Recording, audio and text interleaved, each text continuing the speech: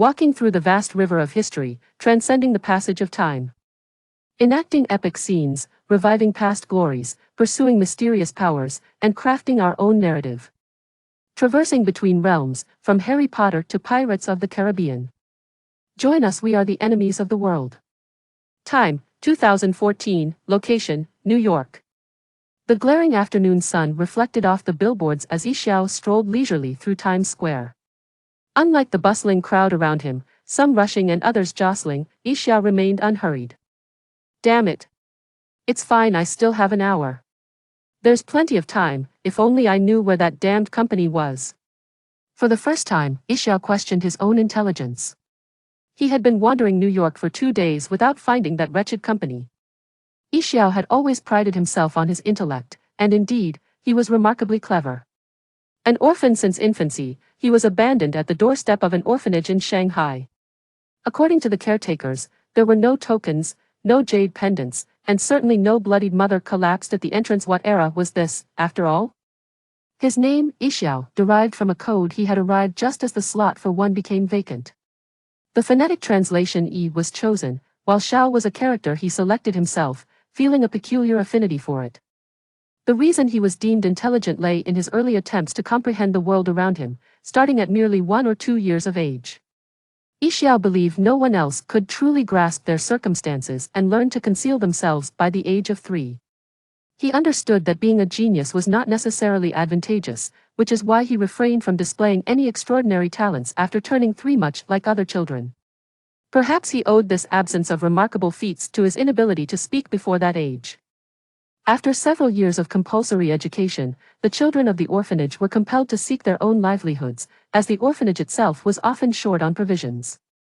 With his cleverness and a keen sense of strategy surpassing that of his peers, Xiao managed to forge a connection with a retired veteran teacher. This elder, having devoted his life to education, sought to continue contributing to the lives of children even after retirement, thus volunteering to teach at the orphanage. Upon meeting Xiao, the old teacher recognized his potential and leveraged his connections to secure Xiao a position at a nearby university library, which included room and board, albeit without pay. The principal granted this favor, considering Xiao's orphan status and the teacher's long-standing commitment.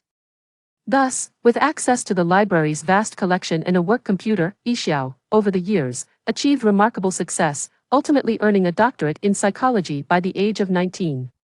Apart from his fair complexion, he bore no striking features. If one were to insist, it would be that prolonged gazes at Xiao might evoke an unsettling impression.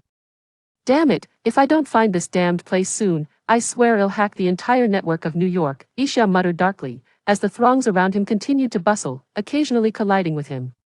Oh, sorry.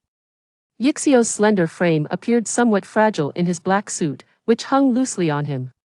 Phew, Xiao exhaled deeply, finally managing to escape the confines of Times Square, standing now in a relatively desolate neighborhood. Perhaps I should just head back, he sighed, a sense of resignation washing over him. Maybe this journey was merely a jest, perhaps there truly is no supernatural research institute at all. Xiao was not lacking in funds on the surface, he was a psychology PhD, but in truth, he was well versed in multiple disciplines, including linguistics, medicine, physics, and chemistry. Additionally, he was a member of Mensa, believing the organization could aid his studies in alchemy. Xiao harbored a profound fascination for the arcane but Western demons or Eastern practices of qi cultivation. He was enamored with all forms of hidden power, from folklore to historical accounts. This latest endeavor had been recommended to him by a British member of the club, the Association for the Study of Supernatural Powers. He had long recognized that with the gift of exceptional ability came a corresponding deficiency. Xiao had discovered within himself a remarkable capacity for learning and an ability to maintain relative rationality in various circumstances. However, this rationality bore a consequence of perceived emotions with detachment, an outcome of his overly logical disposition. Being devoid of genuine emotions rendered life exceedingly dull. The faintest feelings brought no thrills, excitement, hope, or despair. Neither films nor extreme sports could satiate Xiao's craving for stimulation. Thus, he perpetually sought out what was intriguing, or rather, what could evoke genuine sentiment. Turning towards the airport, Xiao decided that if this venture was indeed a farce, there was no need to squander more time. Just then, a gust of wind swept through the street behind him, sending a few newspapers swirling about. Interesting, he mused, sensing a disturbance behind him. Turning around, he quietly observed the empty street. A profound calling seemed to resonate within him, urging him forward, a whisper from the depths of his being, "Move ahead, move ahead." Yi Xiao shivered and ventured deeper into the street. After walking for about 10 minutes, the area remained deserted, the shadows of the alley stretching infinitely. An instinctive sense of unease crept over him, yet suddenly, darkness enveloped his vision. He staggered a few steps, attempting to steady himself against a wall, but ultimately succumbed to fatigue, collapsing onto the ground. No one witnessed as Yixio's form gradually faded after he fell, merging into the very earth beneath him. Incomplete multidimensional loading successful. Constructive laws integrated extraordinary destiny loaded successfully. Prompt information loaded successfully. Objective achieved, renowned throughout the world. A wave of dizziness swept over him, and in his semi-conscious state, Yi Xiao struggled to open his eyes. With his medical expertise, he quickly assessed his condition. He was weak but uninjured. Struggling to rise, he felt the softness beneath him. It was a bed, not a binding trap. He reasoned that he had no enemies, recalling that he believed no one could harbor such intense animosity towards him. As he attempted to sit up, a pair of warm hands gently pressed him back down. Faintly, he heard a familiar voice in fluent Chinese, "Child, you should rest well."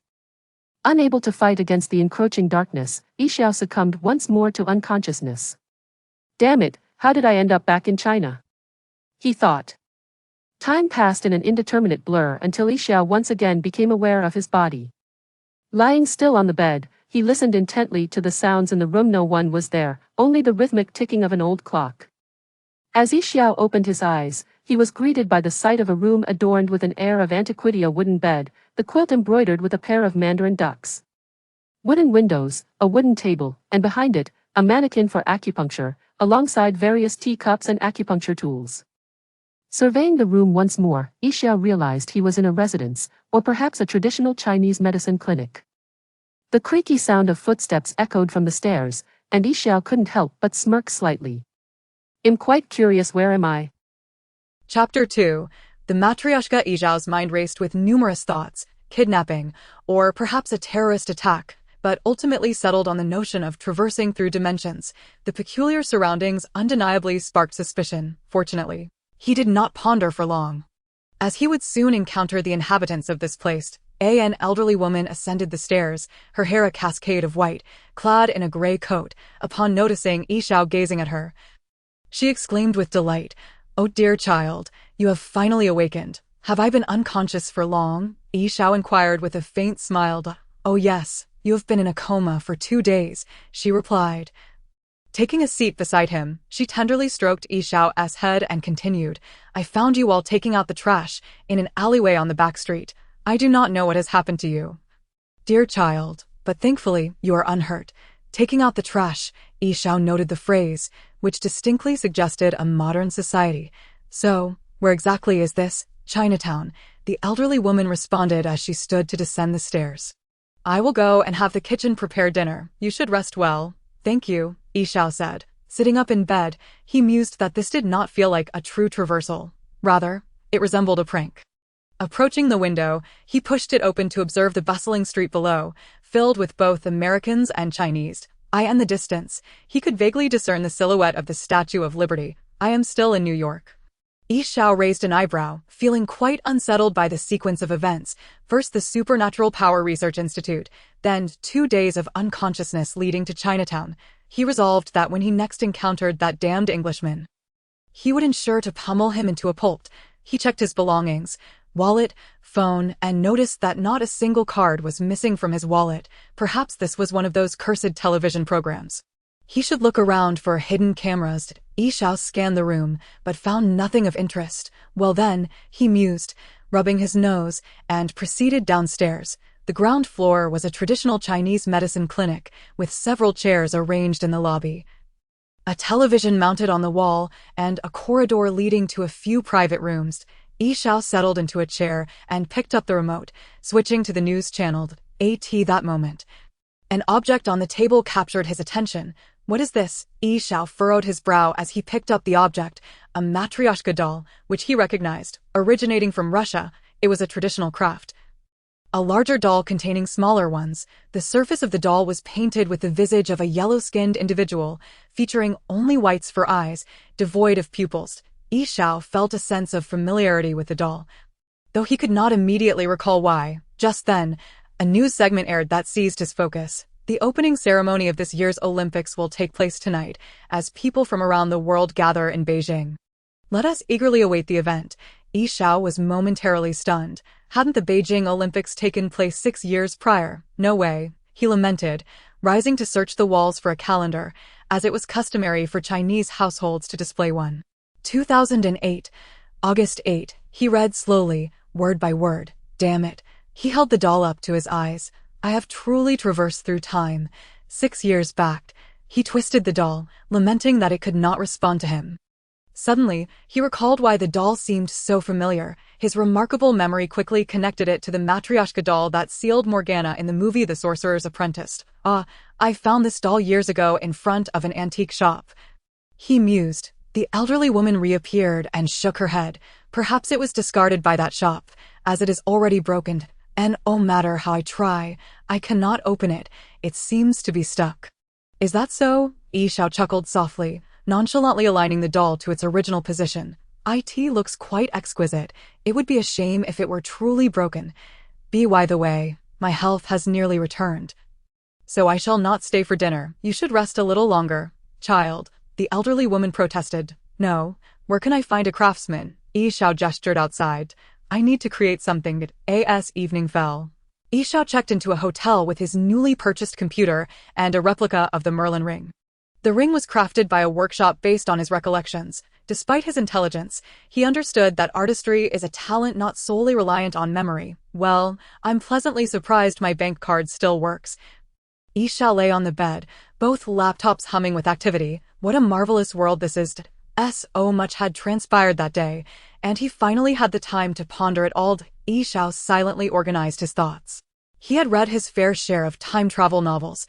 The possibility that did not belong to the ancient, future, or alternate realms was one of infinite space. However, no notifications had yet been received. Perhaps there was one. He suddenly recalled a voice that had urged him forward on that empty street, deep within his heart. Closing his eyes, Yi Xiao silently attuned himself. The laws of the body have been constructed, and the goal is set, to achieve renown across the world. Indeed, a smile crept upon Yi Xiao's lips as he realized this revelation. This information had come to him without prior knowledge, as if inscribed directly in his mind, akin to a memory. Infinite mode of traversal, he contemplated, his mind racing with thoughts. What do the laws of the body signify? In the clinic, I was able to rotate that matryoshka doll, which indicates I can open it. The elderly woman could not, while Horace in the film could. The difference lies in one possessing magic and the other lacking it. If I can open it, it suggests the laws of the body equate to a body imbued with magical power. From a literal perspective, it appears I have acquired the laws that encompass magic. Fascinating, truly fascinating. Yi Xiao chuckled. Having merely deduced the nature of the laws of the body, what a convenient advantage this was, indicating that he faced no issues regarding aptitude. He wondered if others existed in this realm. But this was merely his first foray, and the information he had gathered was scant. It turned out that supernatural powers indeed existed.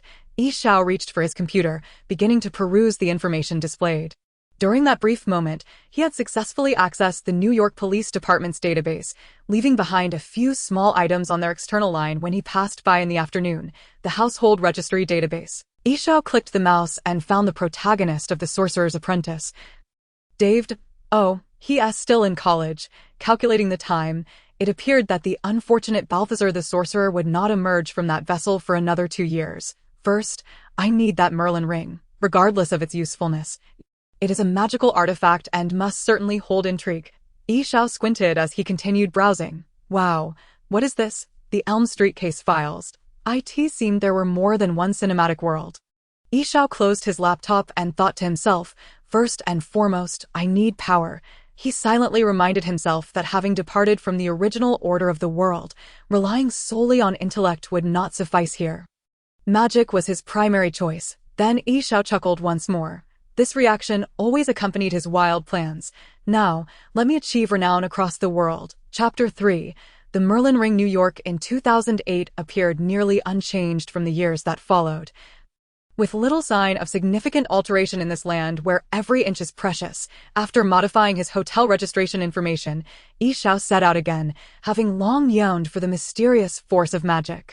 In his original world, Yi Xiao had delved into alchemy, magic, and even the arts of pill refining and qi manipulation. Otherwise, he would not have participated in the Mensa Club. However, for reasons unknown, these pursuits had proven ineffective in his previous life. No matter how he attempted to communicate with magical elements or project his mental energy, Yi Xiao had never succeeded. Yet, he had made progress in alchemy and pill refining, which fell into the realm of chemistry. And many alchemical materials sounded as if they belonged in fairy tales. Last night, he had tested his mental energy through exercises derived from his original knowledge and discovered the faintest trace of power in his mental realm that had previously been absent. This revelation brought him immense joy. Although he could not ascertain the reason, Yi Xiao ultimately attributed it to the laws of the body. This opened the door to a new world, one that was exceedingly intriguing. Thus, Yi Xiao was determined to acquire the Merlin Ring today. Recalling the plot of The Sorcerer's Apprentice, he noted that Dave, the chosen successor of Merlin, did not display remarkable prowess in the film.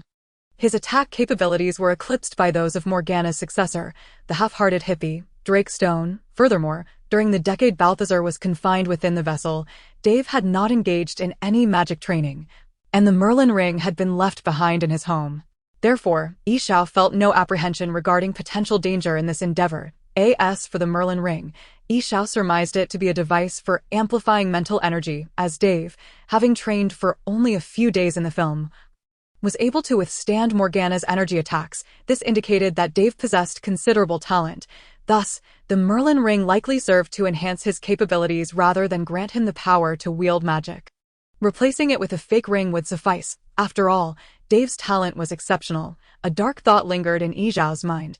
Balthazar's spellbook piqued Yi Xiao's interest, yet he understood that acquiring it would require considerable time and entail significant risk. Time was of the essence, for Yi Xiao had already formulated an excellent plan in his mind regarding the source of magical knowledge. It was not long before Yi Xiao arrived at Dave's residence, where a young African-American man named Bennett shared the space with him. Yi Xiao had perused their schedule last night and was fortunate to find both of them absent that day. Standing before the door, Yi Xiao casually retrieved a piece of wire from his pocket. He always carried intriguing items with him. He inserted the wire into the lock, feeling the internal structure with his hand on the outside. After a night of experimentation, Yi Xiao had become adept at using his mental prowess to interact with various objects, bolstered by his extensive theoretical knowledge, which had previously been unattainable in his original world. It was a remarkable sensation, akin to possessing an invisible hand to touch, albeit this was the manifestation of his mental energy. With a click, Yi Xiao pushed the door open, casually extracting the wire from the lock. A wave of odor assaulted his senses. Evidently, even the dormitories of American boys were not exempt from the tradition of smelly socks. Yi Xiao surveyed the room and his gaze landed upon a bookshelf. He recalled that in the film, Dave had placed the ring on a certain shelf, and he wondered if it was still there. Fortune seemed to smile upon him as he effortlessly discovered the ring in the last drawer of the bookshelf. He replaced it with a fake Merlin ring he had prepared and donned the genuine Merlin ring. In that instant, Yi Xiao felt the world described in the book become clearer as his thoughts accelerated. Though thought itself possesses no speed, it undeniably quickened. He could hear the ticking of the digital clock more distinctly, and he sensed the faint traces of movement, including the approach of an African-American man to the dormitory. Damn it, Yi Xiao came to his senses. It appeared his luck had run out. How could class end so soon? With nowhere to hide, he rapidly scanned his surroundings for something to utilize, grabbing a towel to muffle his face.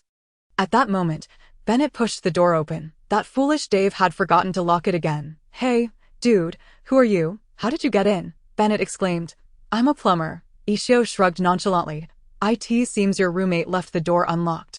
Oh, all right, Bennett mumbled, eyeing Yi Xiao's neat suit with suspicion. Plumbers are this wealthy? My tools are over there, Yi Xiao replied, pointing towards the bookshelf. Bennett instinctively looked up at the shelf, and at that moment, Yi Xiao forcefully directed his mental energy towards it, causing the books to tumble down towards Bennett. Hey, what did you do? Ignoring Bennett's complaints and shouts, Ishu swiftly darted past him and out the door, stuffing the towel into his pocket and vanished around the corner. "Damn thief, I will catch you." By the time Bennett managed to pursue him, Ishio had already disappeared without a trace. That evening, Ishu took refuge in a hotel near the airport. He was unconcerned about whether Dave and his friend would report him to the authorities. As his face was obscured, the police would hardly expend significant effort reconstructing the visage of a thief who entered a male dormitory, especially since they had only lost a towel. "Excellent. The ring is now in my possession." Ishio scrutinized the dragon-shaped ring in his hand. Upon donning it in Dave's dormitory, it had automatically resized to fit his finger perfectly. The laws of the body could indeed be wielded, which was remarkably convenient. As Ishii reveled in the augmentation of his mental energy, he recognized that this newfound power was vastly superior. He could now manipulate small items, such as a water cup, with his mental prowess. He believed that with a few more days of practice, he would soon be able to levitate individuals to the ceiling, much like Balthazar in the film, for thus far, he had not encountered any limitations to his mental energy. Thus, Ishio continued to hone his mental abilities in his hotel room, employing the simplest method of manipulating small objects repeatedly. Given that it was a hotel, he could not utilize energy attacks or draw a Merlin circle. A week later, Ishio had successfully learned to propel individuals forcefully without any physical movement, having conducted an experiment on one of the hotel staff, of course, without anyone noticing. "It is time to leave this place." Ishio checked out of the hotel, intending to seek out books on magic in this world. As he cast a final glance at New York, he suddenly recalled that owls were likely not for sale in America. Chapter 4. Destination. London, the United Kingdom, stands as one of the historically rich nations in Europe, thanks to its advantageous geography. Even the formidable Roman Empire never fully conquered it. If Italy represents the epicenter of the Renaissance in Europe, then England has continuously accumulated numerous legends and fairy tales through the passage of time. Ishu possessed considerable knowledge about England, for as an aficionado of supernatural powers, he found America emerging like a nouveau riche, lacking in depth. Renowned figures from England include King Arthur, Sherlock Holmes, and more recently, the globally celebrated Harry Potter. Upon realizing that this world was not solely comprised of the film about the apprentice of a wizard, Ishu was inspired to journey to London. If even U Street existed within the realm of Harry Potter, it was likely that many elements of the film would be interwoven, especially considering England is the homeland of Merlin. While the magic depicted in the Harry Potter films may merely appear as beams of light colliding, it is undeniable that many aspects are worthy of admiration. The films present only a fraction of the Harry Potter universe.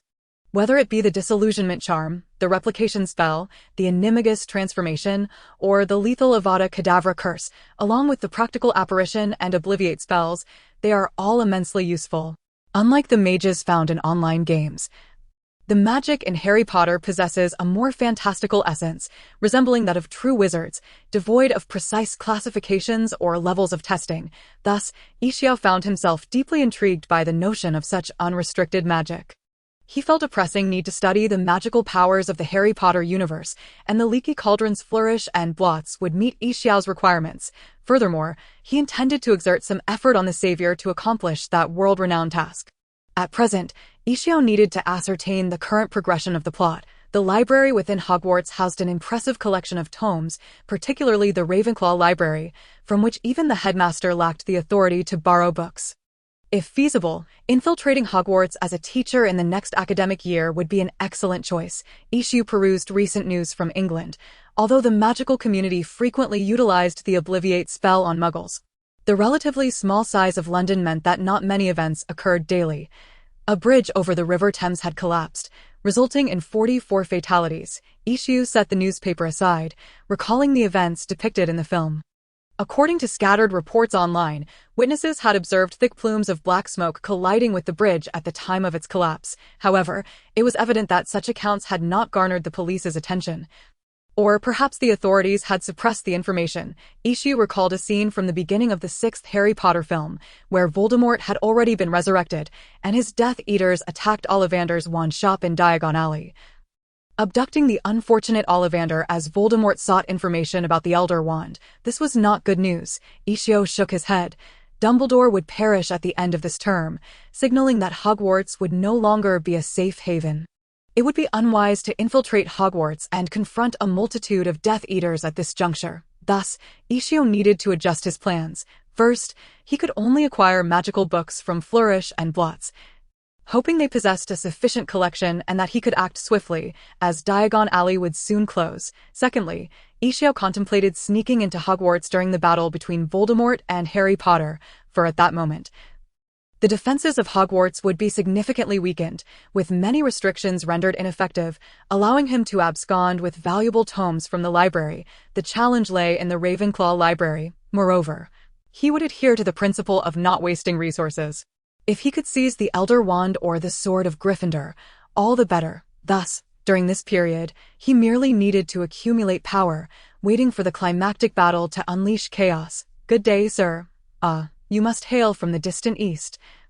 In ancient land, remarked a seemingly amiable middle-aged Englishman clad in traditional attire. This house would undoubtedly suit you well.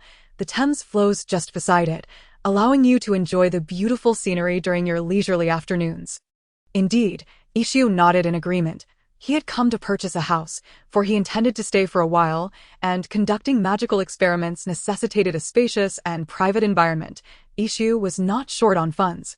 He had few deficiencies in life, and this journey through time would undoubtedly have a profound impact on his future. Therefore, spending a substantial sum to acquire a residence posed no problem. I require immediate occupancy. I can pay in full at once, Ishio stated, fixing his gaze upon the middle-aged man. No problem, no problem. You may check in this afternoon, and the procedures can be completed right away. The man felt a surge of joy within. Such a lucrative deal is a rarity in London, and today it had fortuitously fallen into his lap.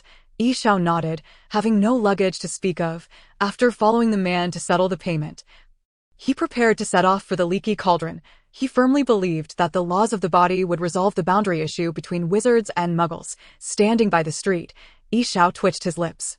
Suddenly, he realized he had no idea where the Leaky Cauldron was located.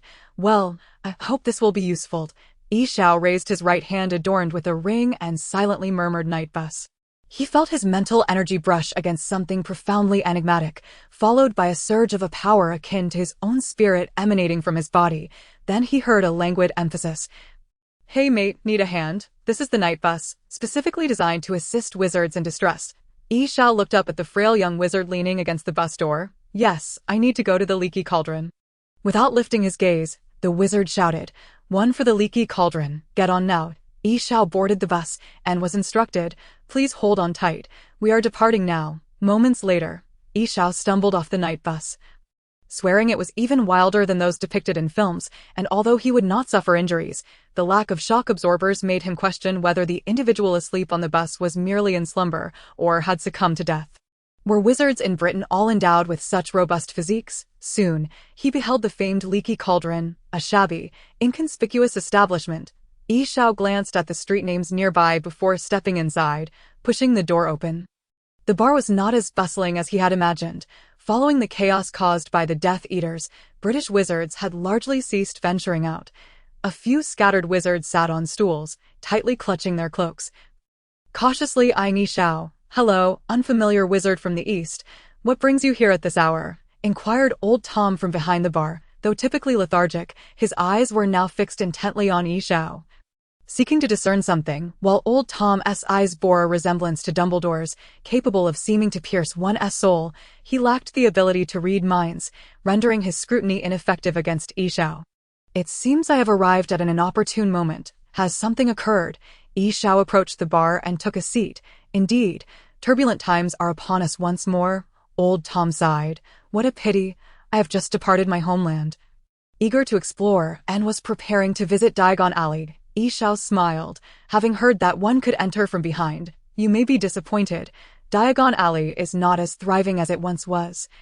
Old Tom chuckled, appearing quite proud of his establishment, and the person who informed you must be a muggle-born wizard, for only they would enter Diagon Alley from here. After bidding farewell to old Tom, Ishio made his way to the rear of the Leaky Cauldron. Recalling the method from memory, he raised his right hand against the wall beside the rubbish bin and counted 3 bricks upward, then 2 bricks across, and gently tapped 3 times. The wall began to rotate, bricks stacking upon one another, and after several seconds, it formed a modest archway, revealing the somewhat disheveled Diagon alley behind the wall. Welcome to the magical world, Yishao chuckled softly. Chapter 5. This world of vibrant atmosphere enveloped him, with a continuous stream of wizards bustling by. This was the Diagon alley of years past. However, upon Yishao's arrival, only a few scattered shops remained in operation, and the wizards on the street hurried past, daring not to linger. The wide, empty street exuded a deathly silence, with a few leaves swirling in the wind. The disturbances and assaults by the Death Eaters had inflicted indelible scars upon this once thriving wizarding hub, and it seemed it would require a considerable span of time to heal, although Yishao typically advocated for cautious deliberation. The intriguing magical shops before him compelled him to disregard his reservations, yet soon he would encounter the consequences of his carelessness. As Yishao walked towards Gringotts, a tall and robust man emerged from a magic supply shop with its doors flung wide open. The moment Yishao spotted him, the man locked eyes with him, his gaze lingering on Yishao's distinct features compared to the British, then shifting to his Muggle attire, revealing a hint of a malicious grin. Yishao's pupils contracted. He sensed a dangerous aura emanating from this man, instantly recalling the most formidable force among Voldemort's minions in the Harry Potter universe, werewolves. The werewolf approached Yishao. Disdain etched on his face, declaring, in the presence of the Great Master's return, there should be no filthy muggleborns here, not even an oriental one. I shall use your blood to etch a profound memory. The werewolf roared internally as he slowly neared Yishao, unable to resist the urge to sink his teeth into the tender flesh of his neck. Yishao's heart raced. Since arriving in this world, he had never faced such a daunting adversary. It appeared that the streak of good fortune he had enjoyed had led to recklessness. Caution had always been his guiding principle. He recognized that, even with a modicum of cleverness, he could not clash with an overwhelmingly powerful foe. Thus, he had consistently navigated the real world with prudence. Though he harbored few emotions, it did not mean he was unacquainted with fear, while he deemed life mundane. He certainly did not intend to perish frivolously. As the werewolf closed in, Yishao's hands, hanging at his sides, began to gather energy silently. He was uncertain whether his attack would be effective against the werewolf. But waiting idly for death was not his style. As they approached, merely a few meters apart, Yishao could almost discern the yellow stains on the werewolf's teeth. Just then, 3 young individuals emerged from around a corner. They were the 3 protagonists of the Harry Potter world, Harry, Ron, and Hermione. The werewolf sensed the presence of unfamiliar wizards behind him, cast another glance at Yishao, and then turned to flee into a dim alley. Watching the werewolf depart, Yishao exhaled subtly, his palms slick with sweat. That moment, he finally had the energy to assess the trio approaching him. Harry was taller than expected, perhaps owing to the actor's aging in the films. In reality, Harry was quite handsome. Noticing Yishao's gaze upon him, Harry returned a friendly, bashful smile. Yishao smirked. In the original narrative, Harry had always been a kind-hearted individual, fortunate to have a relatively positive conclusion. Yet, his arrival had already destined Harry for a tragic fate. Yishao noticed Hermione observing him intently, her hand already resting on her wand. She was a clever and attractive young lady, and given the current tumultuous times, it was wise to remain vigilant of any wizard accompanying Harry. With a stubborn glint in her eyes, Hermione continued to scrutinize Yishao until she passed by him. As for Ron, he was incessantly chattering to his friends, seemingly oblivious to Yishao's presence. Even as they distanced themselves, Yishao could still faintly hear Ron's hushed words. Look, isn't that Malfoy guy? This was Yishao's first formal encounter with this world. Far more perilous than he had anticipated. The protagonists were neither foolish nor static. Even a chance encounter with a werewolf had imposed significant pressure on him. Viewing it through a gaming lens would undoubtedly incur heavy costs. Ultimately, the crux was his own inadequacy. Previously, in the real world, he had relied solely on his wits to pull off petty pranks. This world was far more treacherous than the one he had come from, with potent magical forces disrupting the order. Hence, it was imperative to devise a plan and hone his magical abilities. Only through strength could he navigate whatever lay ahead. Yishao shook off his clothing, as life had finally presented him with new goals and aspirations. Before long, Yishao arrived at Gringotts, the iconic structure easy to locate, observing the warning inscribed in a lengthy string of goblin language on the door. Yi Xiao unexpectedly recalled, "For those seeking promotion and wealth, please go elsewhere. For those fearing for their lives, do not enter." Yi Xiao shook his head, finding it quite discordant. Approaching a lofty goblin, Yi Xiao stated, "I wish to exchange some galleons." The goblin lifted his head, peering over his glasses at Yi Xiao. "How much?" His voice was sharp and thin. 10,000 pounds. Yi Xiao retrieved the prepared money from his inner pocket, having withdrawn it upon his arrival. As he had no intention of testing whether Gringotts had an ATM, the goblin swiftly produced a large bag filled with galleons, completing the transaction with politeness. Yi Xiao was unaware of the accuracy of the quantity within, nor did he intend to verify it at that moment. He simply dispersed the coins among his pockets and hastily departed from the heavily guarded establishment. How inconvenient, Yi Xiao mused, feeling the bulging fabric of his attire. No wonder wizards have worn cloaks for so long. I must learn the undetectable extension charmed. On the street from Gringotts to the leaky cauldron, a scattering of wizards lent the area a lively air, thus posing no imminent danger. He also caught sight of the joke shop run by the Weasley twins, bustling with young witches and wizards. Soon, he arrived at the leaky cauldron, where, with the school year approaching, the bookshop was still teeming with patrons. "What do you need, mate? This is the best bookstore in all of Britain." A sharp-eyed clerk greeted him enthusiastically upon noticing Yi Xiao. It was his lucky day, and should the bookstore have commissions, he would certainly reap a reward. "Every single book," Yi Xiao replied with a smile aimed at the clerk. "All the books, from textbooks to rare editions. As long as you have them, I shall take them." "Wow," the clerk was taken aback, recalling that someone had made such a purchase before. Though they were referring solely to textbooks, the clerk was elated to welcome such a significant customer. Her tone lightening considerably, Yi Xiao speculated that the previous customer might have been Hermione, as it aligned perfectly with her character. "But what do you need so many books for? The average person wouldn't require this quantity." "Many of these I must consult with the manager," the clerk inquired while selecting books from the stacks. "I have traveled here from my homeland to study for a while, and I also intend to acquire some books for my collection to fill the shelves at home." Yi Xiao responded smoothly, ensuring there were no flaws in his explanation. "No problem, you're the boss. It's up to you," the clerk said. As evening fell, Yi Xiao returned to his newly purchased house, burdened with an array of books and many peculiar items. Ollivander's wand shop remained closed due to Voldemort's capture of its owner, and Yi Xiao felt no particular need for a wand.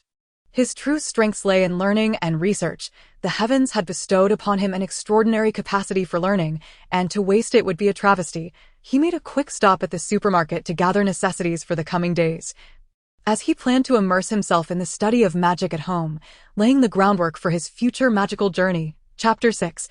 The Wizard. This was Yi Xiao's first encounter with magic. Fortunately, his proficiency in various disciplines meant this did not pose a significant challenge. Having reached the pinnacle of traditional academic subjects, Yi Xiao was well-versed in any information available online, except for military technology, which was generally inaccessible to most. With his exceptional insights and remarkable intellect, he swiftly grasped the fundamentals of wizardry. According to the book The Origins of Wizards, magical power was not as daunting as one might think. Most wizards' magical abilities grew with age. Aside from a select few who were exceptionally gifted, many wizards were on par with one another, making any powerful wizard an immediate target of admiration due to the scarcity of such talents. While the text indicated that the primary distinction between wizards and muggles was magical power, it offered little clarity on why wizards possessed it. Having played Dungeons & Dragons and World of Warcraft, Yi Xiao was familiar with various magical constructs. In this light, it seemed that the magic within the Harry Potter universe was more of a nebulous force transmitted through bloodlines. He recalled that the original text mentioned that many pureblood families were descendants of unions with magical creatures, thus inheriting magical abilities and giving rise to the wizarding community. Consequently, as age advanced, so too did the potency of their bloodline, which in turn enhanced their magical abilities. Occasionally, those with extraordinary talent were likely to possess bloodlines more closely aligned with magical beings, endowing them with formidable power. This reasoning appeared remarkably coherent. As for his own abilities, Yi Xiao pondered that they likely stemmed from his body of laws. He never considered himself the protagonist of any given world. Rather, he perceived his body of laws as akin to source code within a computer, where entering the appropriate data could generate sequences of programs, whereas an ordinary person would have to navigate many detours. Although he lacked any magical creature's bloodline, his body of laws had been successfully constructed, opening a new door to the world. By mastering certain techniques and transformation forms, his body could adapt to that power. Thanks to the Merlin ring, Yishao successfully accessed his mental strength, and now he merely needed to successfully cast any spell from the Harry Potter universe. London, by the River Thames, a sunny Sunday. The air in London was hardly pristine. Yishao couldn't help but sigh when he thought of the environment here centuries ago. However, due to its proximity to the River Thames, the daily morning fog provided a unique experience. Earning London its nickname, the Foggy City, Yishao frowned. Excessive fog could complicate his plans, yet he reasoned that it would equally hinder others, making it unlikely they would venture out in such weather. During this time, Yishao not only delved into spellcasting, but also devised a plan for his forthcoming actions, for he was always one to act with intention, dissipate swiftly, Yishao muttered, and the fog vanished entirely from his view. A few days prior, Yishao had successfully cast his first spell after numerous failed attempts, culminating in an impulsive outburst that resulted in his refrigerator exploding, although he lost his dinner that night. He gained unexpected rewards, successful mental power integration, and successful wizard bloodline integration. The second notification appeared upon the successful use of the Shatter spell, while the first was likely overlooked in the chaos of his initial experience with the ring at Dave's house. Like other notifications, these seemed etched in his memory. Why does this infinite flow lack a panel? Yishao grumbled, his expression sour. After confronting the crisis of his current strength, he finally had some time to contemplate other matters. Whether it be his upcoming plans or the perplexing reasons behind his sudden arrival in this world, his plan was somewhat established, largely flexible and adaptable to changing circumstances. But the mystery of his presence in this realm continued to elude him. He had neither yearned for a crossover nor clicked yes or yes. It was simply an abrupt transition, akin to an infinite flow of sorts, albeit without time constraints or the peril of sudden erasure. Yet accompanied by a vague notion of becoming renowned throughout the world. Sighing, Yishao lamented the scarcity of reference materials. Upon returning to the real world, he would need to reach a conclusion regarding the research on supernatural powers. As no lead could be overlooked, as for the possibility of failing to achieve his goals and being unable to return, Yishao preferred not to dwell on such thoughts. He had already mastered most of the standard spells. The more advanced magic he sought was scarce among the pile of books he had purchased. Fortunately, practical spells like apparition and forgetfulness were included, along with the Transfiguration Handbook, with a wave of his hand. Yishao tidied the chaotic space where he practiced magic. He scrutinized the beams of light emanating from his fingers. Every spell required gestural execution, and although some were invisible waves of magical energy, the sensation was rather unsatisfactory, reminiscent of a skeletal finger with various hues. Contemplating whether to procure the Elder Wand for aesthetic purposes, he mused that he would rather enhance his mental strength than engage in such gestural theatrics daily. Regarding his mental strength, Yishao had conducted experiments, discovering that removing the ring diminished his ability to levitate objects, making even the simplest task, like floating a vase, quite challenging. Although the potency of his spells remained unchanged, it appeared that while he had unlocked the application of mental strength, his inherent mental capacity was still rather weak and reliant on the ring's augmentation. Thus, securing the Elder Wand would likely amplify his spell's effectiveness. The rationale for acquiring it had just grown stronger in Yixiao's mind. He resolved that any items capable of enhancing his mental strength should not be overlooked, particularly potions or consumable treasures. Upon returning, he intended to delve into films and television series for further research. The only spell he had yet to master was the enigmatic transformation within Transfiguration.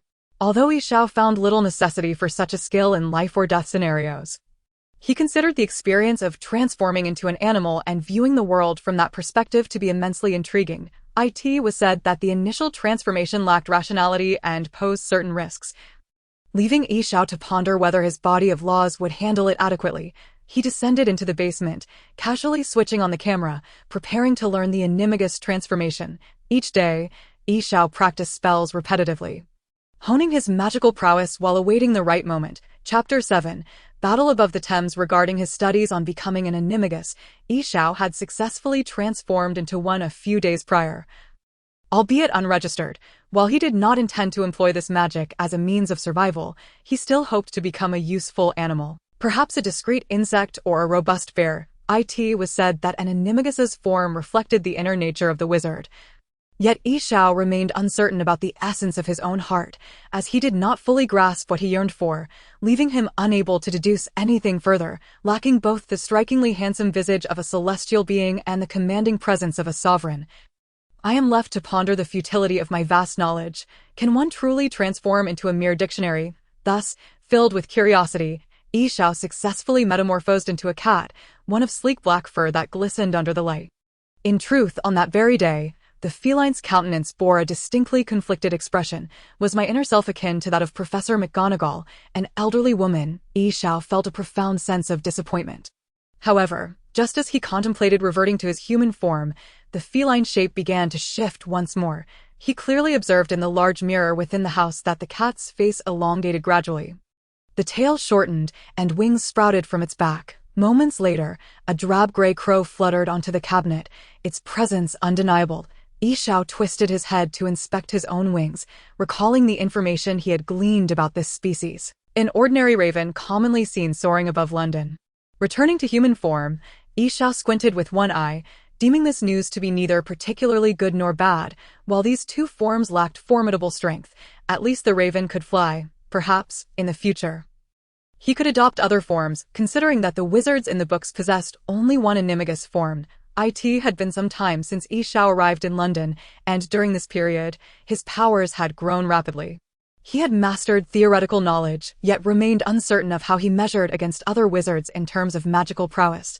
As the start of term approached for Harry, Yi Xiao had numerous plans ready to be enacted, with estimates suggesting they would unfold within the next few evenings.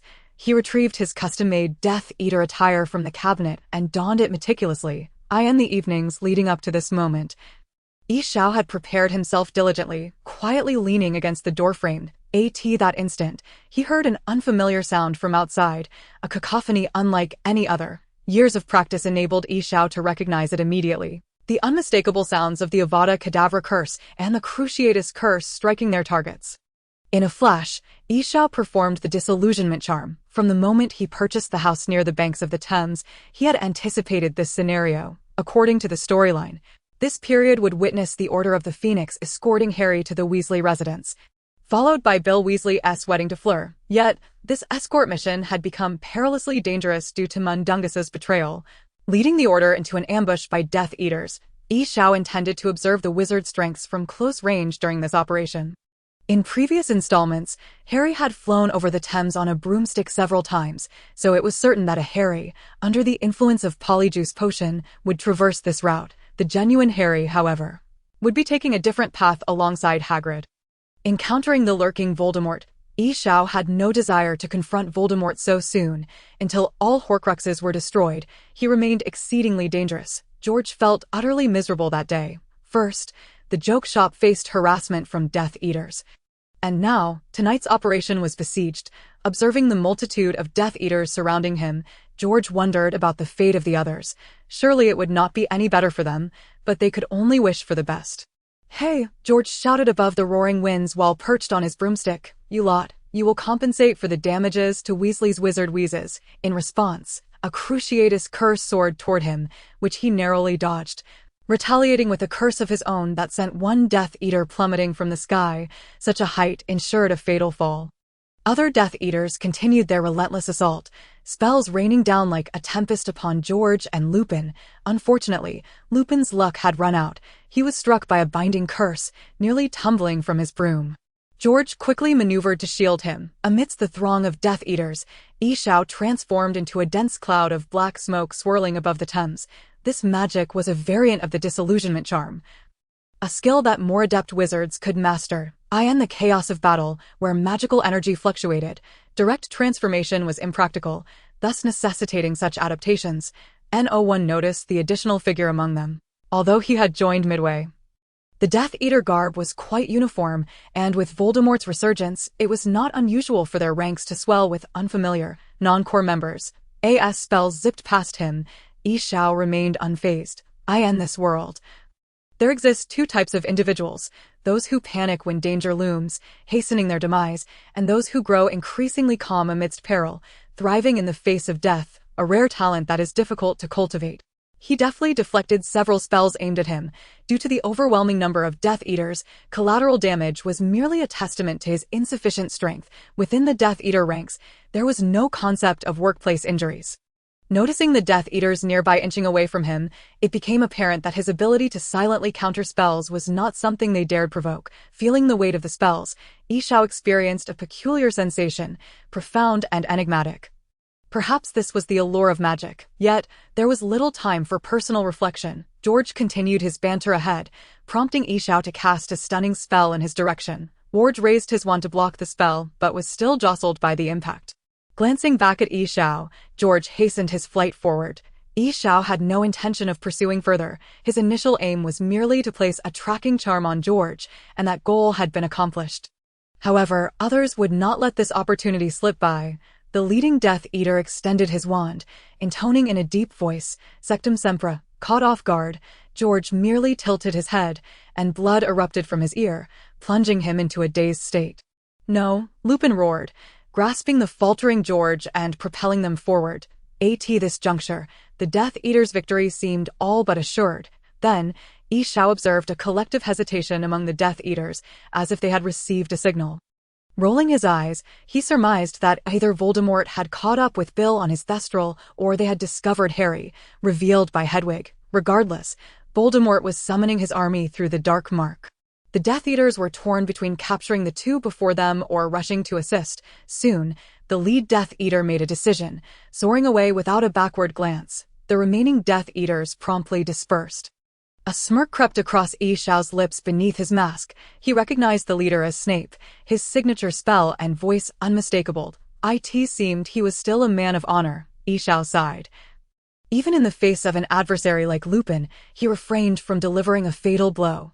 Thus, Yishao paid no heed to Lupin and George, who were now relieved, and gradually lagged behind the main force. Quietly distancing himself from the battlefield, Yishao had no intentions of involving himself further in the ensuing conflict. Tonight, Moody would perish, and Hedwig would fall in her effort to protect Harry. But those matters were of no concern to him.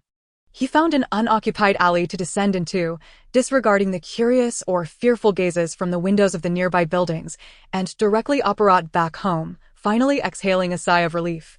He had gained a clearer understanding of the overall prowess of wizards during tonight's battle. In his current state, he believed himself to be considerably more powerful than the average wizard. However, he would still face threats from overwhelming numbers or formidable creatures like dragons, changing out of the stifling cloak. Yishao began preparing dinner, and in the days to follow, he would devise strategies in advance. Chapter 8, Encounter Wow, exclaimed the surrounding crowd, a chorus of awe erupting, though the September weather had turned chilly. It did not dampen the fervent cheers among the throng. Thank you, Yishao said as the water balloon in his hand morphed into the shape of a mermaid before bursting with a loud pop. Showering gratitude upon the gathering crowd while he began to tidy up the boxes beneath his feet, the performance had come to an end, but tomorrow, at the same location, he would remain for several days. Yishao organized his belongings, grinning at the crowd. Do remember, even wizards require dinner. The audience responded with warm laughter, gradually dispersing in small groups. Some children huddled together, discussing animatedly as they walked. Hey, Sam, did you see that? With just a wave of his hand, those goblets were lined up to dance the tap. He mentioned he would return here tomorrow. I simply must see it. Do you think that was real magic? As the crowd began to thin, Yishao adjusted the brim of his hat, turning toward a nearby alley leading to a restaurant. He had changed out of the suit manufactured 2 years prior, opting instead for a richly brown trench coat that exuded a quintessential English charm. Upon returning home, Yishao resumed familiarizing himself with the magic he had mastered while also refining some new spells. His street performance that day had not been a spur-of-the-moment decision. He had lingered in that vicinity for several days. In truth, he was awaiting Harry and his companions, as he recalled that shortly after Harry arrived at the Weasley residence, Bill's wedding would take place, leading to an attack that would drive them to the streets of London. He had followed the scenes depicted in the films to arrive at this point. The mastery of Harry's whereabouts is imperative. Otherwise, there exists a significant risk of missing the final confrontation. It is essential to acknowledge that this is not a cinematic narrative where a mere shift in perspective transports one to the subsequent scene. Many elements remain elusive as Harry traverses England in search of a means to destroy the Horcruxes, all the while pursued by Death Eaters. Consequently, their movements are characterized by a consistent caution and secrecy. It is nearly impossible for Yi Xiao, alone, to locate the trio. Yi Xiao possesses a clear understanding of the status of wizards from his current vantage point. It is evident that wizards indeed possess considerable strength compared to ordinary individuals, particularly in the realms of curses, ambushes, and control. At least within the realm of Harry Potter, wizards excel at manipulating others and erasing memories, among other feats. However, in terms of defense, a gun emerging from the shadows could swiftly end a wizard's life, and a skilled fighter could easily catch a wizard off guard. Thus, until he acquires more formidable protective measures, Yi Xiao must remain vigilant and concealed, often relying on his intellect rather than his currently crude prowess. The dangers he faces are not solely from wizards, but also from ordinary humans. Yi Xiao does not perceive street magic as a significant threat, partly because the magical community is in disarray, with few individuals traversing the streets, and partly due to the fact that wizards are generally an arrogant and insular group. Yi Xiao has observed that many wizards do not disdain muggles, but rather adhere rigidly to their traditional culture, displaying a disinterest in the world of ordinary people. After generations, this attitude has become ingrained, almost instinctual. However, this very detachment allows for the convenient surveillance of Harry and his companions. Should they appear, Yi Xiao will be the first to notice. Once again, a gloomy atmosphere envelopes the scene. The Big Ben tolls, echoing through the London skies, its hollow sound reverberating endlessly. Yi Xiao lazily curls up on the sofa, and only when the daylight begins to fade does he reluctantly gather his belongings and step outside. Exiting the narrow alley, he observes a sparse crowd gathering in the distance. Upon seeing Yi Xiao, the crowd stirs, with murmurs and gestures exchanged among friends. Yi Xiao smiles at the throng, proclaiming, "Well, my friends, let us commence today's magic." With that, he tosses his hat into the air, transforming it into a colossal candle that hovers steadily above, radiating a soft glow. Gasps of astonishment ripple through the crowd, gradually igniting a spirited atmosphere. Harry navigates through the throng, surrounded by individuals gathered for a wedding. Yet, he feels neither joy nor sorrow, uncertain of the emotions he ought to experience. The weight of Voldemort's resurgence and Dumbledore's death presses heavily upon him, making each passing day increasingly suffocating. He senses he is on the brink of collapse, overwhelmed by the burden. Yet he finds solace in the unwavering presence of his two friends and Ginny. A smile breaking across his face, supported by many, he recalls the love-good father and daughter. Suddenly, a brilliant blue aura descends upon the center of the tent, silencing the jubilant crowd, which gradually succumbs to an eerie stillness. A sinister voice emerges from the radiance, raspy and unpleasant, heralding an attack from the Death Eaters. They have arrived, it intones, and as the glow dissipates, chaos ensues among the crowd. People begin to panic, operating in all directions. Bill and Fleur cling tightly to one another, while Mrs. Weasley frantically searches for her children, and Hermione grasps Ron's hand. "Ginny, Ginny," Harry shouts, straining to push through the crowd. Green flashes of deathly curses erupt around him as he desperately searches for Ginny. "Move," Lupin shouts, grasping the struggling Harry and forcefully directing him toward Hermione. Hermione seizes him, and alongside Ron, they twist and vanish from sight. "Hey, are there any volunteers? I can transform you into any animal you desire." Yi Xiao calls out to the crowd. One captivating trick after another leaves the audience awestruck, their applause for Yi Xiao unreserved, although utilizing genuine magic in performances may seem unfair to other magicians.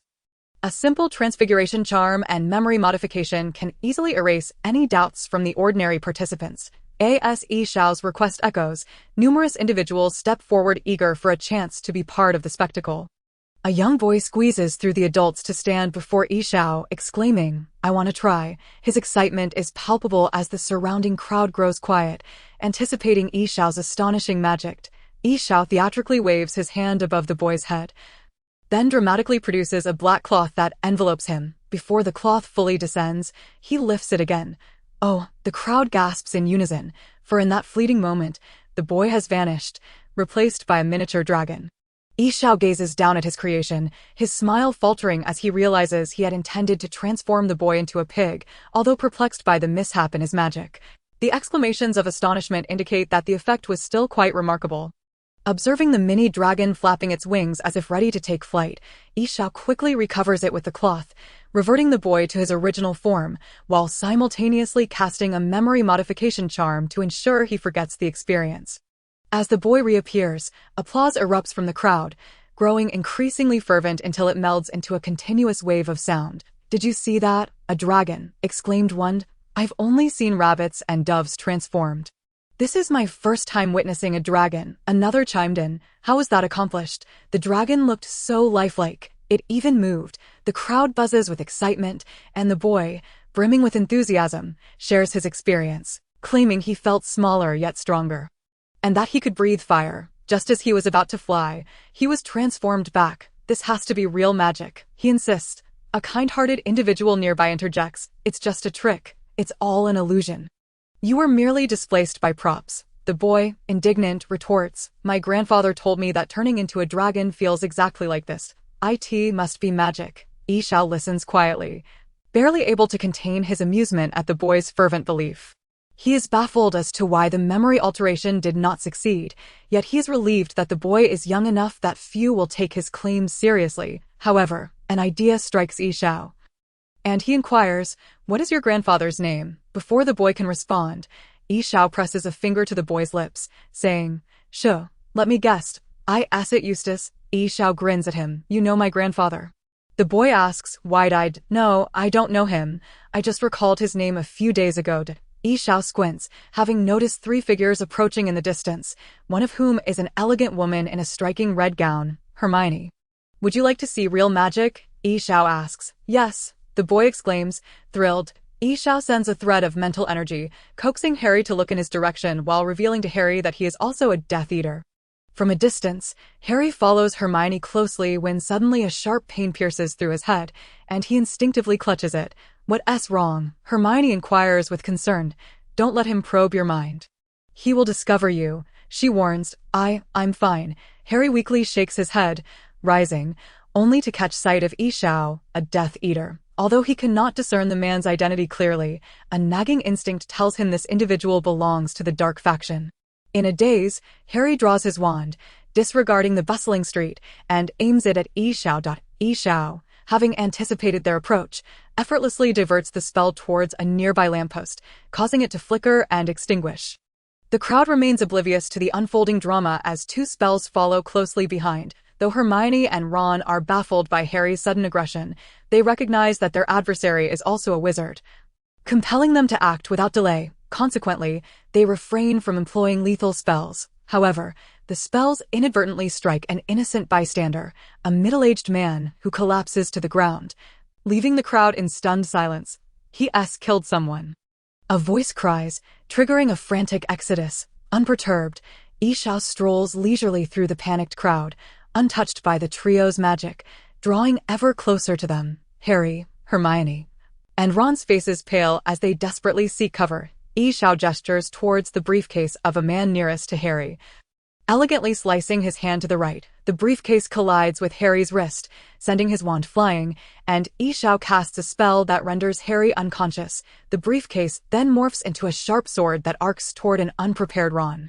Yishao's fingers trace arcs in the air, and Ron, in a flurry of panic, defends himself clumsily before being knocked out by the sword's hilt. Only Hermione and Yishao remain, and Hermione, glancing down at her fallen friends, swallows hard. Gripping her wand tightly, she points it at Yishao. Yishao shrugs nonchalantly, unleashing a wave of mental energy that sends Hermione crashing to the ground. He strides forward, gathering the trio and their wands, and with a swift twist, they vanish from sight, leaving behind a chaotic street filled with bewildered onlookers and a boy with his mouth agape. Chapter 9. Face to face. The night is deep and profound. The empty room illuminated solely by a single source. The fire in the chimney flickers inconsistently, sporadically shooting forth scattered sparks in a futile attempt to expand its warm dominion amidst the expanse of the world. Only the tranquil waters of the Thames continued their silent flow. In the shadows, Ishu nestled on the sofa, his face illuminated by the dim flicker of the fire, casting a somber and unpredictable light upon his features. His pale skin appeared exceptionally wan, even somewhat alarming. He gazed intently at Harry, lost in thought. Suddenly, Hermione, who lay unconscious, stirred slightly, startling Ishu from his reverie. A faint smile crept onto his pallid visage, and a spark of vitality flickered in his eyes. Hermione gradually sat up, wincing as she rubbed her head, her gaze darting around in confusion. Instinctively, she reached for her wand, only to find the familiar spot empty, yet her eyes fell upon Ishio seated on the sofa. Instantly, a wave of anxiety washed over her. The battle they had just endured left a lasting impression. She forcefully nudged Harry and Ron beside her. Soon, the three of them regained consciousness, locking eyes with Ishio, who remained silent until Hermione finally broke the tension. "Who are you?" "I am Ishio, an Oriental. You may also call me Sean," he replied. "Where is this place?" Ron interjected. "My home," Ishio answered. "Why did you attack us?" Ron could no longer contain his curiosity. Ishio merely smiled faintly. "You should know that it was you who struck first." "Ah, yes," Harry chimed in. "But, do you know who I am?" He quickly added, "Do you recognize me?" Ishio continued to observe them quietly until their restlessness grew, at which point he burst into hearty laughter. "Of course, I know you, the illustrious Harry Potter." Before they could respond, Ishio continued, "Though I am uncertain as to why you initiated hostilities. It seems your current situation is not entirely favorable. It is late. You may rest here for the night. This place is temporarily safe, and I harbor no ill intentions. Your wands are on the table. I shall retire upstairs for some rest. Feel free to choose any room." With that, he departed without waiting for their replies, his footsteps fading away, leaving behind only the creak of the closing door. In the hall, the trio exchanged glances, and Hermione asked, "Why did you attack him, Harry?" "I don't know. It was just, my instincts told me to," Harry replied, referring to the fragment of soul residing in his mind. Though he remained oblivious to its influence, "You must not let him affect you, Harry. You should continue practicing your mental shielding," Hermione said earnestly. "But he truly is formidable," Ron interjected. "At least, he seems more capable than most Aurors I've encountered." The three retrieved their wands, but chose not to leave, huddling together in hushed discussion. Meanwhile, Ishu lay quietly in his bed, contemplating the events of the day. The plan had succeeded. He had surreptitiously affixed tracking threads to both Harry and Ron while they were unconscious. He did not believe they would suspect him, as he had manipulated Harry's mind, taking advantage of the vulnerabilities in his soul. It was unlikely that a common individual could be so easily swayed, and he anticipated that Harry's paranoia would lead him to attribute the blame to Voldemort rather than himself. What a pitiable Dark Lord, Ishu mused with a smirk. The tracking threads on George were still detectable, indicating the spell's success, a modification derived from the Ministry's surveillance of underage magic. Though his experiment with George was merely a test of efficacy, Ishio found himself reflecting on the encounter with neither Bill nor Fleur that day. He had initially intended to seize an invisibility cloak while the Weasleys were away, but reconsidered, recalling that following the recent attack on Grimmauld Place, the Weasley family's new homes were likely protected by the Fidelius charm, a barrier he currently lacked the skill to breach, thus abandoning that plan. In truth, Ishu was indifferent to such possessions. That night, memories flooded back to him, although he had been born in an orphanage. He had diligently gathered information about his origins. He had once discovered that a remarkably fearsome individual had left him at the orphanage's doorstep, though no one had glimpsed the figure clearly. The surveillance footage suggested that if the individual had aimed to instill fear, he had certainly succeeded. Subsequent investigations by the police had yielded no clues regarding the man's identity. Ishu had never relinquished his search over the years, as he often found himself bored and in need of purpose. Counting his fingers absently, Ishu reflected on how the days had slipped by since he began to remember, with no knowledge proving insurmountable. He had traversed many places, amassed considerable wealth, and even experienced romantic relationships. Now, having acquired the ability to wield magic, he still felt a lack of motivation. Thus, he frequently sought out new objectives, however trivial, as a form of solace. This emotional detachment was a consequence of his upbringing. He endeavored to learn and appreciate feelings, yet he recognized that he had never truly tasted the essence of emotion. He had once deemed this a psychological flaw, but this journey into the supernatural compelled him to contemplate curses or other dimensions of existence. Determined to explore the flavor of emotions, Ishu resolved to pursue this as a new goal. Despite the absence of clear leads, perhaps a magical lamp could assist him. The night passed in silence. As dawn approached, Xiao awoke early, aware that Harry was nearby, and that Death Eaters might track him here. Although the Death Eaters in Harry's world were not particularly skilled, one could never be too cautious. Xiao dressed promptly and descended the stairs, discovering that Harry and his companions had yet to awaken.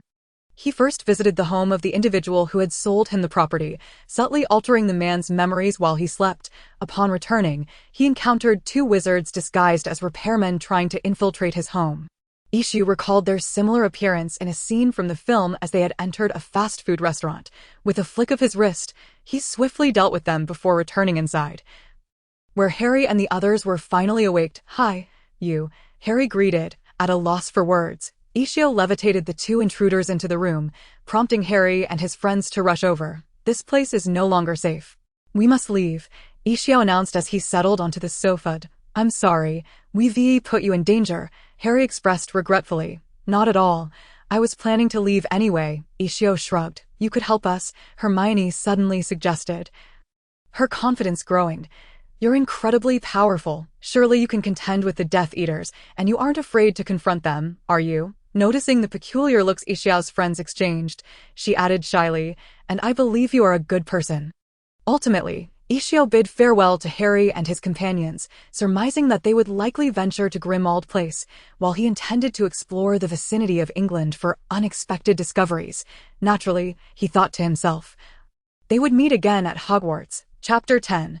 The journey. Regarding his upcoming itinerary, Ishio had yet to devise a plan. During this time, Harry had quarreled with Ron over their quest to destroy the locket, subsequently falling into the clutches of a werewolf at Malfoy Manor, and finally visiting Gringotts to retrieve the cup. Ishio estimated that their journey would not be brief, perhaps extending close to a month. Thus, he resolved to journey towards the Norwegian Sea, recalling that many areas were off-limits to tourists, particularly a primeval forest in Norway that prohibited visitor access. He aimed to satiate his curiosity. Furthermore, he was mindful of time. Regardless of whether he mastered magic, Ishu did not wish to stir trouble in the mundane world, as he desired to retain a peaceful existence where he could live and enjoy life. During this period of inactivity, he had reached a plateau in his magical growth, although he had surpassed the capabilities of the vast majority of wizards, while he could not compare to the peak power of the Dark Lord Grindelwald. He believed he could hold his own against Voldemort. Most of Ishiao's possessions were stowed in a permanently expanded pocket, leaving him without a conventional satchel. Therefore, he packed ample provisions and embarked on his journey into the unknown. With a whoosh, the tavern door swung open, only to slam shut, ushering in a refreshing chill. It was a bar steeped in the essence of the Age of Sail. Behind the weathered bar, towering bottles of rum were stacked haphazardly, while a few accordion players serenaded patrons with unfamiliar tunes. Laughter and revelry filled the air, as the patrons either reminisced about past glories or awaited the dawn of tomorrow's voyage, the scent of the sea breeze mingling with their excitement. Among them stood a slender Eastern youth, clad in black hair, black eyes, a black overcoat, and a large black hat. His face lacked conventional handsomeness, and his frame appeared somewhat frail beneath the coat. Yet he exuded an enigmatic strength that commanded attention. He approached the bar and ordered a shot of tequila. As he adjusted the brim of his hat, the patrons soon forgot him, and the festivities resumed. Ishio accepted the tequila handed to him, expressing his gratitude. "Thank you," he said, exhaling deeply. "I didn't expect it to be so cold heading north." He sighed, reflecting that in the original world, the weather during the season was far from frigid, and given the rural location, it would take until the next day to reach the port. Ishao journeyed north from London, intending to embark on a ship bound for Norway, traversing the North Sea. With a sigh, he reflected on his experiences. His yearning for profound magic had intensified, for he realized that his knowledge was largely confined to offensive spells, with scant understanding of supportive enchantments. The range of his teleportation was hardly substantial, barely extending across half of London. As he recognized that the deeper one delved into the intricacies of magic, the broader the theoretical applications became. Alas, is not laziness a fundamental trait of humanity? As Ishao lamented his circumstances, a hand unexpectedly rested upon his right, startling him into silently gathering his mental fortitude. That moment, a languid voice reached his ears, remarking, "I have seen that ring. According to my research, it should belong to Merlin." Yi Xiao turned to see a woman clad in cowboy attire seated beside him, her boots and jeans complemented by a brown jacket, which appeared somewhat flimsy for the weather. Yet, anyone who beheld her visage would hardly think her cold. Her complexion was rosy, her chestnut hair harmonizing with her jacket, and her large eyes sparkled with vitality, reflecting Yi Xiao's own image. She settled herself comfortably, calling out for whiskey with a boldness that suggested an adventurous spirit. Yi Xiao squinted, inquiring, "Did you ride here?" "No," she replied, taking a hearty swig of her drink. "Don't you think cowboy boots suit me well?" "They re quite comfortable," Yi Xiao chuckled, choosing not to engage further. The woman exhaled a belch, leaning languidly against the bar. Vivian Jones," she introduced herself. Yi Xiao maintained a frozen smile, discreetly scanning her figure, noting a bulging bag at her waist that likely contained a whip. He rated her physique a solid 90. Aside from her somewhat stocky legs from years of activity, her overall form was striking, truly a hereditary trait, he mused, glancing at her signature whip, boots, and cowboy hat. Just as he contemplated this, she inquired with keen interest, "Where did you acquire the dragon's ring?" "I took it," Yi Xiao replied, sipping his drink quietly. "From whom?" Vivian pressed, intrigued. "Merlin's apprentice," Yi Xiao stated, watching her reaction with amusement. Vivian lowered her head, calculating Merlin's age and that of his apprentice, realizing that even the apprentice's apprentice would likely not be alive today. Her eyes widened in disbelief as she slammed her hand on the table. "You re-pulling my leg. I assure you, I am not." Yi Xiao feigned innocence, having surmised a few clues. One possibility was that Vivian was an inexperienced adventurer, freshly out of the Jones household. After all, Indiana Jones had encountered the Ark of the Covenant and the Crystal Skull, having dealt with supernatural forces extensively. Vivian's disbelief likely stemmed from her first venture into independent exploration. Alternatively, it could be that the two narrative worlds had not yet intertwined. Though with the recent emergence of a descendant of Eustace, Yi Xiao deemed this unlikely. In truth, Yi Xiao's deductions were quite close to reality. Vivian had grown up listening to her grandfather's tales of adventure. Although she studied archaeology at Oxford, the impulse for adventure coursed through her veins, prompting her to seek the secrets of the great wizard Merlin during her break this semester. Thus, she encountered Yi Xiao, who was also heading to Norway. "Are you saying you know Merlin's whereabouts?" Yi Xiao inquired, noting the prideful expression on her face. Vivian produced a tattered parchment inscribed with Latin and resembling a nautical chart, proclaiming, "This is Merlin's treasure map." She glanced at Yi Xiao, adding, "If you give me that ring, I shall take you there." "What do you say?" "I say no," Yi Xiao replied, shaking his head. "The ring is equally significant to me." "What use do you have for it?" Vivian retorted, displeased. "In the hands of people like you, it holds no collectible value. Donating it to a museum is the only proper course of action." "No," Yi Xiao countered, gesturing toward her wine glass. Look at what?" Vivian asked, puzzled, as she gazed at her glass. Suddenly, the glass seemed to come alive, shuddering before transforming into a translucent dolphin that leapt into Yi Xiao's drink. "Ah!" Vivian exclaimed in shock, though her adventurous upbringing quickly quelled her fright, and she clasped her mouth, whispering, "What just happened? Was that magic?" Yi Xiao leaned in, adopting a similarly mysterious tone, and replied, "In truth, I am a wizard." Chapter 11. The journey. The bar remained a dance of light and shadow, yet the two seemed to exist in a realm apart, their quietude contrasting starkly with the bustling world around them. After a moment, Vivian's eyes widened in realization. "Oh, there truly are wizards," she murmured, almost to herself. "This is the first time I've encountered one," she added, a sly smile creeping across her face. "However, that does not mean I shall take you with me. Merlin is also a wizard. Perhaps one can only enter his abode through magical means." Yi Xiao shrugged nonchalantly. All right, Vivian conceded, muttering to herself, recognizing the ring's importance to Yi Xiao. She would not forcibly attempt to seize it. But his indifferent demeanor irked her. After all, adventure was a sacred endeavor. Yi Xiao chuckled, finishing his drink, bemused by how easily the young Jones heiress placed her trust in others. People could be categorized as good or bad, and surely wizards fell into the same dichotomy. Thank goodness he considered himself a good person. Yi Xiao pondered this, shaking his head. Vivian once again captured his attention, asking, "What do you make of this?" As she handed him the map, Yi Xiao examined it closely. It was enchanted, its edges tinged with yellow. The ancient and fragile parchment appeared barely able to withstand further wear, adorned with chaotic illustrations alongside a Latin inscription. Under the gaze of the Northern Cross, all heretics shall find no refuge. Traverse the earth, follow the rivers of the sea, and you shall reach that unattainable summit. Yi Xiao furrowed his brow, reading the text twice. It seemed a riddle, though the words flowed smoothly. When combined, they formed a unique cadence and pronunciation that Yi Xiao instinctively sensed held significance, yet he had never encountered such a phonetic structure before. Given his familiarity with various languages, this peculiarity astonished him. "Do you understand Latin?" Vivian was busy gesturing animatedly at the bartender, expressing her indignation over the wine glass. "Wizards are learned individuals," Yi Xiao replied, meeting her skeptical gaze. "Age is irrelevant." The two agreed to reconvene at the port the following day to inspect ships before parting ways. Yi Xiao found a modest inn for the night, the streets sparsely populated, with only the flickering streetlights swaying precariously. He quietly attuned himself to Harry's presence. Though the signal was intermittent, it remained detectable. He wondered if he would still be able to receive it after setting sail. Soon, the night fell into silence. Seagulls circled overhead, occasionally crying out to assert their presence, while the tranquil sea revealed a mesmerizing sapphire hue, sparkling like a flawless gem. Just as no one could disturb the ocean, no one could ever truly fathom the mysteries it harbored. Regardless of how many years passed, the sea remained eternally still.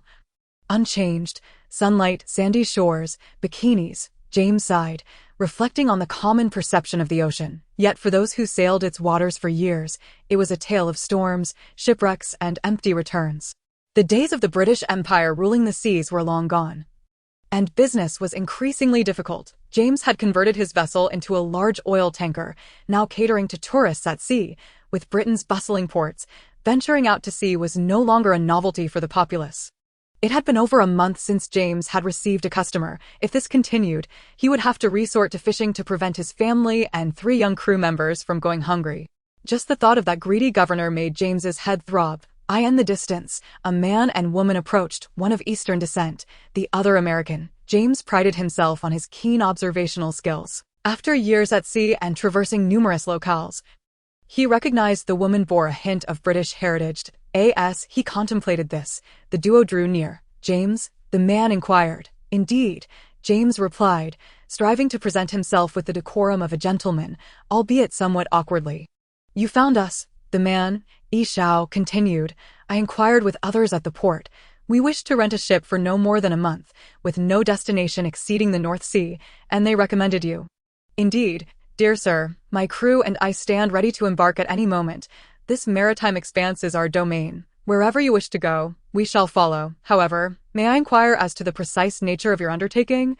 James, delighted by the prospect of business, uttered a prayer for divine favor. "It is thus, I have come into possession of a treasure map detailing an undiscovered all within the North Sea, regardless of its authenticity.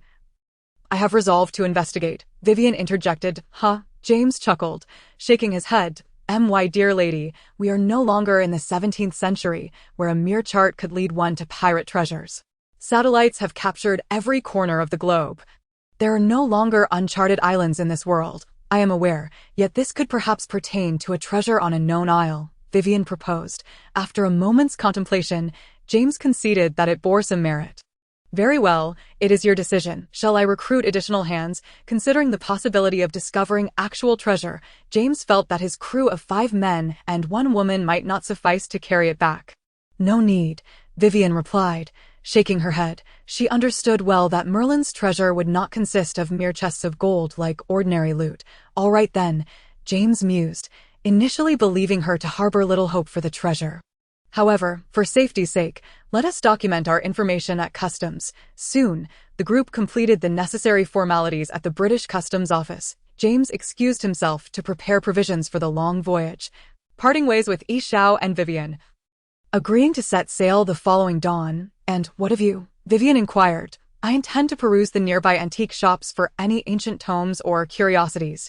A wizard's best companions are indeed books," Yi Xiao replied. Vivian did not linger, for while she cherished legends and adventures, she was, after all, a girl of the new century, not one to dwell amidst antiques perpetually. Moreover, Her restless spirit was ill-suited to the scholarly inclinations of Yi Xiao. Thus they parted ways swiftly. Alas, indeed, solitude can be quite dull. Yi Xiao sighed deeply. That moment, he felt the ring upon his finger shift slightly. Raising his hand, he observed no change. Was it merely an illusion? Yi Xiao mused, when suddenly he perceived a faint whisper at his ear. Do not leave. Instinctively alert, Yi Xiao fortified himself with protective armor and concentrated his mental energy, ready for action. Another phrase reached his ears. Do not go. This time, Yi Xiao discerned the words clearly. After a brief pause, the silence resumed, and he found himself alone amidst the vast, tranquil sea, still crystalline and clear. Not go. Yi Xiao squinted. Chapter 12. The Journey Once Again.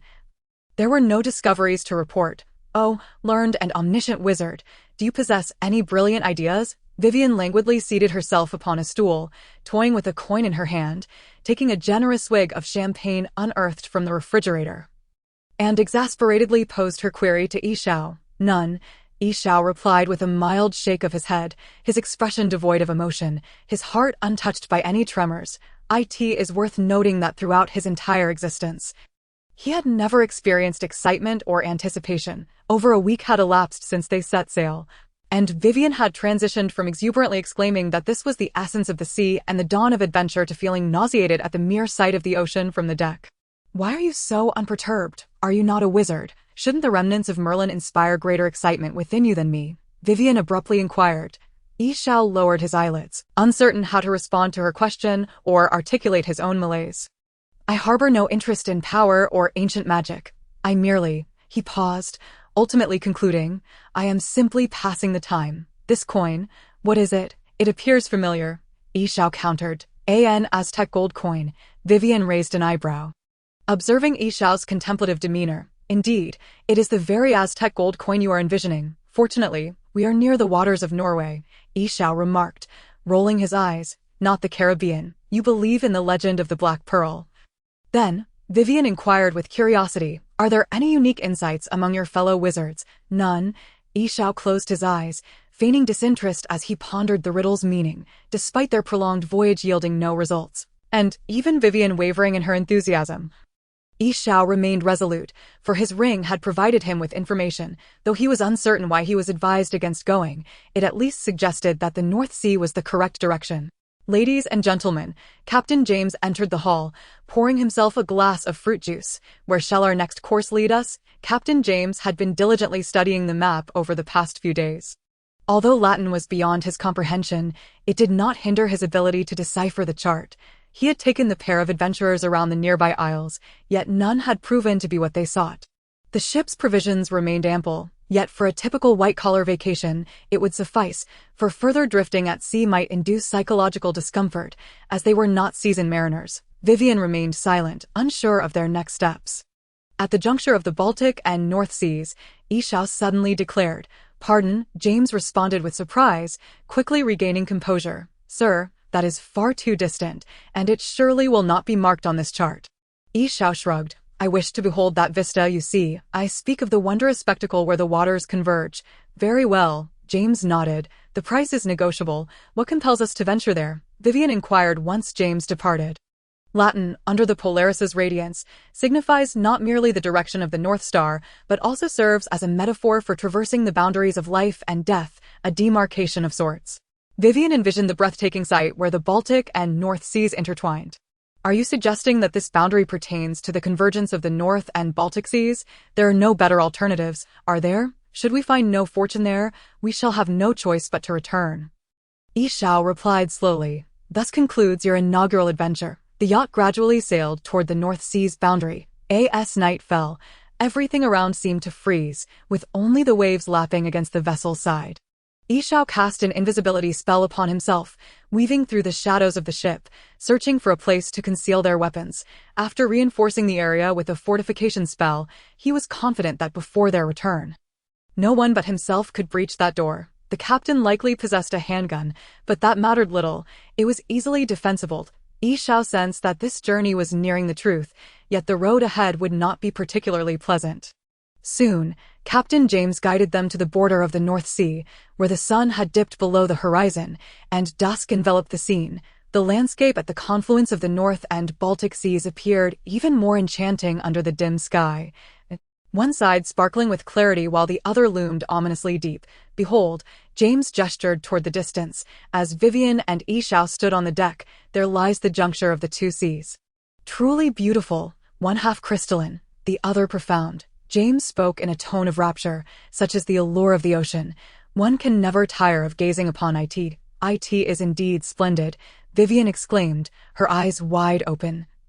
Experiencing this breathtaking sight for the first time, far surpassing any prior exhilaration. Well, gentlemen and lady, observe, as far as the eye can see, it is all water, not a shadow of an island in sight. It seems our journey is drawing to a close, James turned to say. Vivian snapped back to reality from the mesmerizing scenery, feeling a tinge of disappointment. Indeed, there are no islands here. Nay, Ishao interjected. Tonight, we shall sail toward the brightest direction of the North Star. Good heavens, James exclaimed. Why can you not relent? James had originally assumed that Ishao accompanied his young lady to fulfill her dreams of adventure, only to discover that it was Ishao who was the most audacious. At dawn, we shall return, Ishao added. Very well, obstinate Oriental, James grumbled as he retreated to the control room. But you are uncertain. Are you not? Yet you are convinced that the ruins genuinely exist. Why? Vivian's intuition proved sharp, perhaps a trait inherited from the Jones family's adventurous spirit, because I am a wizard, Ishao replied casually. That night, the group gathered in the captain's quarters, where James observed the instruments on the computer screen, silently calculating distances. Polaris hung high in the sky. Casting a gentle glow, a diminutive yacht sailed alone at the confluence of the waters. Should an aircraft fly over, it might perceive the vessel as if it were slipping into an invisible realm, gradually narrowing and fading from view, as though ensconced between two vast oceans lay an unseen expanse of water. And the yacht was charting a direct course therein. James idly monitored the dials, estimating they were likely en route to Norway. The instruments suddenly indicated that they were traversing an unknown sea. With satellites unable to track their position, James rubbed his eyes, believing that he was merely experiencing a hallucination due to the overwhelming boredom. However, what perplexed him was that the display remained unchanged, and the distance from the two distant continents had far exceeded the bounds of the Baltic Sea. Damn it! What is going on? James suddenly jolted awake, sitting upright. What's wrong? Asked Vivian. We are navigating through an uncharted sea, James replied, turning his head. We need to turn back. No, that's not necessary. This is the correct course, Ishao interjected. Damn it, what do you know? This is just a yacht. We have no idea where we are. Our supplies are dwindling and we cannot reach land. What we need to do is return immediately and report the information we've gathered to customs, James shouted, banging the signal device that had no reception. You don't need to do any of that, Ishao said as he stepped closer, extending a hand engulfed in flames, with a finger raised before James. All you need to do is continue sailing until we reach our destination. The searing heat radiating from the flames assaulted James's frail nerves, and he stared in terror at Ishao. What have you done? Who are you? James's voice was so loud that it startled the other night watch crew members. In truth, there were only 3 crew members aboard this vessel. Ishao rolled his eyes in exasperation and, utilizing his mental prowess, effortlessly pulled the few individuals outside into the room. That moment, Vivian finally realized what was happening. She closed her gaping mouth and sighed. Oh my god, you really didn't have to do that, but it was the simplest solution, Ishao replied with a slight smile. All right, gentlemen, as you can see, I am a wizard. As he spoke, Ishao transformed a stool into a rabbit. Just as the rabbit was about to dash away, Ishao reverted it back. The others gaped in astonishment at this spectacle. So, you can either continue sailing obediently, and I will guarantee your safety, or you can abandon ship now, and I will provide you with some food if you believe you can find your way back. Ishao gestured towards the screen. What will you choose? The group exchanged glances, and one sharp-eyed crew member suddenly noticed a vast area of red light appearing on the screen, which quickly enveloped the yacht. He shouted in terror, "What is that?" Ishao and the others also witnessed the scene and rushed to the deck. Wow! Everyone gasped in awe as they beheld the surface of the sea covered in deep crimson seaweed. stretching endlessly, emitting an eerie yet gentle red glow amidst the pitch-black darkness, creating an illusion that it was perpetually writhing. Damn, this is not a good omen, Yi Xiao remarked with a hint of resignation. Chapter 13. The secret of the treasure. It seems you must make a choice, Yi Xiao shrugged, expressing his exasperation to the crew behind him. You're a devil. You lured us here, James shouted angrily at Yi Xiao. We need to leave this place.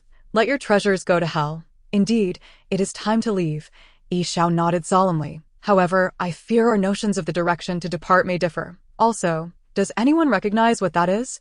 Don't draw your gun, Captain, Yi Xiao warned, keeping a vigilant eye on James's movements. Upon seeing James reach for his firearm, he promptly used his mental force to knock the gun into the sea. All right, now I am in charge here, Yi Xiao sighed in relief, having eliminated the last significant threat. Let us not waste any more time, shall we? Yi Xiao took a couple of steps forward and clapped his hands. Vivian, please explain. It's my turn now. You've made a mess of things. Vivian shot him a glare, to which Yi Xiao sheepishly smiled, but said nothing. You all know we are searching for the treasure depicted on this map. A relic left by Merlin, Vivian stated plainly, and several crew members gasped at the mention of Merlin's name. As native Britons, you should be more familiar with who Merlin is than I am. And judging by our current circumstances, it seems that this treasure map may indeed be authentic. However, we also have a wizard among us. Yi Xiao grinned at James. So, as long as we collaborate, we can surely find the treasure. I only seek items related to magic, while she desires artifacts of archaeological value. Gold and silver can be yours. Yi Xiao spoke in a compelling tone, gradually enticing them to cooperate. The crew members appeared intrigued, and one of them swallowed nervously. How do we know you won't kill us after you obtain the treasure? Huh? Have you watched too many movies? We have records at customs from before we set sail. Yi Xiao chuckled. James nodded at the others. We need to discuss this. No problem, Yi Xiao replied with a smile. Do you have any leads on what our next step should be? As James and the others deliberated, Vivian inquired of Yi Xiao. Do you have any clues yet? Not yet. Yi Xiao shook his head, but it seems we are in for quite a predicament. He noticed the red algae had already surrounded the vessel, slowly accumulating in layers. Have you finished your discussions? If we linger any longer, we will be decomposed into microorganisms. All right, James hastily said. We can assist you in your exploration, but you must guarantee our safety and not intentionally send us to our deaths. Every expertise has its domain, one crew member added, observing Yi Xiao's impassive face. No problem. Yi Xiao easily agreed to these conditions.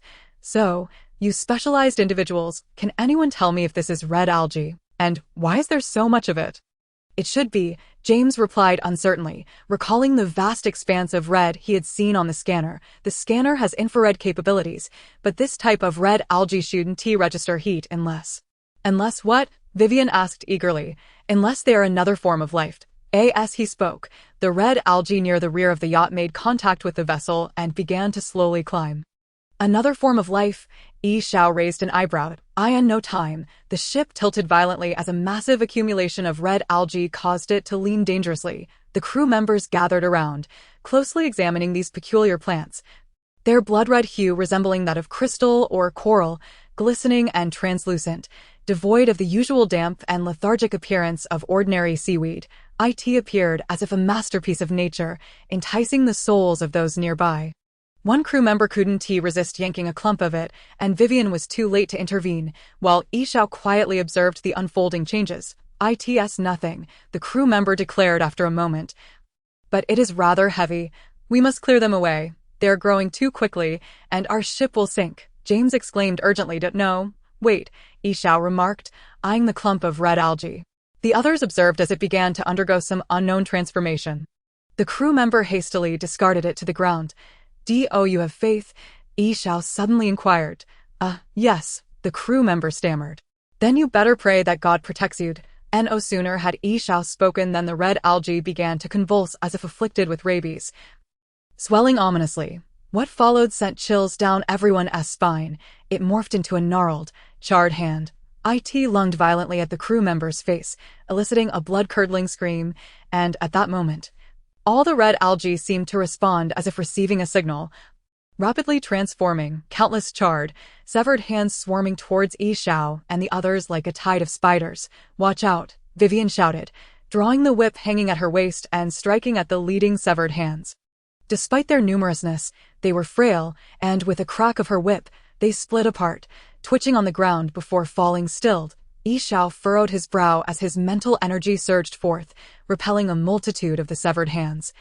Yet they relentlessly crawled back. Consequently, Yi Xiao resorted to igniting them with flames. The others were not idle.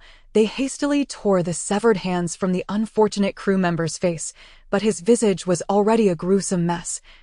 Blood and flesh indistinguishable, leaving only 5 hollow sockets emitting wisps of smoke. They are corrosive, Yi Xiao cautioned, but they are fragile. You should find some blunt instruments to use. James and the others grabbed lounge chairs scattered across the deck, dismantling the metal frames to wield as makeshift weapons. This isn't working. There are too many of them, Vivian shouted at Yi Xiao.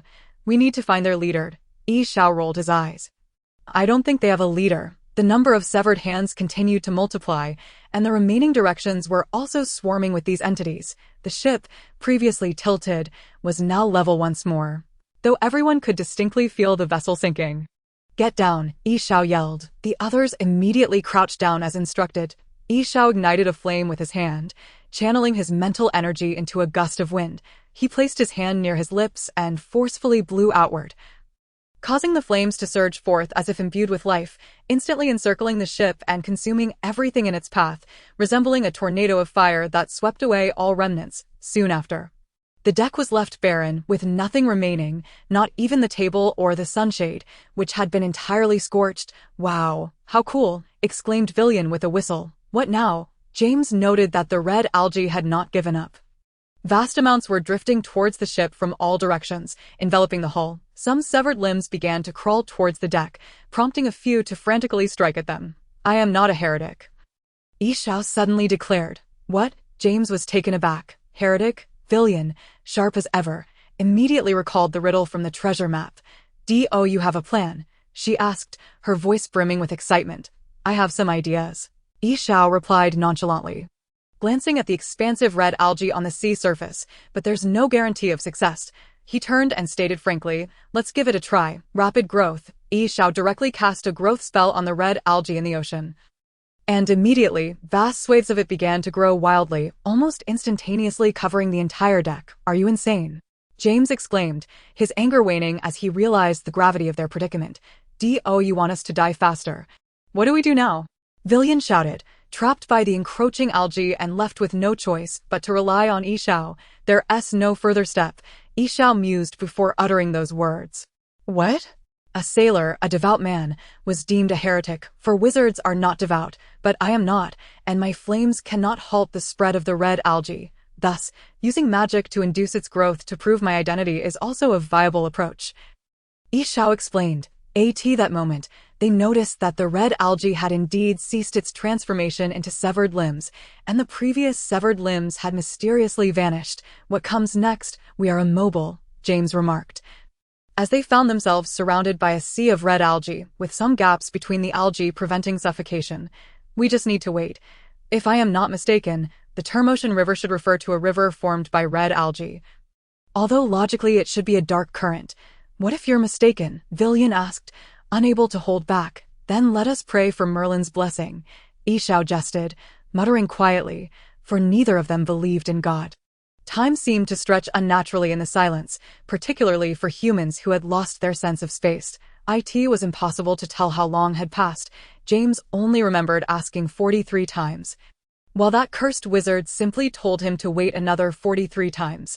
Thankfully, the red algae were soft and comfortable. Perhaps he would remain here until death, he mused, pitying little Al, thinking of the sailor whose face had been marred by severed limbs. Just then, the surrounding algae seemed to stir. In the stillness, James distinctly noticed this change, and before he could voice his thoughts, he heard Villian shout, "The red algae is retreating! The red algae is retreating!" James remembered that Villian was near the bow of the ship. It seemed the algae were indeed receding. Then Villian exclaimed, "Oh my goodness!" Her voice abruptly cut off. Soon, the red algae retreated like a tide, and James collapsed to the ground, followed by 2 more plops, accompanied by the startled gasps of 2 sailors. As James lifted his head, he instantly comprehended the reason behind Villian's astonishment. He could not help but gape in disbelief. This truly was a miracle. Chapter 14. The secret of the treasure. The river of red algae had receded, revealing before them an immaculate azure sea, akin to the most exquisite sapphire. They had drifted on the red algae throughout the night, and now the sunlight cascaded upon the ocean, bestowing a touch of beauty upon its surface. A magnificent column of water surged upward, nearly 100 meters high, with the flowing water at its periphery cascading down like a waterfall, creating immense splashes that refracted a kaleidoscope of colors in the sunlight. Yishao could vaguely discern the silhouette of a small island at the pinnacle of the water column. It seemed to be their destination. "This must be it," Villian exclaimed, her excitement palpable. Unable to contain herself, she yearned to explore it thoroughly. "How do we ascend?" she asked, only to find Yishao missing from her side. Not far away, he had succumbed to exhaustion. Yishao addressed James and the others. James held the lifeless body of little Al, staring blankly, lost in thought. "I never imagined we would witness death," he murmured, shaking his head. Yishao observed him quietly, stating, "I will explain to the customs. For now, I must ascend, and I hope you will wait for us below. Although I do not yet know how we will return, we will find a way. You can get us up there, right?" Villian persisted, staying close to Yishao. "Yes, it seems that the peak of accessibility refers to height. Give me your hand. I will take you up." Yishao calculated the height of the water column and selected a position. "I am coming too," James interjected suddenly. Yishao glanced at him and nodded. Yishao then performed a teleportation to the top of the water column. The abrupt compression and distortion of the short-distance teleportation caused Villian and James to retch. The wizard's mode of travel was decidedly unpleasant. Villian's face contorted in discomfort. Yishao quietly surveyed the land before him, noting the ancient green stone-paved road, which, despite the damp environment at the water column's height, was still coated in dust. Not far away stood a magnificent stone archway, with the two pillars displaying a yellowish hue, and faint traces of a graceful arc connecting the two pillars at their apex could still be seen. However, they had collapsed, with rubble scattered around. Gazing upward, only a dilapidated grand hall remained, struggling to stand, while other fountains and gardens had long succumbed to ruin. Villian approached, observing the architecture, which seemed to reflect a post-Roman style. She noted that this style was indicative of early England during Merlin's era when Roman influence had not yet fully dissipated. Yishao remained silent, quietly surveying the surroundings, sensing a foreboding presence within the grand hall. Villian and James cautiously advanced toward the hall, and Yishao hastened to catch up, feeling that something was amiss, though he could not articulate it. Soon, they reached the entrance of the grand hall, which was ajar. Yishao tapped his fingers and cast an invisibility spell on the group, leading them inside. Upon entering the grand hall, they were astonished. The interior was devoid of decoration, yet mounds of gold coins and jewels lay heaped together, leaving almost no space to step. Not far off, a towering pile of coins rose irregularly, obstructing their view. Yishao, quick-witted, immediately cast a petrification spell on the two behind him. "Silence. There is something here that fills me with dread, and these coins seem amiss. Let us examine them before proceeding further." After pausing momentarily, Yishao released the spell. Villian and James were not oblivious to the gravity of the situation. After everything that had transpired, James had become remarkably more resilient. The three stealthily navigated through the piles of coins, and James refrained from hastily pocketing any. He recalled the tales of cursed treasures, and if wizards truly existed, who knew what might become of these coins? Yishao casually picked up a few coins, and instead of leaving the grand hall, they sought refuge behind a supporting stone pillar.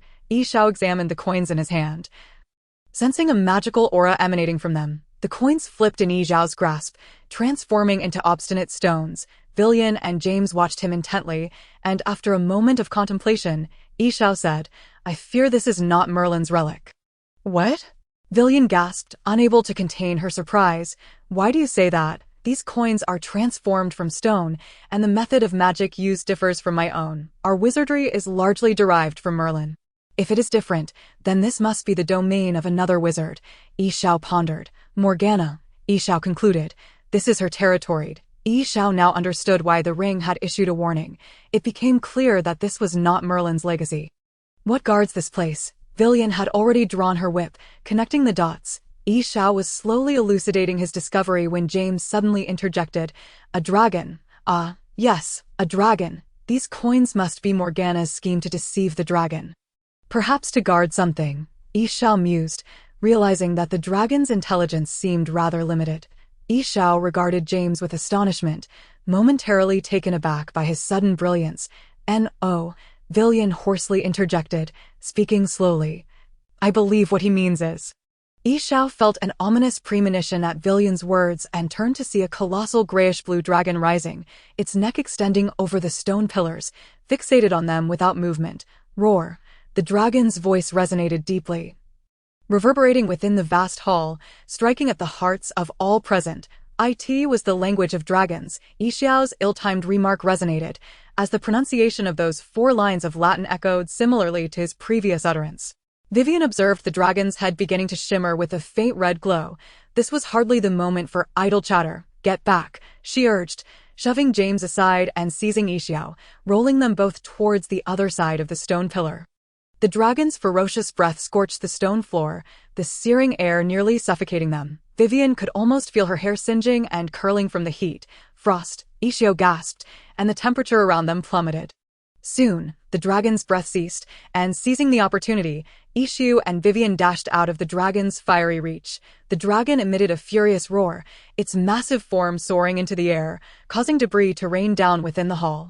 Xiao caught sight of James, struck by a falling stone, teetering on the brink of life and death. In the blink of an eye, the dragon was upon them once more, but they simultaneously glimpsed the previously obscured vista of the hall.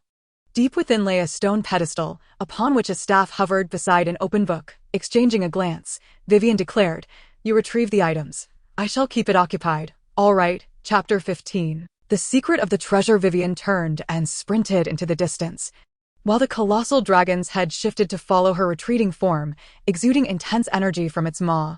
Suddenly, a massive stone struck the beast, causing it to glare wrathfully at the assailant. "Hey, I'm not sure if you can comprehend this," Xiao proclaimed, gesturing theatrically like a speaker addressing an audience, "but you've been deceived by a mound of fake gold for far too long, so I doubt communication is feasible. However, capturing your attention is not a challenge." A barrage of projectiles, countless jewels and treasures rained upon the dragon's head like bullets, and without a glance back at the results of his spell, Xiao transformed into a thick plume of black smoke. Hurtling away, feeling the oppressive heat and the dragon's furious roar behind him, he dared not pause. The black smoke billowed forth, stirring up a storm of gold that fell like raindrops upon the dragon, obstructing its line of sight. Fortunately, the beast's intellect appeared lacking, as it struggled amidst the tempest of gold. Xiao pondered, "Avada Kedavra, shatter into dust." 2 incantations struck the dragon's unguarded abdomen. Yet aside from inciting further fury, they bore no effect. Faced with this daunting creature, Xiao lamented his limited repertoire of spells. This dragon was far more formidable than the ones encountered in the Triwizard tournament. He glanced helplessly at the towering behemoth. "Vivian, my magic cannot harm it. We must seize the items and depart immediately." No sooner had he spoken than the dragon unleashed another torrent of flame. Vivian was desperately sprinting towards the stone platform, her progress hindered by scattered gold and debris, leaving little room for maneuver. Though the pedestal appeared near, it lay 100 meters away. The shouts behind her evoked memories of her childhood obstacle races. Xiao had intended to continue evading the dragon, but it seemed the creature had grown weary of the game. Its massive form stirred up a fierce wind, nearly dispersing Xiao's magic, while its shadow loomed ominously overhead. The dragon's sheer size combined with Xiao's relatively slow flight led to several near misses, the dragon's jaws snapping perilously close, almost severing him in two. Cold sweat trickled down Xiao's brow as he was forced to land.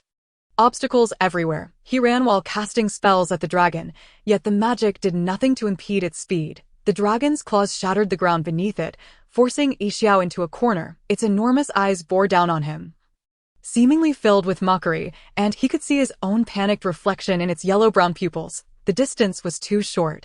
Even a disillusionment charm would be futile now. Am I to perish? He chuckled bitterly to himself.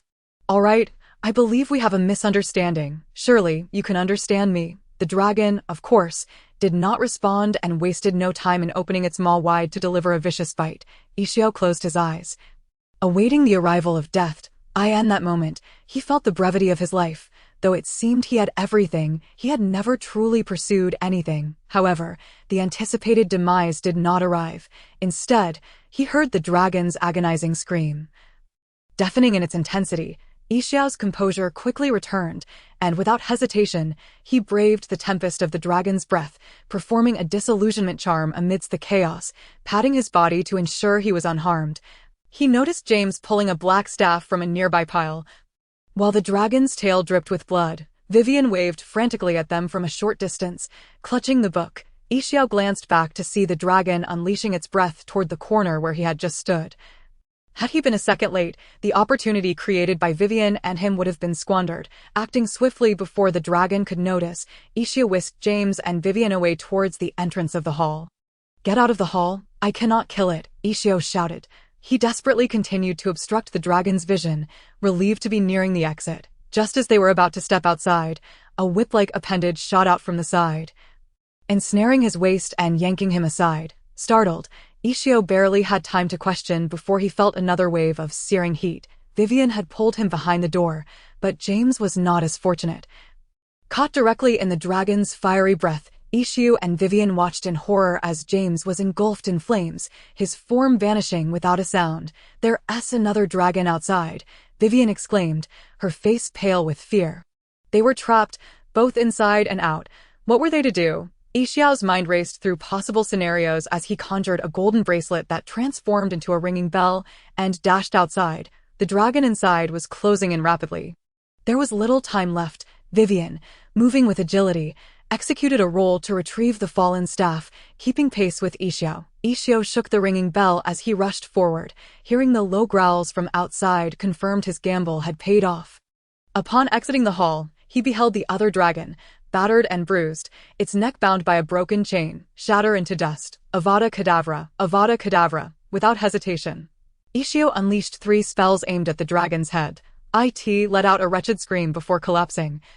The creature that had recently fled from Gringotts now meeting its demise. "Hold on to me." Yixiao grasped Vivian's hand, the hull quaking ominously as if something were battering against it. Without delay, Yixiao executed a disillusionment charm, transporting them both onto the ship. Set sail quickly, Yixiao scrambled to his feet. The 2 remaining crew members were playing cards, though the occasional roar from above kept them on edge. Yixiao and Vivian's sudden appearance startled them, and one of them stammered, But what about Captain James? He is dead," Yixiao replied fiercely, glaring at him.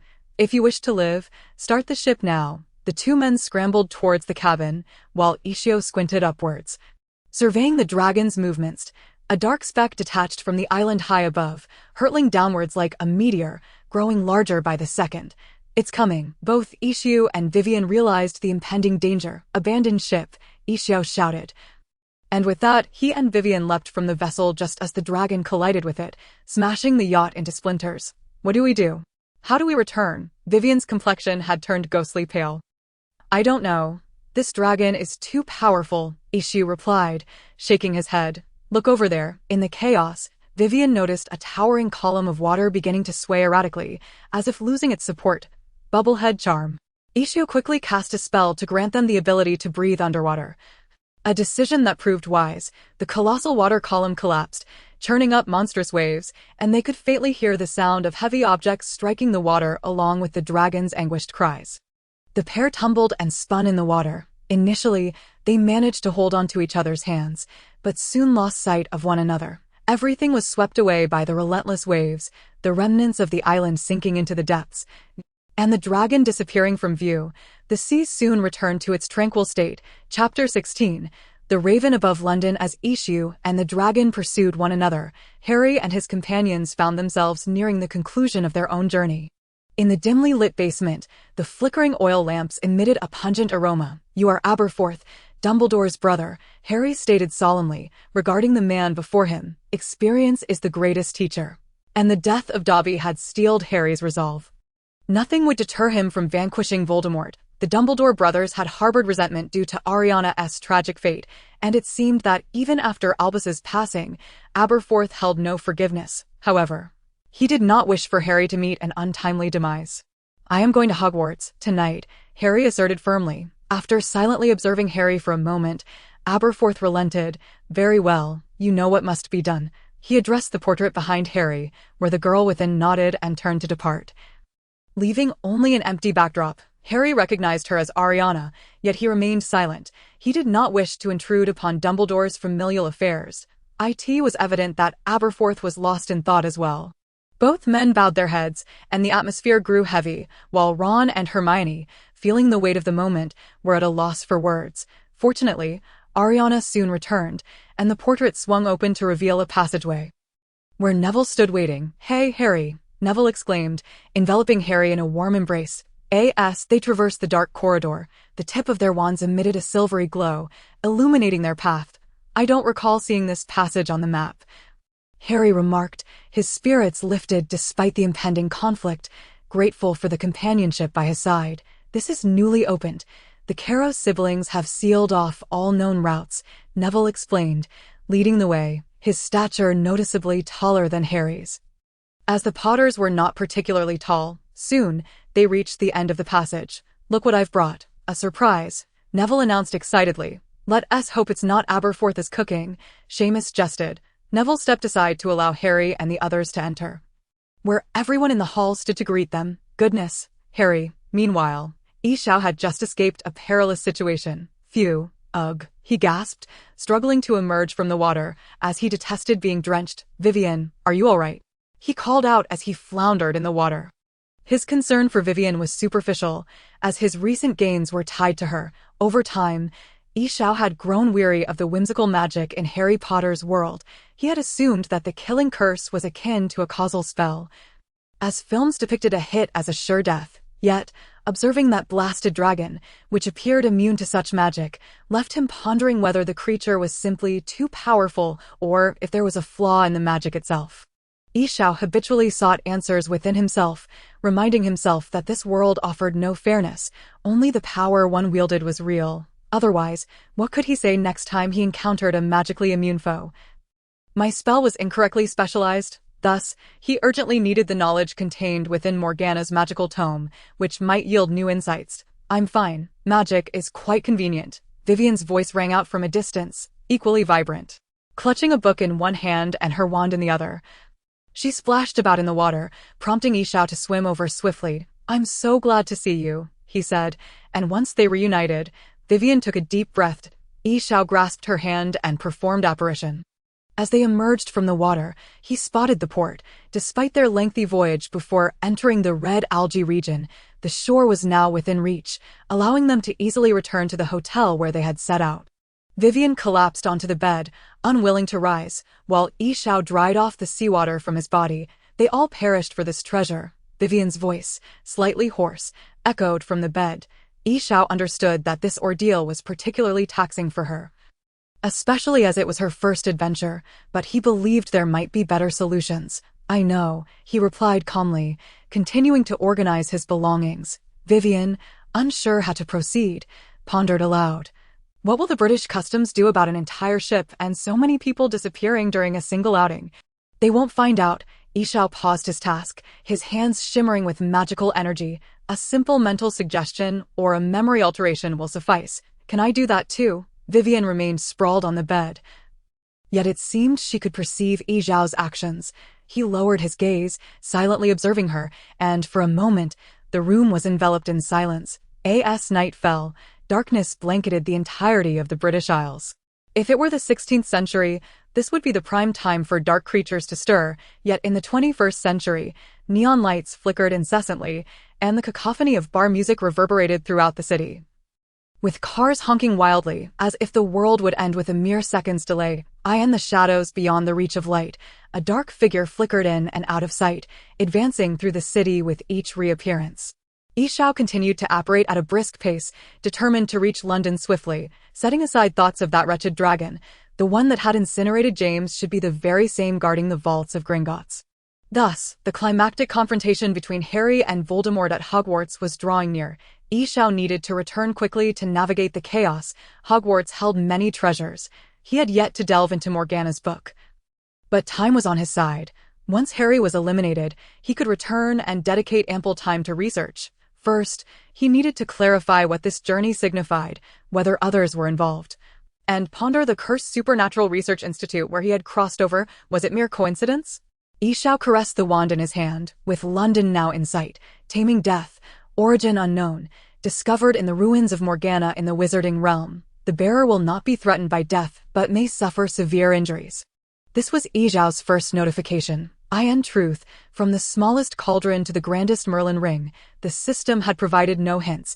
He had nearly dismissed this as an ordinary crossing. Yet this wand, unseen in any film or television series, had triggered a system alert. It was black, adorned only with golden stripes at the tip, tapering into a claw-like form that clasped a jet-black gemstone, measuring over 1 meter in length.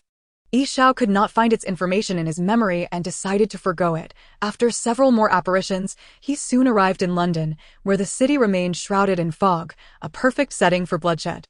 Yixiao smirked, sensing Harry's location, and tucked his wand and other belongings into a pocket enhanced by an extension spell. Whispering an incantation, his shoulders involuntarily drew together, and his legs bent.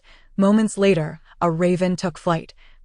Soaring into the distance, he trusted you completely, and yet you killed him. Harry and Snape faced each other amidst the crowd.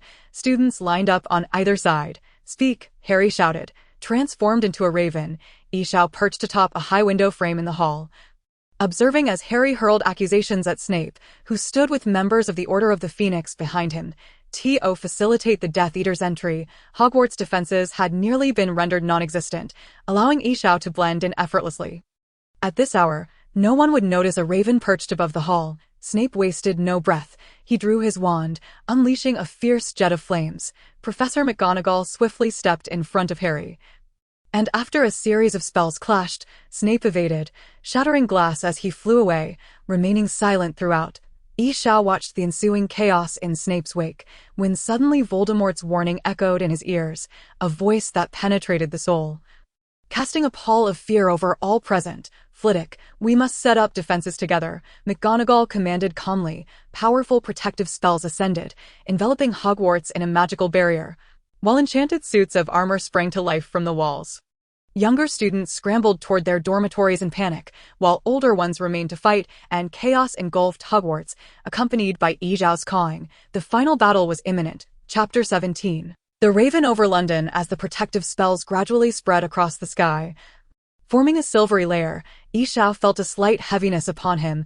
Perhaps the protective enchantments were interlaced with a visibility charm, causing his enigmatic form to falter. He swiftly flew toward the nearest tower, and at the moment he landed, his enigmatic form could no longer be sustained, reverting to his human shape. Fortunately, he had safely touched down, rolling against the wall to steady himself. The area was deserted, likely due to its lack of strategic importance, devoid of any Order members.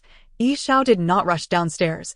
The recent venture to the North Sea had imparted a profound sense of threat, and twice he had narrowly escaped annihilation, thanks to Vivian's timely rescue. After all, while magic was formidable, wizards remained vulnerable, so he awaited Voldemort's impending assault. Soon, the barrier erupted with dazzling spells that illuminated the night sky like beautiful fireworks. Yet beneath this beauty lay a lethal intent. Excellent. The operation begins. Yixiao leaped into action, a sinister smile curling upon his lips, his demeanor appearing particularly eerie under the cloak of night. He dashed down the spiral staircase of the tower, his first destination the Hogwarts Library, recalling it was located on the 4th floor. Though he had never visited Hogwarts before, Yixiao was not directionally challenged. Turning a corner, he encountered 2 Hogwarts students clad in uniforms. Not knowing which house they belonged to was inconsequential. Who are you? What are you doing here? One student shouted upon seeing the unfamiliar Yixiao, still exhibiting the naivety of youth. In wartime, their first instinct was not to draw their wands. Yet they quickly realized that any stranger in this place could only be a Death Eater. However, it was already too late. He had not yet drawn his wand. The 2 spells cast by Yixiao effortlessly struck them, and the subsequent force even sent them flying. Yixiao raised an eyebrow. While he was not particularly adept at dealing with dragons, he found that his magic was quite effective against ordinary individuals. After incapacitating a few more students along the way, Yixiao arrived at the entrance of the library. You shall not proceed any further. Leave this place, you Death Eater. Madame Pants stood firmly behind the door, her voice trembling yet resolute. Yixiao could even see the knuckles of her tightly grasped wand turning white. In his memory, she was not a formidable witch, merely stationed at the library for defense. Without hesitation, Yi Xiao drew the Elder Wand, casting spells that rendered his opponents petrified in an instant. He swiftly maneuvered, holding the wand like a rapier. Slowly circling Madame Pants, it soon became evident that Yi Xiao had been overly cautious. With just 3 spells, Madame Pants could not withstand the onslaught, and a tremendous force propelled her against the bookshelf, causing books to scatter. Yi Xiao furrowed his brow, questioning whether she could endure such a tumult at her age. Although he bore little psychological burden regarding killing, he was not inclined to commit murder lightly. His emotional detachment led him to avoid such actions, lest he become a true monster. Shaking his head, Yi Xiao disregarded Madame Pants, retrieving a bag he had prepared long ago and brandishing his wand. Book soared towards him, lining up to enter the bag to accommodate the entirety of the library. He had prepared many such large sacks. Seizing this opportunity, Yi Xiao reinforced the windows with several protective charms to prevent any unwitting Death Eaters from crashing in, all the while collecting numerous books that the summoning charm failed to affect. The sounds of explosions echoed outside, indicating that the battle was fierce. Yi Xiao dealt with a few reckless students who had ventured in and also dispatched a werewolf named Jiaoxing who had foolishly rushed into the castle. The library was soon emptied, and Yi Xiao, satisfied, patted his bag.as for the aftermath of the battle at Hogwarts. That was no longer his concern.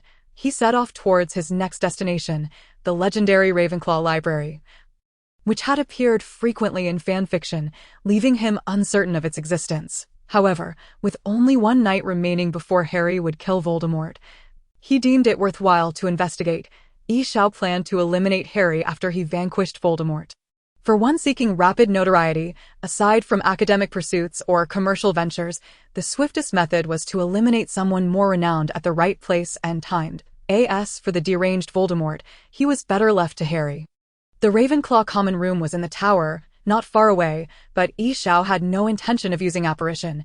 With magic flying chaotically, a single misstep could lead to unintended harm. The corridor ahead was exceedingly spacious, occasionally disrupted by explosions and the collapse of walls. Yi Xiao impatiently dodged these accidents when 3 staggering figures appeared in the distance. As soon as Yi Xiao spotted them, they noticed him too, raising their wands in unison. Thus, the 4 stood opposed in the corridor. Yi Xiao positioned the Elder Wand in front of him, observing what these 3 youngsters intended to do. Among them, one with the distinctive platinum hair was evidently Malfoy. Flanked by his 2 lackeys, the trio was in search of Harry, intending to capture him for Voldemort. Their wands were directed at Yi Xiao, and the tall crab whispered to Malfoy, "Do you know this person? I've never heard of a Death Eater being Oriental." "Of course not, you fool. Death Eaters are all pure blood," Malfoy replied, his breath heavy and his tone impatient. "We needn't concern ourselves with him. Let's find Harry Potter and kill him." Crabbe eagerly proposed to Malfoy. "No, let's find Harry Potter," Malfoy countered. "Perhaps you should consider my opinion," Yi Xiao interjected suddenly. "By the way, is the Ravenclaw Tower in this direction?" "Shut up, you filthy," Malfoy began. But before he could finish, Yi Xiao slammed his wand against the floor, sending a shockwave that knocked the 3 off balance. A simple application of mental magic, quite straightforward. "Your parents were quite competent nobles, although I have yet to meet them," Yi Xiao said with a smirk. I learned of their exploits from elsewhere, but it seems you have yet to grasp the fundamental rules of nobility." With that, he disregarded the disheveled group and walked past them. Fuming, Crabbe stood up. Avada. Yi Xiao turned around, the speed of his spell far surpassing the naked eye, an unseen golden light slicing across Crabbe's neck, interrupting his incantation. "Being so ruthless is not advisable, Mr. Crabbe," Yi Xiao admonished, shaking his head.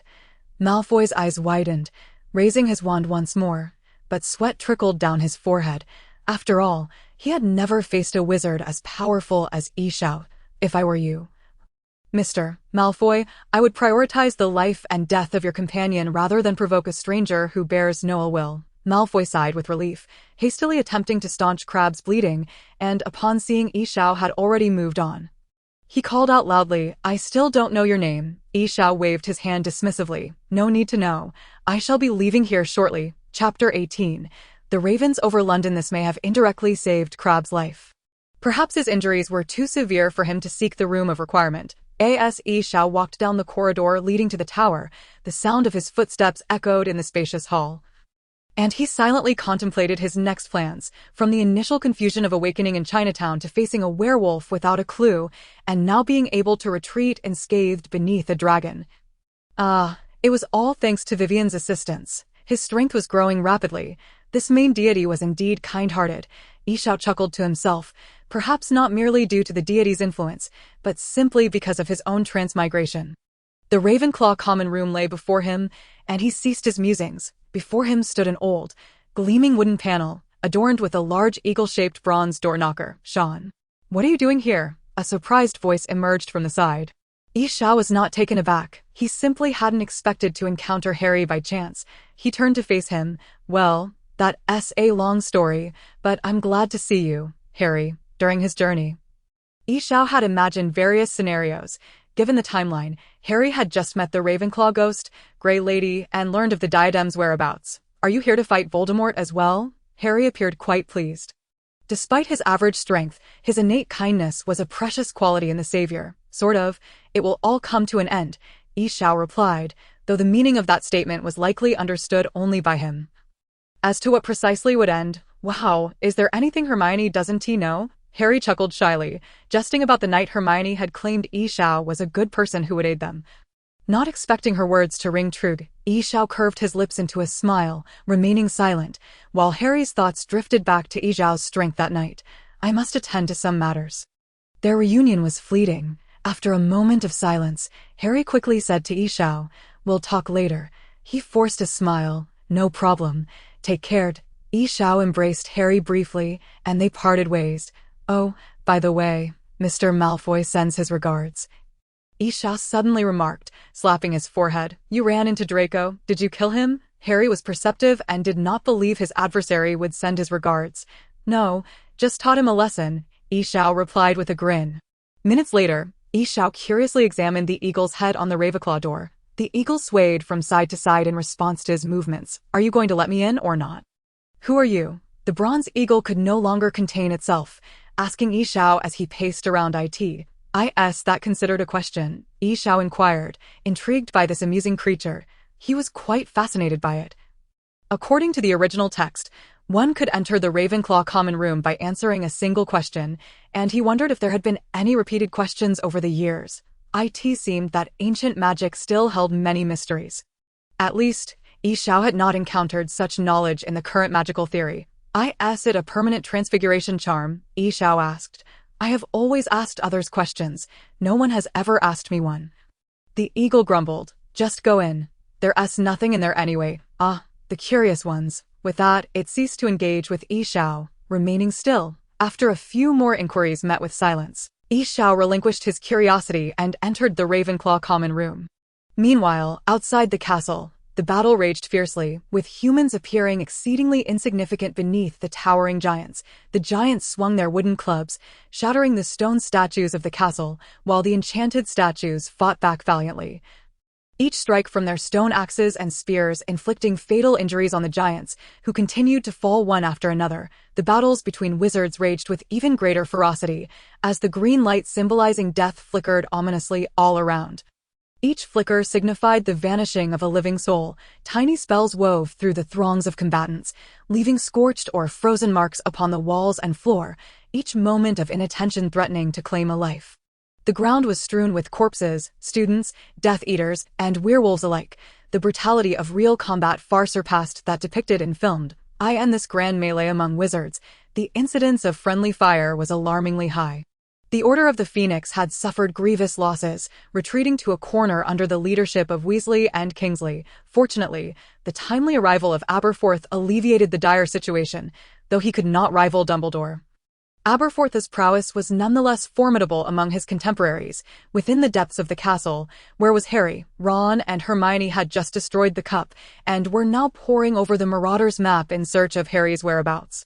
"Look," Hermione suddenly exclaimed, pointing to a location. "Yi Xiao. Who is he? Why is Harry with him?" She furrowed her brow, her scholarly mind racing to recall where she had encountered that name. After a moment's thought, Ron speculated, "Perhaps it's Sean. Remember, we met that Eastern wizard in London after Bill's wedding. He said his name was Yi Xiao." Yes, Hermione replied, her eyes widening in surprise. Clever. Harry must have gone to the 8th floor.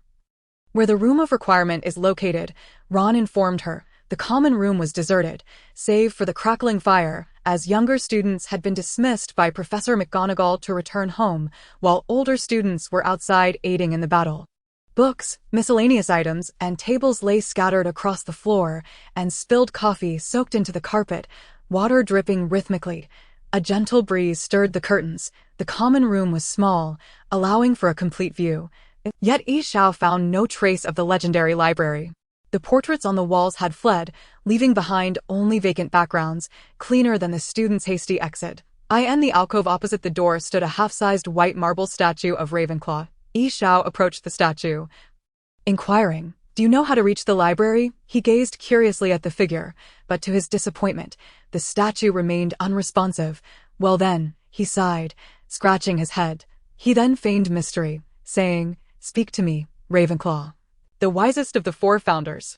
Still, there was no reaction. "Beautiful?" he prompted again. While a love for beauty is a woman's nature, it does not imply the same for a statue, and thus Ravenclaw's figure remained lifeless. A slight pang of disappointment washed over him.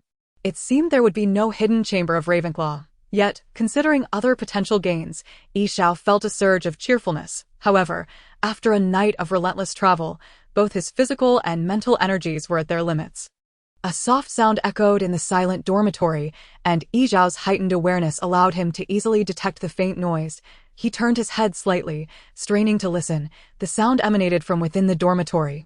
Yi Xiao remained silent as he stealthily ventured closer, aware that the only occupants left might be students who had not yet departed or a visiting Death Eater. In the magical realm, one could never predict what bizarre phenomena might unfold, so caution was prudent. Upon reaching the source of the sound, he found the door firmly shut, clearly a girl's dormitory. Yi Xiao hesitated, contemplating whether to investigate further or to leave quietly.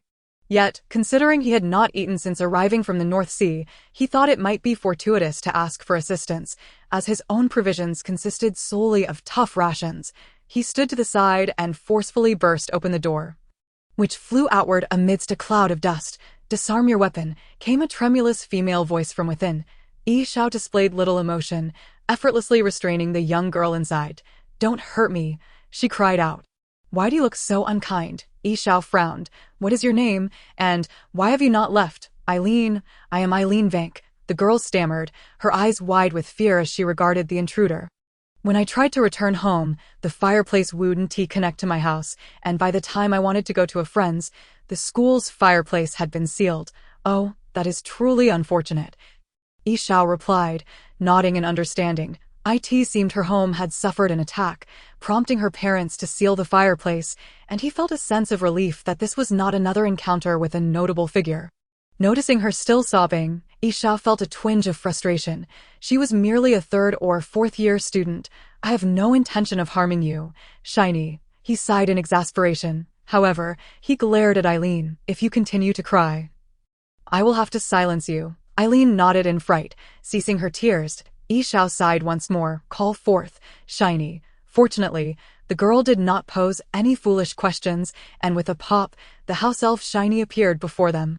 "Ah, how marvelous," Yi Xiao observed with curiosity. Only students from Hogwarts could summon the house elves residing within the school, and Eileen momentarily forgot her fear, gazing at Shiny in wonder. Shiny, feeling somewhat uncomfortable under their scrutiny, nearly bowed down to the ground. "How may I assist you?" it asked. "Fetch us some food. We require dinner," Yi Xiao instructed, seating himself on a nearby chair. With another pop, Shiny vanished. After a long day of travel, Yi Xiao was ravenous. Fortunately, he had thought of the house elves. While they could not intervene in the Wizarding War, their bond ensured they remained at Hogwarts. Exhaling deeply, he longed for the war to conclude swiftly, for Harry to vanquish Voldemort, and then for him to return safely. Chapter 19. Ravens over London. Swallowing the last morsel of food, Yi Xiao elegantly wiped his mouth. At least, it was elegant by his own standards. For most of his knowledge stemmed from books, and he had never witnessed firsthand the demeanor of nobles from the medieval era, devoid of water and electricity. Yi Xiao rested for a time in the tower, and when he emerged again, the daylight had begun to brighten the surroundings. The fighting had ceased at some unknown hour, leaving the castle, post-battle, devoid of vitality. The oppressive atmosphere was suffocating. The once grand hall lay in ruin, its ceiling precariously sagging, walls marred by blood and scorch marks.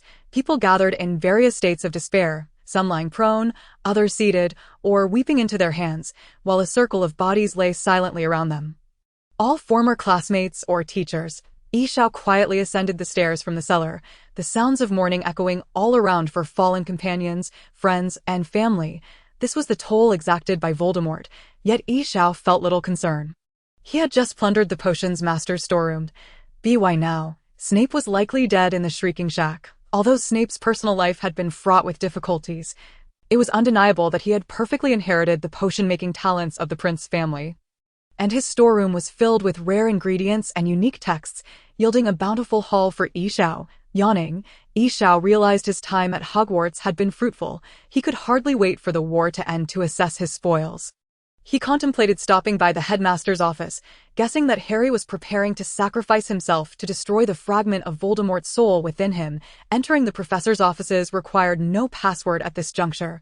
As the school's magic had become increasingly erratic, the famed statue of Medusa that guarded Professor Snape's door was conspicuously absent, leaving the entrance bare, adorned only with faint patterns. Whether they had never existed or had simply fled was uncertain. After a laborious climb to the 8th floor, Yi Xiao was relieved that the staircases were not shifting erratically, otherwise he might have wasted even more time. Upon reaching the headmaster's office, he noted that the 2 grotesque stone gargoyles were likewise missing. Yi Xiao smiled faintly, envisioning the office filled with galleons. "What are you doing?" came Hermione's voice suddenly from behind him. Yi Xiao jumped, turning to find Ron and Hermione standing there. He had not expected to encounter them, and he inwardly berated his lack of vigilance. He could not confess that he intended to see if there was anything valuable to take, so instead he donned a friendly smile. "Hello there." He glanced around. "Where's Harry?" Hermione's eyes were red-rimmed, clearly having recently wept, and Yi Xiao's question was somewhat insincere, as he anticipated her response would be tinged with emotion. "It's about the Horcrux. I'm not sure if you know what a Horcrux is, but we need Voldemort to kill Harry in order to defeat him." Hermione spoke rapidly, her voice laced with urgency. Feigning realization, Yi Xiao glanced at the similarly disheartened Ron, eager to dispatch them quickly. "I have heard of Horcruxes," he replied, pausing before continuing. "If you mean that Voldemort's soul resides within Harry's head, then I'm afraid Voldemort cannot kill him. He will only obliterate his own fragment of soul." "Really?" Hermione and Ron exclaimed in unison, their despair lifting momentarily as they grasped this newfound hope. Yi Xiao often speaks not without thought. Each utterance is meticulously considered. After all, everything here remains uncertain. And in the absence of absolute superiority, it is prudent to avoid disrupting the future so that his interests may be maximized. However, his mind must sharpen further, as his subtle maneuvers evade the notice of the ordinary. Indeed, this involves intricate magical theories, and time is of the essence. Yet, it must be understood that if Voldemort intends to slay Harry, he shall only succeed in extinguishing his own soul fragments. Should he manage to kill Harry once more, the consequences would be dire. Thus, it can be said that Harry still possesses one more chance. Ron exclaimed with excitement, observing Hermione's keen interest in such knowledge. Yi Xiao hastily reassured them, "I believe it is best not to despair. Harry is not doomed. I trust you all have many other matters to attend to before the great battle." Hermione wished to articulate further, but Ron tugged at her, and they rushed away. Yi Xiao watched them depart before turning to enter the headmaster's office. "It seems the pace must quicken. Cursed Marauder's map. Why were they in such haste? I had yet to inquire about his activities." Hermione grumbled as they walked. "I feel something is amiss with him." Ron replied, his brow furrowed in concern. "What could possibly be wrong?" Hermione laughed. "All right, let us devise a plan to vanquish that serpent." Agreed. The headmaster's office contained little of note: books, magical instruments, exuding an aura of classical magic. Surveying the precarious bookshelf, Yi Xiao noted the absence of the phoenix, suggesting it had little fondness for Snape. It seemed that all valuable items had been appropriated by Death Eaters, adhering to the principle of waste not, want not. Yi Xiao filled his bag with various magical trinkets, such as a levitating clock and a pen holder that automatically conjured quills, despite not believing he would have occasion to use a quill upon his return. "Thief, Robber, an elderly, exasperated voice echoed from a portrait hanging on the wall. Yi Xiao glanced up to see the image of a former headmaster, and he hesitated, recalling a vague impression of Phineas Nigellus Black. Humph, the portrait huffed, ignoring him. Yi Xiao found the portrait amusing, but had no intention of taking it. He had heard that the figures in portraits could move freely, and he had already collected several empty portraits for further study upon his return. He examined the pensive in the office, pondering how to detach it, unsure if it could fit in his pocket. The portrait continued its incessant tirade, and Yi Xiao raised an eyebrow, aiming his wand at it. Time is of the essence. I have no desire to engage in idle chatter with you. Silence yourself, or I shall ensure you remain silent forever. When Yi Xiao successfully disassembled the pensive, he discovered the portrait had mysteriously become vacant. He chuckled softly, recognizing the timely retreat of the Slytherin. However, the reprieve was short-lived, as Voldemort's voice soon echoed from outside. Ha, accompanied by a cacophony of maniacal laughter, followed by cheers of Billy, Pa. Yi Xiao rubbed his temples and looked down. Witnessing Harry's resurrection in a dramatic display of flames directed at Nagini, while Death Eaters ascended into the AIR, it appeared that the Savior's revival had utterly shattered their confidence, this juncture in the war. Harry symbolized a spirit. As long as the Savior remained unvanquished, Voldemort could never claim victory. Therefore, whether friends or foes, all rejoiced in his return. Yi Xiao gathered his belongings, cast several protective spells upon himself, and transformed into a raven, quietly descending to a side corridor. Harry, Hermione shouted excitedly, yet Harry's situation was far from favorable, as Voldemort closely pursued him, the explosions repeatedly knocking him off balance. With no time to acknowledge his companions, Harry sprinted down the nearest corridor, desperately racing toward the castle. We must devise a way to eliminate that serpent, Ron said tensely, having also noted Harry's peril. Sean is within the castle. His power could easily dispatch that serpent. Hermione seized Ron's hand, urging him to at that moment, Voldemort and Harry clashed within the castle, flames of battle reigniting as the remaining loyal Death Eaters engaged with the Order of the Phoenix. Although not as perilous as the previous night, spells flew wildly, illuminating the air. Hermione and Ron trailed behind, seeking an opportunity to eliminate the giant serpent. They concealed themselves amidst the rubble. Sean, Hermione called in a hushed tone. He should not be here, Ron pragmatically replied, tugging Hermione along, as Voldemort and Harry shifted the battlefield, leaving only Nagini behind. He is at the school gate. Hermione quickly glanced at the Marauder's map. What is he doing there? No time for that now. Ron gripped the serpent's fangs tightly, swallowing hard as he peered from behind the debris at the colossal serpent. We have only this chance. Harry is waiting for us. Chapter 20. Ravens over London. Yi Xiao pressed his body against the stone wall, casting an invisibility charm. Through the castle's minute crevices, he could vaguely observe Harry and Voldemort engaged in a fierce duel atop the Orrery. Voldemort unfurled his robes, the fabric twisting in the air like colossal tentacles, constricting Harry tightly. Yi Xiao's eyelids twitched. It seemed a common trait among villains. He suddenly recalled the giant squid in the Black Lake at Hogwarts and wondered how it compared to the one in The Lord of the Rings. Yi Xiao's thoughts drifted further, but Harry and Voldemort had already converged at the center of the battleground. The proud sun cast down its life-giving light, illuminating the fated confrontation between two intertwined destinies. Harry could not afford to tend to his bloodied visage. Voldemort had already raised his wand, and Harry had no choice but to muster the last vestiges of his strength to retaliate. The legendary Elder Wand clashed against a mere wand. The immortal Dark Lord faced off against the Savior. Would killing Harry provoke a backlash from the protagonist's halo? Perhaps Harry was simply unkillable? Yi Xiao adjusted his emotions as a colossal beam of light formed in the arena, two spells converging in a dazzling display of magic, erupting into enchanting bursts of magical fireworks, one green light symbolizing death, and one red light embodying hope. Despite Voldemort's lack of ownership over the Elder Wand, his power still eclipsed Harry's, the scales of victory slowly tilting in his favor, the green light of Avada drawing perilously close to Harry's face. Yet, the Savior could not be vanquished. Just as Harry seemed on the brink of collapse, Ron and Hermione timely dispatched Voldemort's giant serpent. With Voldemort's anguished roar, the last fragment of his soul was obliterated. Seizing this moment of weakness, a surge of power coursed through Harry's body, channeling the final curse into his being. The Elder Wand flew from Voldemort's grasp, tracing a perfect arc through the air. gradually gliding towards Harry. The savior's victory signified his moment had arrived. Yi Xiao squinted, contemplating whether to leap forth with laughter or to declare, "Come and take my life." In jest, Yi Xiao did not perceive himself as a foolish villain. Avada Kedavra, he made no extraneous movements, sidestepping to appear, extending his wand, and casting the spell. The green light erupted around Harry. Time seemingly froze, both sides moving as if in slow motion. Harry's eyes widened, and Yi Xiao could even see the flicker of joy transform into astonishment, disbelief, and yet a flicker of relief. The black pupils gradually dulled, Harry's body collapsing heavily upon the grounds of Hogwarts. No.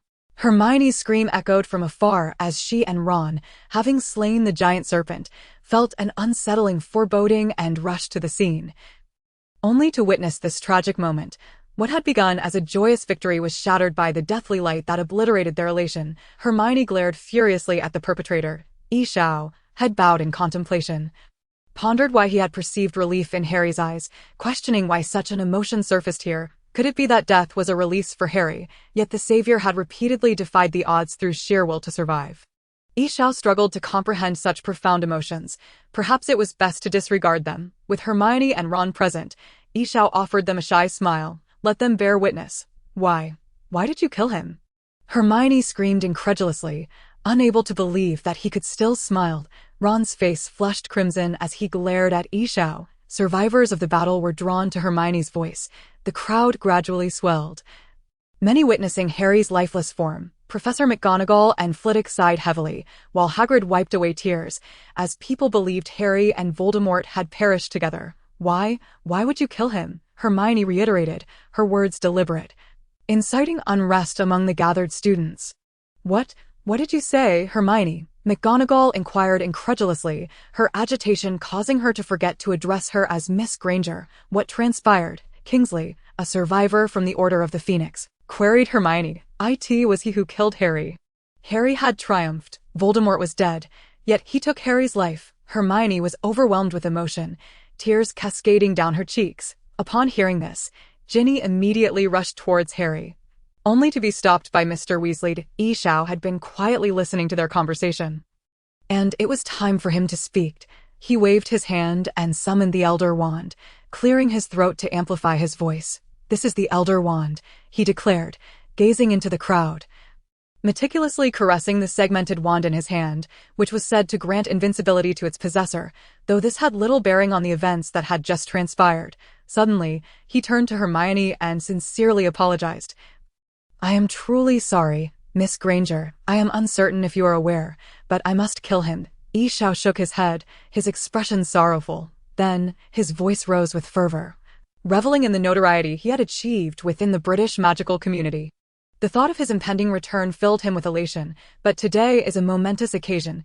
Do you not understand? I can finally bring this damned journey to an end. Perhaps I should introduce myself.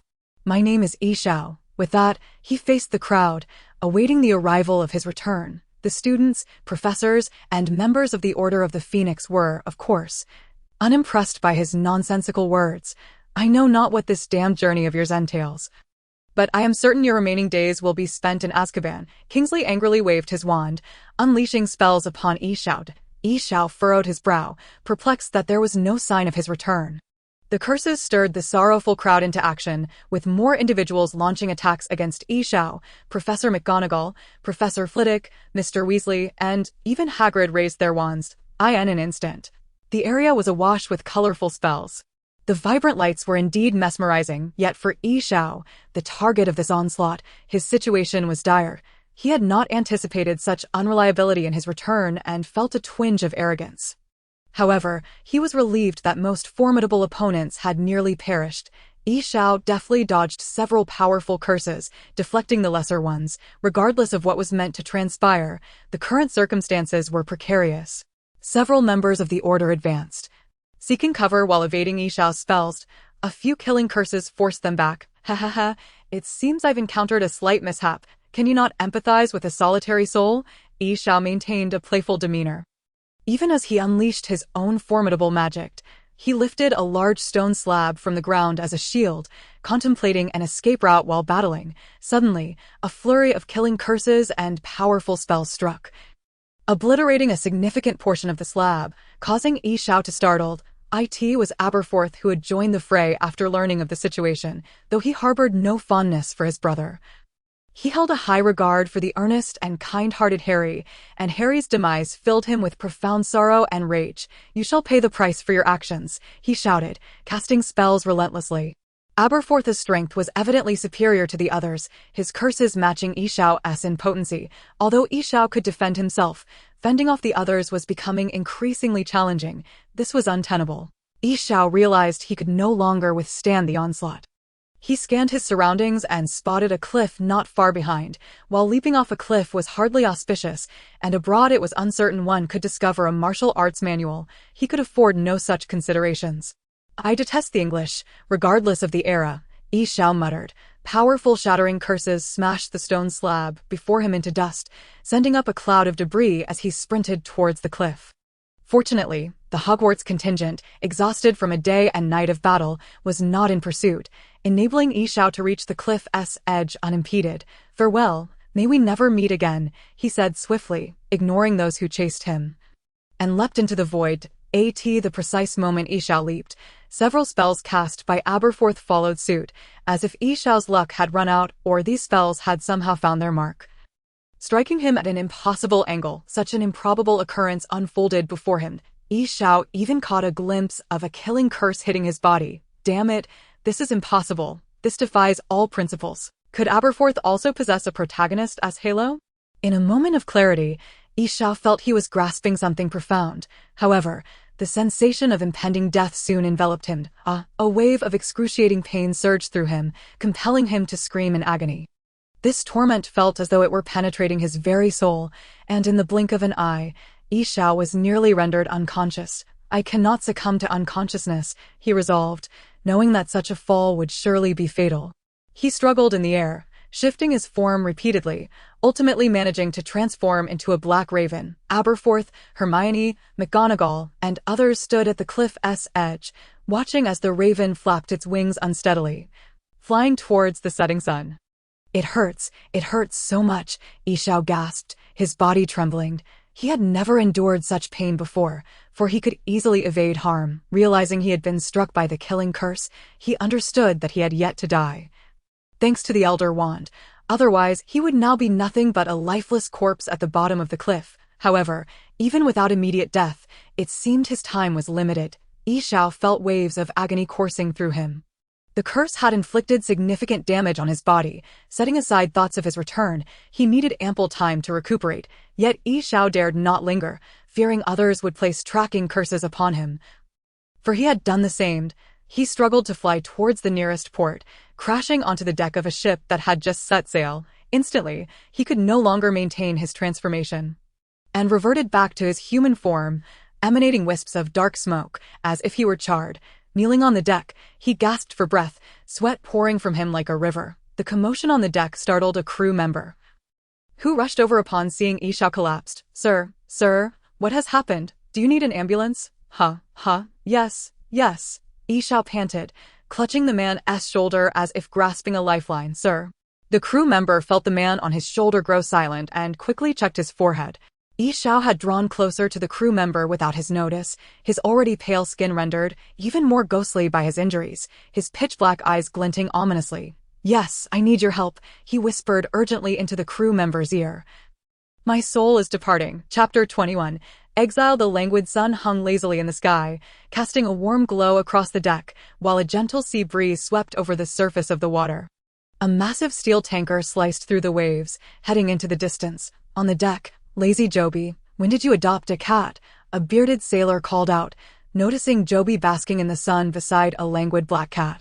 "The captain is going to scold you again," the bearded man teased. "Just mind your own business, so he doesn't scold you first," Joby retorted, laughing without rising, instead turning to ensure the sun's rays were evenly distributed upon him.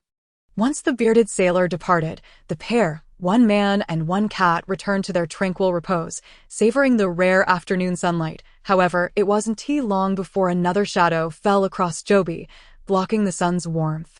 Reluctantly, he opened his eyes to find another sailor standing before him.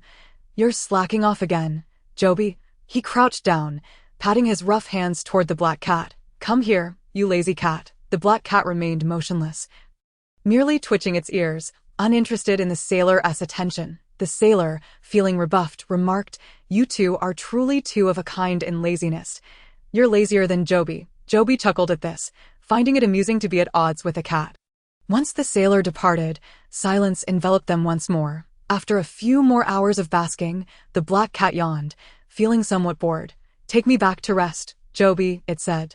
If the two sailors had not left, they would have been astonished to hear the black cat articulate those words in perfect human language, perhaps even with a hint of dialect. Yet, Joby appeared unfazed, or perhaps he had simply grown accustomed to such peculiarities.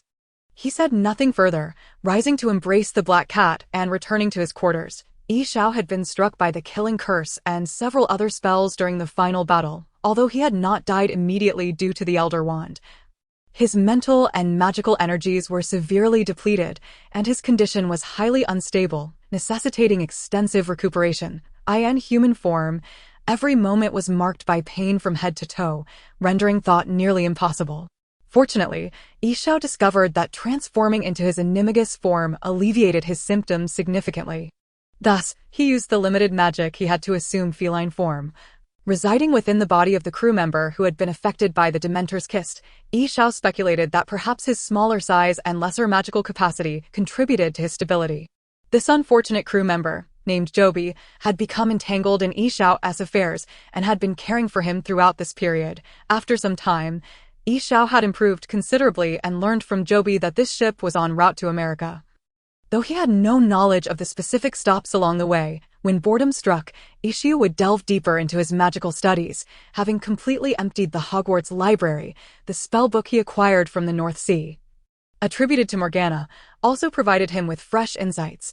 This tome dealt with the art of death, thus it was stored far out at sea, charged by a wand imbued with the same morbid essence.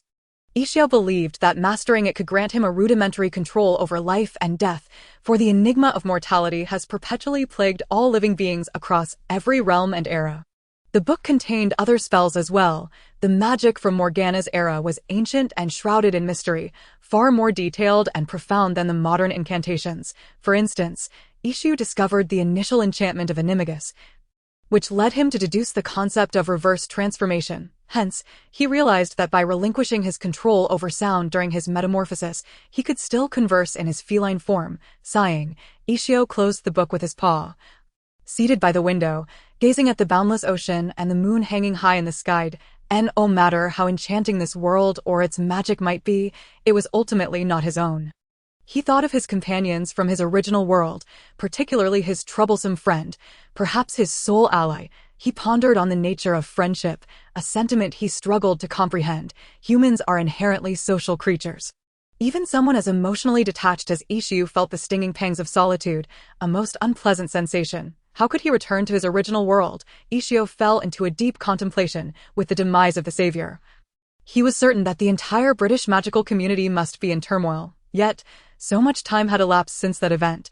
Even if there was no immediate return, he should have received some form of communication by now.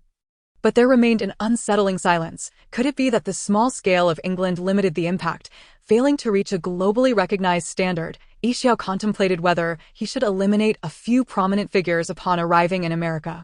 His current prowess was commendable, yet there might be peculiar protectors surrounding those influential individuals, with characters from Narnia and Harry Potter, and even Indiana Jones, who could say what other oddities might intrude. Moreover, he might have frenzied followers of the Savior on his trail. After all, even Voldemort had fiercely loyal subordinates like Crouch Jr. In recent days. Yi Xiao had also taken the opportunity to ascertain whether he had been subjected to any tracking spells. Fortunately, it seemed they had not yet recovered from Harry's death, allowing him to maintain his cover. Yi Xiao suspected that perhaps his line of thought was flawed, but he could not pinpoint where the error lay. He was woefully uninformed about the information left by this seemingly supreme being, rendering him unable to assess the situation. After all, everything he possessed was a consequence of his transmigration, furrowing his feline brow. He found it perplexing that he should make such glaring mistakes or get ensnared in trivialities. With no clear path ahead, Yi Xiao decided to take things one step at a time. He closed his eyes, gradually sinking into slumber. That day, after basking in the sun, Ishu was engrossed in his magical studies, gaining new insights into the application of transfiguration. He even suspected that he was on the verge of touching upon the realm of alchemy. Suddenly, the bedroom door swung open with a loud bang. Ishu remained unfazed. Each time Joby departed, he would lock the door to prevent anyone from being startled by a cat engrossed in reading. Indeed, it was Joby who entered. "Sir, we have arrived at the first supply city. We will dock to unload and restock. Might I inquire if you intend to disembark?" Joby inquired respectfully, bowing towards Ishu.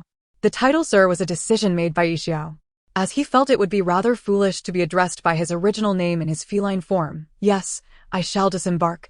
Ishu nodded. Wherever he might be, as long as they reached the shore. That sufficed. He had grown weary of life aboard the ship. The 2 sea voyages had been utterly torturous, and he vowed to master long-distance spatial teleportation magic. Enduring the excruciating pain, he forced himself into human form. Swiftly gathering his belongings, feeling the slight tremor of the ship, he knew they had arrived. He glanced back at Joby, who remained bowing respectfully, awaiting further instructions. "Thank you for your care during this time." "It has been much appreciated," Ishu remarked coolly. With a gentle flick of his fingers, he cast the forgetfulness and sleep spells, releasing the control of the soul snare. He then placed a stack of dollars onto the table and, with a swift motion, transformed back into a black cat. "Unload the cargo, unload," a foreman shouted, directing the workers forward. Ishu nimbly weaved through the throngs of people, his movements swift and graceful. "You fool, where's the truck driver you contacted? If we don't finish unloading today, you won't be getting back on the ship." A rotund man seized a hapless crew member, nearly spitting in his face as he berated him. Ishu slipped past the unfortunate sailor enduring the scolding and descended the gangplank. As the ship's horn blared, Ishu quickly exited the port. The streets were bustling with traffic, various vehicles racing by, while tourists clamored for cabs. With countless people absorbed in their phones, no one paid heed to the black cat weaving through their feet. Several times, Ishu narrowly avoided being stepped on. He muttered a curse under his breath, prompting a bald man nearby to glance down, momentarily questioning his own senses. Finally breaking free from the crowd, Ishu reached a street corner. Observing the cars crammed full of passengers, sighing, he crouched in front of a newsstand. The owner, captivated by the sleek black cat, offered him a box of milk. Ishu glanced at the offering, noting the man's foolish grin. Realizing he should first secure a place to stay, he ignored the owner's lamentations and set off in search of a secluded corner. As Ishu gradually distanced himself, the owner returned to his post, soon welcoming the next customer. "A daily newspaper, please," a young male voice requested, clad in a suit. The owner handed over a copy, instinctively commenting on the day's news. "Ah, these young people today." The young man curiously took the newspaper, eager to discover what news warranted such a remark. The headline boldly proclaimed, "KLG Brotherhood causes havoc with alcohol. The New Orleans Daily provides the answer." Chapter 22, Adoption. Ishu treaded lightly on the street, effortlessly navigating the bustling crowd. First and foremost, he needed a place to settle before proceeding with his next steps, making his way toward a less populated area to avoid startling anyone with his magic. Soon, he arrived in a residential neighborhood, characterized by classic American architecture, neglected playgrounds, and weathered street lamps. America, a melting pot of cultures, thrived on street culture. Suddenly, a cacophony of shouts erupted ahead. A group of boys and girls on skateboards hurtled toward him with reckless abandon. It became evident that despite his transformation into a cat, Ishu lacked the reflexes typical of felines, and in the blink of an eye, he was unable to react to the oncoming skaters. Fortunately, his extraordinary mental acuity allowed him to adjust his body at the last second, narrowly avoiding collision due to his smaller size. However, the skateboarder in the center was not as fortunate. He collided with Ishu and tumbled to the ground. His companions, witnessing the scene, circled back to tease him about his misfortune. Though Ishu was fundamentally human, he displayed the composure of a cat, merely glancing back at the boy before continuing on his way. Yet, the skateboarders were not inclined to let him go so easily. A small stone struck Ishu's side, eliciting a twinge of pain. He turned his feline visage toward them, noting the foolishness of some. "Hey, you stupid cat," the fallen boy shouted, making threatening gestures as he bent down to retrieve a stone, while his friends laughed at the spectacle. Momentarily oblivious to the cat's unusual demeanor, Ishu deftly dodged a few stones, observing the sparse crowd of passers-by and contemplating whether to teach them a lesson. Just then, a clear, slightly mocking female voice rang out from behind him. "If I were you, I wouldn't waste your meager courage on bullying a cat." A stylishly dressed girl stepped in front of Ishu. "What are you all waiting for?" She arched an eyebrow and shrugged. Though it's often the case that heroes save damsels in distress, it is not uncommon for a fair maiden to rescue a hero. Even if Ishu was not necessarily a hero, the girl, youthful yet somewhat jaded, appeared slender and delicate, her golden ponytail framing a finely chiseled face. Her slender figure, accentuated by a fitted suit and high heels, made her no shorter than the boys opposite her, and a smirk of playful disdain danced on her lips, as if mocking the entire world. The skateboarders exchanged glances, one of the leaders stepping forward, scoffing. "Hey, a girl." He seemed at a loss for words, raising his hands in confusion. "What do you think you're doing? Teaching you a lesson," the girl replied with a sardonic smile. "With you?" The boy exaggerated his disbelief. However, he soon found himself unable to maintain his bravado. The girl tilted her head, as if signaling, and almost all the skateboards surged forward with tremendous force, sending the group tumbling in disarray. The fellows emitted terrified cries. What could be the cause? After a futile outburst, they quickly scattered, with the leader fleeing the fastest. Ishu, who watched in astonishment from behind, nearly dropped his jaw to the ground. The girl turned around and crouched down, asking, "Why aren't you running?" Ishu made a conflicted expression, contemplating how to respond to this kind-hearted girl, but soon dismissed that impression. "You silly cat," she chuckled. "Pick up your jaw and come home with me." With that, she scooped the dazed Ishu into her arms. Clearly, she was in high spirits, as the earlier commotion seemed to have had no effect on her. She hummed a tune all the way, her left hand carrying a bag, making it inconvenient to use her phone with her right, so Ishu, ever considerate, perched on her shoulder. After traversing several streets, they arrived at a quaint villa. She retrieved a key and unlocked the door. Stepping inside, as soon as they entered, she lifted Ishu high and spun around, exclaiming, "Hey, silly cat, welcome to your new home. I feel such a connection with you. You didn't run away." With that, she tossed Ishu onto the sofa. He landed firmly, his keen eyes surveying the house. No fireplace, excellent. No pesky wizards would chase him here. A back door, good. An escape route at any time. No basement, troublesome, as many experiments would be impossible. She retrieved a drink from the fridge, opened it and began to sip. "Don't break anything, silly cat. I am your new master now. Madison Montgomery," she called over her shoulder, not caring whether the black cat understood her.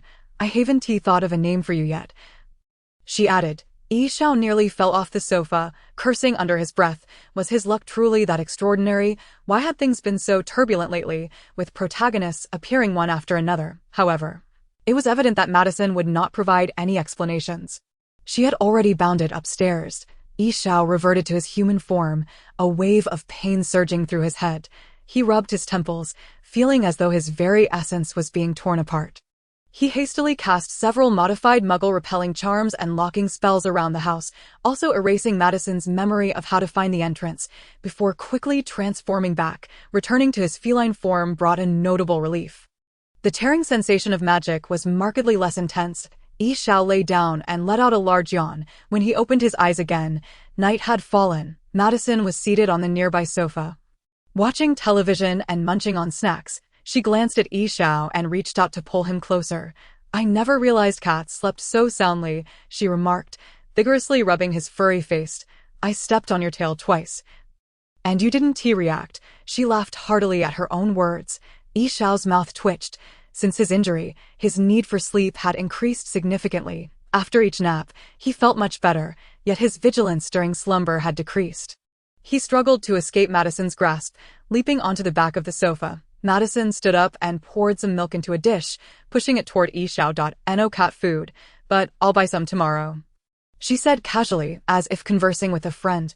Ishu found it curious that she spoke so freely to him, a mere animagus, which she, as an inexperienced amateur witch, should not have recognized. He observed Madison closely. He noted that after returning home, she was alone. The slippers and utensils were for one person, indicating infrequent visitors. The absence of evening phone calls to her parents suggested they were likely deceased. The heavy eye makeup concealed dark circles, and her unfulfilled aspirations in showbiz implied a rebellious, unremarkable youth. In her eyes, he detected loneliness, a blend of emotional desolation, evident in her vacant gaze, underlying sadness and anxiety. Yishao contemplated this profound emotion, pondering its true nature. "Why aren't you drinking?" she asked, gently ruffling Yishao's fluffy head. "This is how they portray it on TV." Suddenly, she noticed his pristine black fur. "You re quite clean. You aren't someone else's pet, are you?" Her thought process clearly diverged from that of ordinary folk. "Since I brought you home, you belong to me now. Besides, you obediently perched on my shoulder and came back with me. We have a remarkable rapport. You wouldn't just run away, would you?" Yishao ignored her musings, but it was evident that the milk would hardly suffice for a cat's hunger. Thus, he leaped onto the table, eyeing the half-eaten slice of apple pie that Madison had left. Madison watched as the black cat fixated on the pie, and for some reason, she burst into laughter. Soon, the night deepened, the inky darkness vast and empty, punctuated by the twinkling lights of distant homes. Amidst this illumination, only one solitary girl remained. No, now there was also a similarly lonely cat. Chapter 23, The Young Witch. Regardless of whether one has traversed dimensions, time flows inexorably. Day by day, Yishao found it difficult to comprehend the essence of life. For him, each day was merely an existence for the sake of existing, or perhaps just a refusal to succumb to death. At this moment, he lay quietly on the bed, eyes closed, seeking solace. The afternoon hours often fostered a sense of languor, yet Madison evidently held a different perspective. With a resounding bang, she kicked open the door and rushed into the bedroom. Dashing straight for the bed, she halted abruptly, her petite form landing gracefully atop the mattress. The immense bounce of the bed propelled Yishao into the air, where he momentarily hovered before descending back down. Fortunately, the mattress was of good quality, yet Yishao kept his eyes shut, having long since grown accustomed to such antics during these days. He suspected Madison had never harbored good intentions when she first brought him home. For the past few days, she had treated him like a plush toy. Clearly, she had never owned a pet before, as she incessantly toyed with him. Had it not been for the hassle of finding another place to go, he would have leaped out the window long ago. For Madison, this obedient and beautiful black cat was indeed a delightful companion, and soon enough, she became accustomed to his presence. Gradually, she treated this unperturbed black cat, no matter how much she played with it, as her own pet. After lying there for a while, Madison got up and entered the bathroom, discarding her outerwear, pants, and bra in a haphazard manner. Yishao lazily closed his eyes again. Having deciphered this habit of hers over the days they had shared, caring for Madison was less important than caring for himself, as he realized he had overestimated his abilities. He had tested the limits of his human form. Conversing in that state proved exceedingly difficult, as maintaining it for more than a minute was nearly impossible. He had also misjudged his tolerance for pain. That soul-piercing tremor rendered him incapable of maintaining focus, making daily life unfeasible. Thus, he persisted in his existence as a black cat. Fortuitously, he had encountered Madison, whose somewhat tumultuous days provided him with a good opportunity for recuperation. Consequently, Yishao settled into this new routine, gradually piecing together an understanding of Madison, a girl who appeared independent yet possessed a fragile inner self. Though they were the same age, to Yishao, she remained a mere girl, with her parents having passed away under unclear circumstances. He suspected they, too, might have been wizards. Her striking beauty led her to venture into the entertainment industry, yet her disdain for the unspoken rules left her stuck in minor roles. Her proud nature resulted in few friendships. She had numerous boyfriends, but most relationships ended on the same day they began, further diminishing her social circle. The peculiar dynamics of the entertainment world exacerbated her isolation, and without the support of smartphones and the internet, Yishao might have suspected she was afflicted with loneliness. Thus, Yishao surmised that her impulsive decision to adopt a pet cat was an attempt to find a companion for her spirit. He recalled having read academic studies on emotional attachments, but had never grasped what such feelings entailed. Now, he had the opportunity to experience it firsthand, so he decided to remain. As Yishao pondered, the bathroom door opened again, slightly earlier than usual. He silently noted this when a delicate hand reached out to interrupt his thoughts. "Since I brought you home, it seems you haven't had a wash yet," Madison exclaimed, her half-damp form emerging from the bathroom. She seized Yi Xiao and cradled him against her chest. Her physique was commendable, even more delicate than most Westerners, but before he could fully process this thought, she whisked him into the bathroom. Yi Xiao smirked, but did not resist. He doubted he could outrun Madison, even if he tried. Setting aside the matter of her bathing habits, evening soon approached. Typically, Yi Xiao spent most of his time reading, a splendid way to pass the hours. However, for a long while, he had exhausted all interesting books. Fortunately, he had recently come across many on the subject of magic. For dinner, he did not suffer the misfortune of subsisting on cat food. Instead, Madison would prepare food for herself and bring him a portion. Over the past few days, Madison had discovered that her pet cat was quite the omnivore. Relishing human food while utterly rejecting cat food and the like, Yi Xiao quietly crouched on the steps, observing Madison bustling about in the kitchen, unable to articulate the nature of his feelings. Yet he was certain that this was a sensation he had never experienced before. At that moment, Yi Xiao felt that no amount of knowledge could help him comprehend his emotions. Emotions, indeed, are a wondrous phenomenon. The cat narrowed its eyes and suddenly recalled his former friend from another world, who would undoubtedly have provided him with an answer, for he fancied himself an expert in matters of the heart. Fortunately, he was not present, for Yi Xiao knew that if his friend were to witness his current state of affairs, he would surely utter two words. The day unfolded as usual. The sun had just risen when Madison left the house early. Yi Xiao had seen a large circle drawn around today's date on her calendar, indicating an important rehearsal. After she departed, Yi Xiao continued to occupy himself by retrieving Morgana's grimoire and immersing himself in various tomes obtained from the Hogwarts library. During this period, he diligently enriched his understanding of magic. While he could not claim a significant increase in power, his comprehension and application of magic had certainly expanded. It felt more like a transcendent state since the decline of the magical era.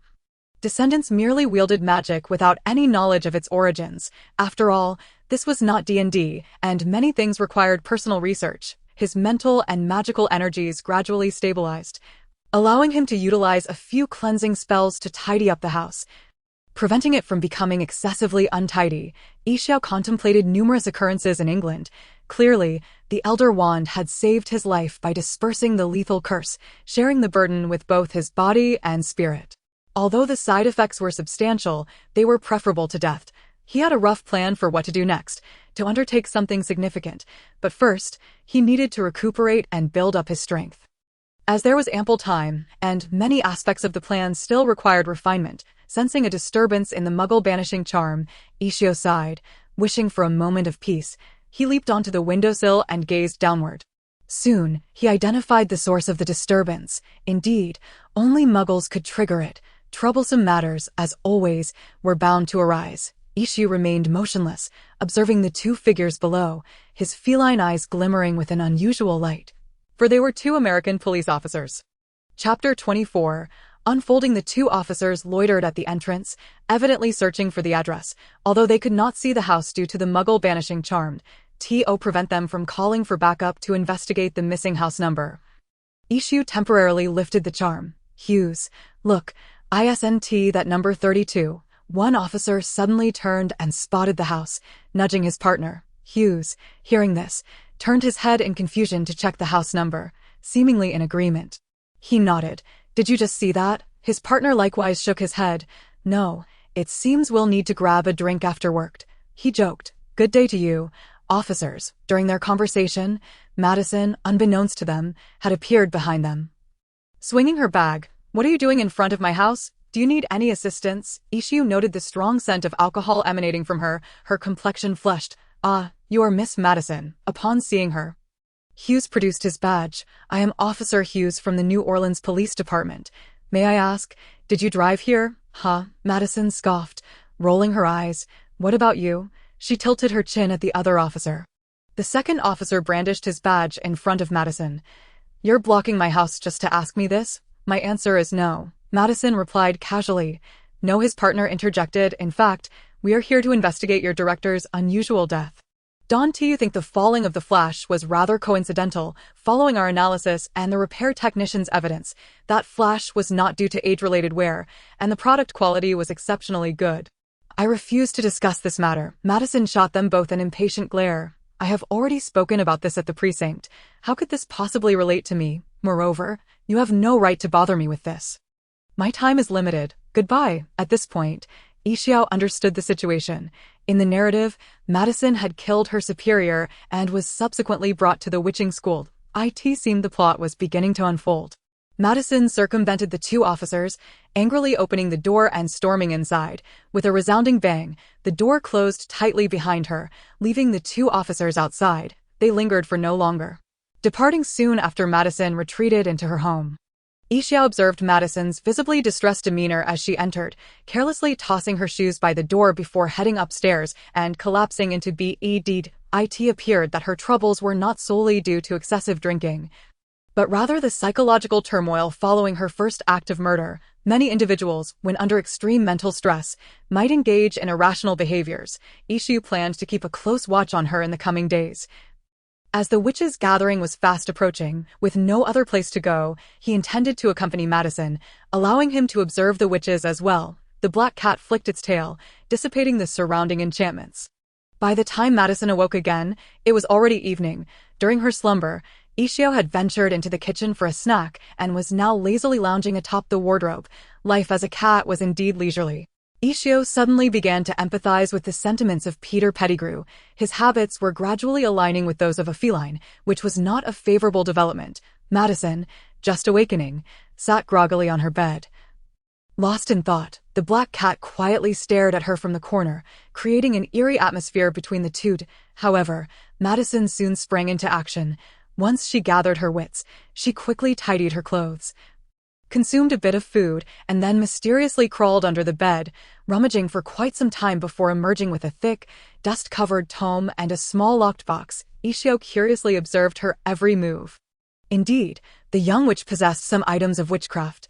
He had heard whispers of the power wielded by witches, yet the worlds of Harry Potter and witches were clearly distinct. Madison sat cross-legged on the floor, extracting various items from the box: animal bones, unknown herbs, dark, blocky substances, and a plethora of silverware clearly related to rituals. She opened the book, meticulously reading, and soon located the required page. First, she sprinkled a circle of black powder, then inscribed a pentagram, placing a small piece of paper with names written upon it at the center. Yixiao keenly noted the names were Hughes and another individual, surmising that Madison intended to curse the two police officers who had visited earlier. It seemed that her inquiry regarding the other officer's name had been premeditated. Yixiao recognized the formation. It was a curse invoked through a demon, but he knew well that dealings with demons rarely ended well. Unless one were a demon themselves, such engagements would lead to dire consequences. To prevent his temporary mistress from unwittingly jeopardizing her soul, Yixiao interjected, "If I were you, I would refrain from proceeding with this." Madison was startled by the sudden voice, causing her to tremble and extinguish the candle she had just lit. She scanned the room in terror, ultimately fixing her gaze upon the black cat perched atop the cabinet. "You? It is I," the black cat replied, curling up on the bed, a gesture it had become increasingly adept at. There are no favorable outcomes when dealing with demons. The Winchester brothers can surely attest to this. Madison, somewhat astonished, remarked, "I haven't even summoned you yet. How did you come out?" Now she believed Yixiao to be the demon she intended to summon. Alas, the black cat sighed, feeling concerned for her intellect. "Firstly, I am not the demon you wish to summon. I am merely a cat, do you understand? Secondly, could you please halt this ritual? It is perilous." Oh, fine," Madison conceded, ceasing to draw the magic circle. "You can talk?" she inquired, bemused. "Is that so surprising?" The black cat languidly regarded her. "It is rather unusual for a cat to speak," Madison responded, now visibly more at ease, nodding in affirmation. "Ah, is that so?" Yixiao tilted his head thoughtfully. "I am a magical creature. It is not strange for magical creatures to converse. Magical beings, such as dragons or unicorns, for instance." He refrained from mentioning that he was a wizard transformed into a black cat, as he was unsure how Madison would react upon discovering that he had bathed multiple times with a male wizard.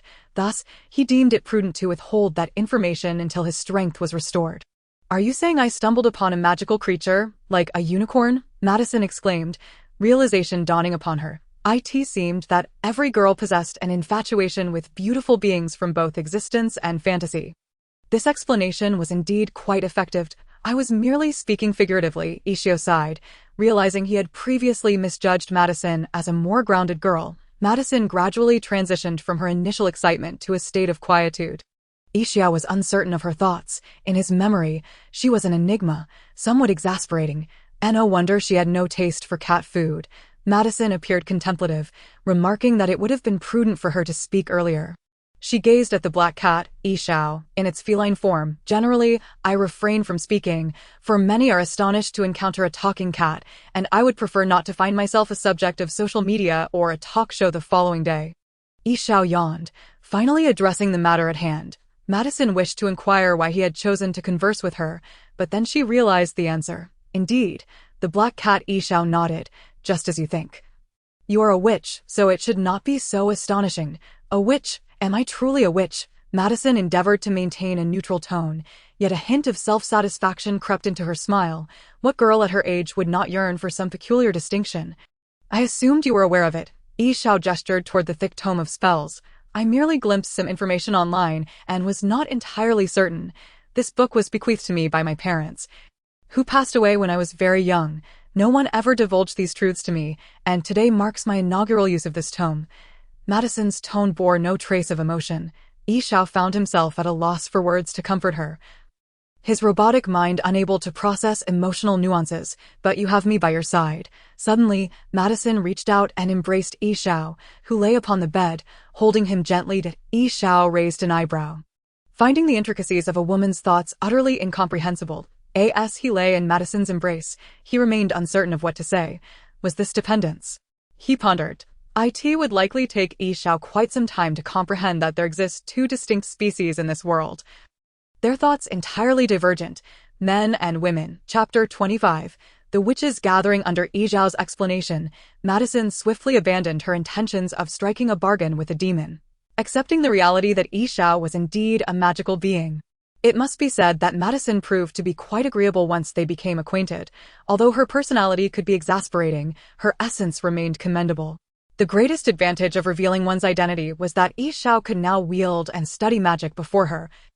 For how could a magical being be devoid of magic? Naturally, the option of bathing together was no longer available. Even if Madison were rather unperturbed, she would not entertain the idea of sharing a bath with another sentient creature, especially one that was presumably male. Nevertheless, she found herself intrigued whenever Ishao produced a new book. With a sharp sound, Madison snatched the book Ishao was perusing, flipping through its pages only to be met with an overwhelming stench. What is that odor? She wrinkled her nose in distaste. It is a cursed tome, a 16th century work, quite rare among sorcerers for its accounts of curses. To preserve it better. The cover and inner lining were crafted from the skin of a renowned nun from that era.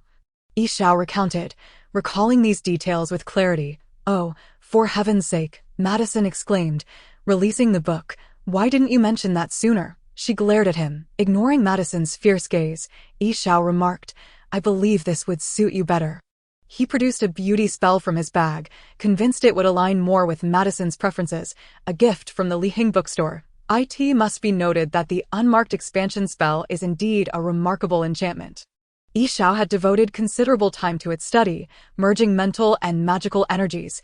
After numerous modifications, he had transformed his pocket into a Doraemon-like contraption, allowing him to summon desired items merely by thought, while ensuring the magic would not fail, thus avoiding the chaos of everything spilling out at once. Upon receiving the beauty spell, Madison examined it thoroughly. Lihing bookstore. She noticed the name printed on the pages. Where's that? She asked, pursing her lips. England. Ishao flicked his tail. In the earliest days, America was a melting pot of colonies, and England was among them. Thus, aside from indigenous sorcery, most magic traces its origins to England. Your lineage of witches likely hails from there, though its origins remain obscure, severed from its lineage. Nevertheless, you still convene as witches, and I suspect it will seek you out soon. Intrigued by the black cat's revelations about herself, Madison leaned in. You have been speaking of witches since that night. What exactly is a witch? Do you know? Sitting cross-legged on the bed, she inquired eagerly, "Well, since you are so interested," Yi Xiao shrugged lazily. "Though it is not my concern. Witches are women endowed with special abilities, such as telekinesis, mind reading, fire manipulation, and curses. The most formidable witches possess all these powers and are referred to as supreme witches. The witch gatherings emerged centuries ago as a means of protection during the mass exterminations of witches. It is worth noting that the native wizards and the church in England were at odds. Not to mention the eastern coastal areas of America. And what of magic? Madison was particularly curious about the spells Yi Xiao had been using, like the cleansing and crystal-clear incantations. That one? Yi Xiao pondered for a moment. "I believe it is not difficult for witches to wield magic. They resemble pure-blooded or special wizards. Your unique abilities serve as the best evidence, akin to the prophecies of the Sibyl family. Deriving from the bloodline of wizardry. Sibyl, that is not the crux of the matter, merely a mad old woman," Yi Xiao dismissed. "The focus lies in the possibility that witches possess even pure bloodlines, which is why they have remained scarce. So, does that mean I can also wield magic?" After listening intently, Madison seized upon the information she most desired. "I can teach you," Yi Xiao acknowledged her thoughts. "But it matters little to me. It will not alter anything. Show me your witch powers. Let me see." Madison fixed her gaze on the black cat, who gradually levitated into the air. Yi Xiao twisted his body midair, feeling no discomfort, until Madison gently lowered him back down. "Is that all? Is there more?" Yi Xiao inquired. "That's it," Madison shrugged, feigning innocence. "Very well." Yi Xiao retrieved several basic beginner spell books and produced a wand. Various items materialized before her. Fortunately, he had prepared adequately, and Hogwarts had yielded numerous valuable artifacts. Yi Xiao felt the weight of the large pensieve in his pocket, cumbersome and clumsy. "Wow," Madison gasped, taking the wand and waving her slender arms. Flipping through the pages, seemingly at a loss for words. "What is it?" Yi Xiao resumed his position on the sofa. This the wand. This is not what I envisioned." Madison twirled the wand between her fingers. "Should they not be about the height of a person, adorned with gemstones or other embellishments? That is merely from video games," Yi Xiao sighed. "You're familiar with online games," Madison exclaimed, as if she had discovered a new continent. Leading the conversation in an entirely different direction, Madison possessed a commendable talent for magic, or perhaps she was a born witch.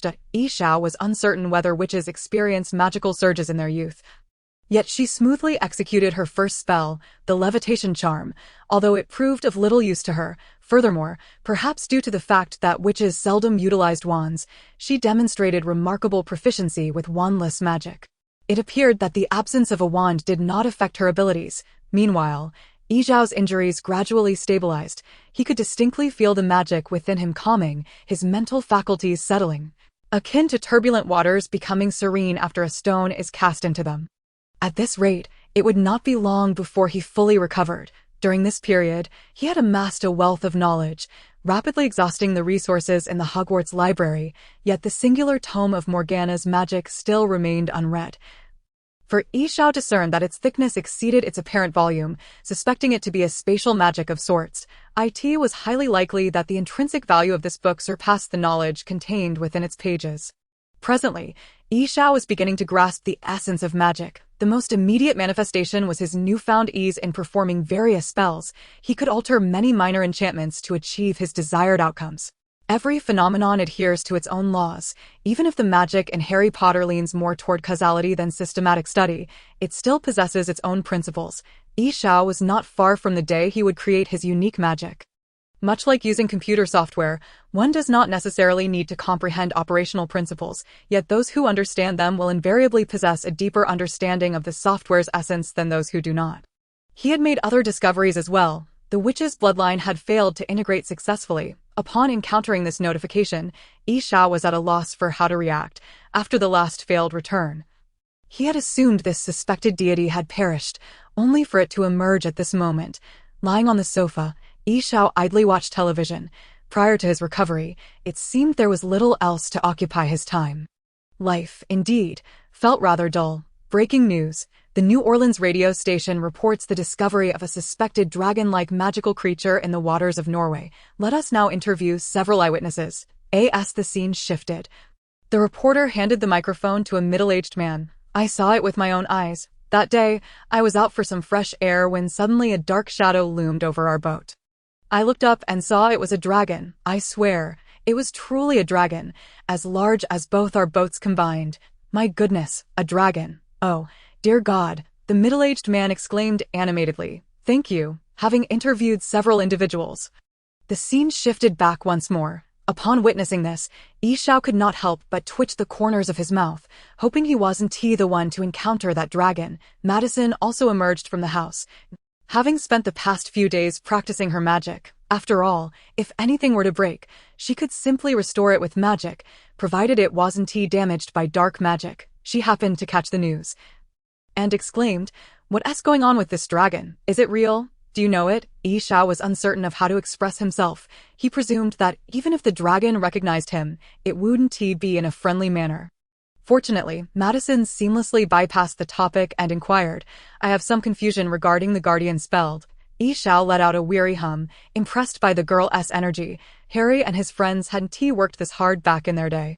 He had nearly finished the book he gave her, although he had refrained from providing her with anything on transfiguration. A fresh academic prodigy from the magical realm was emerging. "I think you will undoubtedly become good friends with Miss Granger," Yi Xiao remarked with a roll of his eyes. "Who is that?" Madison's next question was abruptly interrupted by the doorbell. She sighed and went to answer it, while Yi Xiao redirected his attention to the door. Noting that visitors were rare, likely the Witching Society's members had arrived. Upon opening the door, a young woman with straight golden hair and high heels stood outside, exuding an air of seriousness. She introduced herself straightforwardly. "Hello, Madison.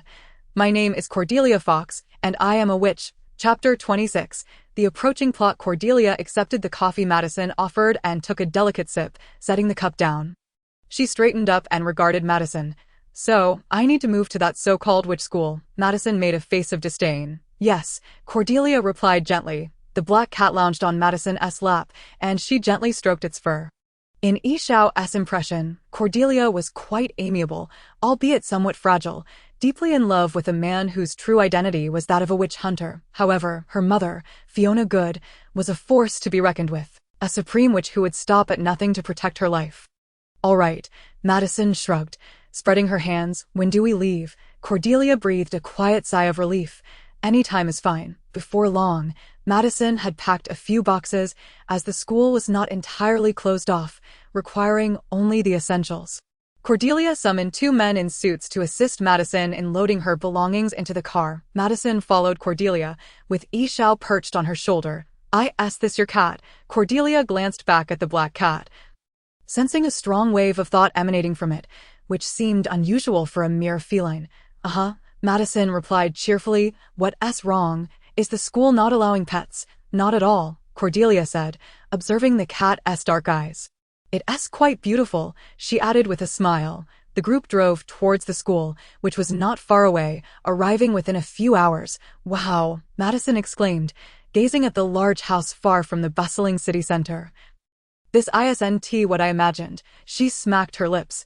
"What did you envision it to be like?" came a rugged voice from behind. "At the very least, it should resemble a proper castle."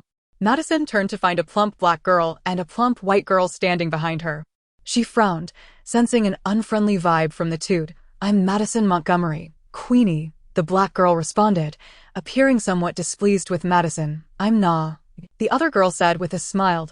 Yi Xiao recalled that this girl possessed a form of telepathic ability and could perceive certain things. He did not have a detailed understanding of witch powers, which were somewhat nebulous in classification. However, her fate was rather tragic, rendering her a pitiful girl. "It doesn't like me. It thinks I'm pathetic," Na suddenly said nervously, curiously eyeing the black cat. "What?" Madison asked, puzzled. "Your cat. It doesn't like me. I can sense it, but it's quite clever. Can I hug it?" Na maintained a foolishly cheerful expression. "No," Madison replied, casting her a strange look and instinctively distancing herself. "All right, girls," Cordelia interjected, breaking up their conversation. "Madison still has a lot to unpack, so let's first get her room organized." Cordelia led Madison up the spiral staircase. "This is Miss Robichaud's Special Academy for Gifted Young Ladies, established in 1970 during the Civil War. It was repurposed into a military hospital, and we later took over its management."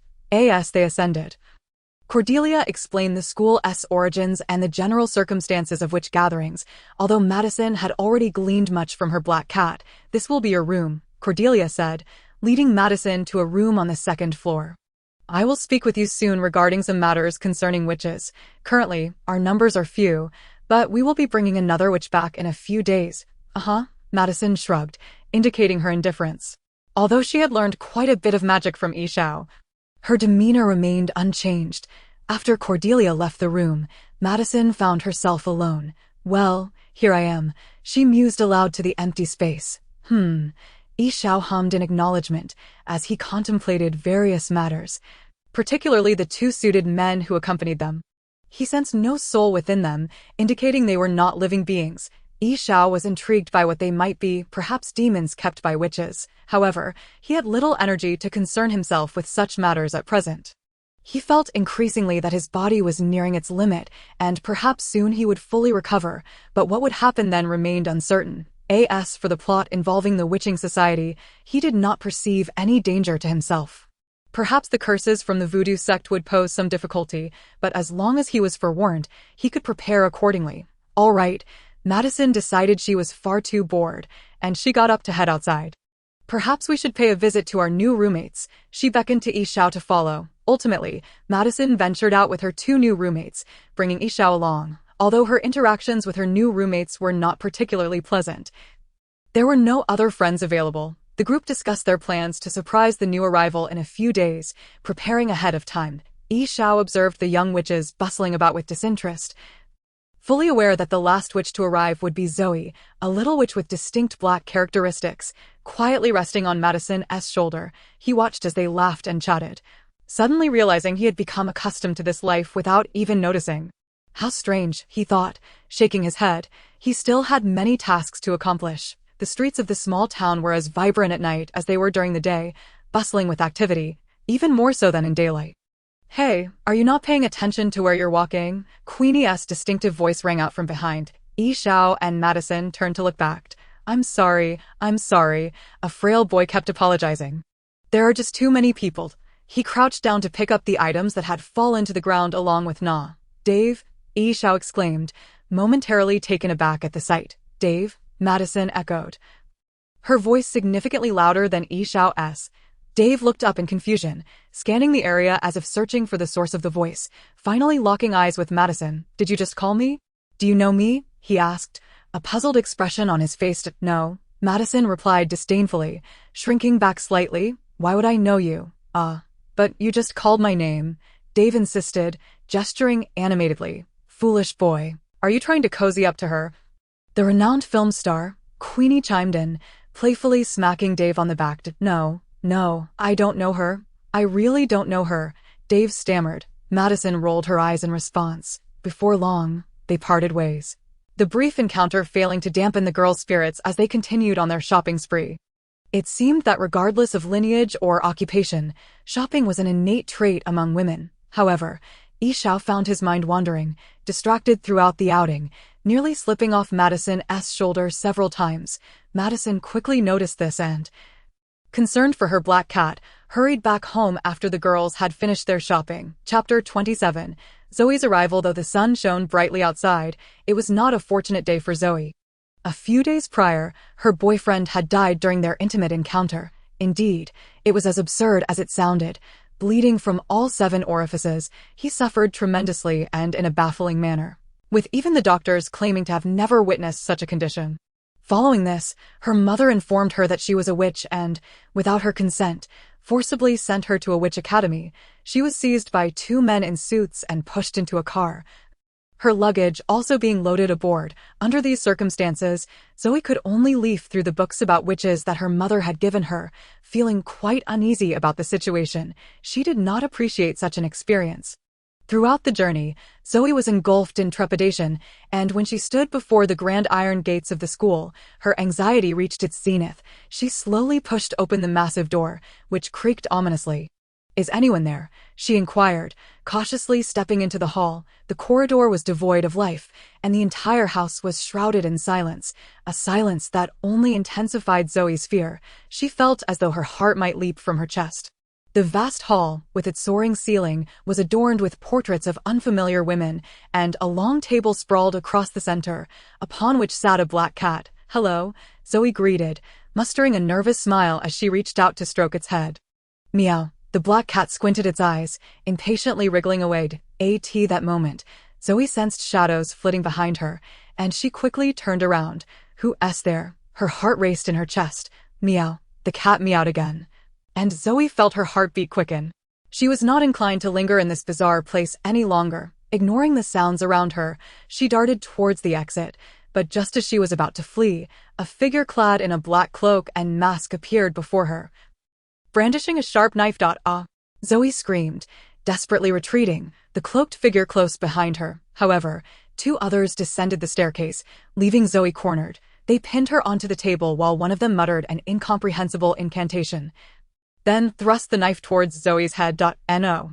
She shrieked in terror. With a thud, the knife embedded itself, but the assailant suddenly released her and stepped back. Only then did Zoe realize the knife had lodged into the table beside her. She swiftly sat up, gazing at them in horror. The figures before her removed their cloaks and masks, revealing three girls: Kanina, Madison, Montgomery. "It was all just a prank. No need to be so tense," the tall girl said, feigning boredom. "Oh my goodness," Zoe gasped, covering her mouth. One of the girls was Madison, a film star. "We're all the same," Madison reassured her, as Zoe noticed the black cat had leaped onto her shoulder. "This is my cat. His name is Shand," Yi Xiao chimed in, rolling his eyes. "This is clearly a glitch from a third-rate script, utterly dull. He found it all rather tiresome, suddenly exclaimed, pointing at Yi Xiao. "He's quite clever." Madison silently rolled her eyes. "All right, Zoe, let's fetch your luggage. The headmaster will take you to your room shortly." Before long, the girls had bonded, with Madison and Zoe growing particularly close. Yi Xiao perched on the stair railing, observing them, while the old butler beside him grinned. Yi Xiao ignored him, still listlessly watching the girls. With Zoe's arrival, the plot was swiftly falling into place. He remembered that Madison would take Zoe to the ballroom tonight, where the KLG Brotherhood would drug her with ulterior motives, setting off subsequent events. However, during this time, Madison had taken good care of Yi Xiao, and he had no intention of letting her come to harm. He planned to find a moment to dissuade her from going to the ballroom. Madison typically listened to Yi Xiao as for the unfolding events. Yi Xiao felt no fear. There were no formidable characters among the witches' gatherings. Not even the old man from the voodoo cult intimidated him. The witches had stood firm in the realm of magic for years, clearly possessing formidable strength. Thinking back to Dave's recent appearance, Yi Xiao had formed a rough idea, although the butler was not of sound mind.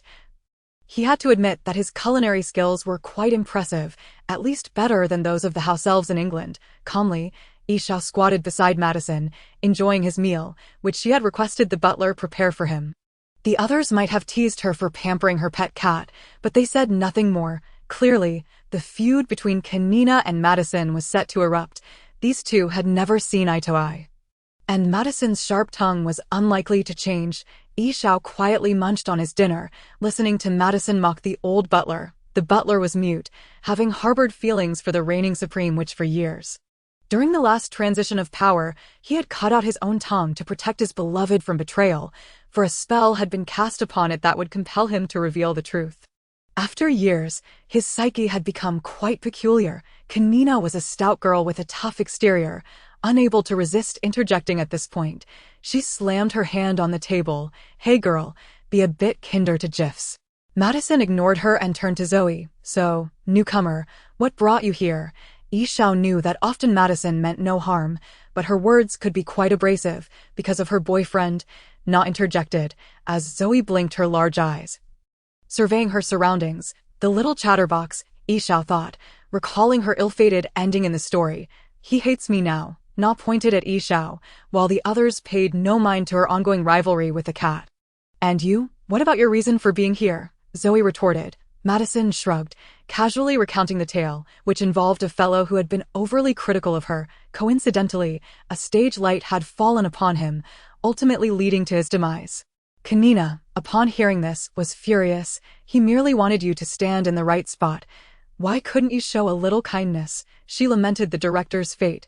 Madison, not one to take offense lightly, raised her hand lightly, sending her plate crashing onto Kanina. Did Fuck? Kanina exclaimed, immediately skewering her hand with her fork. Ouch! Madison felt a sharp pain in her own hand and instinctively recoiled. I'm a human voodoo doll, Kanina mocked. I want to get hurt. Suddenly, she realized Madison's hand was unscathed. What? She exclaimed, taken aback. Yishao had quietly cast a protective shield around Madison, having long anticipated Kanina's antics. The voodoo cult's damage transferability required preparation time, thus allowing for preemptive defense. Madison, momentarily stunned, quickly grasped the situation. She was no fool but rather quite clever. Kanina, undeterred, grasped a fruit knife and pressed it against her neck. Don't believe me? I can prove it. All right, Na pleaded, attempting to pull Kanina back. Let us go for a walk. Kanina did not genuinely wish to harm anyone at a walk. She slammed her hand on the table. Fine, let us go for a walk. I am not even hungry. With that, she stormed off. The table remained the bewildered Zoe and Madison. Well, Madison shrugged, turning to Zoe, it seems we are more in sync. Perhaps we should throw you a welcome party. Madison suggested lightheartedly, unfazed by the earlier turmoil. Come with me. Let us pick out some clothes. Zoe set down her food and silently followed Madison into her room, with Yishao trailing behind, having finished his dinner long ago. Madison began selecting outfits, her gaze falling upon the black cat. Wow, she whistled. Are you interested in her? She teased Yishao. Since he had started conversing with her, he had rarely bathed with her, and, even when changing clothes, he had deliberately avoided her. Madison had initially mocked Yishao for being so concerned, but now with Zoe's arrival, things had shifted. What? Zoe clearly did not understand why Madison was talking to a cat. Looking at her quizzically, I just don't think going to the ballroom tonight is a good idea, the black cat stated in a low voice, creating an eerie atmosphere that matched the scene. He spoke. Zoe gasped, nearly exclaiming, her eyes wide with astonishment. Yes, Madison smirked slightly. He's quite clever. Isn't he? Why can't we go to the ballroom? Ignoring Zoe's shock, Madison paused her search for clothes. You must trust a cat's intuition. Yishao replied calmly. I think the real question here is why a cat can talk. Zoe appeared increasingly agitated. Because he's my pet. Little Zoe, Madison nudged her playfully with her shoulder. All right then. I just happened to buy a few new DVDs of the latest singles. How about we watch them tonight? Zoe, lacking any strong opinions, nodded in agreement as she settled down beside Madison. Soon, soft music emanated from the television, perfectly suiting the ambience of this initial night. Yishao, realizing that Madison had dismissed the idea of going out, also stood up to prepare to leave. However, just as he jumped down to the ground, it felt as though his body was suddenly weightless and unresponsive, resulting in a loud thud as he collapsed onto the floor. He found himself enveloped in darkness, yet his body remained unharmed. Hearing the commotion behind her, Madison turned her head to glance back and saw Yishao sprawled on the floor. Well, she made an expression of surprise. I have faith in your instincts, but it seems your sensitivity leaves much to be desired. After a few minutes of silence, Madison could not resist turning back again, asking, What's wrong? Zoe, pausing the television, looked over with concern. Hey, Madison tentatively called out, but the black cat remained unresponsive. She quickly approached and gently stroked the black cat. What's the matter? Zoe inquired, leaning closer. I don't know, Madison replied, her voice trembling, her eyes swollen with fear and worry. Just moments ago, as she petted the black cat, she could distinctly feel its muscles twitching, as if a powerful tide surged through its entire body. Noticing Madison's growing panic, Zoe suggested, I think we should go to the hospital. Yes, the hospital. Madison swiftly scooped up Yishao and dashed down the stairs, with Zoe hurriedly following behind her. The two girls bolted out the door. Time was of the essence. Queenie and Na had just returned from a walk when they saw the two rushing past like a gust of wind. Bewildered by their urgency, are they rushing to their doom at this hour? Queenie muttered. He's sick, Na said sadly. He seems to be very unwell. Who? Queenie's expression was filled with confusion. Never mind. Na, let us hurry back. Madison and Zoe were racing against time, and although the streets were not overly crowded in the late hours, they were still brightly lit. The witching school was located in a rather remote suburb of the town, But fortunately, it was not too far from the pet hospital. The two girls jogged to the nearest pet hospital, and fortunately, it was still open. Madison rushed in with Yishao in her arms. The hospital was not large. A few cages cluttered the small lobby, and behind a consultation desk sat a doctor in a white coat. "What's the matter? What's wrong?" The on-duty veterinarian rushed over. "My cat," Madison spoke anxiously. "I don't know what happened. He was fine just a moment ago. Don't worry. Let me take a look," the doctor replied, taking the black cat and placing it on a small surgical table in the room.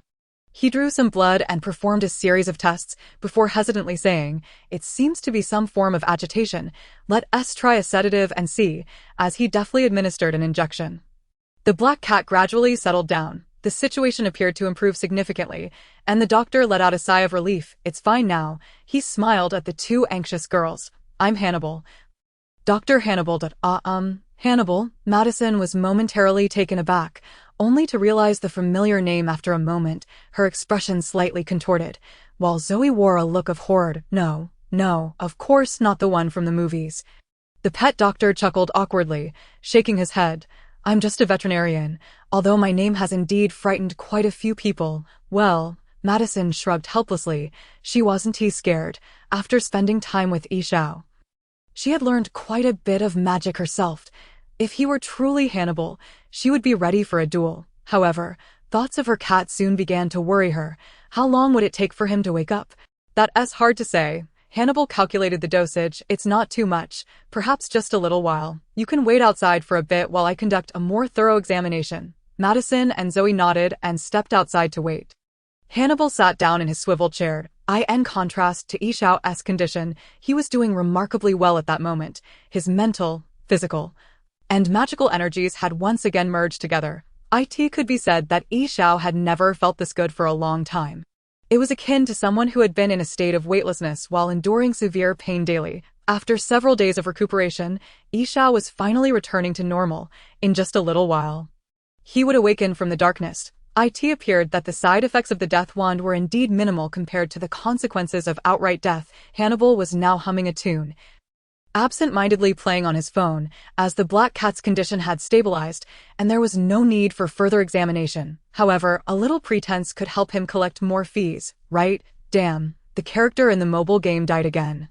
Hannibal slapped his thigh, but faintly, he sensed a change on the table, remembering the various horror stories associated with hospitals. Even though this was merely a pet hospital, he turned his head quakingly to look. There, on the table, the black cat's limbs gradually elongated, its fur receding, revealing a humanoid form. As the black cat's size increased, the human shape became more distinct, and Hannibal's jaw dropped wider, unaware that his phone had slipped from his grasp. Ultimately, the black cat fully transformed back into a person. Hannibal saw Yishao's eyelids flutter, slowly opening, with an indescribable meaning reflected in his eyes. Yishao's eyes once again met the light. Although it was merely the glow of the lamps, it was far brighter than the darkness he had been engulfed in. He scanned the surrounding environment, feeling the surgical table beneath him that prevented him from lying down completely, before finally fixing his gaze on the figure in the white coat before him. "Tell me, I am not in a pet hospital, am I?" Chapter 29. The Warlock and the Witch. The small hospital lacked windows, and the clock hanging on the wall ticked away the seconds. Under the blinding incandescent lights, only Madison and Zoe remained, isolated in the sterile space. The clamor from outside gradually faded with the passage of time, leaving an oppressive atmosphere that compelled Zoe to shiver involuntarily, prompting her to lean against Madison. Madison felt increasingly restless after only a brief moment of sitting. Worry, anxiety, and fear incessantly entwined her spirit. She pondered when that black cat had so effortlessly integrated into her life, becoming an inseparable part of her existence. It had only been a short while, yet she closed her eyes as memories of their time together flooded her mind. Feeling as if it had been an eternity, Zoe noticed her new friend's tension and could only repeat soothing reassurances that everything would be fine. It was merely a minor issue. And hadn't the doctor already said he was all right? During the wait, Dr. Hannibal emerged from the room, though his expression seemed somewhat peculiar. "How is it?" Madison immediately inquired. "Has he woken up?" Noticing the doctor's strange demeanor, she feared hearing bad news, feeling more anxious than she had during her first audition. Hannibal opened his mouth, seemingly at a loss for words. You should go in and see for yourself, he said. Rubbing his hands together, Madison took a deep breath and, grabbing Zoe, entered the room together. The interior remained unchanged. There were no unusual odors nor any bloody scenes. However, sitting on the surgical table was a stranger. Somewhat gaunt, with East Asian features and very pale skin, his eyes revealing an elusive depth, Madison scanned the room again, finding no trace of the black cat, frowning as she tucked her hands into her coat. "Where's my cat?" The young man on the table cleared his throat, raising his hand in a gesture of greeting. Madison noticed a small dragon-shaped ring on his finger. "Hello, Madison. I'm fine. Who are you?" Madison responded, recognizing the man's voice as eerily familiar, as if she had been hearing it every day. I. The young man furrowed his brow, seemingly pondering how to respond. "I'm Sean," he said, a smile breaking across his face. "Nice to meet you, Sean," Madison replied with keen interest, her smile carrying an edge of danger. "What a coincidence. My cat is also named Sean. By the way, have you seen my cat? To be precise, yes." The young man nodded. "Then where is it?" Madison's smile grew increasingly radiant. "Right here." The young man provided his final answer. Madison nodded, pulling out her wand, although whether she used it or not wouldn't affect her. She believed that arming herself brought a sense of security before entering a confrontation. "Don't joke with me. Where is it?" Madison pointed her wand at Yishao, though deep down, she already had an inkling of the truth. She just wasn't ready to accept it. No, little Madison, don't use the magic I taught you against me." Yishao shook his head. After a moment of silence, Madison suddenly lowered her wand, tilting her head as she regarded him, creating an eerie quietude among the group. Hannibal hesitated, wondering if he should step out to avoid the brewing storm. Clearly, tonight's events were already bizarre enough. And adding an angry girl to the mix could lead to unintended consequences. "Are you feeling better?" Madison was the first to break the atmosphere. Zoe let out a small sigh of relief beside her. Although she didn't know what was happening, she didn't want to see anyone get hurt. "I've never felt better," Yishao replied with a slight smile. "Hasn't anyone discovered your identity?" Madison finally showed an expression, her brow furrowed in curiosity. "We have our own ways." Yishao extended his ring-adorned hand and snapped his fingers before the observing Hannibal, rendering him momentarily oblivious. "Forget everything," he uttered softly. Dr. Hannibal began to feel a wave of drowsiness wash over him, eventually collapsing into the swivel chair. "Quite practical," Madison remarked, a subtle glimmer of inscrutable meaning shimmering in her eyes. Once the traces were adequately concealed, the group departed from the pet hospital, their silhouettes elongated by the dim, scattered light of the street lamps. The thoroughfare was devoid of pedestrians, save for the occasional unknown bird flitting from one tree to another under the moonlight. "Where do you hail from?" Madison casually inquired, adjusting her leg as if to showcase her new shoes. "I come from England, though I was born in China," Yishao replied, walking silently beside her. His injuries had finally healed. Despite the tranquility of recent times, his inability to assume human form left him with a lingering sense of insecurity. "You are a wizard. That is magic," Madison asserted in a tone that, despite its interrogative form, bore an air of certainty. "I should have anticipated that," she continued, not waiting for Yishao to respond. "The books you gave me never mentioned any transformation spells. Enigmatic, that is the name of the magic." Yishao elucidated. Madison nodded, lapsing into silence. After listening intently for a while, Zoe finally seized the opportunity to interject. "Are there wizards in England?" "Of course," Yishao replied with a smile, a demeanor that was his constant companion.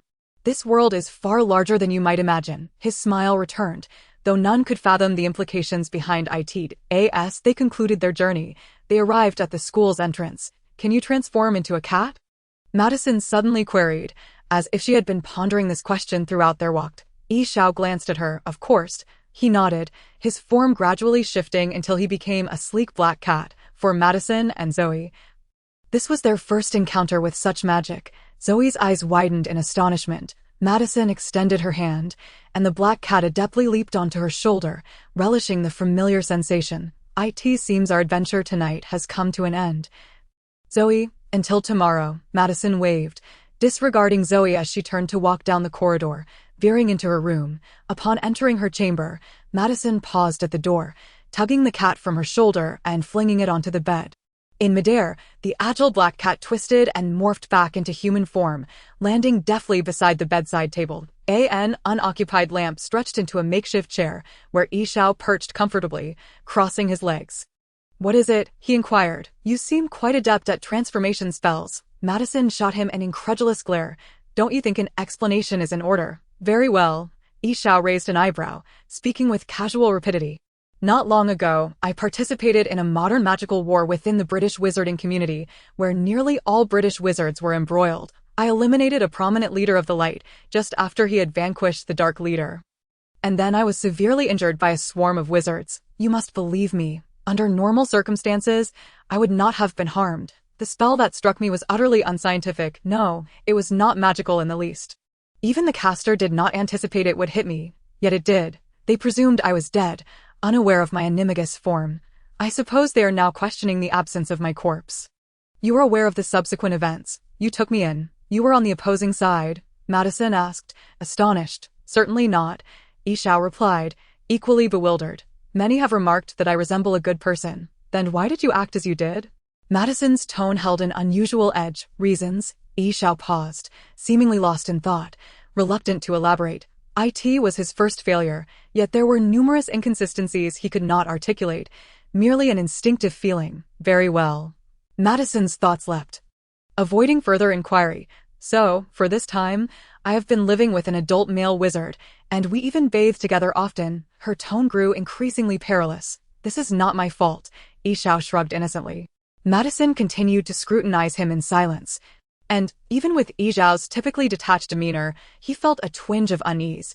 He chuckled awkwardly and pulled out a spellbook. "Can we change the subject? This is a book on transformation spells.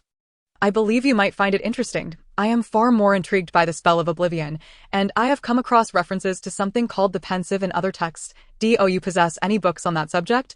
Madison inquired, deftly steering the conversation away from the previous topic. Observing Madison's expression soften, Yishao silently exhaled in relief.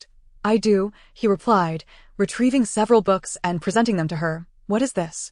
Madison's attention was drawn once more to the dragon-shaped ring. "The Merlin ring," Yishao admitted candidly. "I acquired it from an unfortunate child." "The Merlin ring? Is that person formidable?" Madison was evidently curious, intrigued by the potential connection to Merlin. "Not at all. In fact, you have met him. He was Dave from last night." Yishao transformed back into a black cat as there were no other resting places nearby. "Oh, him? He certainly does not appear to be so," Madison remarked, taken aback. "I will be here for a while longer." Yishao the black cat stated. "I asked that so. Do you have any other matters to attend to?" Although she asked, Yishao sensed that Madison had let out a sigh of relief. However, he did not dwell on it. "I am waiting for someone, as I require her." Chapter 30.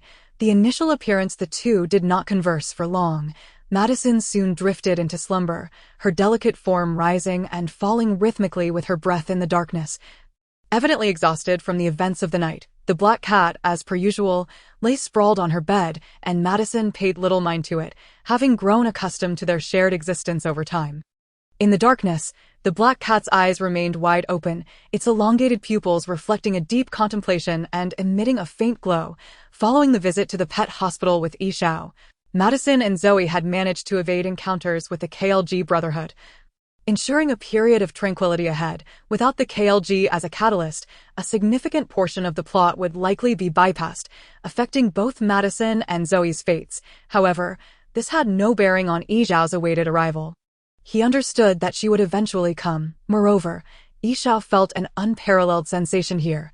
For one who was perpetually in pursuit of lost emotions, he was reluctant to depart, while he could remain indifferent to other matters. This was of the utmost importance. Yishao had endured being an incomplete individual for far too long. He could no longer tolerate the soulless existence he led, akin to a body devoid of spirit and a mind devoid of thought.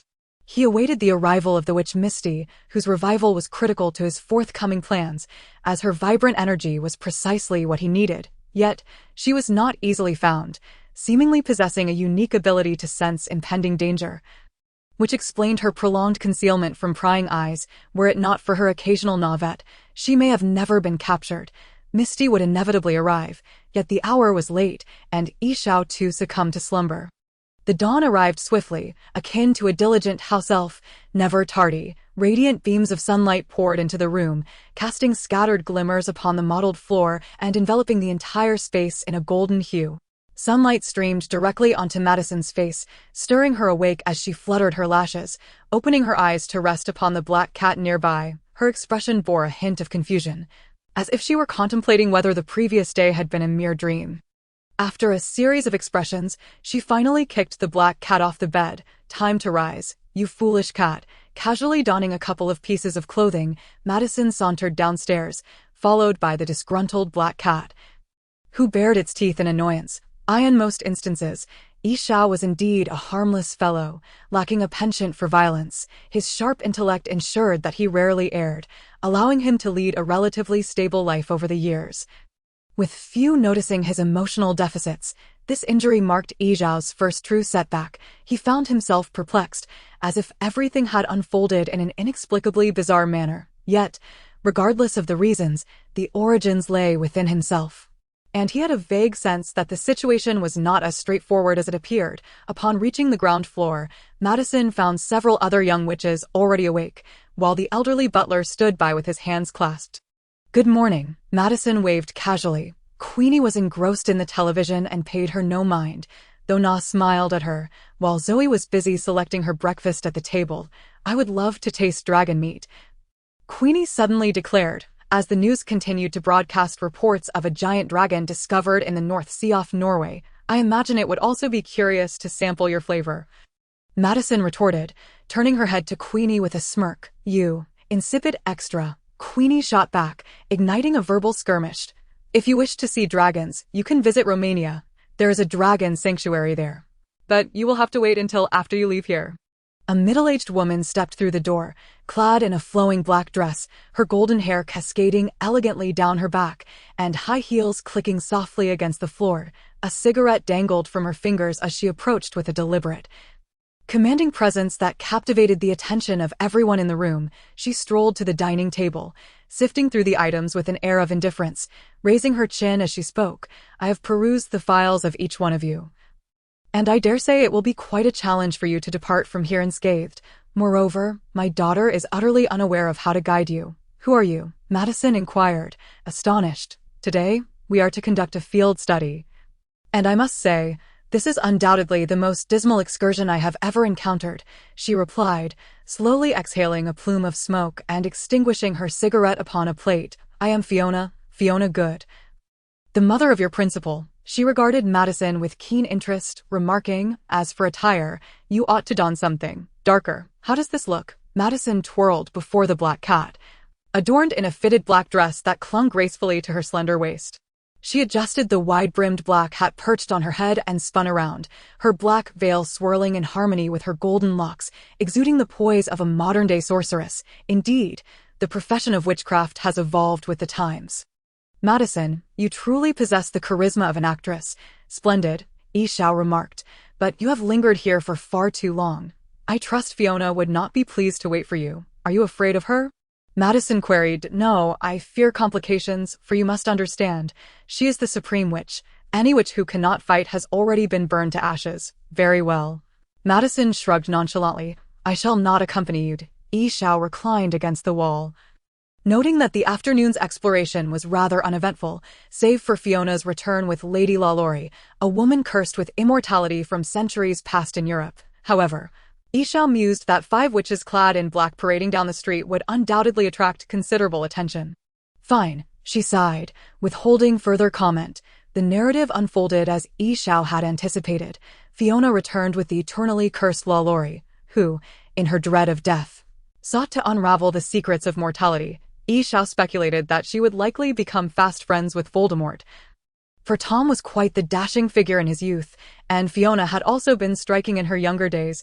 Otherwise, she would not have been so adored yet envied. As for her troublesome daughter, Cordelia, she was deeply enamored with her husband, the witch hunter, yearning for a child of their own. Yet, afflicted with infertility, her attempts employing secret arts, witchcraft, and potions had yielded no results. Consequently, her desperation grew, leading her to even seek the help of the witch's adversaries, the voodoo cult, to perform rituals for a fertility spell. Naturally, the voodoo queen would not assist her, being an archenemy of Fiona, leaving Cordelia to direct her ire at her own mother. Their paths to success appeared interminable, resulting in both women rarely attending school. Fiona drowned her sorrows in the tavern, while Cordelia immersed herself in the study of witch potions. During this time, Madison became captivated by mental magic, delving into spells from memory erasure to soul snatching. Believing that mastering these arts would shield her from future misdeeds, Yi Xiao accompanied her daily, immersed in magical studies for hours on end. Zoe, having not encountered her young suitor in the dance hall, spent her days at school. Yet, being inherently gentle, she faced little trouble, developing a close camaraderie with N.A.D. In the original tale, it was Madison who accompanied Na to visit a newly relocated acolyte family. Now transformed into Zoe's role, both young witches exhibited exemplary politeness, resulting in no unpleasantness between their families. Thus, Madison's potential as the next Supreme Witch went unnoticed by Fiona, who instead focused her attention on Na. The birth of a new Supreme Witch heralded the demise of the current one, and with no news of the next, Fiona found herself frequenting the tavern each night. However, the conflict between witches and the voodoo cult escalated with alarming intensity. On this particular night, the sky was a canvas of twinkling stars, while Fiona mingled in the tavern, and Cordelia had long since retired to her room. In Madison's chamber stood a vast stone basin, glimmering with silvery light as if agile fish danced within its depths, sending ripples across the water's surface. Dressed casually in her nightgown, Madison sat in a chair, immersing her head in the basin. Finding amusement in witnessing past events from a different perspective, Yi Xiao sprawled on the bed, dozing intermittently. Suddenly, the black cat's ears twitched, and in an instant, it transformed into human form, advancing to pull Madison from the meditation basin. "What is happening?" Madison inquired, bewildered. Yi Xiao produced a long wand from within his robes, his gaze cautiously fixed on the window. "Wow," Madison exclaimed, clearly missing the significance. "That is a wand. I've never seen you use it." Yi Xiao offered a brief smile, waving his hand to summon a fur coat for Madison. "Tonight, you shall undoubtedly witness many things you've never encountered before." Chapter 31. The ambush. Madison was about to voice her thoughts when a shadow, imperceptible to the eye, swept past the window. "Ah!" she screamed. "What was that?" Gripping Yi Xiao tightly, she inquired, panic evident in her voice. "I cannot say," Yi Xiao replied, his lips pursed. "However, it seems that events have taken an intriguing turn." "Intriguing? I feel no such thing," Madison muttered. Yi Xiao remained silent, lost in thought about the unfolding narrative, recalling that at this juncture, a minotaur was supposed to attack, ultimately injuring Queenie. But Fiona had arrived just in time to save her life. Yet, the entity lurking outside did not resemble a minotaur in the slightest, and Yi Xiao found himself unable to identify it. He paused to cast protective spells around himself and Madison as a cacophony erupted from downstairs, accompanied by the sound of shattering glass. The commotion roused Cordelia, who could be heard shouting, "What is happening, girls? Monsters! There are many monsters!" Zoe's voice cracked, filled with alarm. Yi Xiao furrowed his brow, sensing that uninvited guests had arrived. Whether they be monsters or other foes, he quietly prepared himself, now fully recovered and confident in his ability to handle minor adversaries. As Yi Xiao focused on the window, the front door was suddenly flung open with a resounding crash, followed by a gust of chilling wind. Without needing to turn, Yi Xiao instinctively knew that the creature was upon him. He released several barriers behind him, and in the ensuing chaos, both he and the monster were hurled apart. Detecting no trace of other magic, and noting the assailant's immense strength, Yi Xiao quickly seized Madison and brought them to a corner of the room, given the uncertainty of the outside situation. Venturing out was not a prudent choice. It was wiser to fortify their position within the confines of the room. Yi Xiao shielded Madison behind him, allowing him the opportunity to scrutinize the monstrous entity before them. It was a zombie, crouched on the ground like a frog, its skin gray and decaying, bulging with pus-filled sores, appearing fragile enough to burst with a mere poke. Just then, several more zombies crashed through the broken glass, their speed astonishingly swift, leaving Yi Xiao unable to track their movements. Some crawled along the walls, while others clung to the ceiling. "How disgusting," Madison remarked with disdain. Aside from the voodoo zombies, Yi Xiao could think of no other creatures that resembled them. The two factions assessed one another, the zombies tilting their heads as if pondering something. "What do we do?" Madison whispered from behind Yishao. Quite simple, he replied, his tone steadied.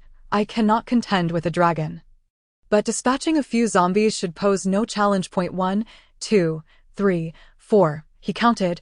There are a total of 4 within this room, and they are not particularly difficult to handle. However, their speed is a concern. Binding spells and transfiguration may prove ineffective against them. Should they close in, my life may very well be forfeit, yet it seems these 4 creatures possess low magical resistance, incapable of overcoming even a single barrier. Of course, they still posed a significant threat to witches, especially those who were still developing their powers. If receiving a signal, the 4 zombies lunged toward them in unison, prompting a shriek from Madison, who stood behind Yishao. Despite their numbers, they formed a singular shadow within the confined space, leaving the two with no avenue for escape. Yet Yishao remained remarkably composed. As they retreated to the corner, he conjured numerous barriers before him. The 4 zombies were bound to collide with them. Once they were deflected, a safe distance was established, and Yishao brandished his wand, summoning fierce flames to engulf the floor, creating a fiery carpet. The zombies, displaying impressive reflexes and speed, managed to recover quickly after being repelled by the barriers.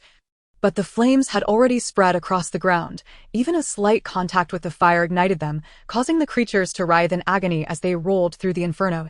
Yishao dispelled the remaining flames, ensuring only those on the 4 zombies remained, and to prevent the fire from spreading further, he restrained the writhing creatures. He was uncertain whether Avada would be effective against such soulless creatures. Yet it was not an opportune moment for experimentation. Thus, he opted for the fiercely potent Fiendfire Curse, which proved exceedingly practical, annihilating them all with a single blow.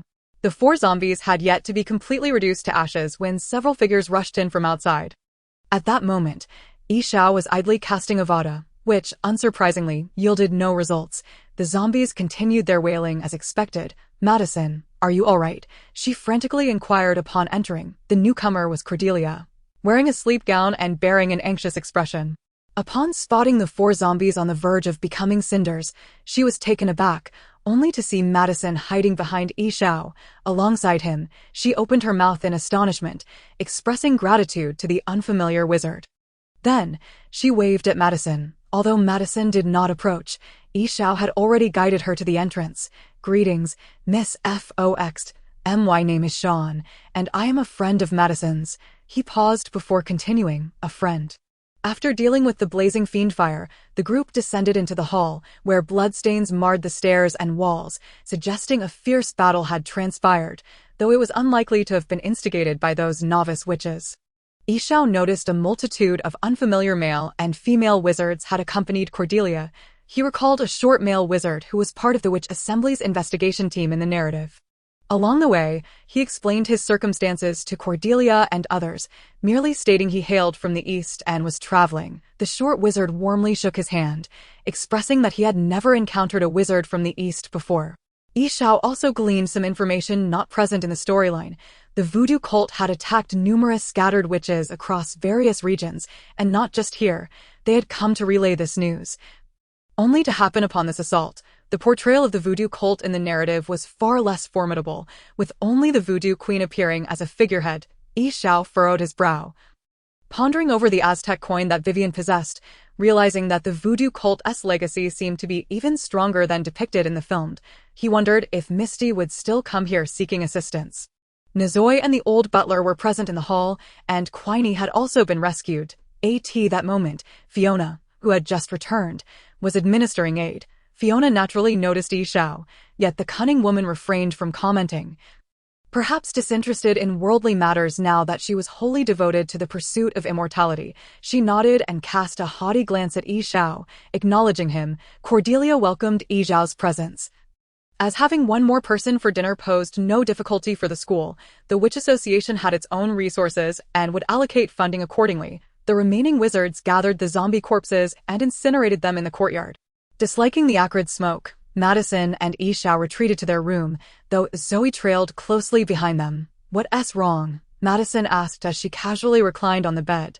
"I'm a bit scared," Zoe replied, her voice trembling, evidently shaken by the events of the night. Really? Madison responded dismissively, considering that Yi Xiao had merely waved his hand to incinerate several zombies, without much of a struggle. When those two zombies burst into my room, I thought I was going to die, Zoe exclaimed, still trembling with fright. Did Cordelia save you then? Madison twirled the key in her hand. No, Cordelia didn't come over. It seemed they suddenly lost their strength and just collapsed.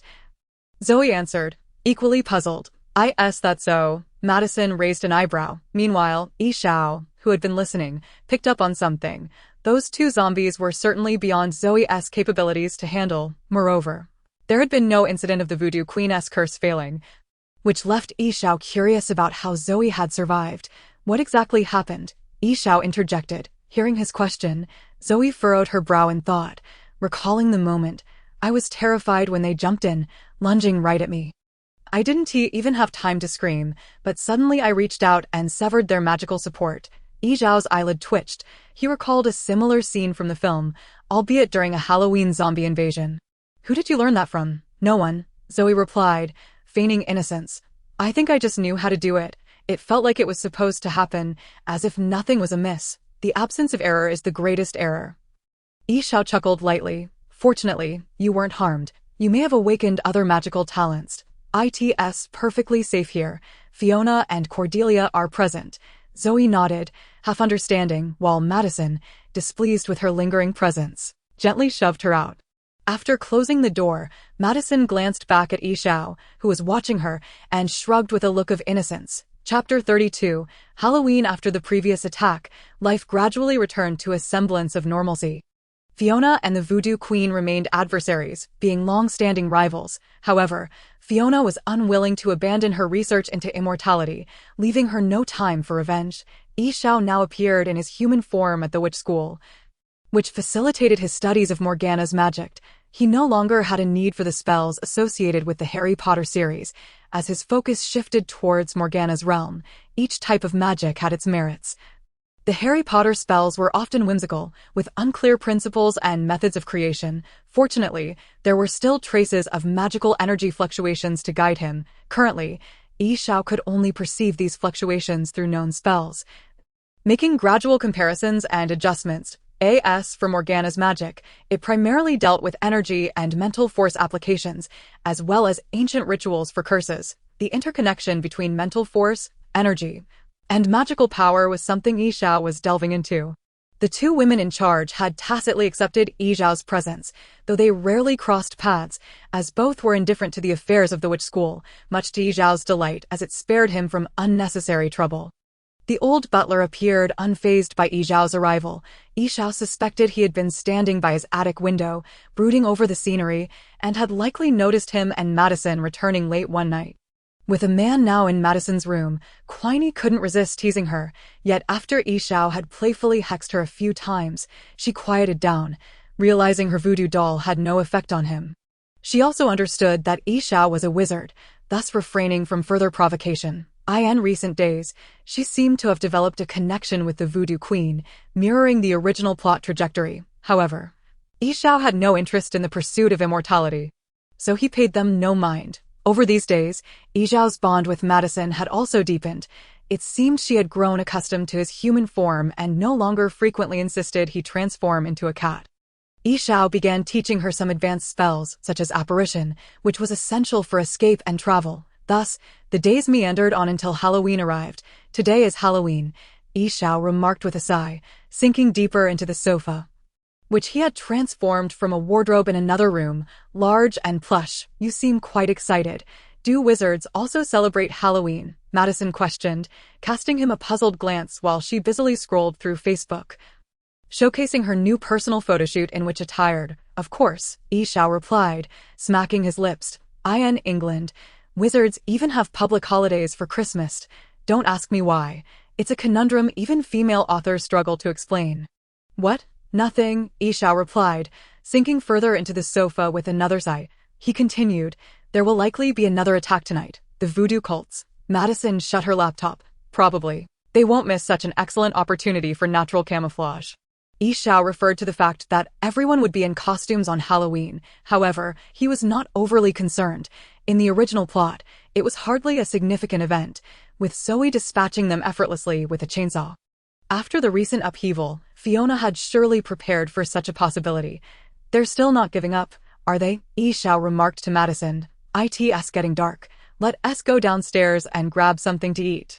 Madison had no objections, and the two descended the stairs in succession. In the past few days, Yi Xiao had ordered several outfits online, still favoring the tailored black suit. However, for the sake of magic, he reluctantly acquired a few trench coats, perfect for the current season. Madison, having worn a unique combination of witch and nun attire previously, had sought out a designer to procure several new outfits, each with minor modifications. After all, she had the means, and Yi Xiao did too. Money was not an issue. Clad in a long skirt, sheer fabric, and a fitted black bodice, her attire clung closely to her form, seemingly unbothered by the cold. Since learning the warming charm, Madison felt invincible, maintaining her fashionable witch persona daily. The table was already bustling with people, and Cordelia was present, a rarity, as Fiona had requested at least one of them to remain at the school. This spared Cordelia from accompanying Fiona to the bar, thus avoiding a tragic incident involving sulfuric acid. The old butler and Lady Lolori were also in attendance, while several young witches had already taken their seats. Lady Lolori was engaged in a cheerful discussion with Queenie when she spotted Yi Xiao and Madison approaching, prompting Zoe to excitedly wave at them. Madison pulled out a chair beside Zoe and took a seat. With Yi Xiao sitting closely next to her, Cordelia offered Yi Xiao a friendly smile. In truth, Fiona was quite right. Cordelia had no intention of teaching her students. Currently, she was preoccupied with the desire for a child, leaving the few little witches at the school to languish in idleness, with hardly any lessons to attend. Yi Xiao noticed a stranger seated beside Na, who was animatedly engaged in conversation with her, both of them laughing heartily. The boy spoke of the peculiar costumes he had seen on the streets, including tight-fitting superhero outfits, skeleton ensembles, and various crusader disguises. Yi Xiao found nothing amusing in this, yet Na seemed thoroughly entertained. Upon noticing Yi Xiao's gaze, the boy shyly greeted her. "Hello, my name is Luke, your new neighbor. This is our first meeting." "Hello," Yi Xiao replied with a friendly smile. "I am the original narrative."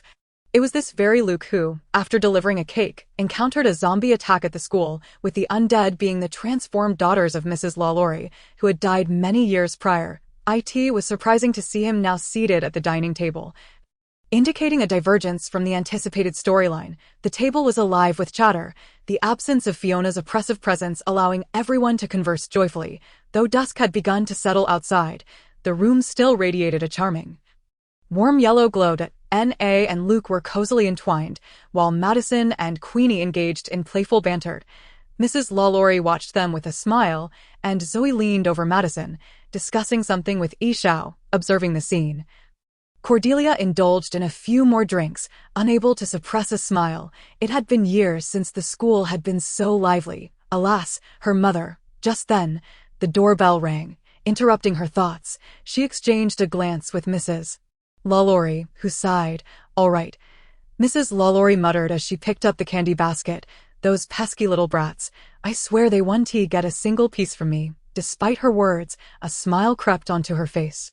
Trick or treat. As the door swung open, the raucous chant spilled into the room. A horde of children, dressed in all manner of costumes, had gathered outside, clamoring excitedly and pushing forward for candy. "That's all there is. That's all there is. Don't take more," Mrs. Lolori shouted amidst the crowd, but her pleas fell on deaf ears as the children grabbed handfuls and dashed away. With a sigh of relief, Mrs. Lolori closed the door and returned to the table, grumbling, "Those annoying little rascals." However, everyone else remained immersed in the celebratory atmosphere. Yi Xiao raised her glass to her, and Mrs. Lolori smiled in return. Ding dong, ding dong. The doorbell rang insistently once more, prompting Mrs. Lolori to rise reluctantly. Where are all these children coming from? Do they usually hide away from sight? As she made her way to the door, Yi Xiao discreetly observed her movements. The plot had shifted significantly, making it impossible to rely on her memories for deductions. When the door opened, no children were clamoring outside. Instead, Mrs. Lolori was met by a disheveled woman who pushed her aside and stumbled in, gasping, help me, they're coming." She leaned heavily on the armrest, panting audibly. The atmosphere at the table fell silent, everyone staring in shock at the newcomer. Yi Xiao furrowed her brow upon recognizing her, casting a silent marking spell. "Who are you?" Cordelia inquired, rising to confront her. "I am Misty. I sensed that someone here could assist me, so I came. They're pursuing me," she pleaded with those present. Cordelia turned her head toward Na, who nodded in affirmation, confirming that someone was indeed chasing Misty. Encouraged by Na's validation, Cordelia stepped forward, cautiously probing into Misty's mind. Although Cordelia's psychic abilities were not particularly strong, she was destined to become the next Supreme Witch, and thus wielded considerable potential. She placed Misty's hand on her forehead, and the two began a silent exchange, drawing the attention of everyone in the room. Finally, Mrs. Lalaurie interjected, shutting the door with an irritated expression. "You've made my floor dirty. Are there more visitors coming? I hope they'll be cleaner." Misty, having come from the marshlands, had left a few muddy footprints on the floor. Upon hearing Mrs. Lalaurie's complaint, Queenie instinctively prepared to make a snide comment, but before she could speak, the door was violently kicked open with a resounding bang, sending the door panel flying inward. Mrs. Lalaurie gasped in horror as it became evident that her position was precarious, standing closest to the entrance. A knight clad in armor charged inside, delivering a brutal kick to Mrs. Lalaurie's chest, causing her to crash backward onto the floor. Before she could rise, the knight stepped forward, pinning her down, and swiftly drew his sword, severing her head from her body. The entire scene unfolded in a flash. The moment Mrs. Lalaurie's head fell, the door's forceful entrance had barely settled into silence, the world momentarily frozen in shock at the sudden brutality. Alongside the knight, a deep, chilling voice echoed, "Let the filth of the heretics be cleansed with their own blood." Chapter 33. Halloween. Faced with the menacing knight, the occupants of the room stood in stunned disbelief. Luke shielded Na behind him, while Yi Xiao positioned herself protectively in front of Madison. Zoe clutched Yi Xiao's sleeve tightly, causing Madison to frown in concern. Queenie, ignored by everyone, glanced around before seizing a carving knife and pressing it against her throat. The atmosphere grew tense, the light flickering ominously as both sides faced off. Outside, the town center remained lively on Halloween night, but only a few passers-by lingered at a distance. Cordelia quickly pulled Misty back a few steps, her expression grave. "Who are you?" she demanded. "We are the justice of this world. The destroyers of heretics," a deep, resonant voice called from outside, and 3 more knights surged in, all clad in similar archaic armor, their faces obscured by tin can-style helmets, revealing only their fierce eyes. Their armor was draped with pale robes and capes adorned with 2 crimson crosses, as though stained with blood. The leading burly man bore no helmet, but donned a chain-mail headpiece, unmistakably representing the Crusaders who once roamed medieval Europe. Yi Xiao pondered quietly. These figures were clearly an extension of the narrative, and this world had intertwined far too much with various tales. It would be prudent to devise a plan for escape. Now that Misty had been found, engaging in conflict would be ill-advised. "I never expected you to still exist," Cordelia remarked slowly. "Witches like us have never crossed paths with you. Are you provoking a war between our kind?" The other young witches merely stared in shock, still processing the situation, while Luke attempted to voice his thoughts. However, the knights offered no opportunity for dialogue. "It's merely a lack of effort in eradicating your kind, so spare us your words." The lead knight bellowed, a sinister grin spreading across his face as he lunged at Cordelia with his sword. The room was small, barely 100 square meters, and the knights, evidently skilled in combat, advanced swiftly toward Cordelia. Without ostentation, the knight's sword struck with ruthless precision, reflecting the lessons learned through blood and sacrifice. Heretics were not worthy of mercy. The knight stepped forward, swinging his sword at Cordelia's waist with lethal intent. The blade sliced through the air, accompanied by a whistling sound, and should it connect, Cordelia would be cleaved in two. Yet, in the blink of an eye, Cordelia vanished from sight, reappearing atop the staircase on the 2nd floor.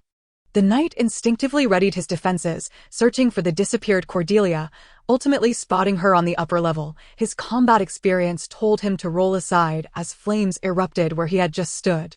Feeling the searing heat, he let out a roar and charged up the stairs. Meanwhile, others faced their own assaults from the knights. One crusader targeted Na and Luke, who found themselves defenseless, only able to circle the dining table in a futile attempt to evade him.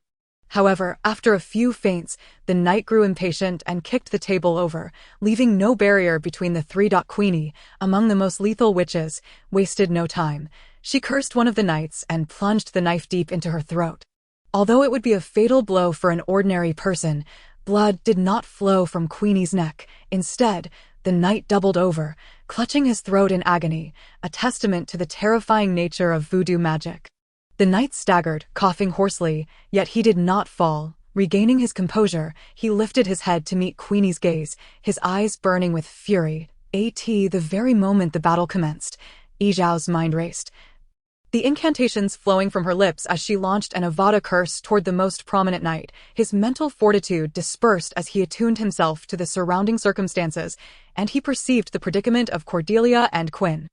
In an instant, he deduced the general attributes of the Crusaders' strength.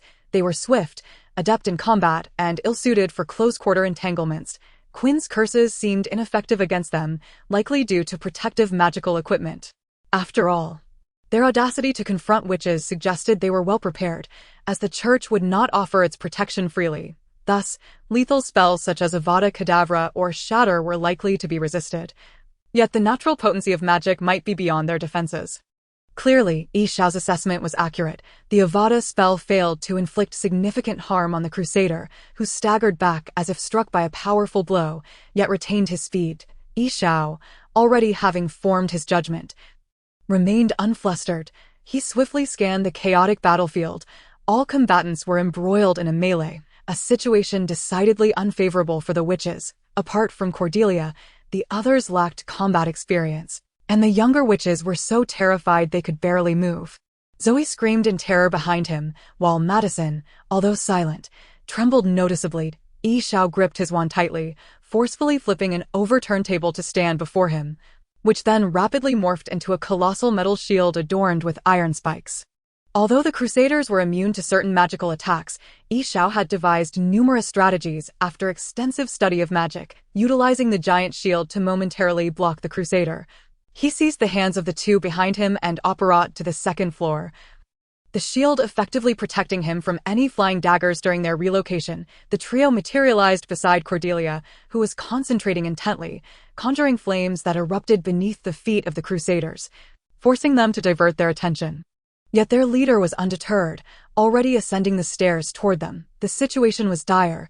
Several Crusaders had already injured Luke and Na. Cordelia began to relinquish her flames, opting instead to employ telekinesis to assist the witches below. Yi Xiao hesitated not. He released Zoe and Madison, silently attuning to the Merlin ring upon his finger. Mere seconds later, he resonated his mental energy with a repulsion spell, sending it radiating outward, an indescribable wave of energy. Centered around Yi Xiao, swiftly scanned the entire vicinity of the school. The spell proved effective. The Crusader leader was forcefully propelled down the stairs. He managed to stabilize himself midair, gracefully kneeling to the ground. While the other Crusaders fared less well, the one nearest to Yi Xiao tumbling to the ground. Though no harm befell them, Yi Xiao had achieved his goal, creating a substantial distance between the two sides. He employed his old tactics, transforming the floor and scattered dishes into lethal spears. They sprouted like thorns, ultimately forming a wall of weapons over 2 meters high, isolating the Crusaders. With a safe distance established, even their magical defenses would prove futile. Yi Xiao stood silently on the upper floor. However, upon observing that the Crusaders below had suffered no fatal injuries, he mused whether iron and fire were indeed a man's true calling. His thoughts drifted. Clearly, both sides had come to a standstill, facing one another across the wall of weaponry. The witches had sustained significant casualties. The old steward lay in a pool of blood, his fate uncertain. Yi Xiao surmised he was likely dead. As for Misty, even if she had perished, she would eventually revive, though her current whereabouts were unknown, as she had hidden away at the onset of the battle. Luke and Na, seeing the situation stabilize, supported one another as they ascended the stairs, Luke's arms and legs stained with crimson. Quinn remained unscathed. Although her curses were ineffective against the Crusaders, they were equally powerless against her, as she had redirected the damage onto the undead Lady Lori. Yi Xiao maliciously pondered whether decapitating her would lead to her demise. "Who are you? You do not belong to the witches," the knight leader inquired, a seasoned crusader who had faced numerous witch hunts. He had encountered a variety of wizards, and those like Yi Xiao, who adeptly wielded magic, were pillars within the wizarding community. Capable of inflicting considerable casualties upon the lower-tier crusaders, the intelligence he received had not mentioned this individual. Had he known such a powerful wizard was present, he would never have brought so few men. The knight leader inwardly cursed.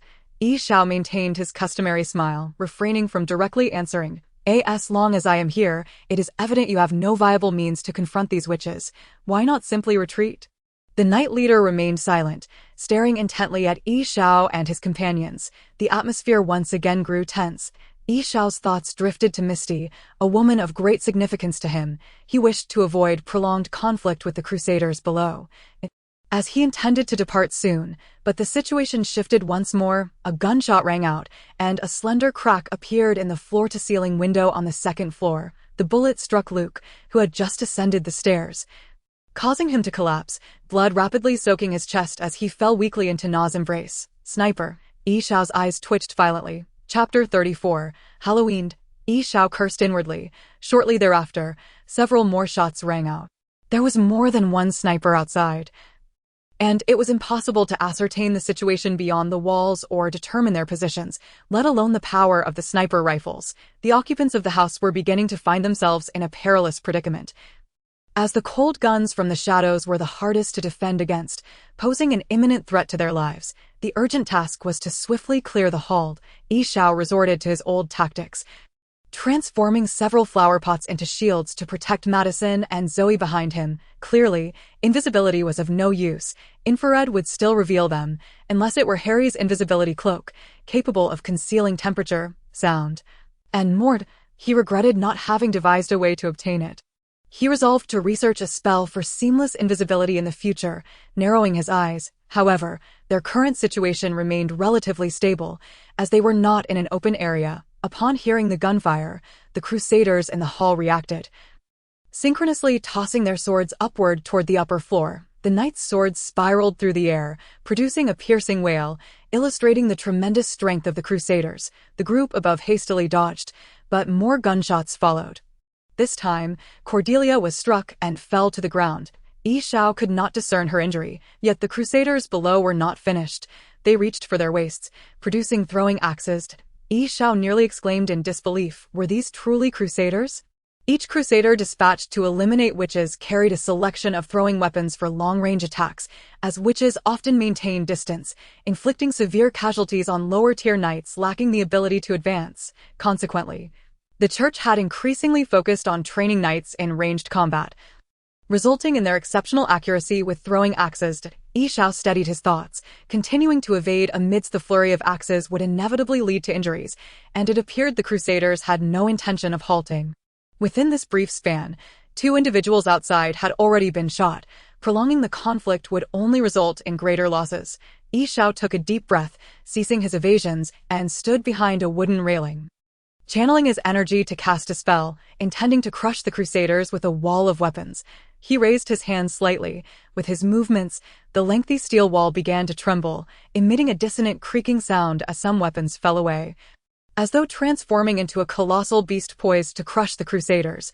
Noticing Yi Xiao's cessation, the knight leader drew a throwing axe, aiming it at Yi Xiao before hurling it with a swift motion. The axe sliced through the air, and had Yi Xiao not taken protective measures, he would undoubtedly have been injured while completing his spell. The magic was nearing completion, and time was of the essence. Yi Xiao spotted the incoming weapon and swiftly assessed the surrounding circumstances, formulating a response. Exchange injury for injury, or perhaps escape entirely. Time was not on his side, yet clearly, this evening was far from peaceful, and the situation on the battlefield was tumultuous. Before Yi Xiao could execute his next move, a resounding crash reverberated, causing the entire room to tremble. The second floor began to collapse, and Yi Xiao lost his balance. Kneeling to the ground, breaking his magical concentration but narrowly avoiding the throwing axe, Madison lent him support, and Yi Xiao took the opportunity to apparate with her to the opposite corridor, disregarding the others. The corridor where they had previously stood vanished, the entire wall having crumbled, exposing a gaping hole as the second floor collapsed, leaving only remnants of the structure. Dust swirled, obscuring the cause of the impact. But several crusaders on the ground were also affected. The violent collision sent the steel beast crashing into the hull. Two unfortunate knights were caught off guard, impaled by the wall of weapons. Their bodies suspended in midair as spears and swords pierced through their armor, blood gushing forth without respite. One, still clinging to life, coughed intermittently, expelling blood frothed. As the dust gradually settled, onlookers beheld an unexpected guest, a grand carriage. Seemingly thrust into the room with great force, its wheels carving deep grooves into the floor, the carriage was ornate and antiquated, adorned with floral engravings that exuded a Victorian charm, as if it had emerged from the pages of a fairy tale. The carriage had no doors on either side, nor any barriers, allowing Yishao to clearly see a witch seated within, adorned with a hat akin to the sorting hat, her hand gripping a withered staff that appeared as though it had been wrenched from the gnarled branches of an ancient tree. Its tip spiraling elegantly, she seemed to be an ally of the witch. At that moment, a flurry of individuals surged in from outside, several suited bodyguards and a handful of witches, among whom Yishao spotted Fiona. However, their disheveled state suggested they had not come to assist, but rather had been thrust in against their will. Indeed, the next few reacted defensively, casting wary glances towards the outside, leaving the room devoid of attention. Fiona, concerned for her daughter's welfare, first surveyed the chaotic scene and then closed her eyes to sense the atmosphere, disappearing from sight, only to reappear atop the recently collapsed second-floor ruins. She vanished once more, materializing next to Yishao and the others on the second floor, albeit now accompanied by the critically injured Cordelia. "Good evening, ladies," Yishao remarked, raising an eyebrow, while Madison managed a strained smile beside him. Fiona paid no heed to either of them, bending down to tend to Cordelia. Observing this, Yishao adopted an innocent expression, continuing to scrutinize the visitors below. "They are lackeys of the church," Fiona's voice reached him, indicating that Cordelia had escaped peril. Lighting a cigarette, she inhaled deeply. "Among the crusaders, there exists a zealous monk, a formidable opponent." Yishao frowned. They had strayed far from the initial narrative, devolving into a chaotic melee. Fiona exhaled a plume of smoke. "Reinforcements from our coven are en route. The witch in the carriage is Marlene Fison's apprentice, a friend of mine, who arrived promptly. Those individuals are magical puppets, once the Black Knights, now serving as bodyguards, adapting with the times." Yishao mused, momentarily taken aback by the name, Marlene Fison. "Isn't she the Halloween witch from the tale of Sleeping Beauty?" He grimaced, realizing she had indeed stepped out of a fairy tale. "We merely need to hold out until help arrives," Fiona reassured, unperturbed. "We require your assistance." Yishao nodded, recognizing that Misty was still alive and had somehow distanced herself from the battlefield. The target was no longer here. He cared little for what transpired next. If escape was necessary, he could certainly manage it. Assuming these foolish crusaders would not be able to pursue him, soon he would depart. But having spent considerable time at the witching school, he resolved to assist in stalling for these witches, though he would not relish in the joy of gratitude. Having long been devoid of such emotional constructs, he acknowledged that many things in the world, despite knowing the futility, must still be done. The main force of the crusaders soon flooded in, sealing off the exits and confining the witches. Those crusaders who had entered earlier were reduced to a scant few. The fortunate survivors retreated to a corner of the room, adopting defensive postures as they awaited reinforcements. Thus, a tableau emerged: crusaders, witches, crusaders, and Yishao, all unencircled. It seemed that the larger force of crusaders had been obstructed by the witches in the carriage, with only small squads making it inside, yet the witches were now cornered as well. Yishao observed that despite the prolonged conflict outside, no one had noticed their presence. Not a single police car nor pedestrian was in sight. Perhaps the witches had cast a magical barrier, or the chief had been subdued by the church's higher-ups. From within the ranks of the crusaders stepped a gaunt man clad in monk's robes, his visage haggard and his hair sparse, as if a mere gust could topple him. His head was shorn, forming a ridiculous bald pate, reminiscent of an ancient priest's attire. With his emergence, the atmosphere grew palpably tense. Yishao sensed a barrier surrounding him, a disconnection that was disconcerting. Accustomed to extending his mental reach, he found it jarring to suddenly perceive such isolation, akin to an impenetrable shadow obscuring his vision. He was indeed a zealous monk, his spirit and body harmoniously unified, forming a natural magical shield. Fiona nodded at Yishao, signaling their alliance. Yi Xiao returned the nod, the air thick with tension as chaos loomed imminent. Suddenly, a series of soft sounds shattered the atmosphere, akin to the cracking of eggs, as green flames erupted from the fireplace beside a few remaining crusaders. A flurry of possibilities raced through Yi Xiao's mind. And without hesitation, he raised his hand to unleash a barrage of enhanced shatter and confusion spells at the fireplace. The green flames shot forth, intercepting Yi Xiao's magic with alarming precision. Damn it. He cursed under his breath, his actions drawing the attention of all present. In an instant, from the fireplace, emerged a cadre of robed wizards, led by none other than Albus Dumbledore. Chapter 35. Halloween. The cauldron at home is boiling. I shall proceed ahead, Yi Xiao declared to Fiona without hesitation. The Ministry of Magic is in pursuit, and I have no desire to engage them in a life-or-death struggle. Wait for me at home.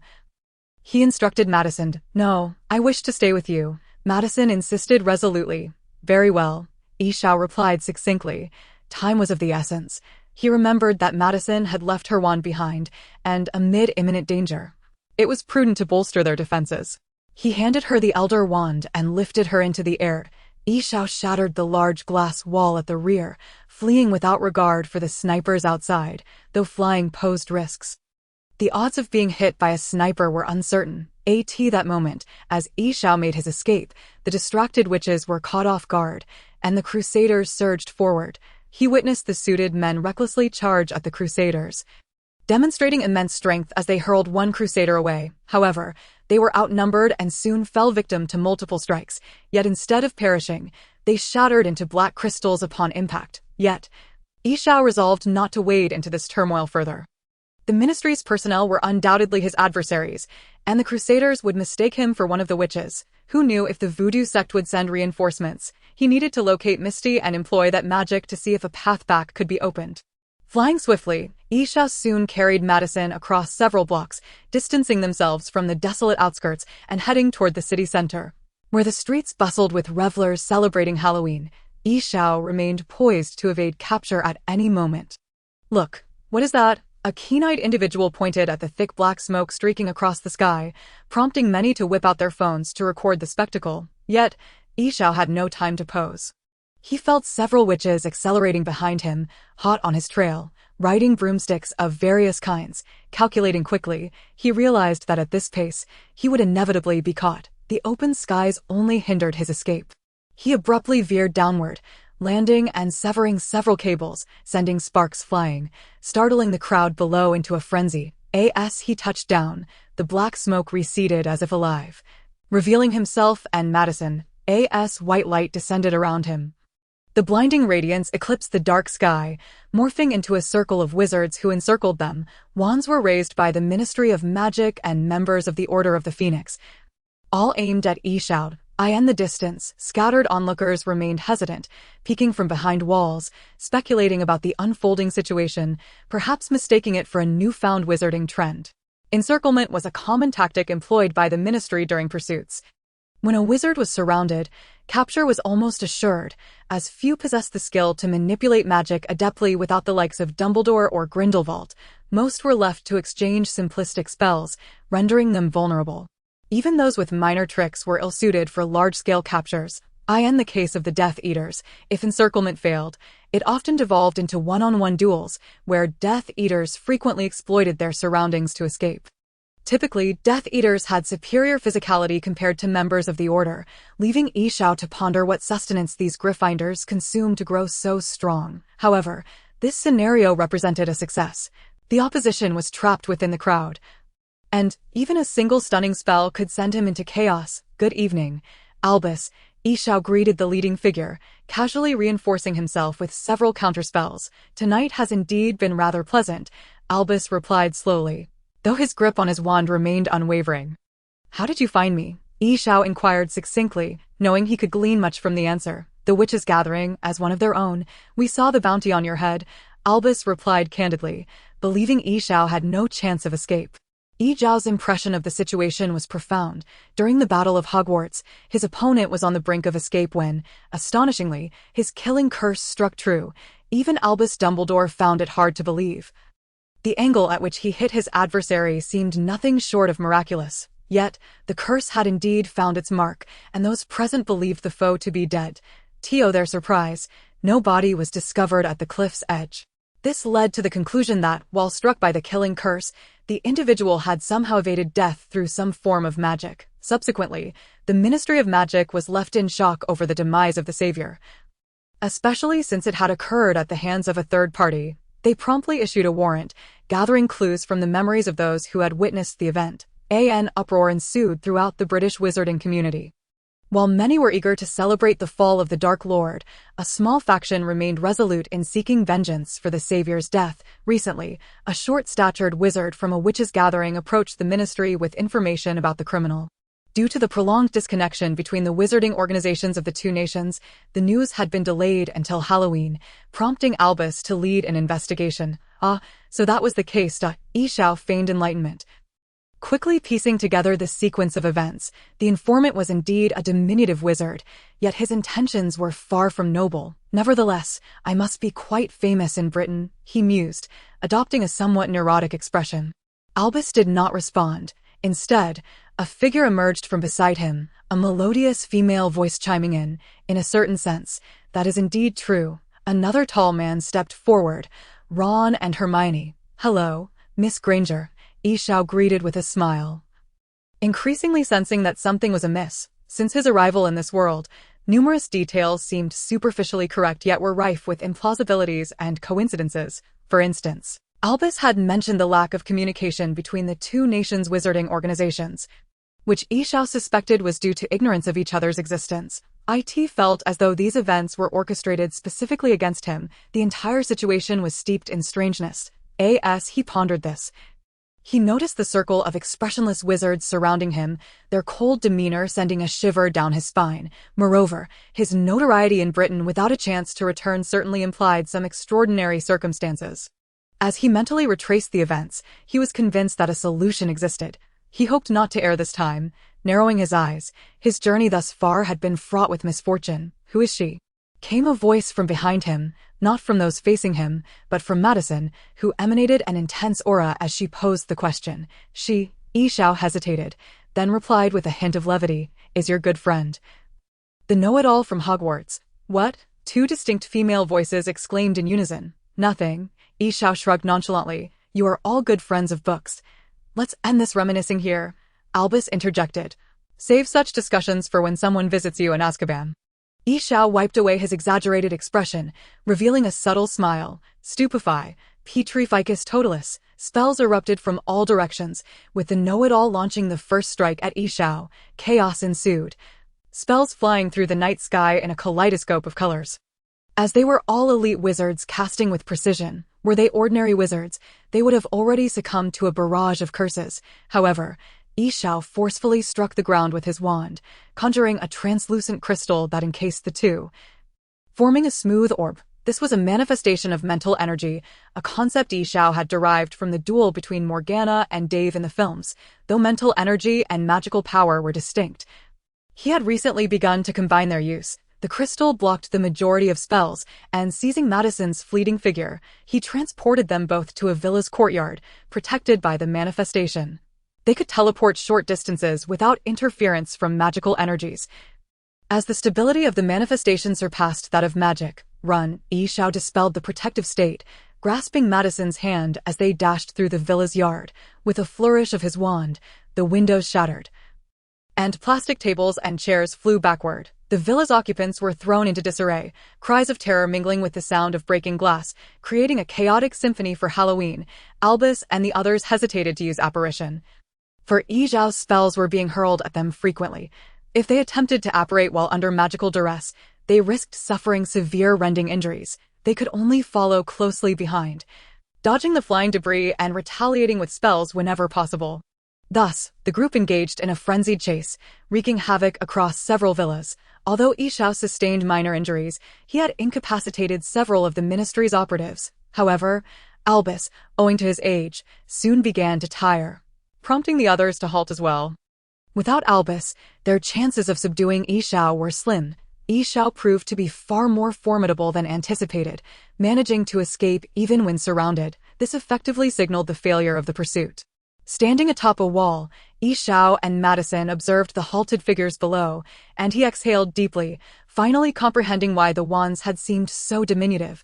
After swinging his arm throughout the chase, it had grown weary.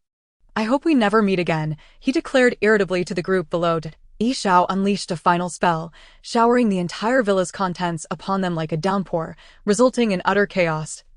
He prepared to apparate. He caught sight of a familiar jar soaring through the air. "What the hell?" he exclaimed. "That damned jar shouldn't be here in New Orleans." Yet, it was too late. The jar shattered on the ground, releasing a swarm of dusty insects along with some dark particles. Although these were not his intended outcomes, they served well as a smokescreen. Yi Xiao grimaced, taking Madison's hand as they leaped over the wall and promptly apparat away. Chapter 36. Halloween in a deserted alley. Rats and feral cats darted about, scouring dumpsters for their evening meals.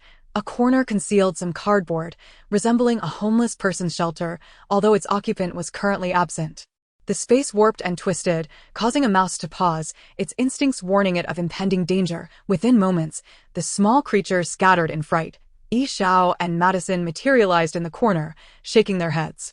Yi Xiao inhaled deeply, leaning against the wall. He recognized his body was fatigued. A night of intense exertion and the depletion of his magical and mental energies had taken a toll. He had been struck by numerous spells. Most of the stupefying and shattering curses had been neutralized, while a few had not caused significant harm. In the chaos, he had also been hit by a few disarming curses, though he was unsure who had cast them. His wounds continued to bleed, but fortunately, they were not severe. At least this matter had been settled. The ministry agents would not pursue him here, as America was not their domain. He checked himself for any tracking traces. Even if the ministry continued to seek him, by the time they found him again, he might have already returned home. Rising to his feet, Yi Xiao considered whether Madison had been injured before he could make a move. A familiar voice echoed, filled with trepidation, as Madison's tone trembled slightly, betraying a mix of anxiety and a touch of anticipation. Soul extraction. Madison gripped the Elder Wand tightly, her hands quivering as she stood behind Yi Xiao.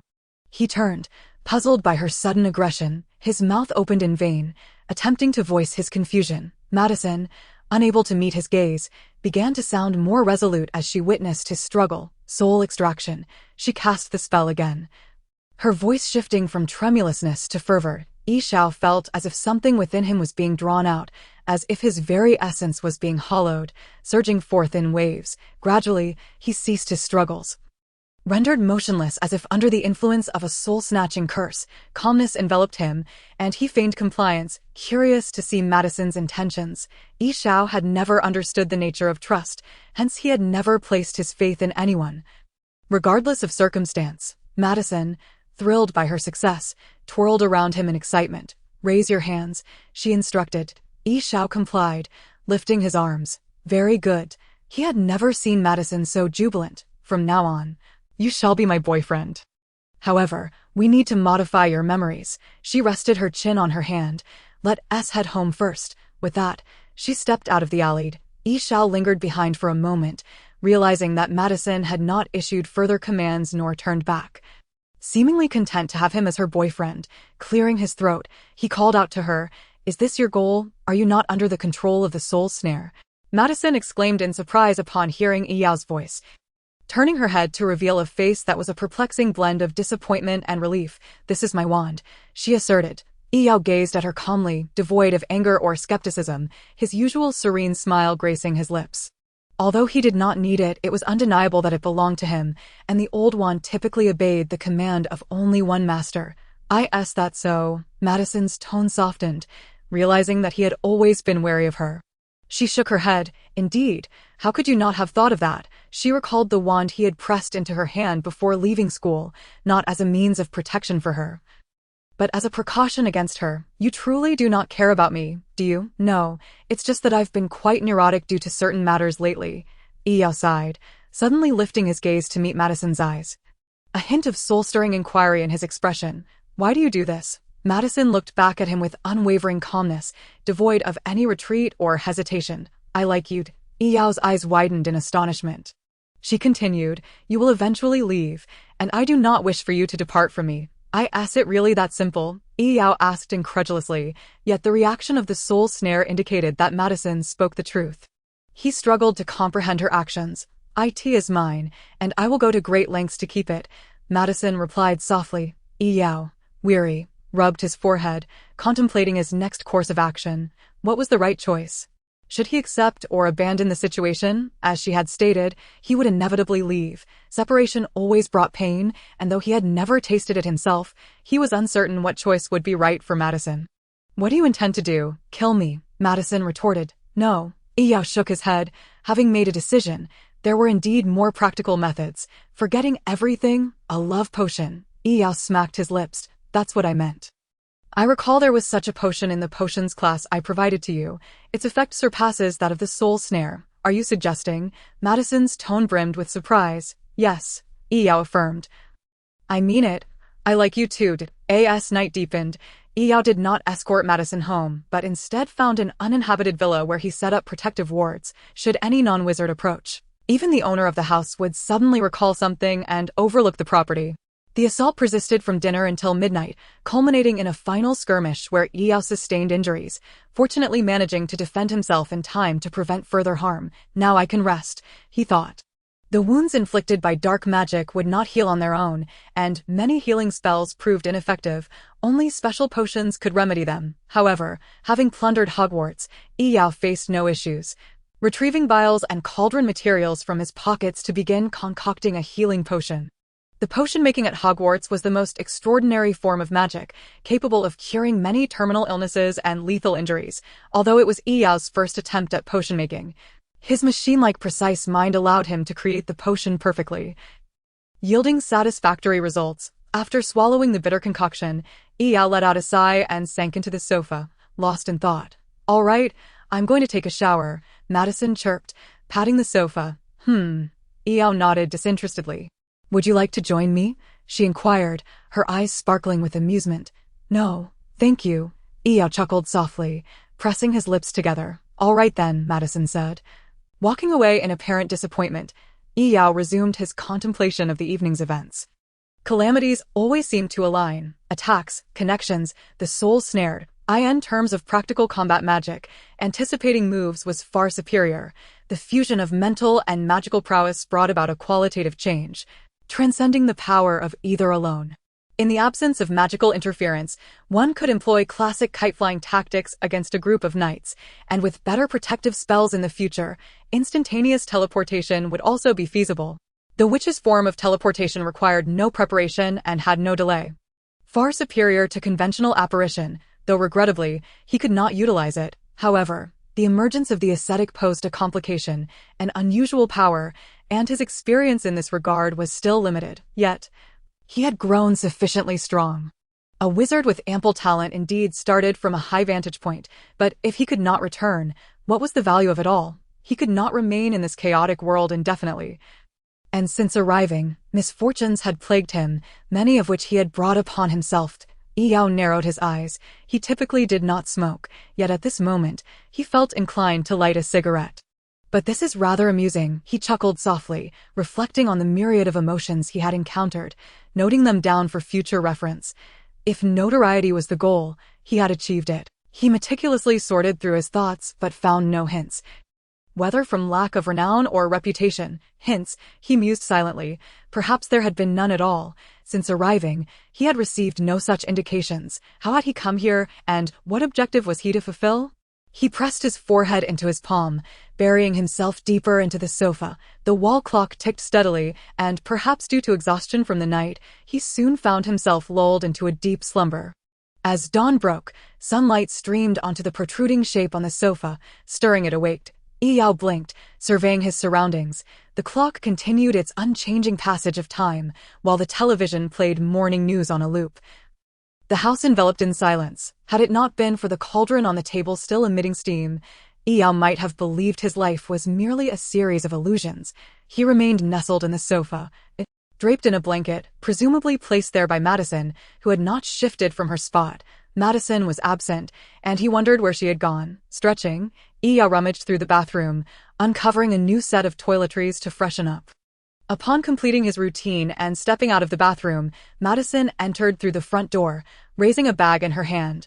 "Breakfast. Did you rise early?" Yi Yao asked, clearing the table of lizard and slime. He accepted the breakfast from her. Madison proudly lifted her chin. "Oh, by the way," she suddenly recalled something. "Those people aren't still searching for you, are they? Will they discover us?" "They shouldn't," Yi Yao replied with a smile. "This isn't their territory. The Ministry of Magic is in Britain, and they rarely contact America." Madison raised an eyebrow. "Though I shouldn't ask. I want to tell you that I have some police friends who might be able to assist you."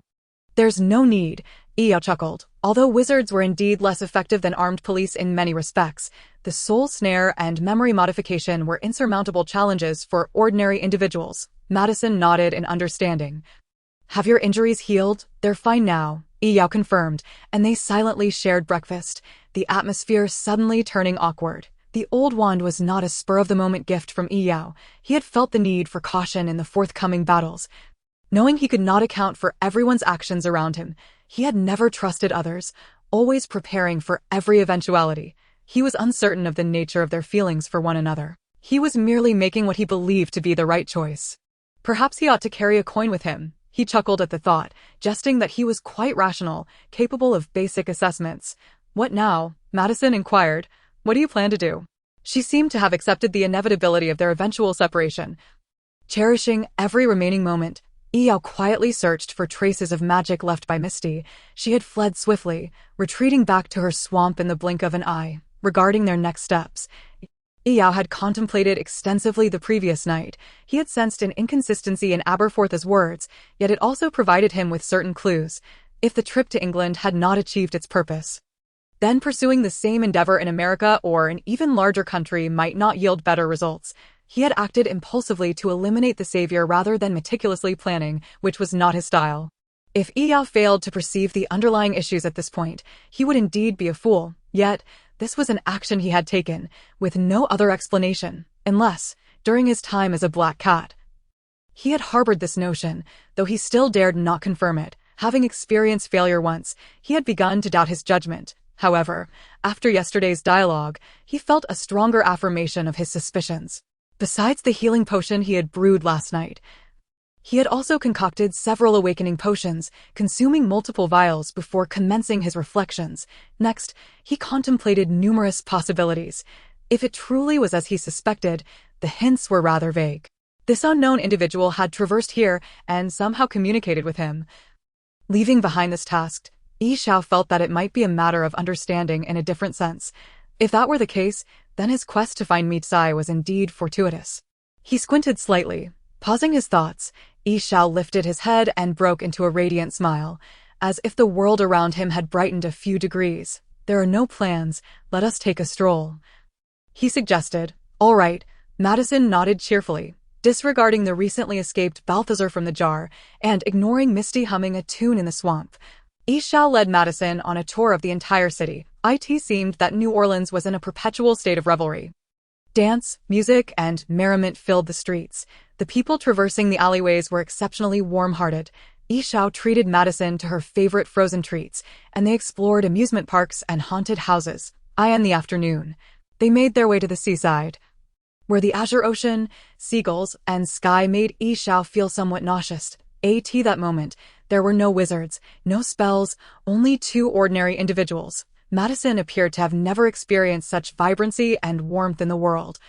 Her eyes radiated joy at every moment. However, if she were to observe Yi Xiao closely, she would notice that the smile on his face remained impeccably unchanged throughout the day, and there was no excitement in his eyes, only an unfathomable darkness within his pupils. Perhaps there lingered a hint of something else. As dusk approached, Yi Xiao soared through the night sky with Madison. In the evening, he produced a flying broomstick, which Madison had long wished to try. For how could a witch be without a broom? Both were novices at this endeavor. Yi Xiao had a good sense of balance, experiencing no mishaps, while Madison wobbled precariously, tumbling off the broom several times. Fortunately, Yi Xiao's levitation spell was adept. Eventually, Madison abandoned her ambition to pilot the broom herself and opted to sit with Yi Xiao under the starlit sky. He guided the broom through constellations while Madison squealed with delight in his embrace.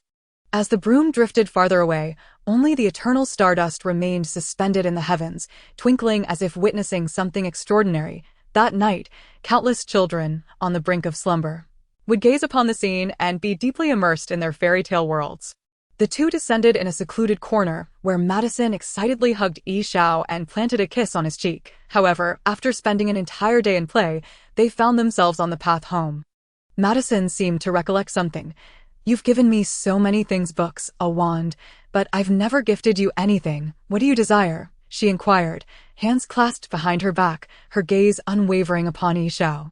What did he want? Yi Xiao lowered his head in contemplation. He realized he had never pondered this question. Yet, not wishing to dampen Madison's enthusiasm, he recalled a sudden urge from the previous night to smoke. Perhaps a pack of cigarettes would suffice.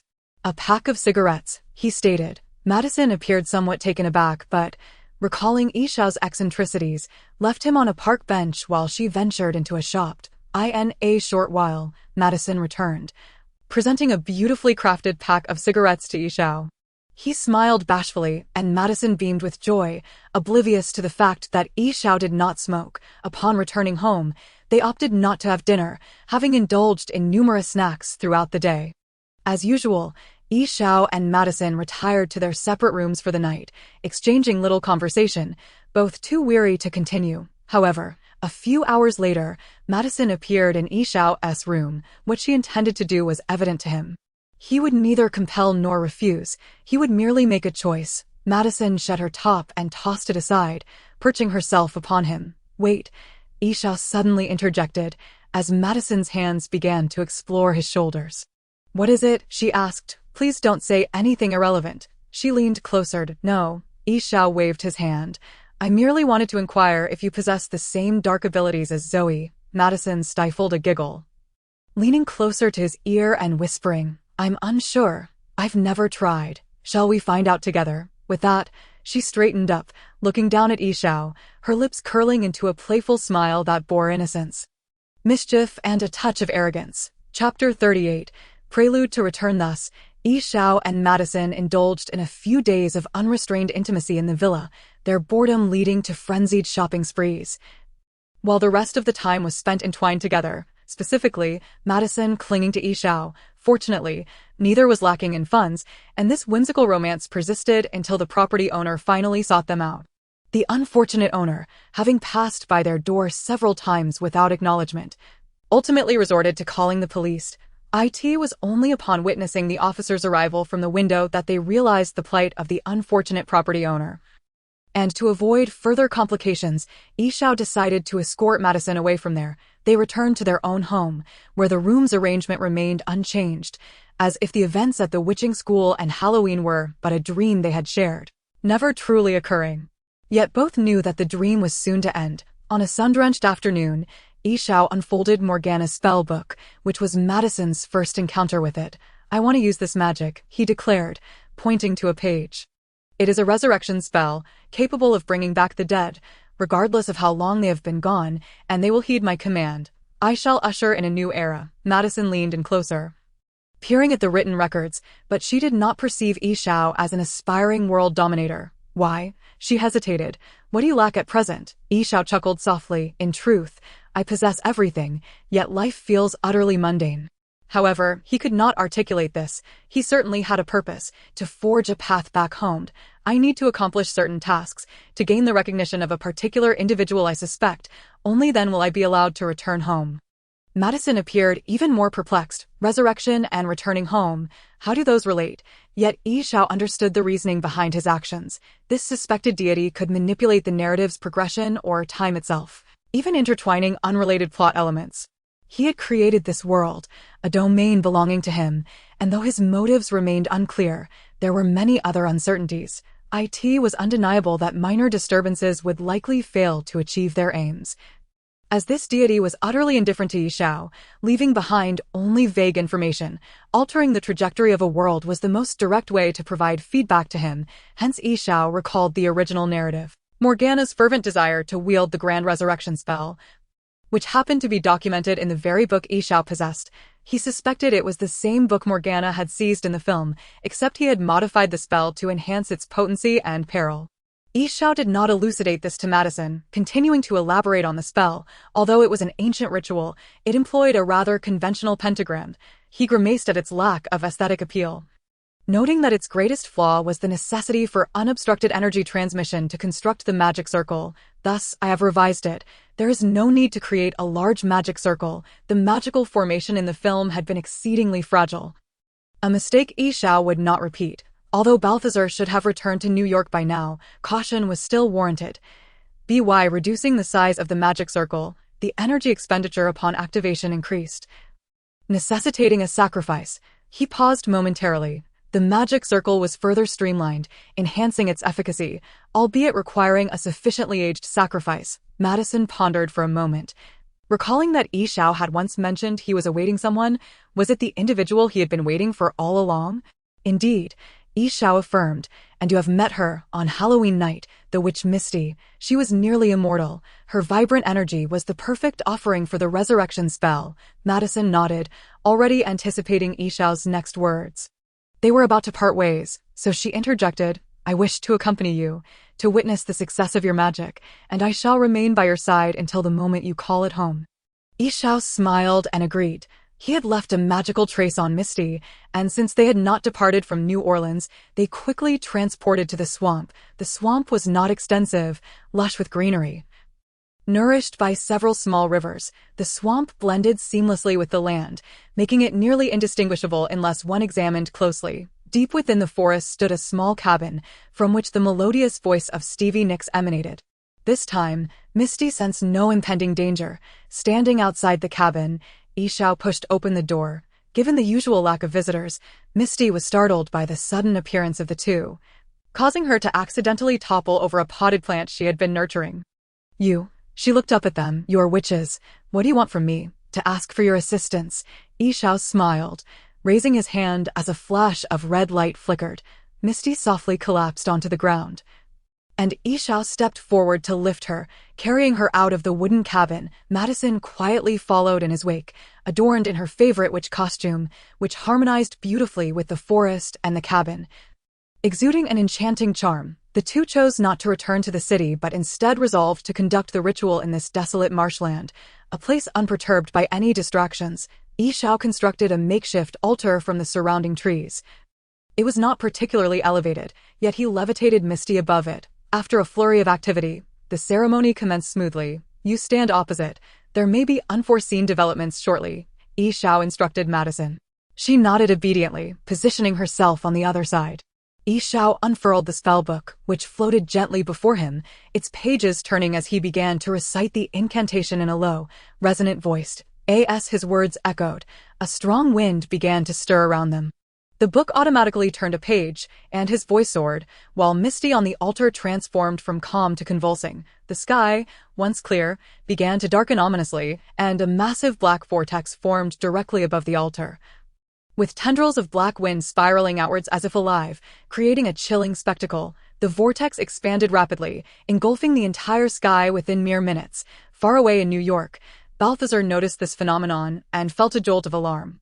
He quickly retrieved the recently acquired matryoshka, which remained unchanged and sealed. Nearby, Dave, clad in a comically ninja turtle-like armor, was practicing magic when he noticed Balthazar's peculiar expression and asked lazily, "What's wrong?"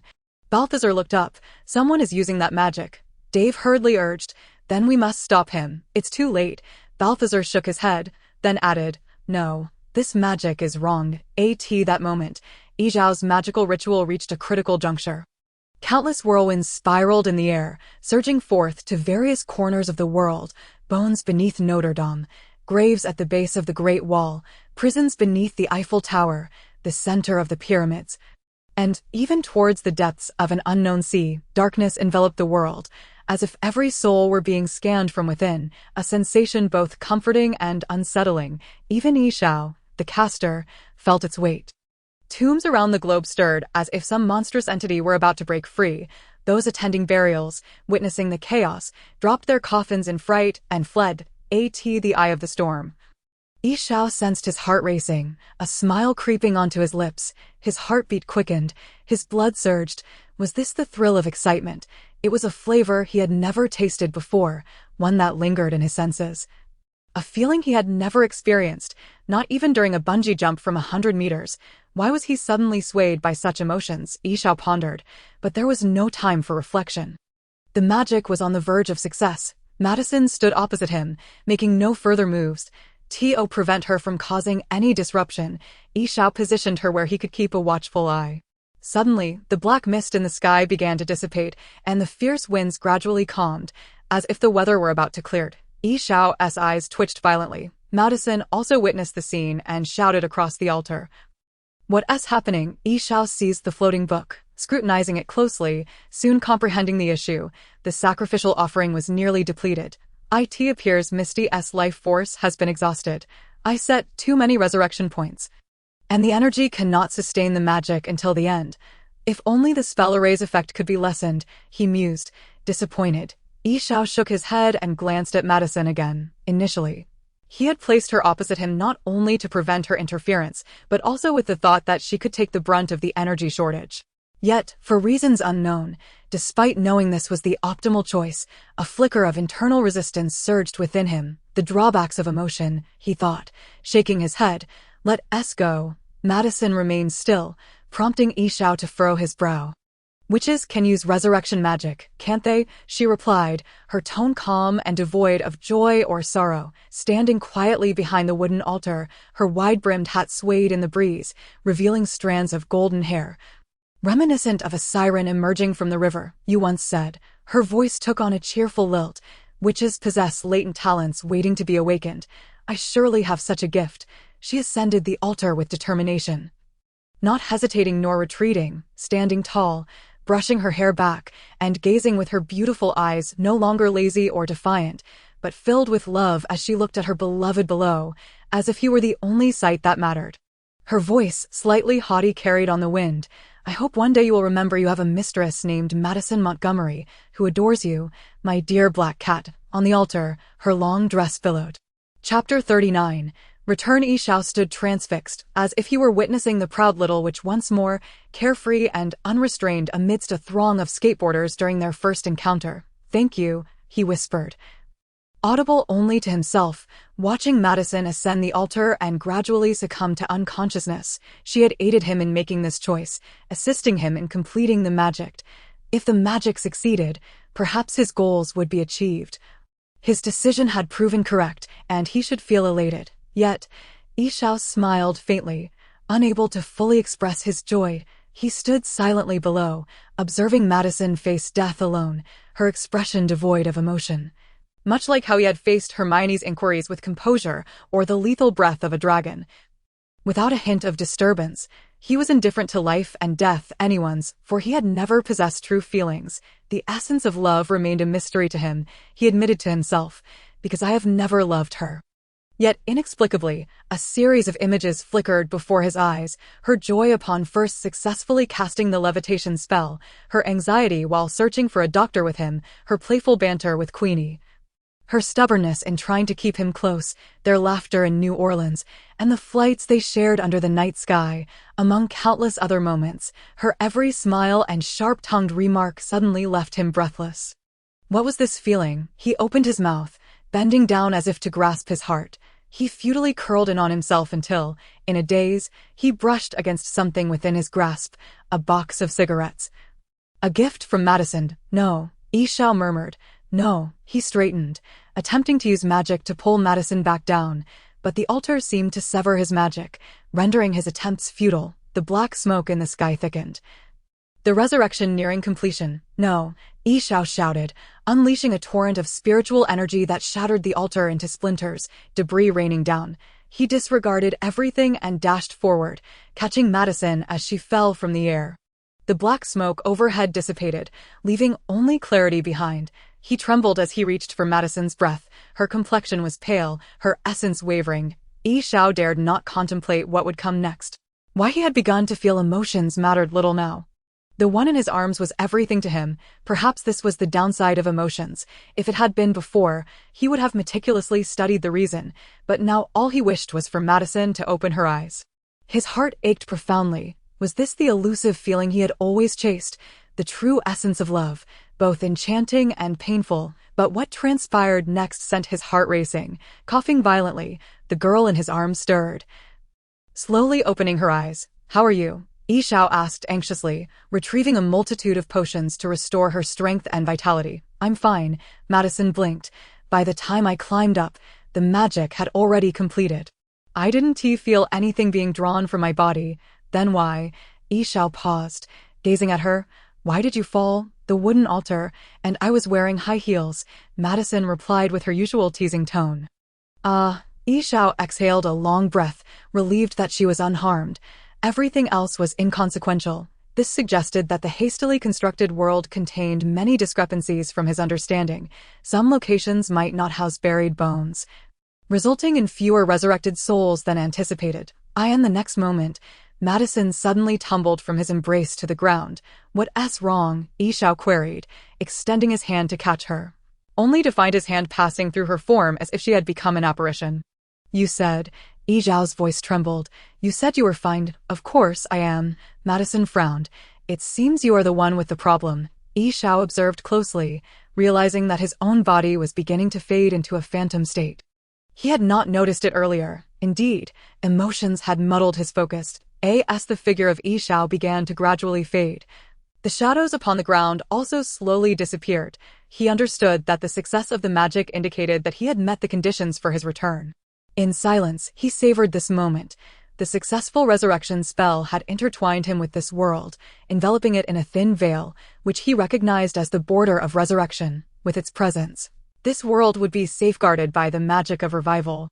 Each person resurrected could sense it if they wished, and he was aware that every resurrected soul had also come to know of his existence. "What troubles you?" This time, it was Madison who expressed concern for him. "I recall you stating that this magic has no side effects." "Indeed," Yi Xiao replied, gazing at her as if to imprint her visage into his memory. "However, I must return home. Will we meet again?" Madison's eyes glistened with unshed tears, yet she valiantly restrained them from falling. "I do not know," he responded, shaking his head, uncertain of what he was saying. Gradually, he vanished into the ether. It was only after Yi Xiao had completely disappeared that Madison weakly sank to the ground, burying her face in her skirt and weeping silently. Not far away, a foul-smelling man emerged from the muddy edge of the swamp, as though he had been buried alive for several days. He was the poacher who had been killed by Misty in the original tale. "What has happened?" he asked, bewildered, glancing around. Madison lifted her head, her mood sour, rolling her eyes dismissively as she waved her hand. The poacher was lifted into the air, his cries for help echoing as he vanished, the unfortunate fellow plunging back into the swamp, struggling briefly before sinking beneath the surface. Yi Xiao awoke as if from a restful slumber, opening his eyes to find himself lying upon solid ground, albeit clad in a different attire. He surveyed his surroundings, seeking memories in the depths of his mind. Indeed, he had returned. Both instances of traversing dimensions had occurred while he was unconscious, and unlike the initial experience, he felt no discomfort this time, merely a sense of adjustment. Nearby, newspapers fluttered in the breeze, producing a rustling sound. Yi Xiao checked his clothing, the ring on his finger, and the pack of cigarettes in his pocket. All were present. He had returned, yet, deep within, it felt as though something had been lost, a hollow emptiness, uncertain whether it was mourning the love he shared with Madison or a more profound loss of emotional connection. He found himself unable to discern. He pulled out a cigarette, Madison's smile and memories of their time together resurfacing in his mind. Lighting one, he took a deep drag.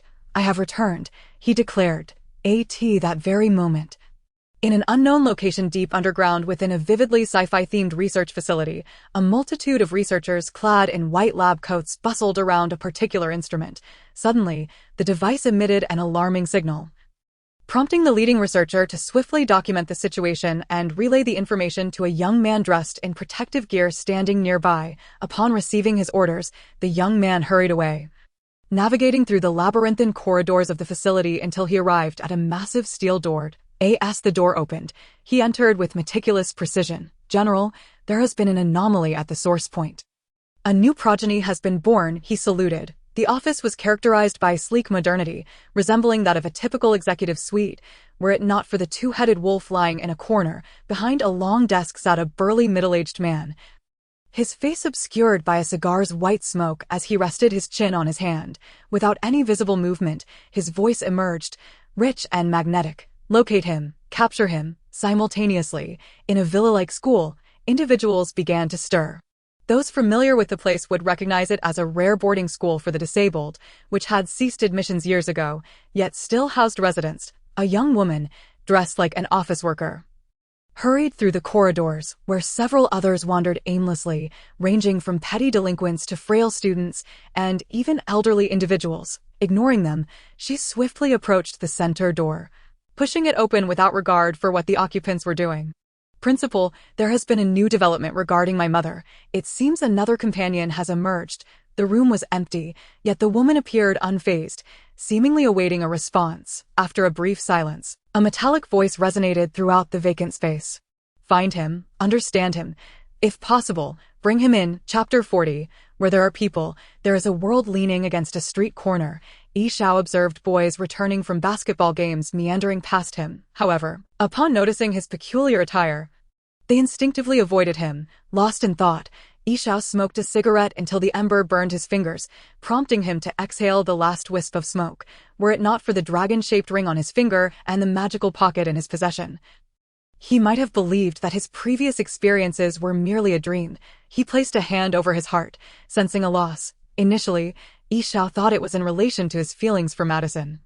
Yet now he realized he was uncertain why he had again lost trust and the expected emotions of humanity. He remained silent on the street, savoring the tranquility of this journey. The initial dimension-hopping task was complete. Please await the next departure prompt. This thought emerged within his mind, indicating that this peculiar entity still existed. However, the sensation of directly delving into his mind was unsettling, despite successfully returning to the real world. Many mysteries remained unsolved. Yi Xiao clicked his tongue. Although he had experienced a fleeting emotion for reasons unknown before his return, it seemed to have clouded his rational judgment, leading to choices that now appeared unwise. Fortunately, he had achieved his objective, and his state of mind had reverted. He had been searching for this elusive thing called emotion. Thus, he was determined to uncover the reasons behind what had transpired. Yi Xiao recalled two notable differences during that incident. One was the grand resurrection spell he had performed, which seemed to have restored his lost feelings. The other was Madison's voluntary confrontation with death, awakening deep-seated emotions within him. Although he had experienced relationships before, they often felt like social experiments, exploring the dynamics of human interaction. No girl had ever cared for him to such an extent, suggesting that perhaps emotions could be awakened through intense stimuli. As he delved deeper into thought, Yi Xiao felt compelled to document his findings. After all, he was a psychology PhD. However, the first possibility was not feasible for research. The grand resurrection spell sounded as if it warranted a psychologist's attention. With that realization, Yi Xiao finally grasped the crux of his journey. He had traversed dimensions and returned with a mastery of magic. His final choice had indeed proven correct. This being resembled not the omnipotent deities of novels, but rather a bored creator god, subtly hinting at the potential to alter the course of the world rather than merely seeking fame in the mortal realm. Back on Earth, he pondered the changes that magic might bring to his life. Yi Xiao was uncertain. His social circle was limited, and he lived a comfortable life. His only passion appeared to be exploring historical sites across the globe. Furthermore, on Earth, he could not act with reckless abandon. For while he might have wielded magic to erase traces or acquire wealth in another realm, the knowledge that he could return at any moment kept him grounded. Eventually, someone would follow the clues to find him. With a sigh, Yi Xiao considered the prospect of another journey through dimensions, unsure whether he felt anticipation or something else. Based on this experience, the worlds he encountered seemed largely cinematic. He hoped to explore historical films intermingled within, allowing him to appreciate the essence of various eras. He retrieved his phone from his pocket, glancing at the time, and booked a return flight. It was best to return home first, even if he would be alone. After arriving back from the other world, he had turned off his phone, uncertain of how long he would be gone or what circumstances he might face, so he had switched it off entirely. Now, upon returning, it proved useful. 2 missed calls awaited him. They must have come in while he was waking up in Chinatown. Yi Xiao smiled at the thought of Chu Hong, his friend whom he had met while working at the library. They both shared a profound love for reading, and Chu Hong's borrowed books spanned genres from all corners of the globe. Yet, from his borrowing patterns, Yi Xiao deduced that Chu Hong had a particular fondness for history and obscure tales. It was no surprise that their common interests had forged a strong friendship, although Yi Xiao rarely pried into his friend's affairs. He could discern Chu Hong's affluence from his daily demeanor. It wasn't until they grew closer that Yi Xiao discovered that Chu Hong's father was a successful businessman. Despite Yi Xiao's lack of emotional intuition, he recognized that in reality, life seldom presented dilemmas of life and death, allowing him to consistently make the most rational choices. Thus, they had never encountered significant disagreements.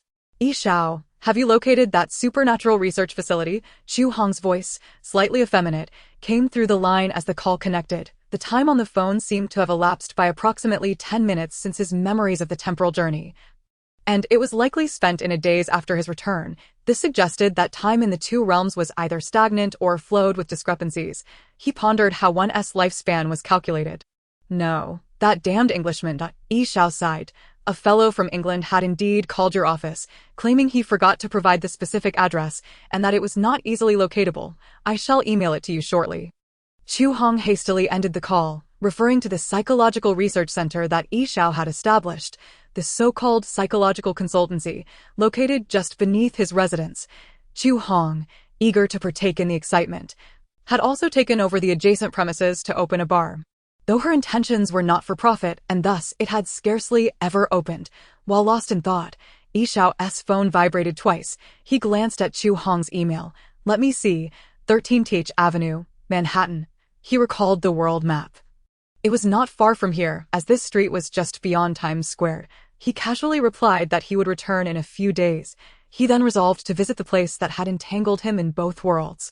Simultaneously, atop a towering building, a helicopter descended slowly under the blazing sun, the sunlight reflecting off the glass facades, creating a blinding glare. Two individuals clad in black disembarked from the helicopter, nodding to the person waiting for them before entering the elevator. During their descent, they changed into ordinary attire, not pausing upon arrival, but swiftly making their way outside, with their destination evidently being Yi Xiao. Yi Xiao found a restroom in the mall and, after placing a temporarily closed sign outside, changed his clothes inside. The heavy trench coat caused him to sweat profusely after only a short while. In a place like America, where cameras were ubiquitous, he did not wish to resort to shapeshifting to alter his appearance. Being discovered while changing clothes and subsequently exposed would be exceedingly embarrassing. After 3 minutes, Yi Xiao exited the restroom, ignoring the bewildered repairman nearby, and adjusted his collar as he proceeded toward the nearest subway station. At the same moment, the two individuals who had arrived by helicopter also reached the subway station. As Yi Xiao hummed a tune while descending the escalator, the two approached him from the opposite staircase. The three converged within the throng of commuters in the underground tunnel. The pair followed closely behind Yi Xiao, one of them producing a device with a flashing red light, which quickly locked onto Yi Xiao. They exchanged glances and nodded, moving toward him from either side. The moment the man made a move, Yi Xiao sensed the situation behind him. Someone was tailing him, although he had not undergone professional training. He had read numerous books on such matters, albeit lacking practical experience. He felt no anxiety, as he had never known what it was to be tense. Who could be following him? Yi Xiao pondered, recalling that he had never made enemies, and even if he had, it had merely been minor skirmishes, surely not enough for someone to pursue him abroad with malicious intent. The only noteworthy event was the recent temporal displacement. They were after him, but what did they know, and how could they locate him? In an instant, a multitude of questions flooded his mind, and out of the corner of his eye, he noticed the suspicious man drawing nearer.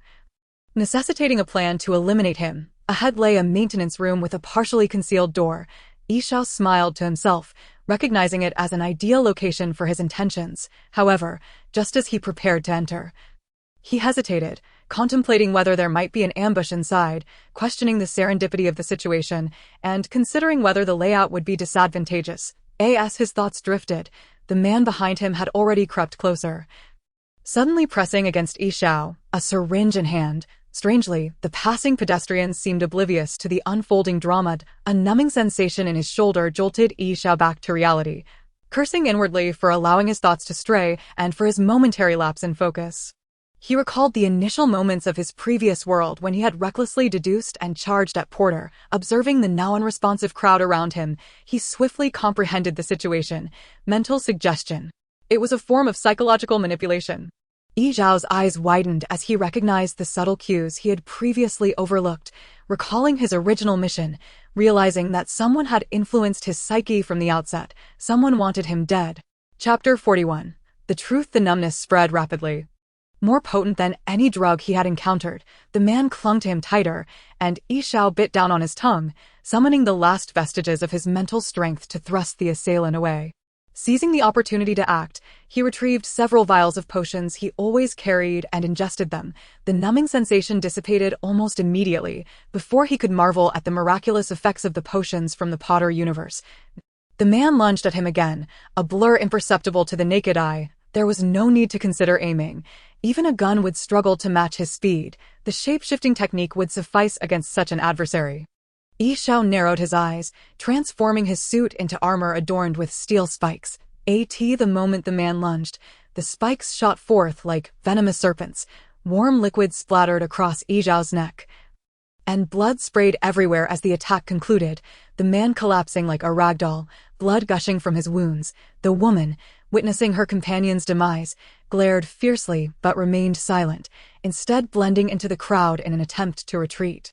Yet, as she turned, she found Yi Zhao standing right behind her. "It seems you've forgotten something." Yi Zhao grasped her neck with one hand, swiftly pressing her against the wall. The gloves he had unknowingly donned transforming into blades that pressed against her throat. After dispatching the man, Yi Zhao realized that the onlookers still remained oblivious to the scene, quickly deducing that she was the accomplice, the one wielding the mental suggestion ability. The woman regarded Yi Zhao with calm eyes. Both remaining silent, Yi Zhao's gaze bore into her, imbued with a hint of soul-binding intensity. Soon, he detected a flicker of fear in her pupils. She made no further moves, but in an instant, the surroundings erupted into chaos. With terrified screams from the pedestrians as they beheld the bloody scene, Yi Zhao surveyed the area, calmly retrieving a pair of sunglasses from his pocket. As he donned them, he ran his hands over them, and they morphed into a mask, perfectly concealing his identity. Under her influence, the crowd began to shout, encircling them, "The murderer is here. There's only one killer. Call the police." The throng grew larger, and at this point, Yi Zhao found it impossible to escape.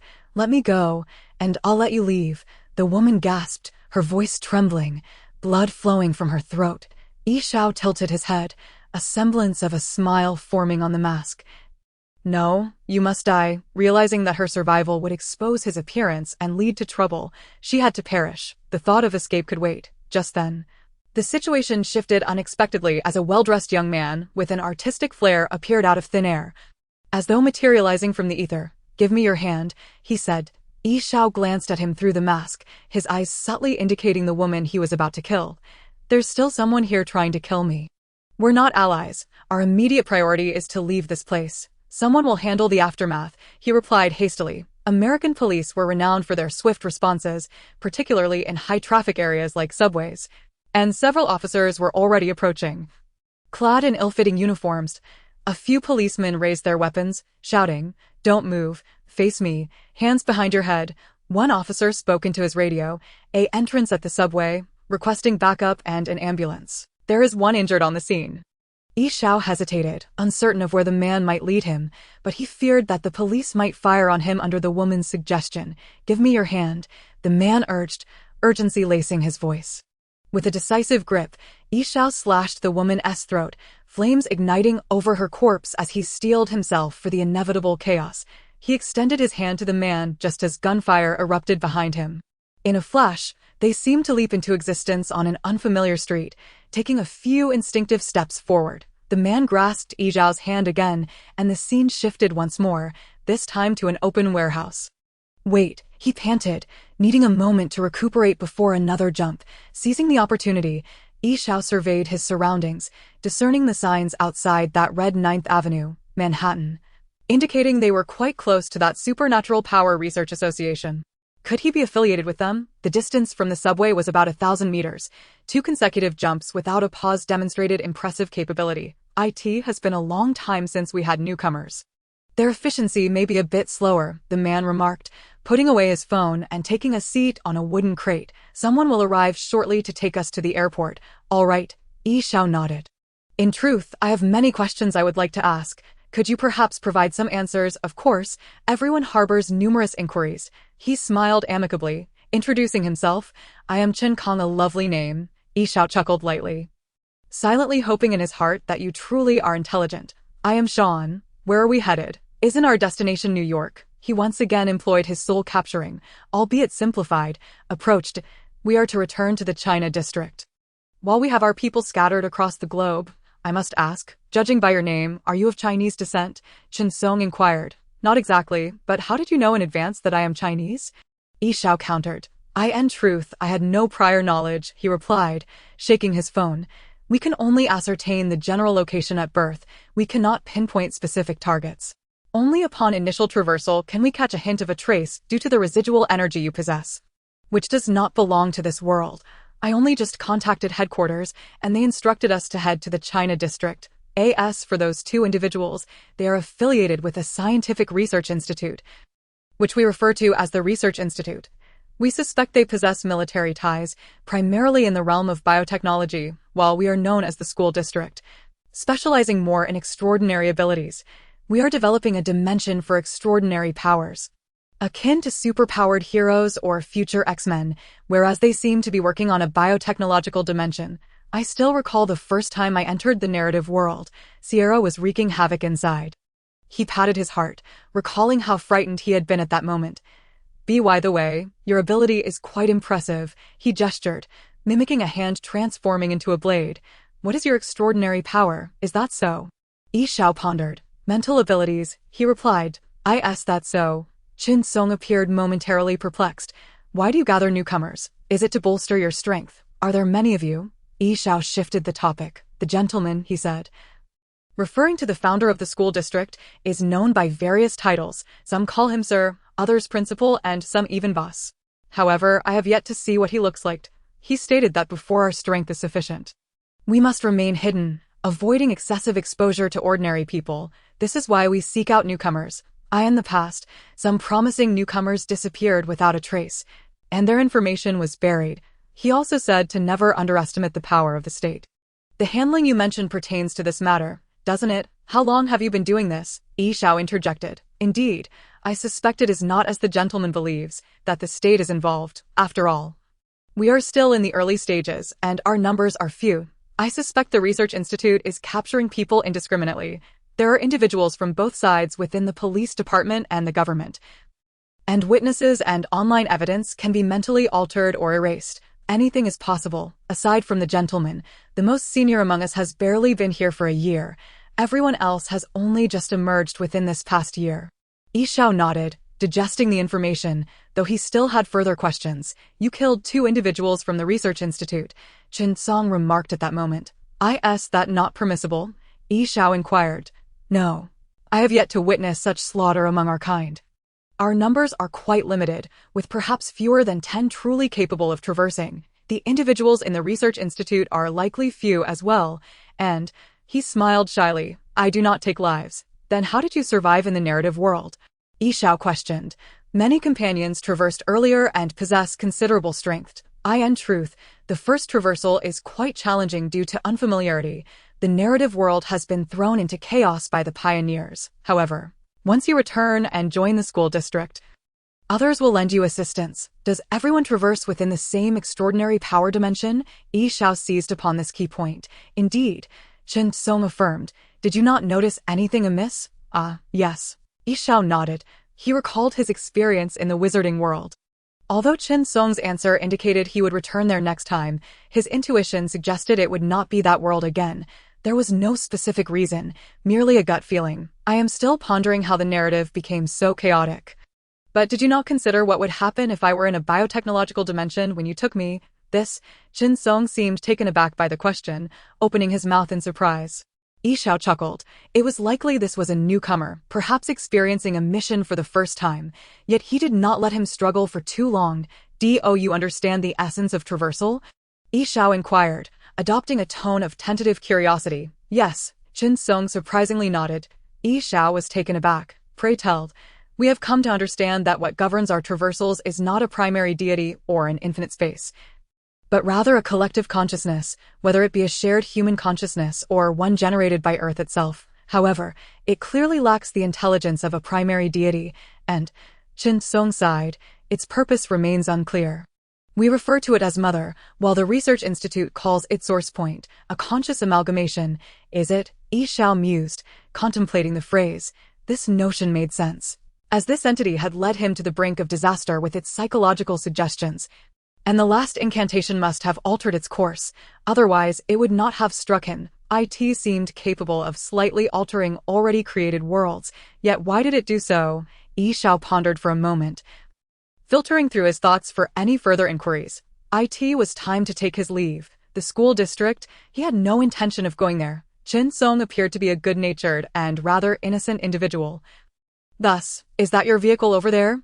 Yi Xiao pointed towards the door behind him. I asked it coming. When did we become so efficient? He stood up in confusion, but saw no vehicle outside. There is no vehicle. As he turned his head again, he was met with a blinding green light. Chin Song fell heavily to the ground, stirring up dust, his earnest eyes losing their vitality, wide open as if questioning something. Yi Xiao ran his fingers through his hair, incinerating the body. That moment, his phone in his arms rang once more. It was Chu Hong. Have you found it? She lazily inquired. No, Yi Xiao replied. I am no longer searching. I will return tonight. What happened? Chu Hong asked. Nothing, all is well. Chapter 42. The Dragon and Tiger Brothers. As the night enveloped New York City, Yi Xiao had already boarded the return flight. The plane departed from the airport, blinking towards the lights, soaring further into the depths of the night. Yi Xiao settled comfortably into his seat, letting out a sigh of relief, relishing this rare moment of tranquility. Were it not for concerns of appearing inappropriate, he would have nestled into his seat as if lounging on a sofa. Surrounding him were a few vibrant young women, engrossed in their music through headphones, alongside others who bore a similarly fatigued demeanor. Yi Xiao cast a deep glance around, then closed his eyes. As he embarked on his journey home, the city behind him was destined for a sleepless night. Bloodbath at 6th Avenue. A scene of savage murder. Prepare to be astounded by the arrival of superpowers. Are you ready? Suddenly, several similar videos flooded popular American streaming platforms, uploaded by various users, with content that was largely alike. The timestamps at the beginning of the videos were mostly identical. Among these, one particularly clear video continued to garner views. It depicted a suited man attempting to murder another woman, the scene already stained with blood, suggesting yet another victim. The two were situated in a bustling subway area, and soon the police arrived. However, out of nowhere, another man appeared, and subsequently, two flames engulfed the unfortunate woman, while the two perpetrators made their escape. The comments section was abuzz, with many claiming it was a prank, asserting it was all computer-generated, while others questioned why so many people were present yet the timestamps were the same. Some fervently insisted they had witnessed it firsthand, declaring the individuals as superpowered beings, akin to the X-Men. During this idle moment, when people's spirits were particularly hollow, the video ignited a frenzy of discussion. That moment, another video emerged on the site, seemingly captured by a security camera. It appeared that the subway personnel could no longer contain themselves. The footage provided a perspective of the suited man killing another male, yet unlike typical homicides, the suited man's attire morphed into armor adorned with steel spikes, while the other man's speed was astonishingly swift, clearly surpassing human limits. Regrettably, due to the angle, neither of their faces was captured, and in the next segment, the suited man had donned a mask. The video was brief, and after viewing it, the audience erupted into varied opinions. However, soon after, they discovered that all these videos had vanished, and many of their accounts or comments had been deleted or banned. They could only pound their tables in frustration. Yet this incident did not draw much attention, fading into the vastness of the internet within half an hour. A certain police precinct in New York, a blonde girl in tight jeans chewed gum, shaking her head as she removed her hands from a broken computer. Done, she cheerfully exclaimed, Sister Mina, may I go out for a stroll later? She beseeched another woman. Loya. Mina smiled lightly. We still have unfinished business. She winked at the motionless police chief nearby, yet the long scar marring her face detracted from the ease of the atmosphere she attempted to create. In the center of the hall stood an Asian man clad in casual attire, his hands slightly raised. With his every motion, countless firearms floated in midair, aimed at everyone present. The police station fell into a hushed silence, no one daring to utter a sound, save for the rustling of items as Loya destroyed evidence. It's not safe outside. The people from the Institute are likely scouring the world for us. We must wrap things up quickly and leave here. I have no desire to encounter them, the man interjected, his actions remaining uninterrupted. However, matters in this world seldom proceed as one wishes. A stout voice resonated from outside as several robust men in black entered, with the two leaders being particularly imposing.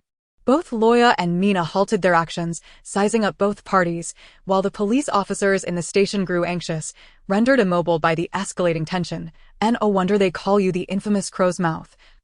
Mina cast a sidelong glance at the Asian man. Where's Peter? She inquired of the burly leader. The man waved his hand, and a few of his companions pushed forward a slender youth dressed in hip-hop attire, who resembled a delinquent. He dashed over, as if granted amnesty. There are too many of them. I couldn't stop them, he complained to Mina upon safely rejoining. I never expected you to, especially since you couldn't even deliver a message. Loya scoffed, prompting Peter to glare at her, ready to retort. Little girl, enough, Mina interjected. Dragon and Tiger brothers, your men were not slain by us. You must have seen the footage. What more do you wish to pursue? I am well aware, another member of the Dragon and Tiger brothers smoothly replied, but how can you ascertain that it was indeed your people? Coincidentally, a fire-controlling individual has emerged in our realm.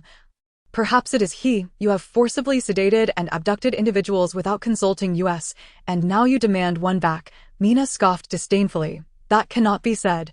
The stout voice chimed in again. After all, neither of us has many people. We bear no grudges from the past, nor do we harbor enmity in the present. The Dragon brothers have a point. He seemed at a loss for words, ultimately stating, we must at least meet. After much contemplation, he managed to articulate this. Mina regarded him coldly, and the Asian man, sensing the shift in atmosphere, hurriedly prepared to redirect his weapon, apprehensive of provoking the police, observing the scene. The police chief felt his nerves tighten further. Today was indeed unfortunate. Superpowered individuals truly existed. He cursed inwardly, fearing a potential conflict that could result in a bloodbath within the station. Yet, his anxiety did not linger long. Not only have your men died.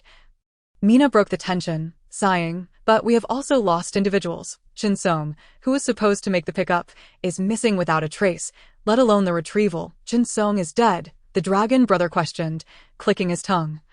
What a pity, I rather liked him. T.O. leave no corpse behind. Does this mean your boss cannot uncover any clues? Mina nodded sorrowfully. D.O. you think I would lie? The Dragon brother suddenly turned hostile. They say beautiful women are deceitful. Your tall tales flow effortlessly. This remark deeply offended, and the expressions of several individuals shifted instantly. Loya opened her mouth to retort, but Peter swiftly covered her. Regardless of your belief. This is the truth. Mina's voice turned icy, enunciating each word. Time is of the essence. The lockdown has lasted too long, sowing suspicion. We must conduct our final cleanup, and if there are no further matters, I kindly ask you to leave. Truth, the Dragon brother scoffed, shaking his head dismissively. I understand. He nodded. Let us go. Turning on his heel, he waved his hand, and his entourage swaggered out of the station. Mina crossed her arms, watching their departure, lost in thought. Sister Mina, Loya timidly spoke.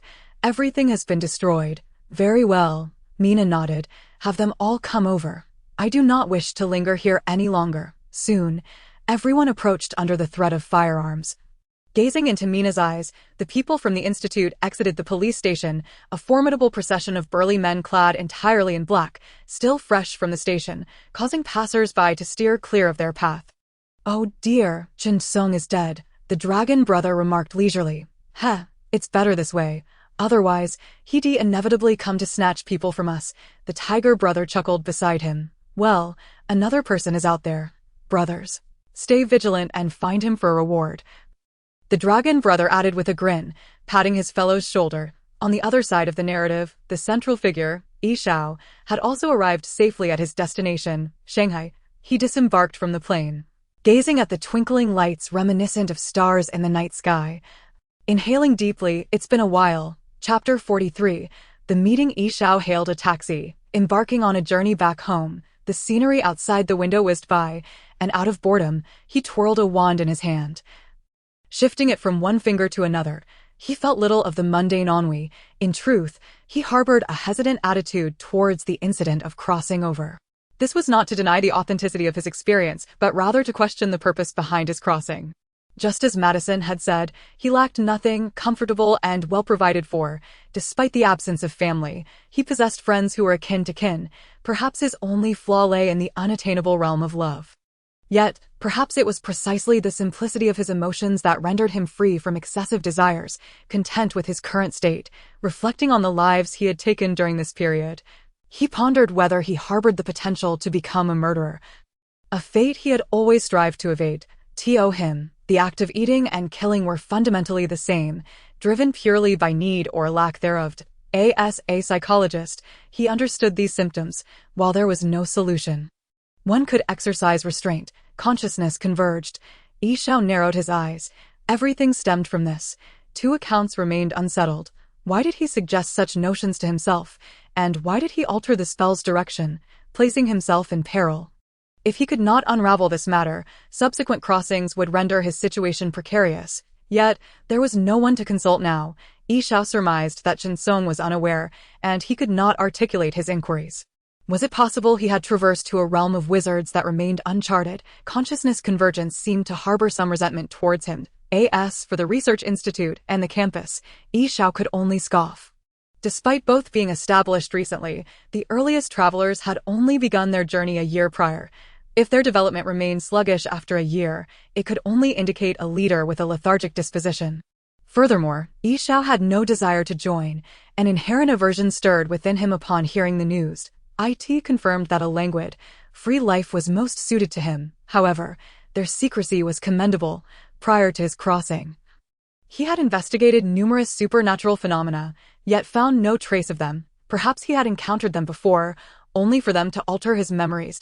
A smirk played on Yi Xiao's lips. Hey, I say, is that one a cosplay prop? Are you a Harry Potter fan? The driver glanced at Yi Xiao through the rearview mirror. Yi Xiao's thoughts were interrupted, yet he maintained a smile. Indeed, I acquired it from the Hogwarts shop. It cost me quite a bit. It's splendid, very exquisite. I'm also a Harry Potter fan, the driver expressed enviously, revealing his youth yet lamenting his busy work life that prevented him from venturing out. Evidently, taxi drivers tended to be chatty. He rambled on, and although Yi Xiao feigned indifference, he did not mind, as long as the driver continued speaking. Finally arriving at his destination, a more irritable person might have shown displeasure towards the driver. Yet Yi Xiao remained unfazed, smiling as he paid the fare and headed home. Yi Xiao's residence spanned 3 floors.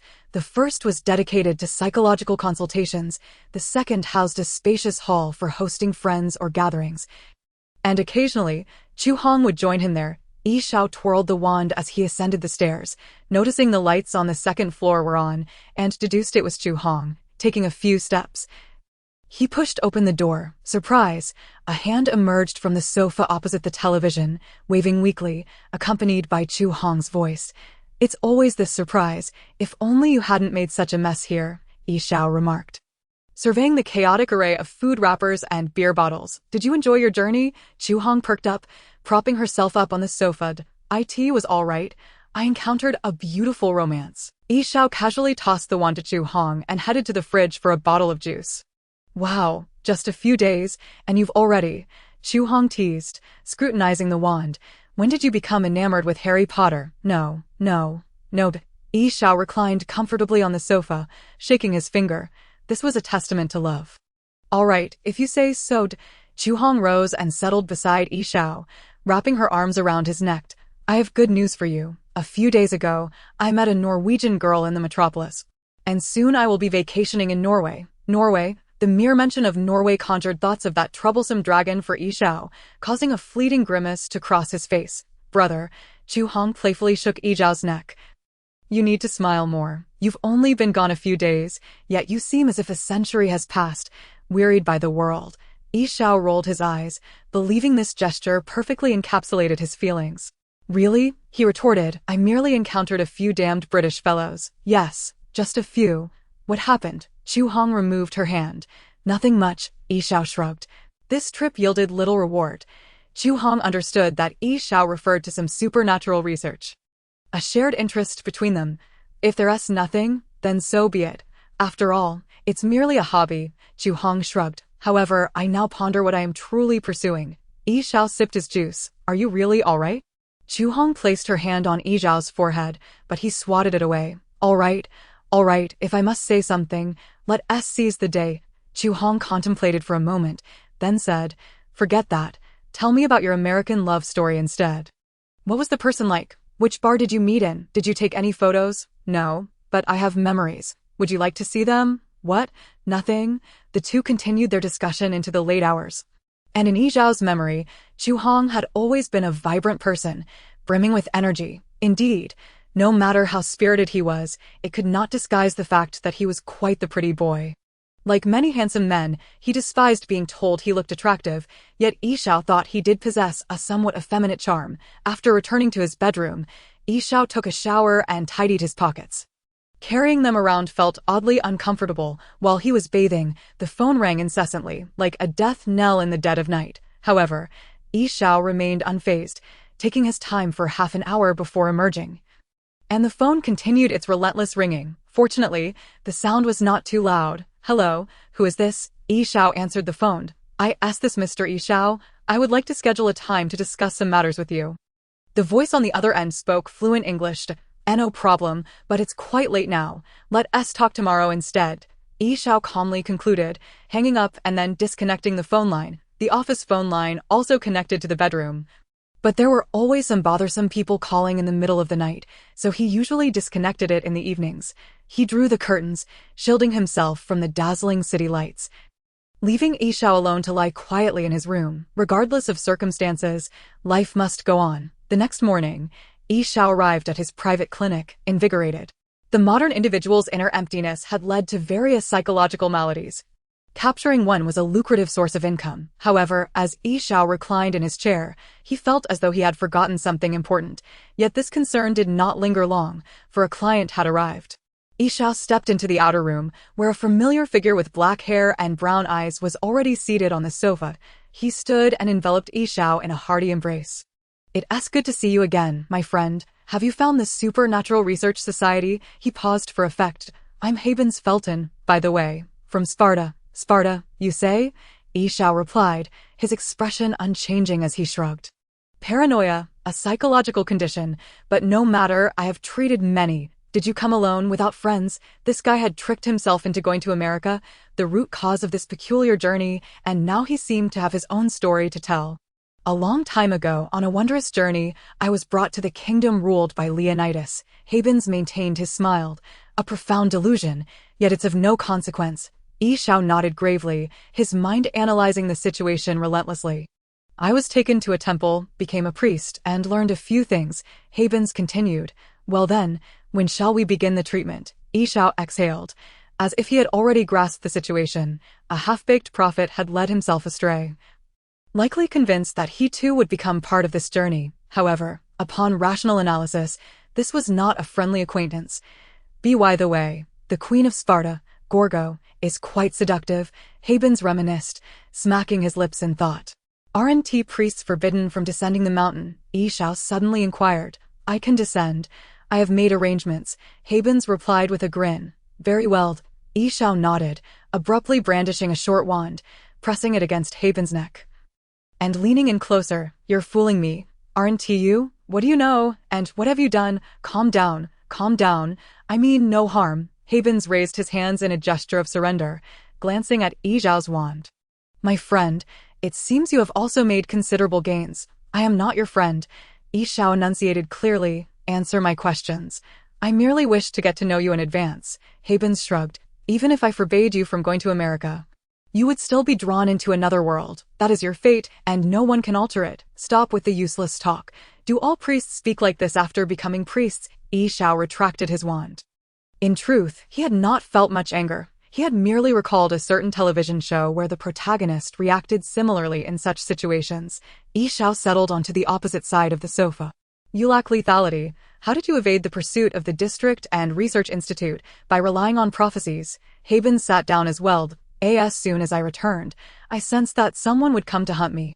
Fortunately, I had this. He produced a small device, an energy deflection instrument, quite convenient. Ordinary people wouldn't carry such a thing. Yi Xiao rubbed his forehead, but I happened to be a PhD in energy studies before my journey. Completely legitimate. Habens boasted with a smile. Such talents abound.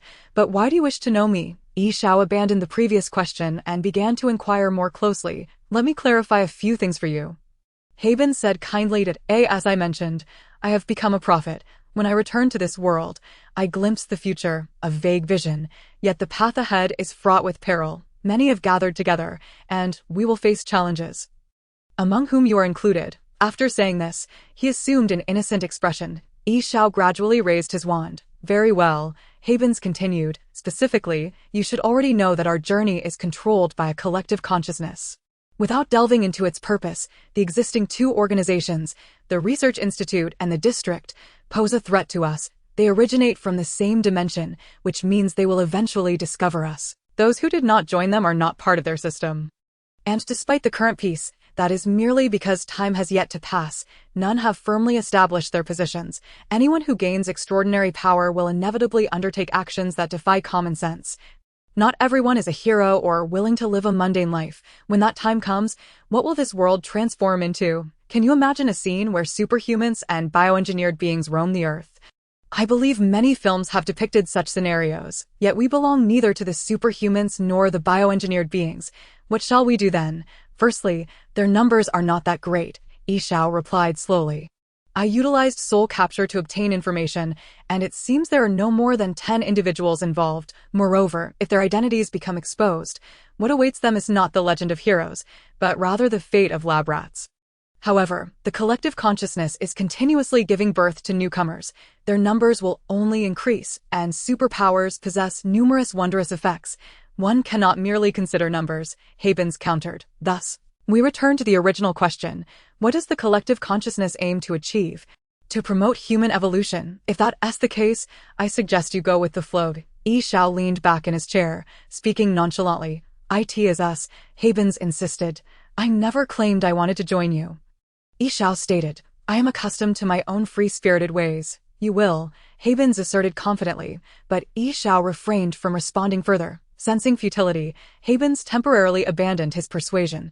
I have another piece of news. The Research Institute seems intent on mass-producing bioengineered beings, soldiers with capabilities surpassing ordinary humans, seemingly derived from the successful T-virus of the biohazard universe, and indeed, a nation is backing the Research Institute, perhaps even multiple nations. Yi Xiao raised an eyebrow. Where did this information come from? He inquired. The leader of the Research Institute's China division, Longhu Brothers, evidently does not treat his subordinates well. Unfortunately, this has nothing to do with me, Yi Xiao shrugged, expressing his regret. When the sky falls, there will be tall people to hold it up. Upon hearing this, Habens shook his head. No, you wish to remain uninvolved, to extricate yourself from the whirlpool, but that is impossible. Habens looked at Yi Xiao, speaking earnestly, regardless of the intentions behind the Consciousness Collective or the schemes of the Research Institute. The moment you traversed into this realm, you were already ensnared. Sooner or later, they will find you. I will find you. No1 can guarantee that among the next batch of individuals born in the academic district, there won't be someone with the ability to foresee the future or locate others. Yi Xiao fell silent, saying nothing further. This is my phone number. He produced a business card. Feel free to call. No one will trace it back to me. A friend helped me modify it after a wondrous journey. By the way, Habens suddenly brightened. I just noticed. Today is not your lucky day. Yi Xiao frowned at this unexpected proclamation, clearly skeptical of this sudden appearance. Just then, a melodious voice rang out from outside. Yi Xiao, are you there? Could Habens be a harbinger of misfortune? Yi Xiao paused, then turned to see the source of the voice.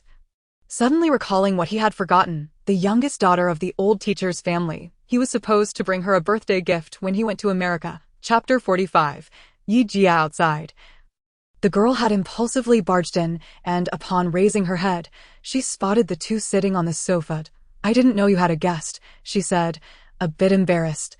It's fine, Yi Xiao replied. You can go upstairs and wait for me. Okay, she nodded obediently. This is Yi Uncle's daughter, Yi Jie. Yi Uncle is the son of the old teacher who introduced Yi Xiao to his job many years ago. The old teacher's name is Yi Zhengwo. And Yi Uncle's full name is Yi Guohua. The family lives together, but Yi Guohua is a successful individual, so their household does not feel crowded. Yi Xiao met Yi Jia at school. They are of similar age. And since she is a student at the school, often found in the library, they naturally became good friends. Yi Jia stands over 1.6 meters tall and appears gentle and quiet. However, those who know her well understand that she harbors a fascination with violence. Dreaming of becoming a pirate captain, not one from Somalia, but a captain from the age of sail. Her favorite saying is, "I was born to conquer the seas." Yi Jia turned and went upstairs. Leaving Havens and Yi Xiao alone in the hall, "It seems I should take my leave," Havens said, adjusting himself off the sofa. "If you encounter any difficulties, feel free to call me. I will do my utmost to assist you." "Don't be too quick to refuse," he interrupted Yi Xiao as he began to speak. "Having one more friend is always beneficial." He approached the door. "I must be off. No need to see me out. I look forward to our next meeting." With that, he waved and departed without looking back. Yi Xiao sat on the sofa, watching him gradually disappear into the distance, then took out the business card. Glancing over it before tucking it into his pocket, receiving such explosive news in just one morning, Yi Xiao rubbed his temples, pondering whether this world had become so chaotic after one traversal. He had not received any information of this sort in the past. Fortunately, the bothersome individual had already left, yet the upcoming matters would not be any easier than dealing with the invasion of those with abilities. He had promised to bring Yi Jia a birthday gift, but evidently, after traversing through 2 worlds, he had completely forgotten about it. Did he have to just grab something trivial to pass off as a gift? Thinking of the hot-tempered Yi Jia, Yi Xiao expressionlessly ran his fingers through his hair. "Good morning, Yi Xiao." The lively voice of Chu Hong came from outside.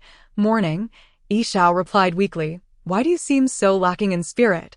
"Today is Yi Jia's birthday. Has she arrived?" Chu Hong inquired, puzzled. "Yes, she's upstairs." Chu Hong produced a gift box from behind him. "Come on, I've picked this gift after much consideration." "Wait, you go upstairs first," Yi Xiao urged him. "I'll tidy up my office and join you shortly." Chu Hong paid no mind, heading upstairs while calling out Yi Jia's name animatedly. Yi Xiao looked around, took a stack of scrap paper, and transformed it into a gift box. Then, he pulled out an Aztec gold coin and placed it inside. Soon after, Yi Xiao also made his way upstairs, where Yi Jia was unwrapping Chu Hong's gift. He glanced over to see a finely crafted model of a sailboat, which was disassemblable and appeared quite valuable. Yi Jia was very pleased, as evident from her beaming smile. "What about my gift?" she asked, reaching out her hand as she spotted Yi Xiao approaching. Yi Xiao presented the hastily prepared gift box into her palm, and Yi Jia joyfully accepted it before beginning to unwrap it. "An Aztec gold coin?" She tossed it in her hand repeatedly. "Yes," Yi Xiao nodded. "It's pure gold," he added. Yi Jia showed no immediate reaction, but Chu Hong was thoroughly astonished. "Did you have this specially made?" "How thoughtful," he exclaimed. Yi Xiao smiled but remained silent. "It looks just like it," Yi Jia declared. "I researched Aztec gold coins, and this one is nearly identical in size." Yi Jia's family is quite affluent, so she did not hesitate to accept the coin's value, reasoning that she could return a similar gift next time. "To celebrate my birthday, I've decided to cook today," Yi Jia announced, stuffing the coin into her pocket with a clap of her hands. "Any objections?" Her eyes sparkled with anticipation. Yi Xiao and Chu Hong exchanged glances. Upon seeing Yi Jia's radiant smile, they both replied, "None." Yi Jia began bustling about in the kitchen, while Yi Xiao and Chu Hong engaged in some discussion nearby.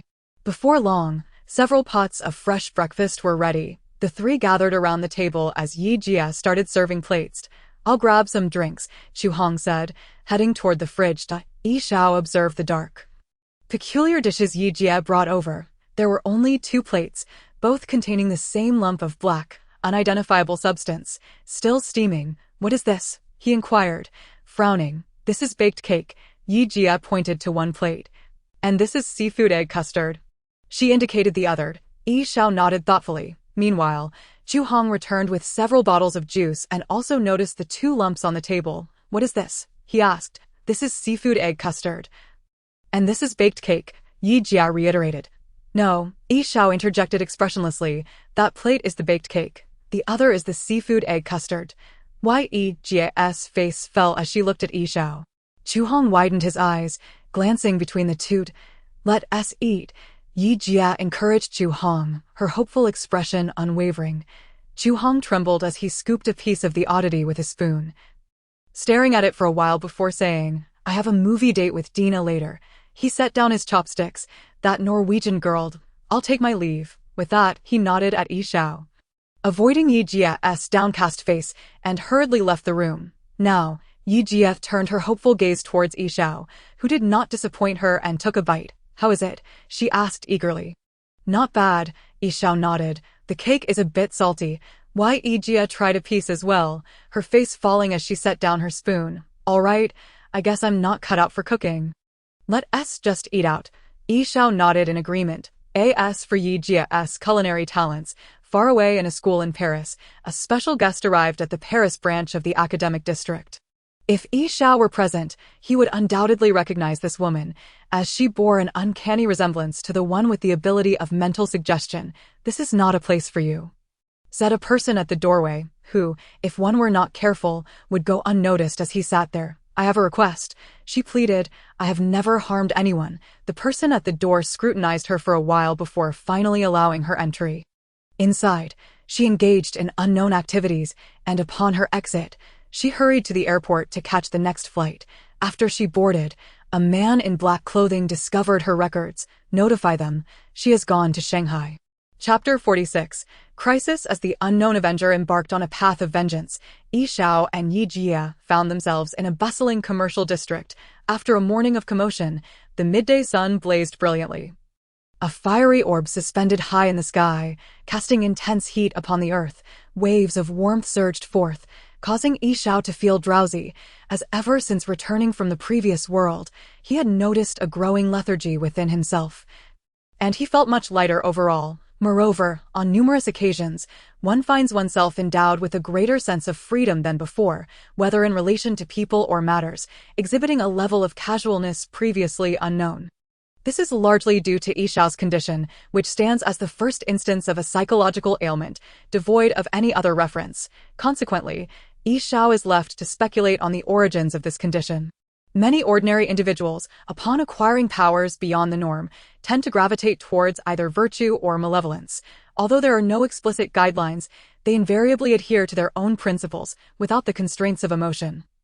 Yi Xiao manifests a state of unbridled freedom. Yi Xiao is uncertain whether the situation is advantageous or detrimental, or if it necessitates alteration. Meanwhile, Yi Jia appears remarkably spirited, tugging Yi Xiao into a dim sum shop, intent on resolving their mealtime dilemma. What troubles you? You seem rather dispirited, Yi Jia inquires during a lull. It's nothing, Yi Xiao replies. If given the chance to return to the age of exploration, would you go back? Yi Jia muses, tilting her head in contemplation. What a peculiar question, quite uncharacteristic of you. While reason dictates that I should refrain from returning, my answer is yes, as it has always been my dream.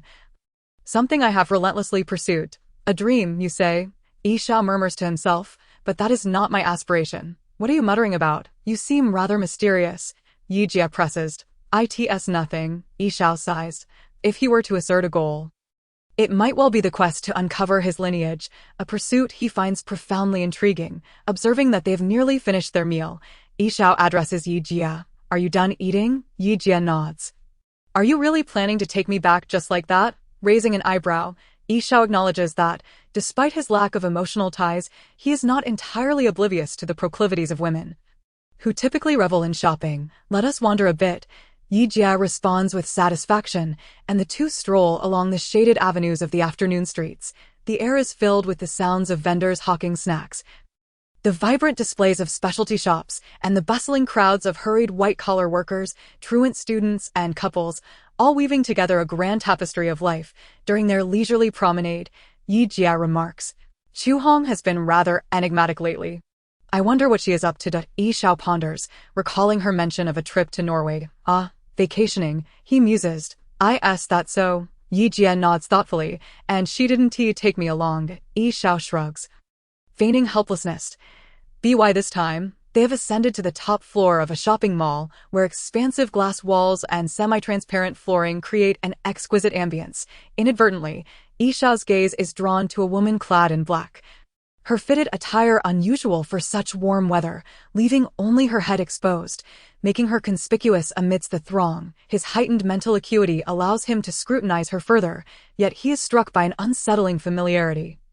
He feels he has encountered this woman before. However, when he looks again, she has vanished. Yixiao frowns, convinced that it was no mere illusion.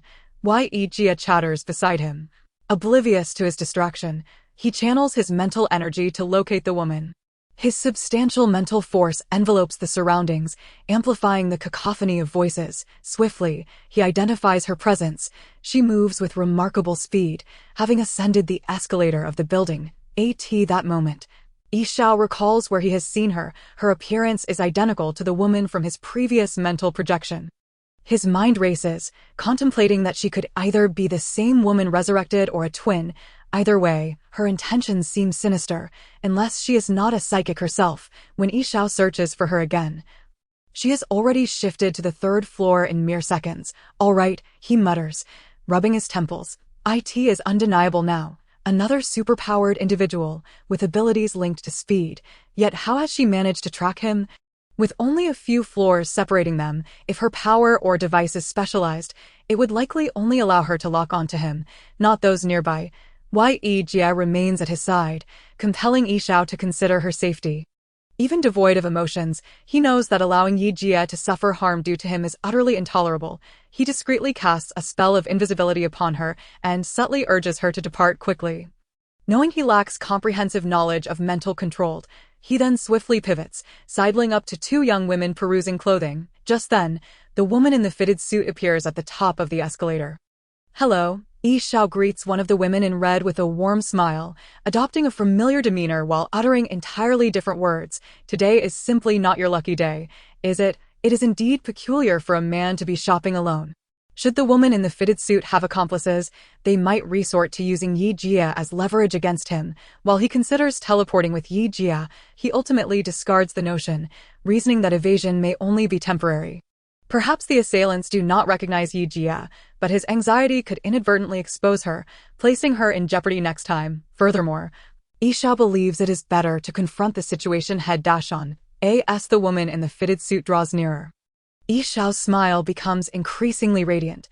He reaches out, wrapping his arms around the bewildered woman in red, and kisses her deeply. Her companion stands frozen in shock, mouth agape, but the next moment, a scream escapes her lips as the woman in the fitted suit materializes beside them in an instant. With a flurry of movements, several identical figures in fitted attire surround them, each executing different stances. The girl, bewildered by these actions, remains unaware of their threatening implications, though a seasoned fighter would recognize the potential for great harm. In the blink of an eye, the illusions land simultaneously, their rapidity leaving mere afterimages. The moment they dissipate with a resounding thud, the woman in fitted attire crashes to the ground, causing the two center figures to collapse. The red-clad girl's throat is slashed, rendering her silent.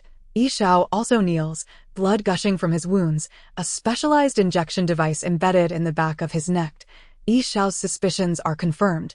The woman in fitted attire shrieks, "You killed my only sister, and now I shall slay your beloved. I will torment you to death." Once more, shadows of her form flicker behind her, lunging towards Yixiao. Chapter 47. The Duel. The afterimages slice through the air, propelled by an unstoppable momentum aimed at Yixiao. In that moment, his mind operates at peak efficiency, first determining that she will not kill him outright, for her evident hatred suggests she desires to prolong his suffering. Thus, he must bide his time to retrieve the restorative serum for his limbs without revealing any vulnerabilities. These thoughts race through Yixiao's mind, even swifter than her approach, reaffirming that indeed, thought is the fastest speed in this world. Yixiao attempts a teleportation spell, but it fails. Before he can vanish, the woman yanks him from his magic, slamming him violently against the glass. Had the teleportation spell been interrupted, it would have resulted in severe physical repercussions. Yet her speed is so extraordinary that the spell barely registers. The massive glass pane emits ominous creaks, fracturing into a spiderweb of cracks, all unfolding in the blink of an eye. The thunderous sound draws the attention of every onlooker in the mall. Many recoil in terror at the sight of blood pooling on the floor, yet soon they gather in clusters, discussing Yi Xiao and the woman in fitted attire. Is this some kind of movie? I don't see any cameras, one remarks. A new form of performance art. The crowd buzzes with commentary, seemingly detached from the chaos, while more individuals whip out their phones to record the spectacle, whether for social media or personal viewing. The woman in fitted attire does not relent.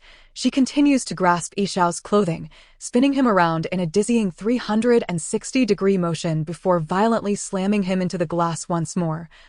Again and again, the patterns multiplying. Subsequently, she casts him aside, and he slides across the ground with a rasping sound, coming to rest among the onlookers.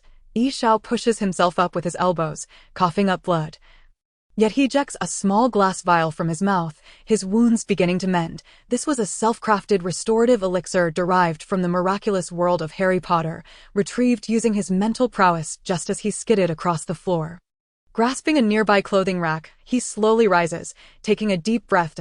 A young man beside him inquires eagerly, "Hey, are you all right? Is this some kind of superpower?" "No," Yi Xiao smiles, "that would indeed be a superpower.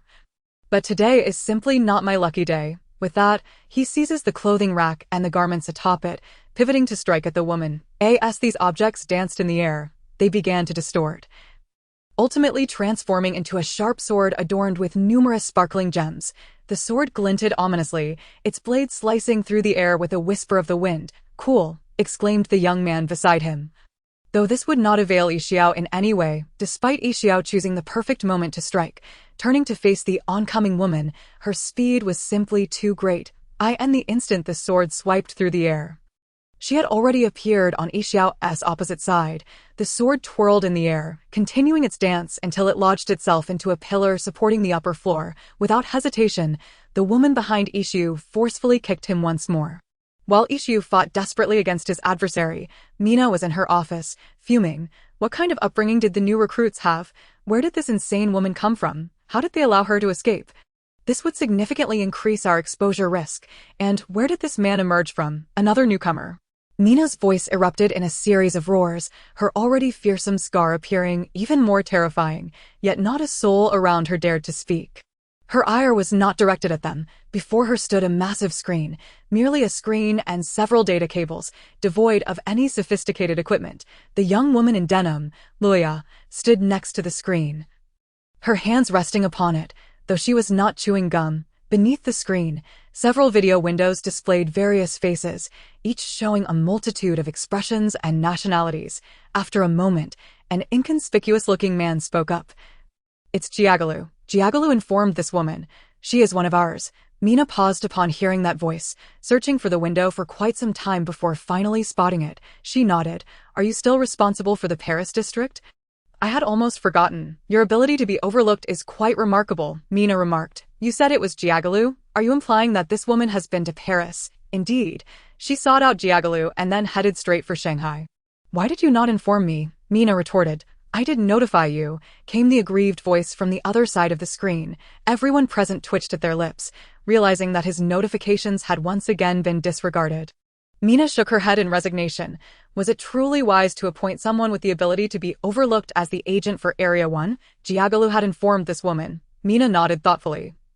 "Did he mention that we could win?" "No, he merely stated that too much time had elapsed." "Is that so?" Mina waved her hand, weakly returning to her chair as the faces on the screen vanished one by one. "Mina, do not be so troubled. Our strength is growing stronger by the day," Luaya reassured her from the side. "Even if we are exposed, it does not matter. We fear no one. Is that your sentiment as well?" Mina inquired, lifting her gaze to the others, who all nodded in agreement. Witnessing this, Mina shook her head in anguish. "They are far more formidable than you can imagine." Dou responds swiftly. "What exactly is your ability?" The woman in the tight-fitting attire steadied herself, curiosity piqued. She had employed a bodily suppressor with organizational characteristics against Yi Xiao, specifically designed to counteract physical ability users. However, she had not anticipated it would prove ineffective against someone with Yi Xiao's shapeshifting abilities. Nevertheless, she was confident in her speed. "Indeed, it is quite an intriguing ability," Yi Xiao smiled. "What?" The woman's attention was evidently captured. "Just banter," Yi Xiao replied nonchalantly. before unleashing a flurry of Avada and other spells scattering through the air. Surely, it was swifter than using a sword, and at that moment, he could not afford to worry about collateral damage or revealing his identity. Eliminating his enemies was paramount. Yet, it was clear that the spells still lagged behind the woman's speed. She easily evaded them, her face contorted in anger as she glared at Xiao. "I will carve your tongue out piece by piece." "Very well," Xiao shrugged, preparing to delay the woman for a few seconds. For amidst the spells he had just cast, several shape-shifting incantations were included, causing the ceiling of the top floor to transform entirely into sharp spears, aimed at the unsuspecting woman in the tight outfit. Chapter 48. The beginning again. "May my blade slice through your throat while you maintain such a pleasant demeanor," the woman in the tight attire uttered in a chilling tone. Those observing instinctively took a step back.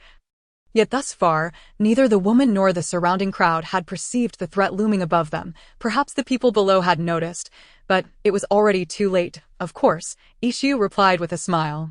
"My mood shall soon improve." The sharp spears began to descend, carrying the scent of death towards the woman. Xiao envisioned her becoming a pincushion. That moment, some of the onlookers finally noticed the commotion above. "Oh my goodness." The spears fell at a rapid pace, and most could only manage to gasp in astonishment. A few timid women instinctively covered their eyes. The abnormal noise startled the woman in danger. She felt the rush of air above her and hurriedly sidestepped. However, she had detected the threat too late, and a spear grazed her forehead. And no matter how swift she was, she suffered injury. The sharp spear lacerated the skin of her back, leaving her right shoulder and neck drenched in blood. She howled like a wild beast, her cries echoing with agony. "You simply talk too much." Xiao shook his head, hurling spells one after another. Due to her injury, her speed had diminished. Every movement was now hampered by the pain of her wounds. In truth, the woman's chatter had not been excessive. From their first encounter to this point, no more than 10 minutes had elapsed. The trap she now found herself in was a consequence of the unpredictable nature of magic. Thus, their positions swiftly reversed, with the woman who had once attacked Xiao using her speed now barely managing to evade his strikes. Although Xiao had other means to deal with her besides the lethal curse, the woman's speed was perilously dangerous, necessitating utmost caution. Yet Xiao understood that high-speed movement was ultimately taxing on stamina, and human endurance was finite. The moment she faltered would be the moment of her demise. In a flash, the arena was ablaze with light, explosions erupting in every direction. "Old man, what do you think?"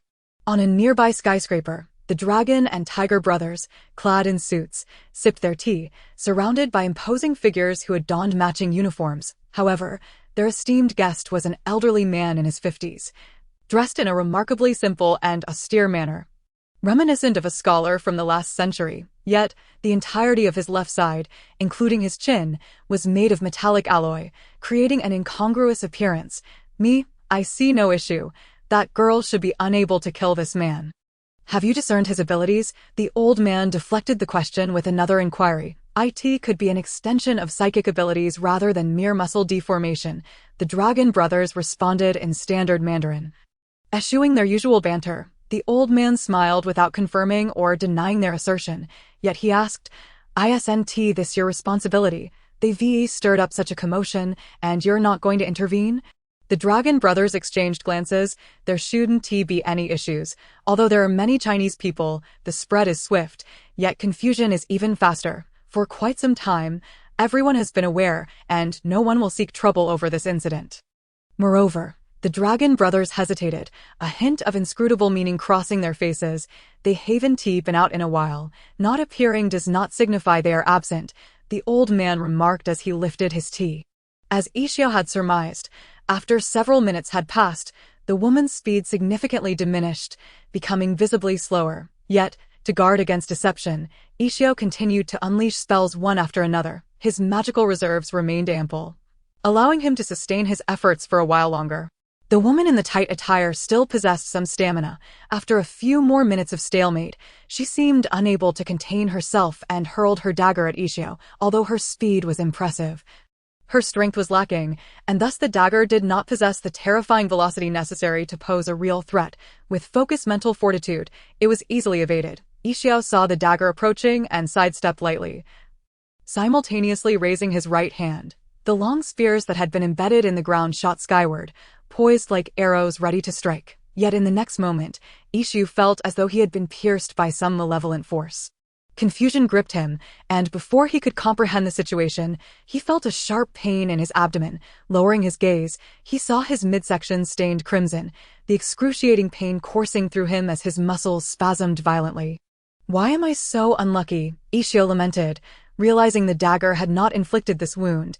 Another assailant was at play. He noted the open space around him and the height of the building, suspecting a sniper may be involved. "Are there other companions?" Ishu furrowed his brow. However, the woman evidently would not let this opportunity slip away. Although she was unaware of what had transpired, it was clear that her adversary had been injured. Recognizing that her own arrogance had led to this predicament, she resolved to exert every effort to eliminate her foe. She dashed forward, and amidst the gasps of onlookers, embraced Ishu, accelerating their momentum as they shattered the glass. Both of them hurtling outward, the massive pane of glass shattered into countless fragments, cascading through the air as they fell. The crowd below in the shopping mall gathered at the windows, peering down. "Do you think this will be enough to kill me?" Ishu inquired, gazing at the woman whose eyes brimmed with hatred. That moment, dark smoke began to swirl from his body, trailing behind like a burning torch. A harbinger of his impending flight magic, the woman remained silent, her expression vicious as if she wished to rend him to pieces. "I apologize," Ishu said, struggling to shrug, "but you're holding on too tightly." "I am injured, you noted." As the magic reached its culmination, Ishu's destination lay in the outskirts. Let this woman meet her own demise, for the chaos she had incited demanded he lay low. Yet, before he could finish his thought, a familiar voice resonated in his ear, one he was certain he had never heard before, yet felt inexplicably comforting. Immediate teleportation. In an instant, Ishu vanished. Less than half a second later, the woman was momentarily stunned, unable to comprehend the sudden turn of events. The next heartbeat, a sniper's bullet struck her chest, shattering her heart into a pulp. Had Ishu remained, both would have been pierced through. However, he was gone, and the woman, laden with confusion and regret, crashed to the ground, motionless, blood seeping from her body and pooling into a vivid crimson. The crowd around her grew increasingly dense, their noise resembling that of a bustling market. Witnessing the scene, the Longhu brothers and the old man in the distance were momentarily taken aback. "What just happened?" Tiger brother asked, bewildered. "I don't know," Dragon brother replied, opening his mouth in surprise. However, the old man's inquiry seemed more pertinent. "Was the sniper one of your people?" Though the two buildings stood far apart, the old man, with his modified mechanical eye, had witnessed the events unfold clearly, including when Ishu was shot. "No," Dragon brother shook his head, "we don't have anyone skilled with a sniper rifle." The old man frowned. That moment, a device cradled in Tiger brother's arms began to emit a series of alarming beeps. Tiger brother, momentarily caught off guard, paused before retrieving it. The red light atop it glowed steadily, intensifying in brightness, casting an ominous blood-red hue that instilled fear. With a loud bang, the device exploded in Tiger brother's hands, sending smoke billowing and fire singeing Dragon brother's face. As the smoke cleared, he nonchalantly brushed off his hands and, turning to the equally puzzled Dragon brother, asked, "What just happened?" "I have no idea." Dragon brother shot him an exasperated glance. Both men directed their attention to the old man, whose expression was grave, his gaze fixated on the site of the explosion. "It's back," he muttered to himself.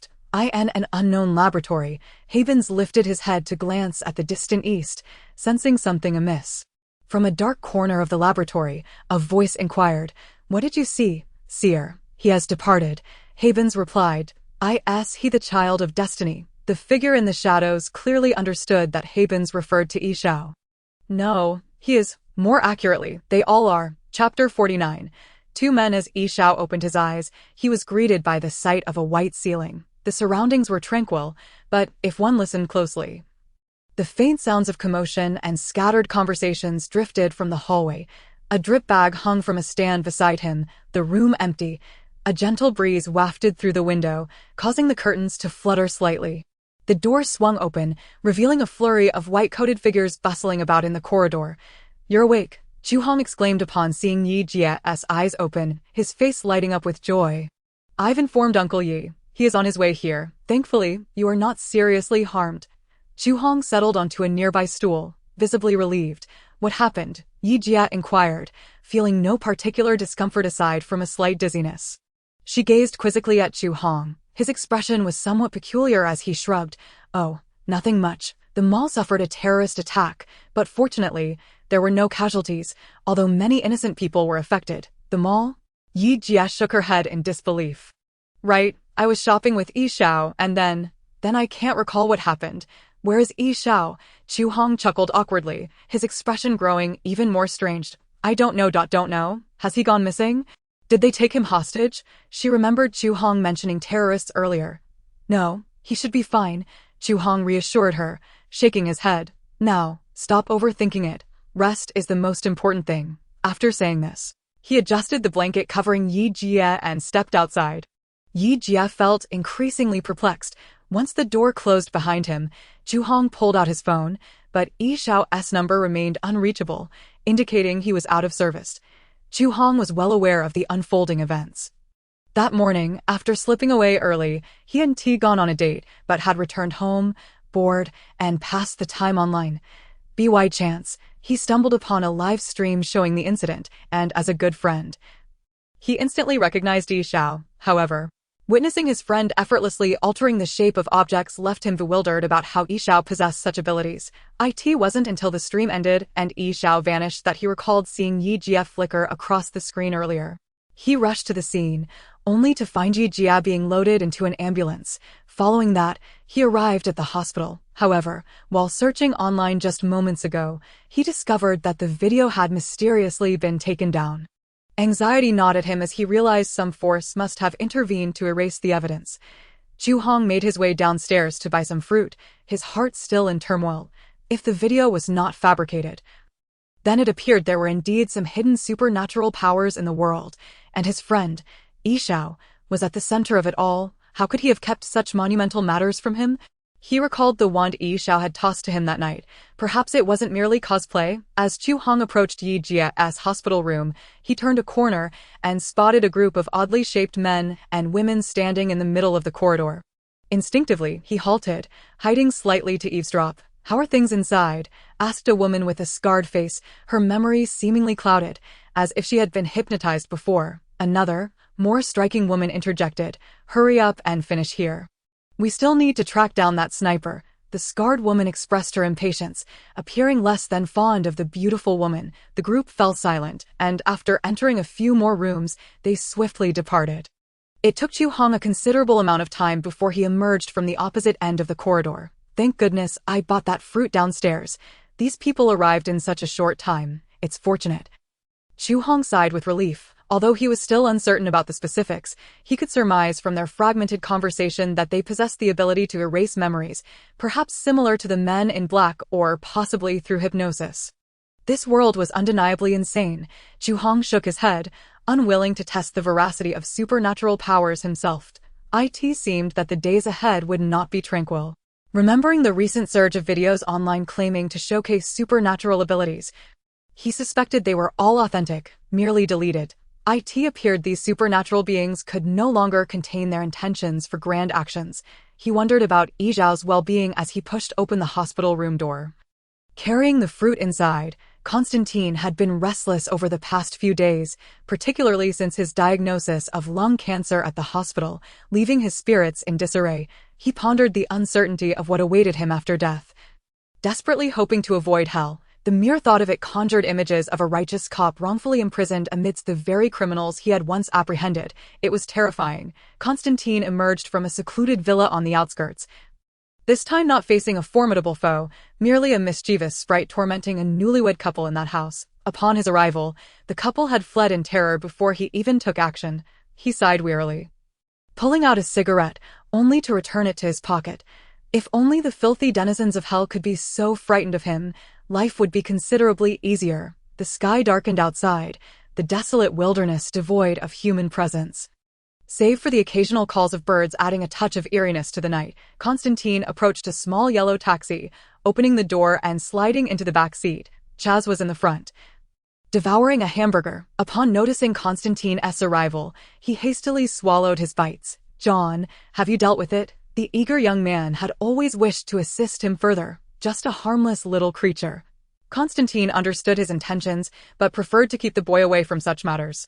He sighed. Drive on, Alvarado. I am aware. John, Chaz felt a profound disappointment at having witnessed yet another unfortunate incident without being able to intervene. The yellow taxi sped through the city, racing beneath the streetlights. Since the incident occurred in the outskirts, there lay a considerable distance yet to traverse before reaching home. The front seat occupant, Chaz, continued to voice his grievances, while Constantine retrieved a cigarette, inhaling deeply, his final one for the day. Soon, they approached the city's edge, where a shadow loomed beside the dusty road, obscured by a haze of smoke. It did not appear to be a mere stone. Chaz slowed the vehicle, scrutinizing the figure as they passed. It became evident that it was a man, injured, his face indistinct, yet his build was similar to John's. He was in distress, Chaz remarked to Constantine in the back seat, simultaneously decelerating further. I see him. Keep driving, Constantine replied, taking another drag of his cigarette. He may require assistance. Chaz's voice rose slightly, glancing at Constantine through the rearview mirror. I said, keep driving, Constantine muttered. Preoccupied with his cigarette, Chaz exhaled a heavy sigh. Resigning himself to continue forward, as they gradually passed the injured man, Constantine lifted his gaze, leaning back against the seat to assess the stricken individual. The taxi had already moved beyond him, yet Constantine could not resist casting a backward glance. From a young age, his eyes had perceived things invisible to ordinary sight, and this instance was no exception. Turn back, he instructed.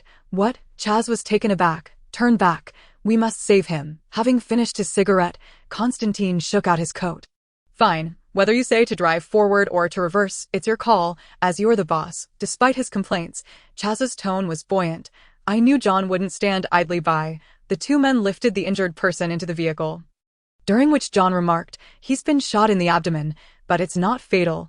The bleeding has ceased, and his current unconsciousness is likely due to excessive blood loss. However, this was not what concerned him. Rather, it was the peculiar phenomenon his eyes had detected. The man's chest was ablaze with a radiant, holy flame. Chapter 50, Constantine, what shall we do now? Head to the hospital. Chaz queried as he returned to the driver's seat and started the engine. Frequently glancing at the rearview mirror. Focus on your driving.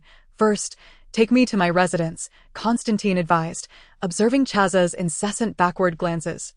Don't mess this up, he added. The injured man was clad in a black suit, and Constantine noted that his wound had not yet been treated, although the bleeding had stopped, leaving behind a small bullet hole. Constantine rummaged through the man's pockets, seeking identification, and retrieved a phone, glancing at its bitten Apple logo, which he did not recognize. Returning it to the pocket, he continued to search until he felt a pack of cigarettes and, maintaining an impassive expression, prepared to stow them away when the unconscious man grasped his hand with surprising strength. Rasping, taking someone else's belongings is a poor habit, Neo. I don't understand what you're saying, Constantine replied calmly, withdrawing his hand. And then, the man moaned in pain, a wave of sharp discomfort coursing through his abdomen, compounded by fatigue, likely a result of excessive magical exertion. Just moments ago, as he lay by the roadside, he had regained consciousness, but with little magic left and unable to walk, he had hoped to catch a ride. Thus, he had witnessed the callous disregard of Constantine's vehicle until, fortunately, it turned back. Otherwise, he would have been left to endure the night outside. He fished a small vial of healing potion from his pocket and took a swig, then leaned back against the car. Resting, Constantine, curious, intercepted the vial and sniffed it. Are you seeking a conduit, Neo? The man tilted his head, intrigued, realizing how seamlessly he could weave into the narrative, suspecting that his consciousness was intentionally orchestrating this. Moreover, the circumstances surrounding his arrival differed significantly from the last time, raising numerous questions. I am not Neo. I do not know a Neo. I am Constantine, the trench-coated man replied slowly. I see, the other man mused, taking in the dim, oppressive atmosphere around them, which indeed felt dissimilar to the aesthetic of the Matrix. He had mistaken the two due to their shared penchant for trench coats, despite existing in disparate worlds. What does it mean to be a hybrid or an angel? Constantine inquired, perplexed. Chaz, seated in the front perked up his ears, surprised that the person they had casually rescued possessed knowledge in this realm. It seemed he indeed held the potential to be an exorcist. Constantine was not one to mention angels or demons lightly. Others would hardly believe him, yet his eyes revealed to him that this man was unlike the ordinary. No, not demons or angels, but something else, the injured man replied, suddenly recalling, "Are you from Los Angeles or London?"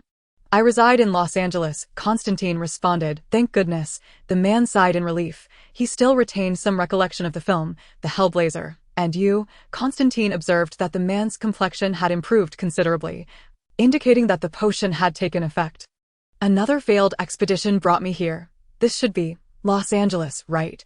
Allow me to introduce myself. I am Sean, a wizard." He wore a resigned expression. "A wizard?" Constantine queried, uncertain. "A magician?" Chaz interjected, having encountered this terminology less frequently. "A wizard." "Close enough." Sean shrugged. Constantine nodded. He had never encountered a wizard before, only hearing of them. He was aware that the Midnight Club was rife with hybrids, vampires, and bounty hunters, yet wizards were a rare sight. Now he comprehended why his eyes had perceived the man as engulfed in flames. It likely represented a unique emblem of wizardry.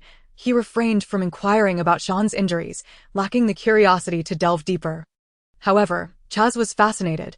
This was his first encounter with someone from a realm beyond Constantine's circle, and while Sean may not be an exorcist, his occupation implied he would inevitably engage with numerous demons.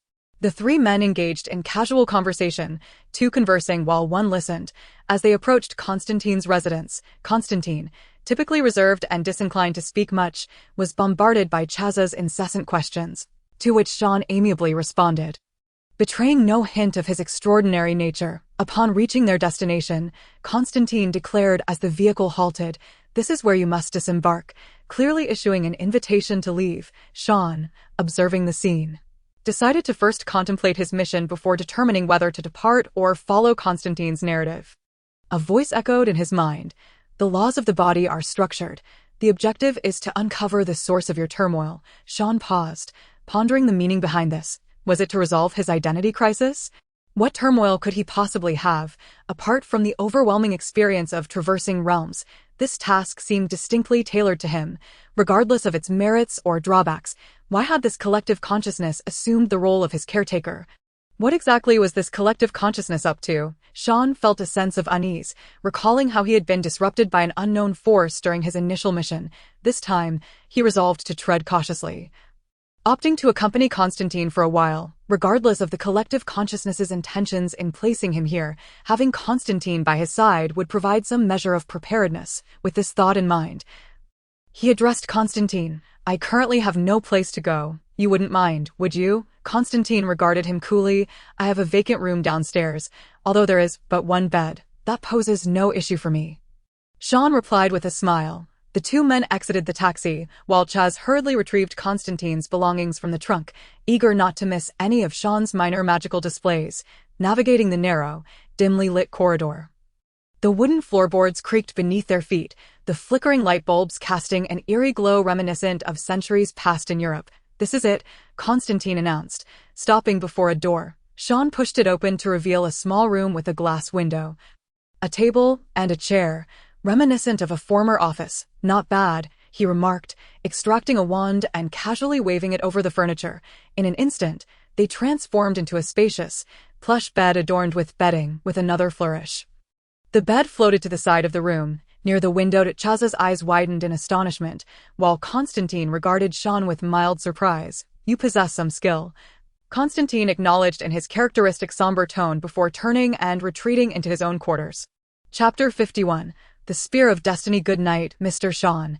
Chaz politely nodded at Sean before entering another room. "Good night," Sean replied. The two individuals had just returned from outside and, having found a place to stay, naturally needed to address their food situation. As for Constantine, there was no need for concern. He would not let himself go hungry. Originally, Chaz intended to bring back some food for Yishao, but Yishao declined the offer.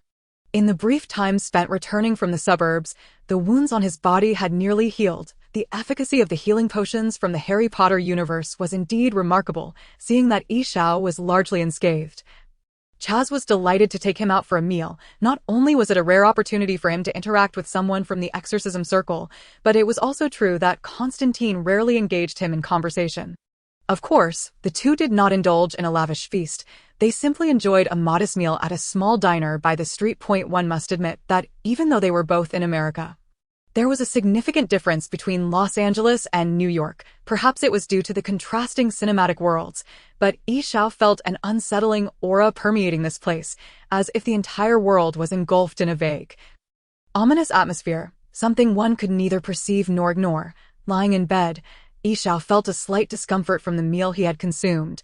After drinking a bottle of digestive potion, he felt somewhat better. A sense of nostalgia for Madison washed over him. Although her cooking was not particularly exquisite, they had ample time to squander together in the kitchen or indulge in extravagance outside. However, Yishao did not believe that this nostalgia was an expression of sentiment, but rather a stark comparison of hardship and sweetness.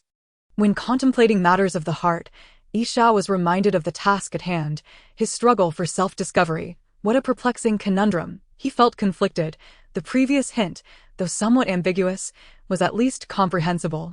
Yet this time, the meaning was not easily decipherable. In accordance with the style of the collective consciousness, this should be a plane where multiple worlds converge, but the specifics of which worlds were involved and how the plot had progressed remained to be uncovered. Nevertheless, Yishao had no intention of delving into this right now. He recalled the conditions for returning to the first world. In fact, it was merely necessary to fulfill the narrative from his initial arrival. A rather straightforward task. With his direct encounter with Constantine, Yishao planned to trigger the return conditions before contemplating further exploration. Suddenly, Yishao settled into silence. In truth, he himself harbored many questions. He had almost forgotten that he once yearned to find his parents. But that desire had fizzled out. The most significant issue was why he felt devoid of emotion, completely, utterly empty. He could not feel even the slightest trace of it, reflecting on the sensations experienced while with Madison. He wondered if he might find answers here. Slowly, he closed his eyes, and the blanket automatically draped over him as the light extinguished. The same moment, in a corner of Mexico, the spear of destiny lay quietly in wait for its new possessor. A destitute scavenger crouched on the ground, seemingly troubled about where to find food for the day. Such is the nature of the world. Poverty and death abound, while the majority remain blissfully distant from these harsh realities. As he took a couple of steps while crouching, he accidentally stepped into empty space. Pulling his foot back, he peered curiously down into the gap, as if answering the call of fate. He extended his arm, reaching into the crevice to search. Before long, he retrieved a wrapped item, hastily unwrapping it to reveal the spear of destiny. From the moment he took possession of it, his soul ceased to belong to him. He felt as though he had detached from this world, staggering away as if in a trance. Manuel, his companion, called from behind, puzzled about his destination. Ignoring him, Manuel clutched the spear tightly and resolutely walked forward.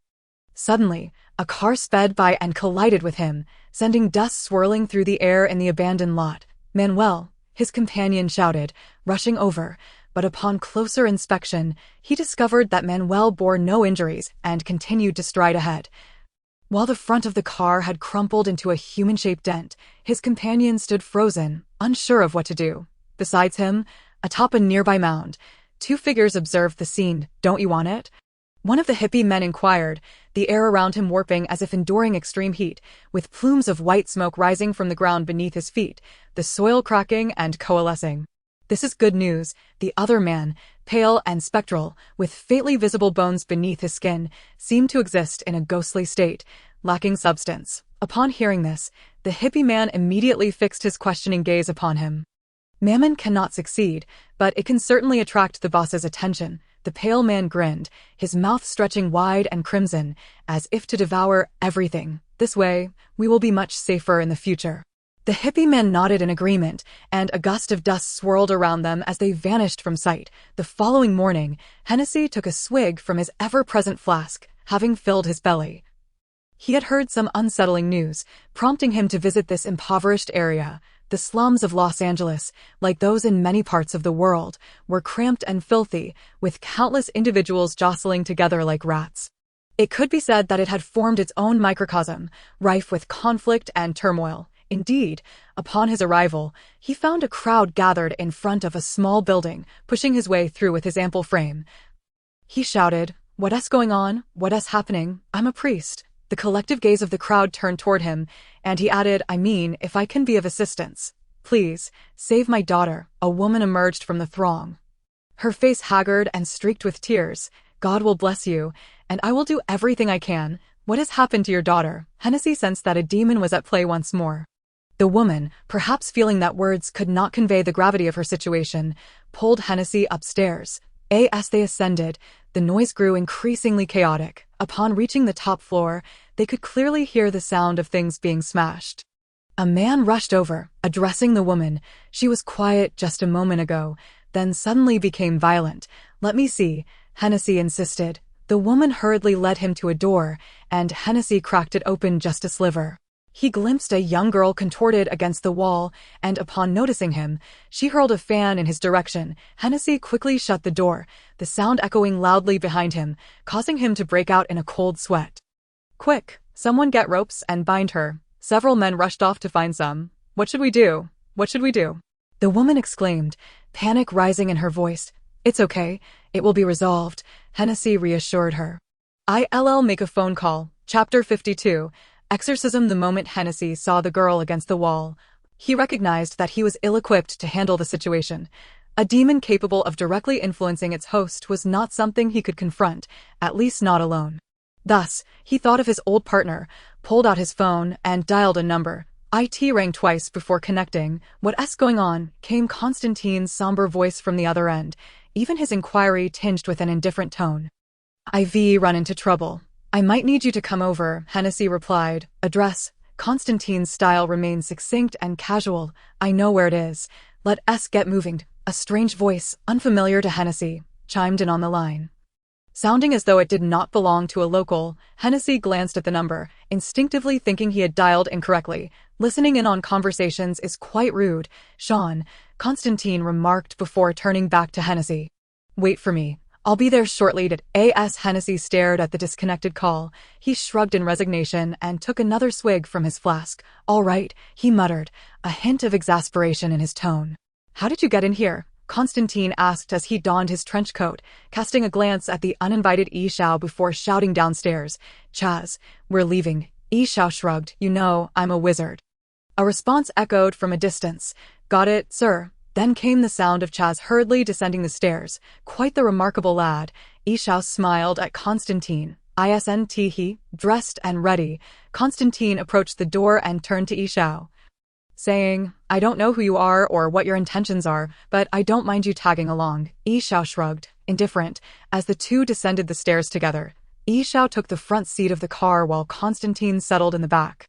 "Let's go." Constantine nodded at Chaz, to which Yishao added, "To the slums." After a brief drive, it became evident that Constantine's living conditions were not particularly luxurious, placing them quite close to the impoverished area. When the car came to a stop, Constantine exited and surveyed the dilapidated building swirling with dust before him, then paused to instruct Chaz, "Wait for me in the car." "Why?" Chaz retorted, but it was clear that Constantine would not respond further. "Hey, buddy," Yishao patted Chaz on the shoulder, pulling the car door open. "Remember to move it a bit further away in a moment." "Why's that?" Chaz queried, but Yishao dismissed him with a casual turn.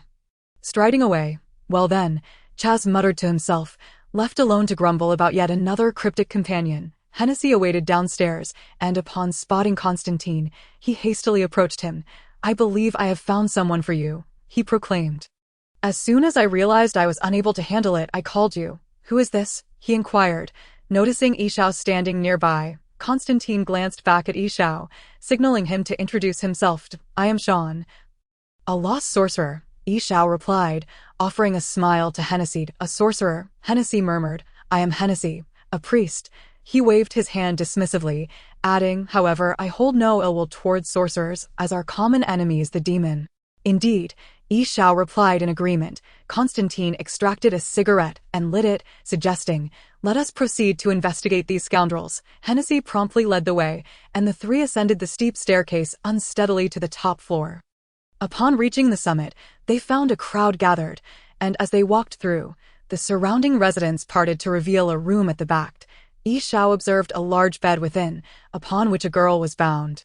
It seemed almost as if she were being offered as a sacrifice to Constantine. His thoughts wandered, and he realized he often strayed from focus.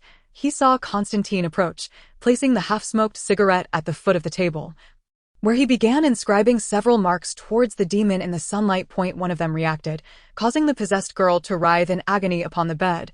Constantine sat astride the bed, whispering to the demon, "I am Constantine, John Constantine, you bastard." Yi Xiao quirked a smile at the side. It was no wonder Constantine was not particularly popular in hell. After delivering a sound thrashing to the demon, Constantine rose, tearing the surrounding wires from the wall to fashion a makeshift stand. "Get me a mirror, at least 3 feet tall," he ordered, also instructing Chaz to move the car. Some individuals prepared to fetch a mirror, but Yi Xiao waved his hand dismissively, saying, "There's no need for such trouble." With a gentle flick of his wrist, a pristine small decorative mirror elongated to over 3 feet in height, floating above Constantine. "Wow," Hennessy exclaimed, "how convenient." "Are you certain there are no issues?" Constantine asked, regarding the enlarged mirror. "Perhaps, maybe," Yi Xiao replied innocently, reasoning that they were all mirrors, merely differing in size. Constantine nodded, commencing the incantation as the girl on the bed struggled increasingly violently, her limbs exhibiting growing strength. A dull thud echoed, resembling something dropping into a wooden box, and the mirror revealed the visage of a demonic soldier as the demon within the girl was transferred into it. "Now," Constantine declared loudly. Yi Xiao stood at the doorway, extending his right hand and gesturing towards the window. The mirror spun in the sunlight before bursting through the window, crashing to the ground and shattering. Chaz, amusing himself in the car, was startled and turned to look back. The girl inside the room regained her consciousness the moment the mirror shattered, calling out for her mother as her family rushed to her side. Constantine shook off his clothes, ignoring the surrounding crowd, and quietly exited, with Yi Xiao following closely behind. He noticed that the cigarette at the table leg had burned down to the butt, and upon discarding it in the trash, he pulled out a cigarette case only to find it empty. He sighed in disappointment and turned his gaze to Yi Xiao. Yi Xiao glanced at him and then turned away, stating, "Not a chance." Constantine did not dwell on the matter. His attention was drawn to a piece of graffiti on the wall, depicting a bound figure pierced by a spear, with an extensive use of red crayon in the background. Yi Xiao also noticed it, casting a glance at Constantine and frowning. The three descended the stairs, and Constantine removed Hennessy's talisman, urging him to assist in searching for the anomaly, as he seemed to have sensed something amiss. Hennessy might be in danger, Yi Xiao mentioned, though it did not lead to any significant change in their course. Constantine was aware of the potential threat, but refrained from elaborating, exercising discretion. He stated calmly. Yi Xiao fell silent thereafter. Upon disembarking the vehicle, Constantine headed straight back upstairs, with Chaz trailing behind, but Yi Xiao intercepted him.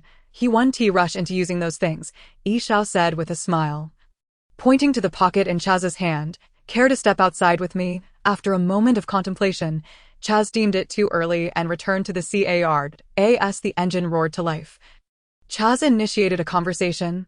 "Good thing I drove a bit further, or that mirror would have smashed on my card." Yi Xiao chuckled, inquiring, "Where to?" "The hospital," Yi Xiao replied. "Which one?" "Every single one," Yi Xiao shrugged. "Soon." The two arrived at a hospital in Los Angeles. "How do we get in?" Chaz prattled from the back. "We have no one to visit." Yi Xiao walked directly past the security guard and casually wiggled his fingers, causing the guard to overlook the two. "How amusing," Chaz remarked, observing the immobile guard. Yi Xiao stepped back momentarily before continuing to pull Chaz forward. "Bring up the list," Yi Xiao instructed at the front desk, employing a modified subtle soul-snatching spell. The African-American clerk at the desk became dazed and began to operate the computer. Chaz seemed intrigued again, reaching out to pinch her cheek. "Doesn't she feel anything?" Yi Xiao sighed, but by then, the clerk had located the information Yi Xiao needed.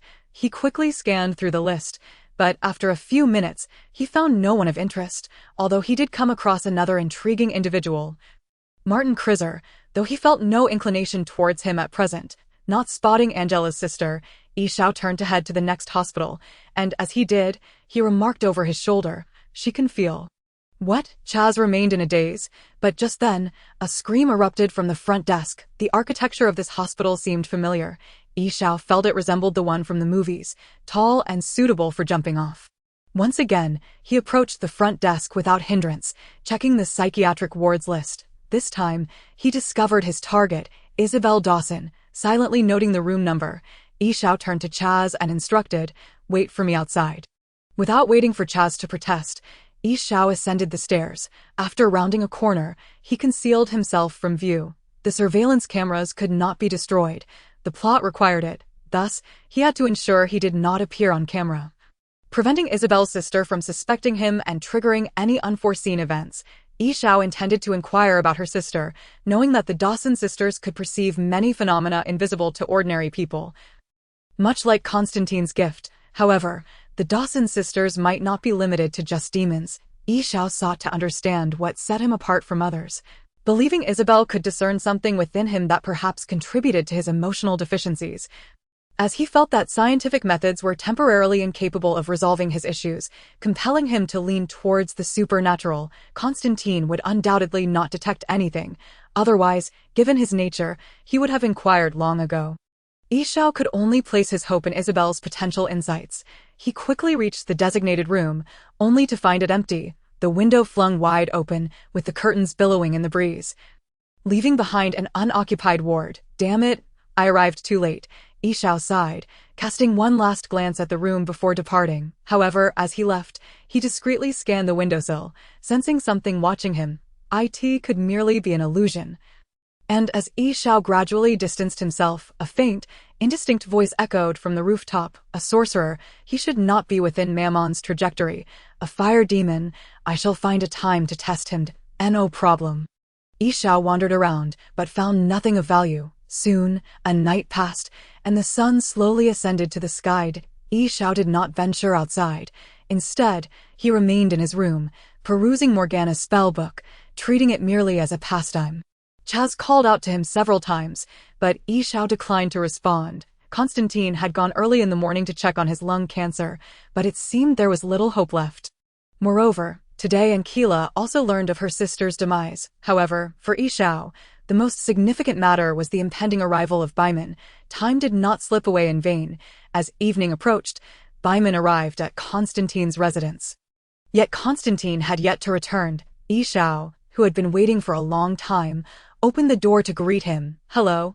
Yi Xiao raised an eyebrow. Baiman stood outside, seemingly at a loss, as if he were unaccustomed to the presence of outsiders at Constantine's place. But he eventually managed to stutter a greeting. "Hello, I have some rather intriguing books that you might enjoy." "Books?" Baiman appeared, even more baffled.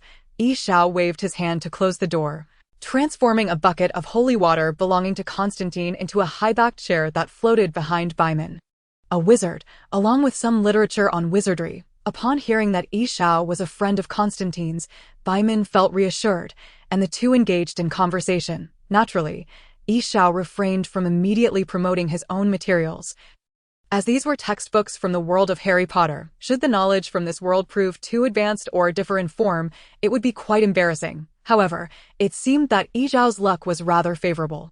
Baiman was also not well-versed in the realm of wizards. Those within the circle, theoretically, would not have their memories altered, thus knowing little indicated the mystery surrounding wizards, or perhaps there were simply not many wizards at all. Furthermore, according to Baiman, the powers of wizards were unique and their methods of inheritance varied. Yi Xiao pondered for a moment before opting not to present the spellbook directly, instead extracting another volume. "What is this?" Baiman inquired. "Potions," Yi Xiao replied with a slight grin. Chapter 54. The transaction room was quietly arranged with rows of holy water, and only Baiman and Yi Xiao occupied the space before the table. Let me see. Baiman eagerly took the book from Yi Xiao's hands, adjusting his glasses as he began to flip through the pages. This, I recognize all of these. So, Mandrake can be used in this manner." His expression was one of astonishment. "Is everything in here true? I mean, will they succeed?" He looked at Yi Xiao with anticipation. Yi Xiao considered for a moment. "I believe that most of what is recorded here is accurate. I have brewed quite a few potions, following the instructions here, such as healing potions, and also this one." Yi Xiao produced a small vial of potion and shook it. "A complex potion. What is this?" Baiman asked, taking the vial. "A transformation potion. Quite fascinating." Yi Xiao smiled. He was an animagus, typically not needing it, but not a polyjuice animagus. That moment, Constantine happened to push the door open, immediately spotting Yishao and Baiman. Baiman, he nodded as a greeting, then turned to Yishao. Do not enter my room without permission. I have told you this. Yishao made a nonchalant expression, guiding Constantine to sit and plucking a hair from his head. Constantine frowned at Yishao as he integrated the hair into the potion. What on earth? He asked. Yishao presented the potion to Baiman. Give it a try. Baiman hesitated, casting a glance at Yishao, convinced he wouldn't harm him under Constantine's watchful eye, and thus tilted his head back to drink the contents of the small vial. Hiss! Baiman emitted a muffled sound of discomfort, bending over in pain. It feels like this the first time. Yishao glanced at Constantine. Soon, Baiman ceased his struggles. He gradually straightened up, facing Yishao and Constantine. Yishao found it amusing to see Baiman transformed into a tattered form of Constantine, brimming with expressive features. What's wrong? Baiman inquired. Noticing Constantine's conflicted expression, Constantine remained silent, gesturing towards the bathroom where there was a mirror. Baiman approached the mirror and beheld his new visage, identical to Constantine's, albeit with the tattered clothing appearing somewhat snug and uncomfortable. Baiman smacked his lips, continually touching his face. Seeing Baiman return, Yishao asked, "How does it feel?" "Quite remarkable. I feel a bit taller," Baiman replied. His spirits lifted. "What do you desire? I should have something of interest for you. Are you not taking me to choose something?" Yishao asked. Baiman nodded. "No problem." He then pushed the bag he had brought towards Constantine. "These are some new arrivals. You will find them useful. I must take my leave." "Oh." Baiman paused, 1 foot already out the door, then turned back. "Cough syrup, I saved some for you." He tossed the medicine to Constantine. Winking at him, Constantine caught the potion and tossed it in his hand. "All right," he shook his head, finding it quite strange to converse with an unfamiliar version of himself. The two descended to Baiman's small warehouse, where they encountered Chaz returning with dinner. He caught sight of Yishao and Baiman. "Gentlemen, are you heading out?" Chaz opened the car door. "No." Yishao lifted his chin, and the door promptly closed. "You should first have dinner. I suspect Constantine will be heading to the church soon." Chaz shook his head in confusion, glancing at Baiman, who bore Constantine's likeness. "Isn't he going out with you?" Yishao shot him a look. "Not quite," he stated. "All right," Chaz conceded, though still puzzled, "but please don't make it sound like I'm his servant." He called out from behind Yishao. Yishao halted, turning to face Chaz, who appeared somewhat anxious. "Of course not. You shall be a hero." Chaz ignoring Chaz, Baiman led the way ahead. In the dim shadows beneath a distant street lamp, a man clad in a striped suit stood there, idly toying with a coin, the light bulb above him flickering erratically. Upon seeing Constantine, he approached.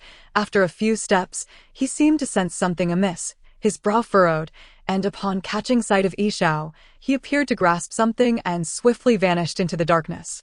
The striped suit man's gaze startled Yishao, who turned to look in the direction of the man's disappearance, contemplating whether to pursue him. This fellow seemed to be Balthazar, and it appeared he had fixed his attention on Constantine. Though Yishao was unsure of the basis for the man's judgment regarding Baiman's disguise, he felt that he wouldn't be particularly difficult to handle. Magic should inflict some harm upon him. Nonetheless, Yishao decided to follow Baiman's pace, believing it prudent to first familiarize himself with literature on exorcism in his previous world. Most of the research he conducted on this topic indicated that demons often possessed peculiar characteristics, perhaps immunity to fire or darkness. Yishao was uncertain whether his magic could deal a fatal blow to a demon. The two traversed the upper-level supermarket and dining hall, passing through a protective door to the warehouse, arriving at a lower level where mechanical equipment was stored. "This is it," Baiman gasped, seemingly proud of his little sanctuary, though the expression on Constantine's face made it rather incongruous. By the way, when will the effects of the potion wear off?" he asked. "In a while," Yishao nodded, scrutinizing the surroundings. There were no common items such as crucifixes or holy water, but an array of high-end gadgets was present. Yishao pulled out a bag from his robe. He had gathered many intriguing items from the world of Harry Potter. When it came to money and magical artifacts, the latter was undeniably more fascinating, hence Yishao had collected several bags worth. He slowly extracted a broomstick, the most ordinary model, of which he owned dozens. Next, he revealed a few books, as they constituted the bulk of his collection. Baimin took the broomstick. "Do you think I need to clean up here?" Yi Xiao shook his head, pulling out a common wand. This is an essential wand for any wizard. With a gentle flick, the broomstick floated before Baimin. A flying broomstick. Baimin mused aloud, nodding to himself. Suddenly, he twitched a few times, and after a shudder, he reverted to his original appearance. "So, what do you need?" Yi Xiao felt that books would suit him best, though he was uncertain what bizarre items might exist in Constantine's world. After some contemplation, he piled the items before Baimin and stated, "All of them." Chapter 55. The Insect Demon. No. This is not a trivial request," Baimin exclaimed, momentarily taken aback, hastily adding, "I cannot give you everything." He shook his head. "I have quite a bit of my own." Yi Zhao's tone carried a hint of the imperious curse. He was unsure if it would be effective on Baimin, as he was unfamiliar with the character's true identity in the film. Hence his caution. Baimin shook his head, seemingly attempting to dismiss something. He looked around in confusion before finally fixing his gaze on Yi Xiao. "Wow, this is not how business is conducted," he cautioned. Baimin rose to retrieve something, but Yi Xiao let his hand drop. The old wand in his sleeve slid down to his grasp. "This request is entirely reasonable," Yi Xiao stated emphatically, "is it not?" A peculiar, inexplicable current seemed to swirl around Baimin, subsequently shifting to hover above the two individuals, spiraling, dancing, and then vanishing without a trace. This time, it appeared to have succeeded. Baimin, in a daze, sat down once more, repeatedly uttering, "Yes, it is quite reasonable. It is quite reasonable. It is quite reasonable." Yi Xiao exhaled in relief, contemplating the possibility of resorting to a forceful heist if matters did not resolve favorably. His hesitation to act immediately stemmed from two factors. First, he was uncertain of Baimin's true nature, preferring a gradual approach that could be dismissed as mere business tactics if discovered. Second, he could not guarantee whether Baimin possessed any peculiar traits that might render his memories impervious to search or control. Otherwise, if Baimin concealed something, Yi Xiao would be unable to uncover it. Curiosity piqued, Yi Xiao rubbed his hands together and rose alongside Baimin. Half an hour later, Yi Xiao emerged unsteadily from the basement, bearing a modest bounty, a crystal stone emanating a faint blue glow, a weathered stone tablet, and a small, dark badge adorned with a dense array of skulls. Additionally, he had gathered a variety of familiar items, imitation artifacts from the Odin and Zeus pantheons, albeit mere replicas with limited power. Yet, he also acquired valuable knowledge concerning exorcism, including ancient hunters' journals, diaries, and records of demon hunting. Among these treasures, he discovered the authentic manuscript of Van Helsing, deeply concealed by Baimin. Likely unknown, even to Constantine, had Yi Xiao not exerted control over Baimin, this artifact would have remained elusive. Finding a quaint safe, he ordered a cup of coffee and settled down to meticulously peruse Van Helsing's notes. With the fast-paced plot of Hellblazer looming over him, Yi Xiao was acutely aware of the limited time available to absorb knowledge pertaining to demon exorcism. Thus, he cast a series of neglect and protective spells around himself and immersed himself in the study. As time meandered on, within less than an hour, Yi Xiao, with his remarkable memory and comprehension, had completed several renowned demon hunters' manuscripts. He was no longer the amateur enthusiast of the original world who merely gleaned insights from historical films. Now, upon encountering a demon, Yi Xiao could discern its variety and devise strategies to confront it. He could even connect customs and rituals to potential events, although demons might vary across different worlds. They predominantly originated from the same hell, resulting in minimal discrepancies. Armed with theory, he realized he lacked practical experience. Soon, he received the anticipated notification. The inheritance of the demon hunter had been successfully recorded. Indeed, as Yi Xiao had previously feared, many high-level demons possessed unique traits, most notably their immunity to deathly attacks originating from the human realm. Wizards, being part of the human domain, could inflict harm upon demons but could not slay them outright. They could only seal them or employ other special methods. Van Helsing's notes detailed numerous techniques, and the era he inhabited was truly a dark age rife with demons wreaking havoc upon the world. Consequently, many of his methods proved lethal against today's diminished demons. Carefully tucking away the manuscript, Yi Xiao drained the remainder of his coffee and glanced at the electronic clock on the wall. Quite late indeed. At this hour, Constantine would likely be at the Midnight Club. Yi Xiao had already learned the club's location from Baiman. Meanwhile, Constantine had just exited the church, accompanied by Angela, whose mood was far from pleasant. She cherished her sister dearly, yet now she was gone, an apparent suicide. Angela refused to believe her sister had taken her own life. Her thoughts turned to the insufferable man, Constantine. The materials indicated he mingled within circles of exorcism, demonology, and the supernatural, yet Angela regarded him as little more than a charlatan, an impeccably dressed deceiver. Shaking her head, she reopened the videotape extracted from the hospital and, after several viewings, finally noticed something amiss. Distraught, she had adjusted the recording time earlier in the day, and during the additional evening footage, she observed a stranger entering the hospital. While this was not inherently suspicious, she found it perplexing that the man vanished after turning a corner. After repeatedly cross-referencing the timestamps, Angela pondered her next steps, realizing she would need to investigate further the following day. The footage transitioned to the scene of her sister's leap, and she heard the name Constantine. For a moment, she froze, but upon replaying the tape, the name had vanished. Silently repeating Constantine in her mind, she considered seeking out this man. Meanwhile, while Angela wrestled with her inner turmoil, Constantine faced a dire predicament. That wretched angel, espousing false virtue, completely misunderstood human emotions. Contemplating his descent into hell, Constantine mused that he would not mind reconciling with Satan if it meant avoiding eternal damnation. However, the enmity between them was profound. Should he fall to hell, he was certain Satan would make him pay dearly. Suddenly, Constantine coughed violently, hunched over as if his lungs were about to expel themselves. To compound his suffering, he battled the same infernal lung cancer. Amidst his coughing, he noticed a peculiar creature scuttling across his foot, something akin to a crab. What business did a crab have on a concrete road? His instincts as an exorcist screamed that something was amiss. Constantine reached into his coat, intending to retrieve a cigarette for one last stylish indulgence before his lung cancer flared up. "A light, brother," he called, but a bothersome voice interrupted him not far away. Though he appeared like an ordinary person, Constantine discerned the anomaly, an unfamiliar demon. Grabbing the screaming beetle left by Baiman, he shook it vigorously. A piercing shriek erupted, causing a nearby humanoid to explode into a swarm of insects. Recognizing it as a bug demon, Constantine realized he carried no other means to combat it. Aside from a decisive blow to annihilate a significant portion of it, his only option was to flee. Yet, before he could take a step, the bug demon reformed, seizing Constantine by the collar and growling menacingly, "Mind your own business, exorcist." Various insects and scorpions crawled across his body, and a snake coiled from two holes it had formed for eyes. Filling Constantine with revulsion, he shook the screaming beetle again. Its shrill cry was lethal to such a demon. The bug demon dispersed, allowing Constantine a brief respite to catch his breath. "I'm not your brother, you hideous creature." Chapter 56. The Midnight Club. Constantine rose, adjusting his collar, determined to flee before the bug demon regained its composure.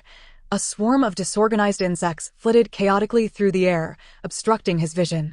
Deep, the resounding horns of speeding cars echoed down the avenue, nearly brushing past him. Not daring to linger, he dashed through the traffic, aware that the bug demon was hot on his heels. A large mass of grotesque insects suddenly descended upon him, coalescing once more to confront Constantine. Roar, hiss, it bellowed at him, asserting its dominance. Constantine regarded the creature with pity, shaking his head. With a thunderous crash, a massive truck collided with the bug demon, sending a shower of foul liquid and bizarre insect corpses scattering across the ground. "Good heavens, what is this?" exclaimed the truck driver, hastily exiting the vehicle. Constantine exhaled in relief, bemused by the demon's foolishness. He suspected his screaming beetle had met its demise amidst the chaos, ignoring the mess around him. He turned and departed with nonchalance. He still had unfinished business with Midnight. As he approached Chaz's taxi, he pondered the stubbornness of Midnight with a frown. Meanwhile, Yi Xiao savored a Los Angeles-style Mexican chicken wrap, its flavor falling short of authenticity, yet he was content, for food sufficed. In truth, Yi Xiao was a man who relished the pleasures of life, preferring a leisurely and comfortable lifestyle, with little interest in other pursuits. He often found himself idly passing time after fulfilling his daily tasks, and he took particular delight in collecting various sofas, which invariably brought him joy, especially since his transformation into a cat. Recalling his anima, Yi Xiao thought of the brief respite he had enjoyed following his farewell to Madison, which had been swiftly interrupted by his arrival in this realm. Time was of the essence, and he anticipated that upon his return, life would devolve into utter chaos. However, the form of the crow remains quite convenient. Yi Xiao is currently soaring through the skies of Los Angeles, with the Midnight Club as his destination. Yet the journey is far from peaceful. Occasionally, he catches glimpses of dark figures darting through the clouds. He cannot discern what they are, but his instincts suggest they must be some sort of specters. Such entities are absent from the Hellblazer films, leaving him to ponder their origins from another realm. Furthermore, this world exudes an uncomfortable aura. If the previous wizarding world emanated a sense of lightness intertwined with mysterious solemnity, this realm instead evokes feelings of death, destruction, and a suffocating atmosphere. Nevertheless, Yi Xiao is not inclined to dwell on these thoughts. He intends to take things one step at a time, without a goal. There is no motivation. This encapsulates Yi Xiao's state of existence. Moreover, he believes he has never heard of crows possessing the ability to perceive what is invisible to ordinary mortals. Surely it must be cats that possess such powers. While crows merely symbolize ill omen, could it be that his particular breed of crow is unique? How else could he perceive these phantoms? However, the warehouse belonging to Baiman is not far from the club, and soon Yi Xiao spots the entrance below, along with Chaz waiting by a taxi. Let us rewind time for a moment. I know where you are headed. Chaz hastily bolts out of the car, while Constantine strides forward, clearly in a foul mood. Demons are not permitted to cross into the human realm. Although a few small fry may slip through, they are inconsequential. However, the recent spate of demonic attacks has piqued his senses with an unusual scent. That obstinate fellow remains steadfast in his neutrality. If the Midnight Crew were to lend a hand, perhaps he could preemptively thwart the impending misfortunes. Yet, the small companion beside him incessantly babbles about a ghostly refuge. Right, that's the place. Although Chaz perceives Constantine's impatience, he is unwilling to forfeit this opportunity. He has heard whispers of this place for ages, perhaps mentioned inadvertently by other exorcists or leaked during conversations between Constantine and Hennessy. The specifics elude him, yet it is evidently a gathering ground for exorcists, and Chaz is eager to witness it for himself. Just a bar. Constantine sighs, his tone laced with resignation, and he casually holds a cigarette between his lips. A bar, it is no matter. I've heard the old man inside is a good fellow. Surely I can enter. Chaz spares no chance. Constantine's patience is wearing thin, but fortunately, they have arrived at their destination. Of course, you may enter. He halts, casting a glance at Chaz. I can. Chaz momentarily fails to register the response, only to erupt in joy moments later. If you can get in. Constantine douses his enthusiasm with a cold splash of reality. Striding toward the bar's entrance. Very well, Chaz mutters behind him. What new trouble awaits? A few minutes later, Chaz emerges from the bar, crestfallen. He has attempted both deception and forceful entry, yet to no avail, and nearly faced a beating. Damn Constantine, leaving him stranded here. Chaz silently curses. A familiar voice rings out beside him, unchanged as always. Hey, Chaz, what are you doing here? Chaz turns to see Yi Xiao, adjusting the wrinkles on his clothing. Smiling at him, where's Constantine? Chaz gestures in exasperation. He has gone downstairs. Yi Xiao glances in the direction Chaz indicates. He merely went to the bar, not downstairs, having just perused numerous demon hunter journals. Yi Xiao instinctively corrects himself on several terms. Chaz shrugs, noticing Yi Xiao raising his leg to head down as well. Squinting, he asks, are you going to the bar too? Of course, Yi Xiao replies unabashedly. Can you take me down? Chaz inquires. Certainly. Yi Xiao nods with a smile. Chaz recalls Yi Xiao's clever trick during their last hospital visit, excitement bubbling within him as he pulls Yi Xiao along. The world below the staircase is drenched in dark red hues, illuminated by blood-red lights that cast a disorienting glow, resembling a haven for lost wanderers. The brawny man at the entrance, holding a sign, observes Yi Xiao, but makes no other move. He merely pulls the lever, allowing Yi Xiao to enter. It seems the Midnight Crew does not mind the method of soul-draining entry, as there are no guards in place to resist such intrusions. Chaz beams at the sight, yet as he approaches, the guard once again blocks their path, having regained his senses, and upon recognizing the troublemaker, his expression darkens. "Hey, Sean, hey," Chaz shouts from behind. But Yi Xiao has already disappeared from sight within the bar. Chaz resolves to overturn his initial impression of Yi Xiao as a good person. Sighing, he reflects on how similarly detestable he finds Yi Xiao as he does Constantine. Even if he did not hear him, he can still sense Yi Xiao's malice in his heart, as the bar reverberates with that familiar tone. Certainly, if you can make it inside. Chapter 57. News. It must be said, Chaz's capacity for imaginative speculation is quite remarkable. Setting aside the disgruntled Chaz outside, upon entering the club, Yi Xiao feels as though he has stepped into a world teeming with monsters and demons. The dim red lighting, the crimson ambience, the heavy metal music, and the flickering shadows of the stage suggest that Midnight's taste leaves much to be desired.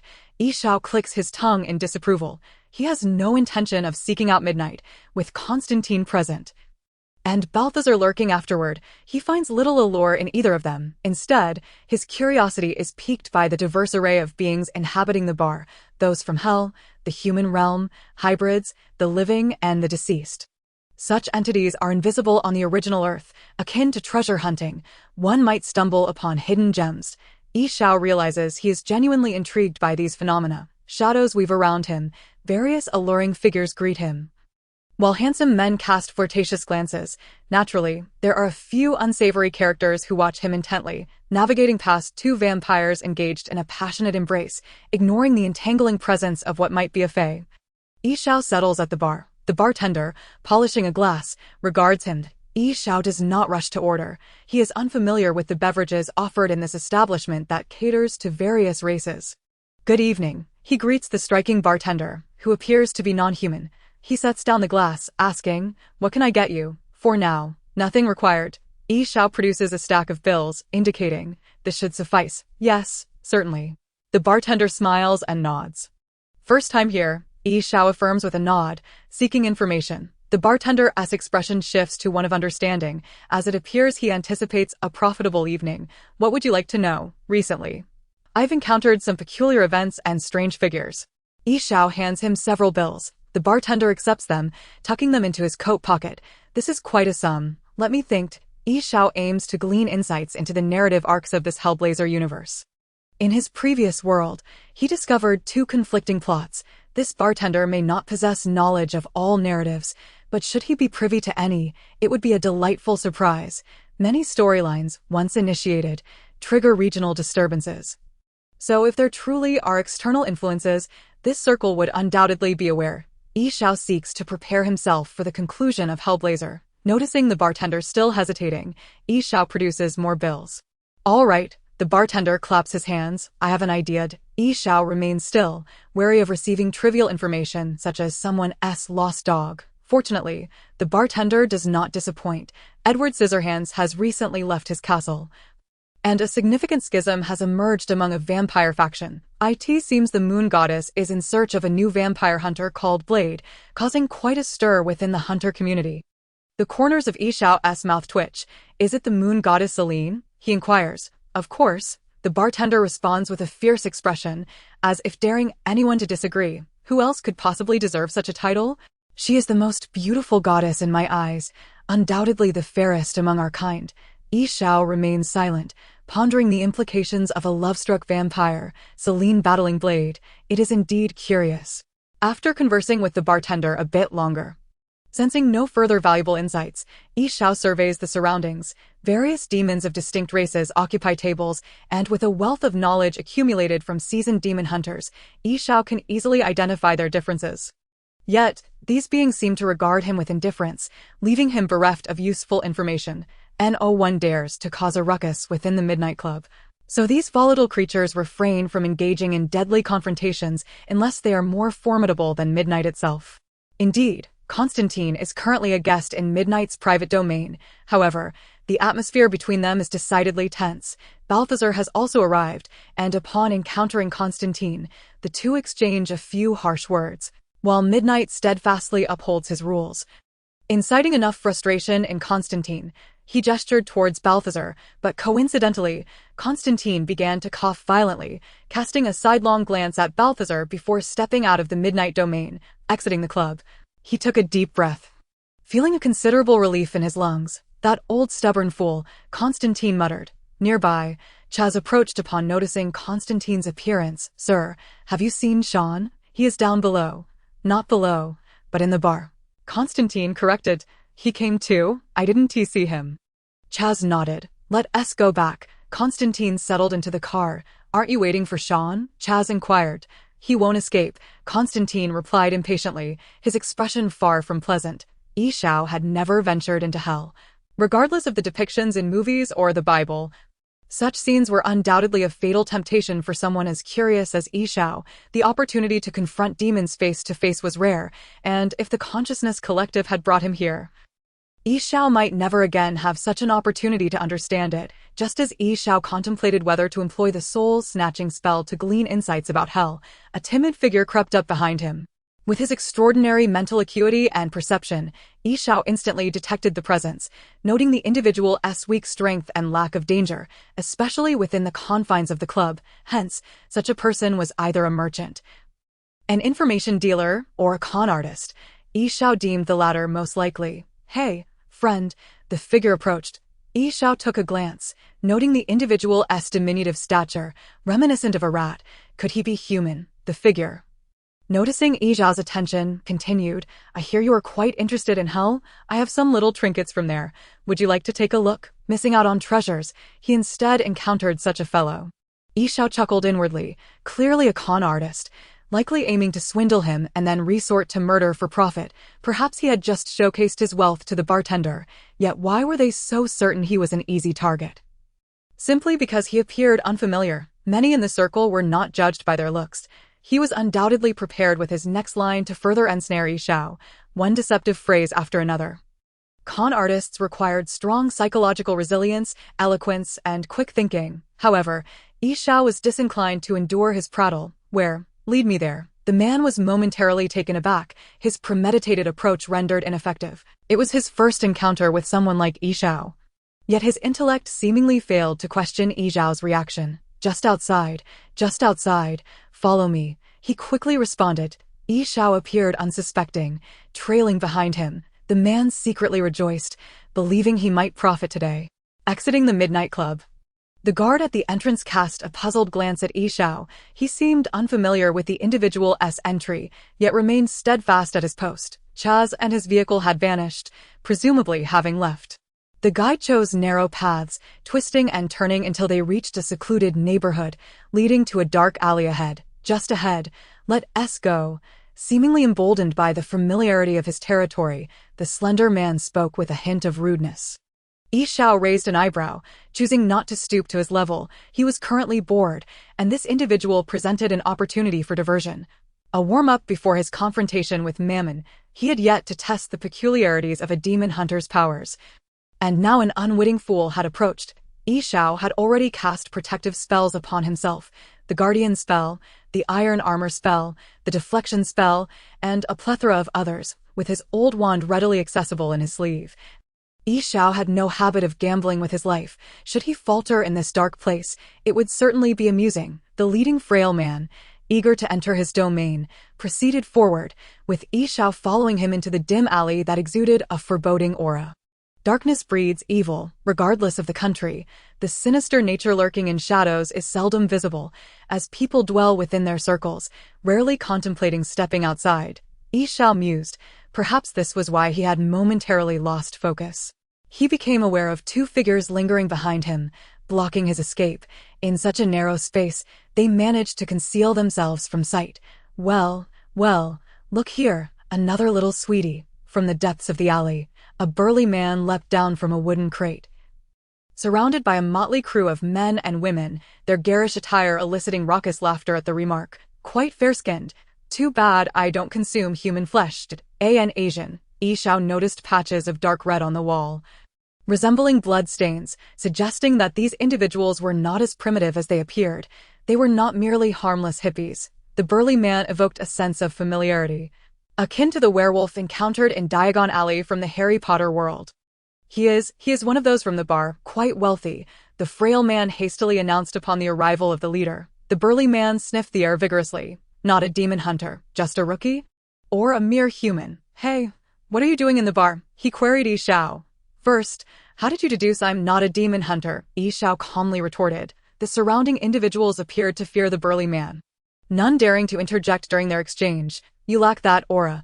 You don't possess the scent of someone who regularly mingles with demon hunters, nor the aura of demon hunting powers. You have neither. Yi Xiao squinted, realizing that after receiving his hint, he hadn't sensed anything extraordinary. He had merely grasped some theoretical knowledge. So, there was more to this than met the eye. How does one acquire this so-called aura? Yi Xiao inquired, lacking understanding. Ahahaha. The burly man scoffed. Kid, it's my turn to ask questions. It seems you haven't grasped your position. Do you know who I am? A werewolf, perhaps? Yi Xiao shrugged. The burly man momentarily appeared taken aback.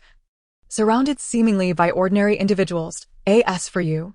Yi Xiao glanced at the frail man. You're not a werewolf, are you? I am, he weakly replied. Yi Xiao face-palmed, waving his hand dismissively. It's fine. I just recently learned the theoretical knowledge. The werewolf grinned, producing a series of growls from his throat. You truly are a demon hunter. I thought this idiot brought me an ordinary human, yet your mentor is quite irresponsible. He taught you knowledge, but failed to impart you with power. Or are you merely a half-baked novice without true demon hunting abilities? Such a pity. Today you're destined to die. The number of demon hunters has dwindled over the years, and today another will be lost. Human flesh is the toughest to consume, but the flesh of a demon hunter is quite delectable. The werewolf's form began to swell, muscles straining against his clothing. Yi Xiao surveyed the surrounding figures, their faces alight with excitement. He was no longer the ordinary person who had first entered the Harry Potter realm.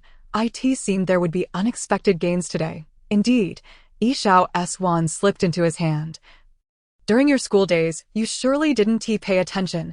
Wizards love wearing suits like mine. Meanwhile, Constantine sat alone at an empty table in his room, accompanied only by a forlorn spider. He trapped it beneath a cup, inviting it to share a smoke, mirroring his own desolate circumstances. The relentless cycle of cigarettes and beer enveloped him in a shroud of despair. Ding-dong, the doorbell rang, and Constantine cast an irritated glance. A midnight knock rarely heralded good tidings, and it surely wasn't Tishan, for he never knocked. Peering through a crack in the door, he saw Angela standing outside. Hello, she offered a greeting. Trouble had arrived at his doorstep. Clearly, Angela had come seeking assistance, having learned of Constantine through her sister, a woman relentless in her pursuits. Yet, Constantine was in a foul mood. An awkward silence ensued, prompting Angela to tentatively initiate conversation. We have met before. Constantine interjected, knowing their first encounter had been at the hospital when he sought treatment for his lung ailment. Later, Angela was momentarily at a loss for words. What a coincidence, Constantine continued, recollecting their meeting in the church, where he was being ridiculed by that damned angel. Can we talk? Angela ventured, but Constantine was curt, not interested. Then may I at least speak? Angela insisted, pulling out her badge. Constantine scoffed, stepping aside to allow her entry. Normally, Constantine was not the most agreeable person, and his current demeanor only served to mock Angela further. One grieving a recently deceased sister, the other fearing his descent into hell, their interaction was fraught with discomfort. Angered by thoughts of her sister's fate, Angela spat, "You bastard," before storming out. Constantine remained seated, his expression unchanged. Where would he go next? Would he too descend into hell? A cacophony of wings reverberated through Constantine's dilapidated little apartment, causing the very walls to tremble. Countless shadows swirled around the dwelling, resembling bats or perhaps large avian creatures, flitting from one side to the other in an instant. He tilted his ear, listening intently. It was the sound of demons. Without a second thought, Constantine burst through the door. Chapter 59. Encounter. Yi Xiao hummed a tune as he emerged from the alley, wisps of unknown ash drifting down from the heavens. He licked his lips, the distant toll of church bells ringing out, and stretched out his hand to quietly embrace the tranquility of the world around him, the hurried figures in tailored suits. Against the backdrop of encroaching night, evoked thoughts of laborers returning home, perhaps to a devoted wife and a darling child awaiting them. A sumptuous dinner and a leisurely stroll would surely dispel the weariness of the day. if not for the scattered corpses and pools of blood strewn across the alley behind him. A few thugs slumped helplessly against the ground, each bearing a deep gash upon their necks, a wound wrought by the unyielding hand of a godlike figure. Delivering a swift and lethal strike, fragments of two werewolves lay scattered upon the ground, resembling shards of ice. Initially, Yi Xiao had intended to use silver weaponry to slay them, creating a scene akin to the work of demon hunters. Yet he discovered that his silver arm seemed powerless against them. Thus, he resorted to magic, obliterating the werewolves into mere fragments. Of course, not all had perished. Some pragmatic individuals merely had their memories wiped clean.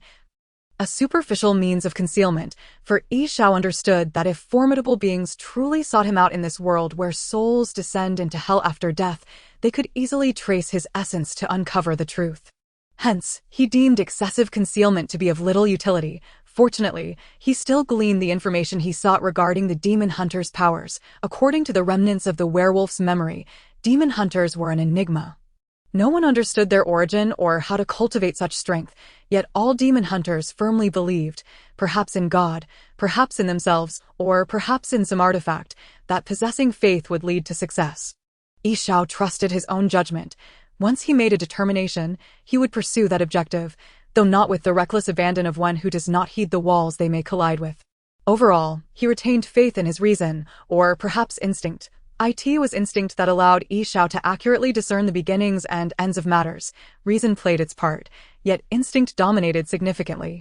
Whenever confronted with a dilemma, he instinctively sought the correct path. Many experienced similar phenomena, stumbling upon the right solution to an unknown problem, only to find that sensation dissipate upon further scrutiny. This is an instinct, or perhaps a sixth sense of the subconscious.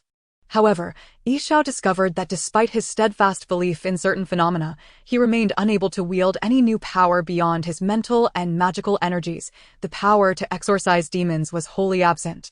He began to question whether he was deceiving himself. He left the diminutive werewolf, who bore no trace of its nature, to practice his skills, as it seemed he had not confronted his own powers for quite some time. Magic and mental energy, two forms, yet the classification bestowed upon him felt vague, and his understanding of power remained hazy. Thus, the unfortunate werewolf endured Yi Xiao's torment, though fortunately, werewolves were a resilient breed, capable of withstanding his onslaught. Since Yi Xiao's arrival in this realm, fortune had rarely favored him. Yet, this time, luck appeared to be on his side. After a few minutes of study, he unexpectedly received a new insight within his mind. A delightful surprise indeed, as Yi Xiao squinted his eyes. Wizard's bloodline. Every power has its origin. Your blood contains the essence of magic. Magic is wondrous, and the sorcerer's power originally stems from magical beings. You have now fused your mental energy with your magic. This is your strength, one that only you can unearth. Mental power. Every power has its origin. The definition of mental energy is manifold. It may arise from within, from external sources, be innate or acquired. Initially, your mental energy merely diffused, but now it has merged with your magical essence. What transformations this may entail, only you can discern. Exorcist heritage. Every power has its origin. Exorcism is both a profession and a belief, stemming from the soul and emanating from within. You do not yet possess it. Its manifestation is an expression akin to mental energy, yet it is a distinct force. Yi Xiao sat in the evening light of the rented room, perusing the newly received information. This message was more comprehensive, perhaps signifying a level up for him. His thoughts drifted far, as his body seemed to embody some principle of existence. Yet the powers of an exorcist eluded him, leaving him perplexed. Indeed, the age-old adage held true. The more one knows, the more one realizes their ignorance. Yi Xiao furrowed his brow. The taxi moved in fits and starts, resembling an elderly individual stumbling along. Fortunately, they were in the impoverished neighborhood of Los Angeles. Had they been caught in the traffic of New York, they might well have been forced to stop and nap. To take a shortcut, the vehicle slowly turned onto a silent street. Angela walked restlessly along the road, her mind preoccupied with Constantine's harsh words. She ran her fingers through her hair, letting her tresses cascade down. What a scoundrel he was. This was her true sentiment at that moment. "Hey, detective," a familiar, irritating voice called from behind. "If I told you that God and the devil made a wager, with the stakes being the souls of all humanity, Would you believe me? Constantine had caught up, and the two moved towards the car, discussing as they walked. Angela, naturally, was not in a good mood. I suggest you return to your doctor, don't argue with me. Their pact forbids direct interference in the human realm, only influence, ultimately leading to a showdown to see who prevails. Constantine was unfazed, likely accustomed to being met with skepticism. Fine, I won't argue, but why? Angela retorted dismissively. Who knows? Perhaps it's simply for amusement, Constantine replied with a hint of disdain. Oh, how delightful. Is it amusing when a husband murders his wife, when a mother drowns her child? You attribute all this to the devil? You are mistaken, Constantine. It is humanity that embodies the devilry. Angela shook her head, a hint of disappointment in her eyes. You are not wrong. Human nature is inherently malevolent, especially when guided by certain forces. Constantine conceded, thank you for the lesson, but I do not believe in the devil. Angela shot him a glance. Just then, the distant streetlights flickered twice before abruptly extinguishing, one after the other, plunging the entire street into darkness, rendering it utterly impenetrable. It was profoundly dark, so deep that it felt as if light had never existed. It's merely a power outage, Angela responded instinctively, a hint of surprise in her voice. Not likely, Constantine intently focused, listening for distant sounds. Wing beats, seemingly from winged demons, manageable. But wait, what was that? Constantine discerned a faint thudding sound, akin to footsteps. Chapter 60. Fire demons typically possess a size proportional to their danger. Larger beings are notoriously difficult to contend with. We cannot linger here. We must move swiftly, Constantine urged, gripping Angela's arm and guiding her towards a nearby shop where a statue of the Virgin Mary stood. The dim bulbs adorning the Christmas decorations emitted a feeble glow, teetering on the brink of extinction. What is that? Angela queried. Drawing her handgun, Constantine produced a tattered piece of fabric. You wouldn't want to know. Wings, possibly a type of winged demon, and there's a large one. He glanced at Angela. The gun won't be effective here. Stop joking. What exactly are we dealing with? Angela scanned the surroundings warily. Things that shouldn't be here. Constantine noted, observing the last remnants of light behind them, which flickered out with a sharp click, surrounded by an engulfing darkness. Unsettling rustling sounds and chattering echoed in the stillness. Constantine could even hear Angela's heavy breathing beside him. Time was of the essence. He pulled out his lighter and ignited the tattered fabric. Constantine knew that what he held was no mere rag. It was a fragment of the garment worn by Moses when he ascended Mount Sinai to receive the 10 Commandments, lethal to these infernal creatures. The flames blazed in his hand, illuminating him as the nucleus of this shadowy realm.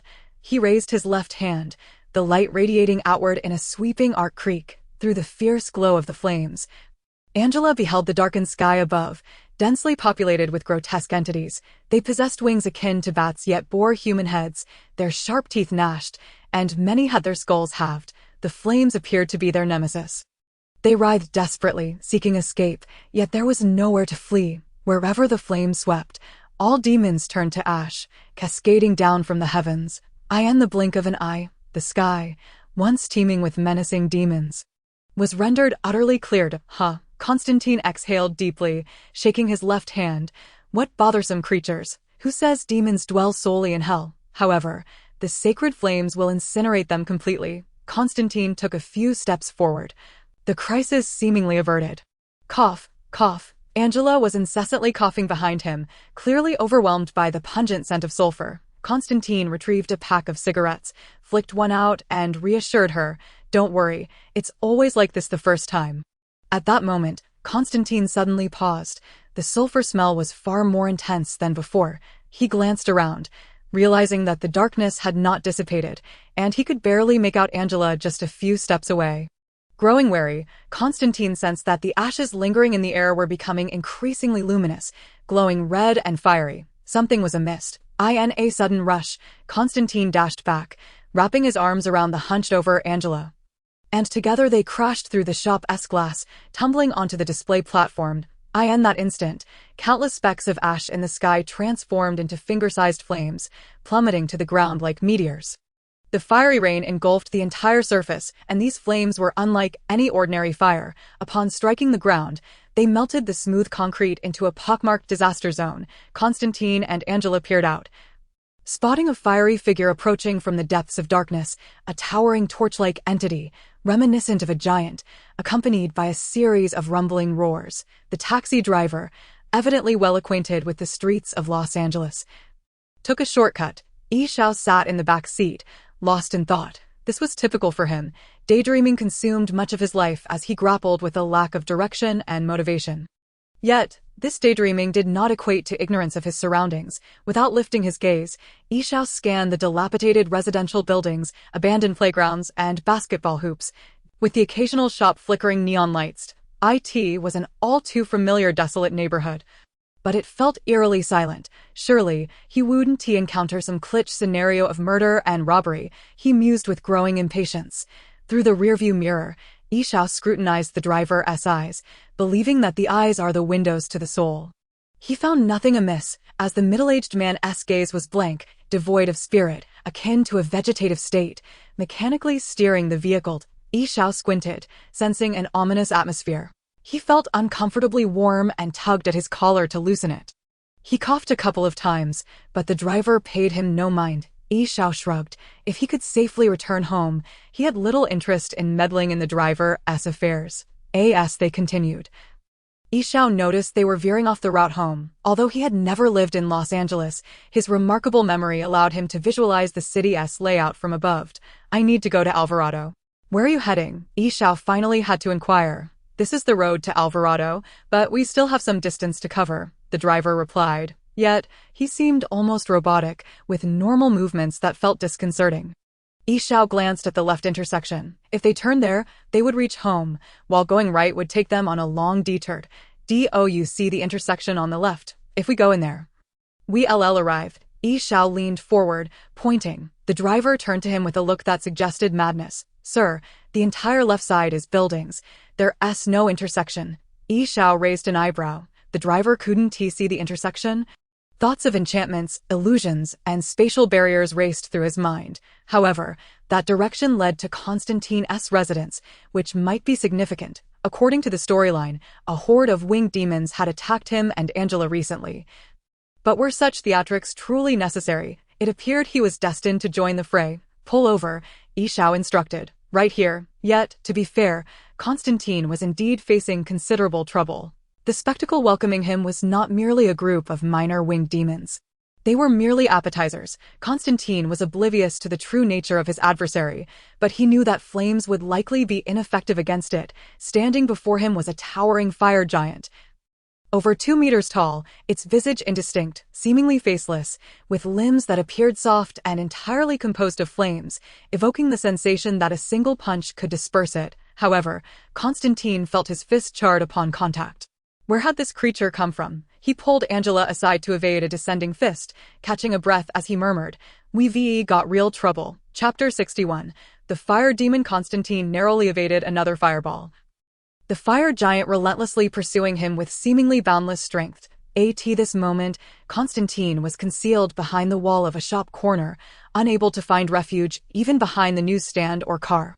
The fire giant could easily hurl a flaming projectile at him. The force behind it was formidable. Thus, Constantine and Angela had no choice but to seek separate hiding spots, with Angela currently concealed in a safe across the street. "Do you have any brilliant ideas, professional?" Angela shouted from across, though he could only surmise her predicament was equally dire. "None," he yelled back, glancing outside as the fire giant advanced, spotting Constantine. It wrenched a chunk of flame and hurled it his way. "This is the highest level hell spawn I've encountered so far." Angela, too, daren't reveal herself. "What is it?" she called out loudly. "I don't know. I can't identify the type, but it's incredibly powerful." Hearing this, Angela rolled her eyes. Constantine pulled out a cigarette, igniting it in a nearby smoldering crater, forcing himself to remain calm. After vanquishing so many demons, was he truly going to perish at the hands of one? Absurd. He heard gunshots from the safe. Angela was firing again, but to no avail. The bullets evaporated long before nearing the giant, which radiated an unbearable temperature. "Ah!" Angela screamed from across. "Are you all right?" Constantine inquired. "I'm fine," she replied. "But unless you come up with a plan, we're about to become barbecue." "All right," Constantine surveyed his surroundings. Having rushed out hastily, he possessed only a few items. He had used up the Moses fragments, leaving him with 2 vials of holy water and a small dragon-esque breath. The rising temperature around him was suffocating, and he felt increasingly breathless. Standing up, he noted that the fire giant had its back turned to him, a prime opportunity. Constantine hurled the 2 vials of holy water. But alas, they transformed into steam before they could reach the giant, dissipating into white smoke. The fire giant, slightly perturbed, turned around to face him. Constantine coldly regarded it. With no viable options left, he pondered escape. He was not one to be stubborn. Run, he shouted to Angela, drawing forth the dragon's breath, unleashing a torrent of flames that enveloped the fire giant. He held no illusions that the dragon's breath could extinguish the giant. He merely sought to delay and obscure its vision. Together, Constantine and Angela bolted down the street, but regretfully, they had barely taken a few steps before they were forced to halt. What now? They faced a wall of flames standing about a meter high, sealing off the entire intersection, and despair washed over Angela. Constantine cursed under his breath. This was likely the result of the fire giant's earlier assault. It had evidently planned this, and he had underestimated its intellect. It appeared that high-ranking demons were not easily deceived. He should have fled at the first sign of trouble. Now he was confronted with an insurmountable predicament. Behind them, the fire giant was enveloped in the flames of the dragon-esque breath. Yet it rapidly blended in, becoming indistinguishable. The giant regarded them from a distance, its formless flame seemingly curling into a mocking smile, inciting Constantine's ire. Frustration aside, he pondered their next course of action. He could not defeat it. Did he have to wait for death? Just then, an unexpectedly familiar voice pierced through, rescuing the feeble remnants of Constantine's beleaguered mind. "It seems you could use some assistance." Relieved, Constantine recognized the voice of a new ally from recent days. Perhaps they possessed considerable strength. Shortly thereafter, Angela and Constantine witnessed a gap form in the flames before them, and Yishao, wand in hand, leisurely stepped through, after which the gap vanished. Phew, Angela scrutinized Yishao. Sensing a flicker of familiarity, Constantine glanced behind Yishao. "You can still lead us out, right?" "Certainly, no problem, but don't you think we should first eliminate this bothersome creature?" Yishao glanced at the flame giant before him. Filtering relevant information through his mind, Constantine could not deny that, as a demon hunter, it was indeed his duty to eradicate it. Van Helsing's notes recorded that he had encountered a water demon near the Bering Strait. Although this being hailed from hell, it did not seem to belong to the ranks of the greater demons. It was unlikely that there was merely one. Perhaps they had a leader, but it certainly was not the one standing in front of them. The fire demon and water demon were merely different in attributes. Van Helsing also noted that other demon hunters had encountered wind and earth demons, which were relatively easier to deal with, albeit somewhat troublesome. However, they were mere lackeys of the greater demons, some treacherous minions, meaning that killing them would inevitably draw out their masters. Most demon hunters had fallen victim to the demons lurking behind them. While not overly powerful, they remained lethal to ordinary humans. Yishao glanced back at the panting Constantine. In the cinematic world, Constantine's combat prowess was rather unimpressive, but why was it called an earth demon and not a soil demon? A translation issue, perhaps. Yishao rubbed his temples, realizing he had digressed. This did not seem to be a creature from the Hellboy universe, yet it felt somewhat familiar. Which world was it from? Yishao twirled his wand in his hand. Each gathering of consciousness muddled the worlds together. He hoped there were no overly advanced forces concealed within. Now, facing this little creature, Yishao narrowed his eyes, eager to see whether my magical flames would prevail over the infernal flames that it bore. Behind him, Constantine and Angela could take a moment to catch their breath. Angela was singed and had just endured quite a bit of hardship. "Who is that?" Angela inquired of Constantine as she observed Yishao approaching the fire giant alone. "A friend of mine, Sean, a wizard," Constantine replied. "A wizard?" Angela's interest piqued. "Is he one of those wizards who fulfill children's dreams like in fairy tales?" "No," Constantine smirked maliciously. "He is far more sinister. Likely one of those wicked wizards who cackle while brewing unknown potions." Angela shrugged, remaining silent, yet the more she gazed at Yishao's silhouette, the more familiar he appeared. Suddenly, she recalled the video she had watched before arriving here, the figure that appeared and vanished. It was him. "I've seen him," Angela blurted out. "Him? Who?" Constantine was momentarily taken aback, unable to grasp what Angela was referring to. Sean, the wizard you mentioned, I have seen him. It is he. However, Constantine did not dwell on it. It was not unusual for people to have crossed paths. But the next statement captured his attention. He visited my sister's hospital the night before we met. Angela continued. Constantine furrowed his brow. He knew that night, Chaz and Yishao had gone out, leaving him to fend for himself to procure food. He hadn't anticipated that they had ventured to that very hospital. What did this fellow know? Yet Constantine maintained a stoic expression. What are you implying? Do you believe he harmed your sister? No. Angela shook her head. I simply saw him in the video and intended to investigate, but then I encountered him here and discovered he is a wizard. I just find him rather suspicious. Constantine nodded, not believing that Yishao had anything to do with the death of Angela's sister. There was no reason to suspect him, merely an instinct, a hunter's intuition. Constantine trusted his instincts. Those in their line of work often possess such feelings, and this kind of sixth sense frequently saved their lives. However, this did imply that Yishao was aware of certain things. Hence his early visit to the hospital. Yet what exactly did he know, and what was he planning to do? That was a matter to be inquired of him later. Thus, Constantine refrained from further comment, focusing on subduing the massive creature before them, intending to discuss the issue afterwards. Angela could only nod in agreement. Meanwhile, Yishao was assessing the fire demon before him, who seemed to be scrutinizing him in return.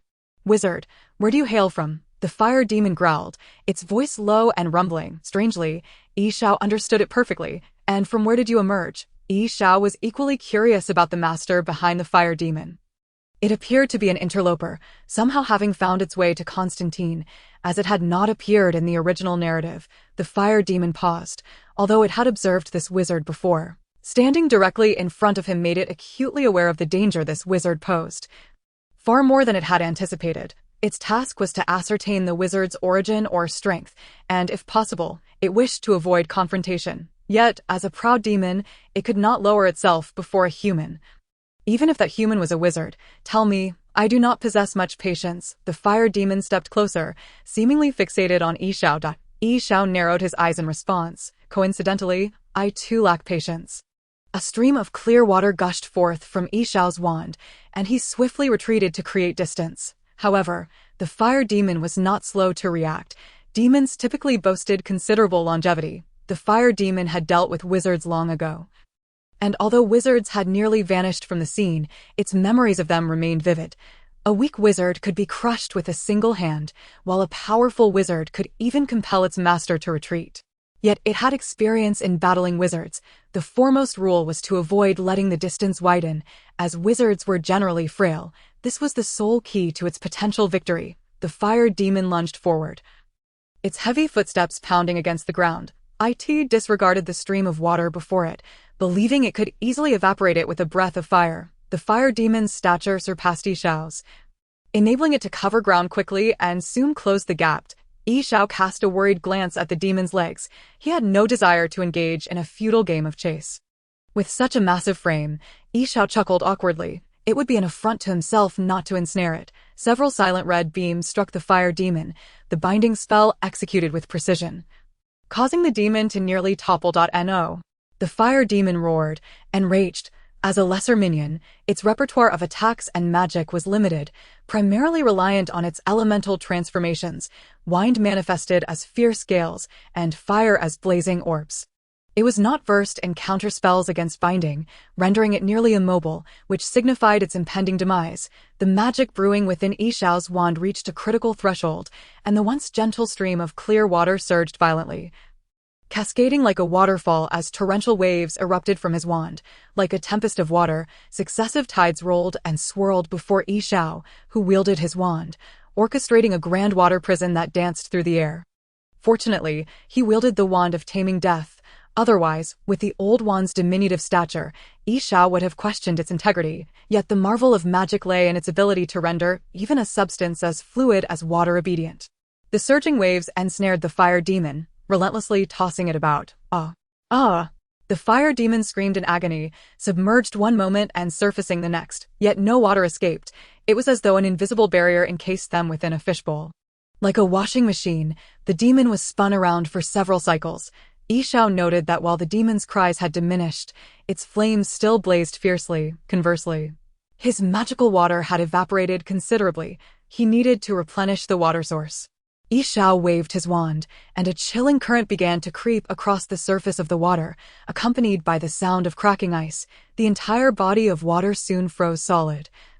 With a resounding thud as it fell to the ground, producing a dull sound, the fire demon's intense heat melted the surrounding ice crystals, swiftly creating a space around it, yet Yi Xiao easily reinforced the ice. Thus, the cycle of freezing and melting continued for roughly 10 minutes. Constantine and Angela had regained their breath and approached Yi Xiao, watching him contend with the fire demon. Eventually, the fire demon could no longer muster the strength to struggle. Its flames gradually extinguished, revealing a human form that appeared frail and barely alive. Yi Xiao turned to glance at Constantine, who understood his unspoken question. Should they kill it or inquire further? Constantine nodded, and Yi Xiao waved his wand, causing the ice to melt away, leaving only puddles that seeped into the ground, not a trace remaining. Truly remarkable, Angela remarked, captivated by the display. Constantine frowned as he observed the demon on the ground, his cigarette still unconsumed. Do you possess anything that could pry open its mouth? Demons are notoriously difficult in that regard. Of course, Yi Xiao produced a small vial, truth serum, specifically designed for dealing with deceitful demons. He poured a drop into the fire demon's mouth, simultaneously administering a restorative potion. With the dual assurance of the soul-snatching spell and truth serum, this demon would likely not pose much of a threat. Soon, the fire demon regained consciousness, its gaze vacant as it sat dazedly on the ground, making no attempt to move. Are you familiar with the Spear of Destiny? Yi Xiao eagerly inquired, intending to pose the question regarding the Spear of Destiny at that very moment, allowing Constantine ample opportunity to prepare. Should Constantine wonder how he possessed such knowledge? After all, are not wizards known for their vast erudition? The fire demon spoke, while Constantine perked up his ears, though Angela remained oblivious to the matters at hand. Her instinct as a police officer prompted her to quickly adapt. Mammon sought to compare her sins with her father's by creating a hell on earth, necessitating the Spear of Destiny, which had now come into existence. This was all Yi Xiao knew. Under the influence of the truth serum, the fire demon answered all inquiries without hesitation. After posing a few more questions, Yi Xiao deduced certain aspects concerning the Spear of Destiny, and Constantine nodded thoughtfully, realizing why demons had been persistently infiltrating the mortal realm in recent days. Indeed, momentous events were afoot.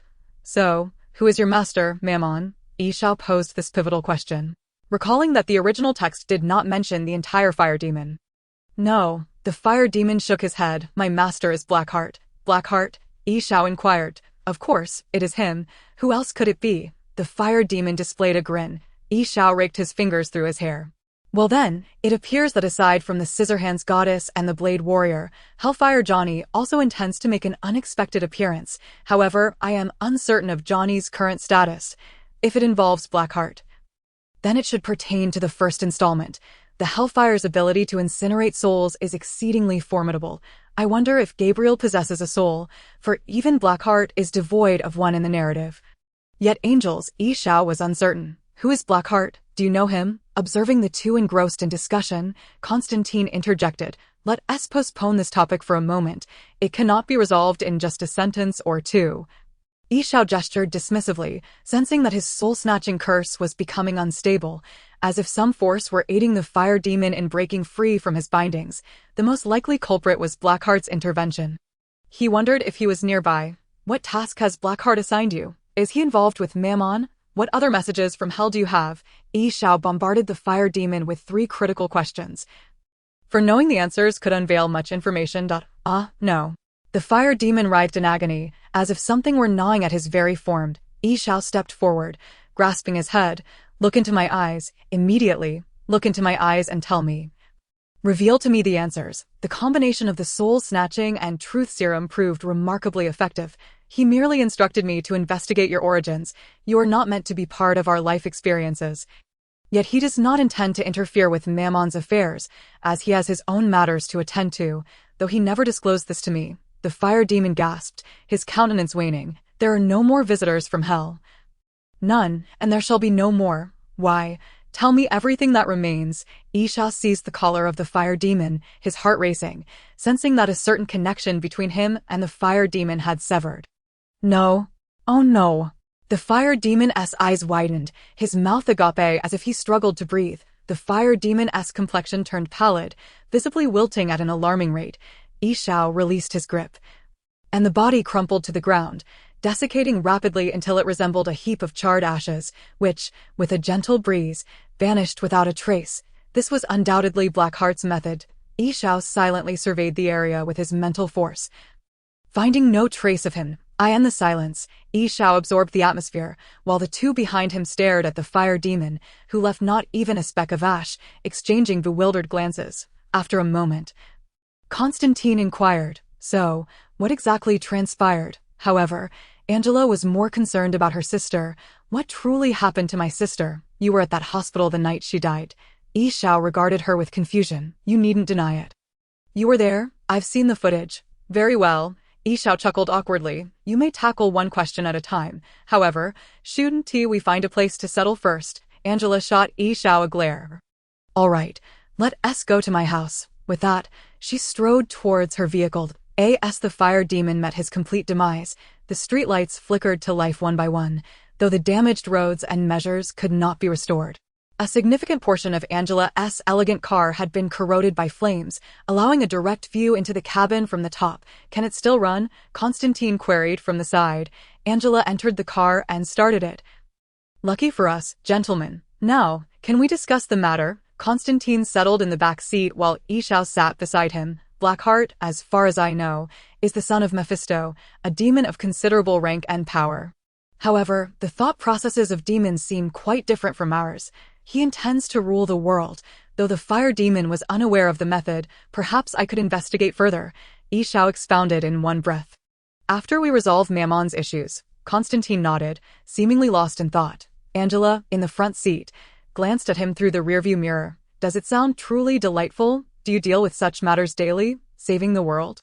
"No, it's him, not me. I'm merely a wizard, and I prefer to delve into the intricacies of magic." Yi Xiao smirked, "But fortunately, it seems Blackheart does not intend to interfere with Mammon's affairs."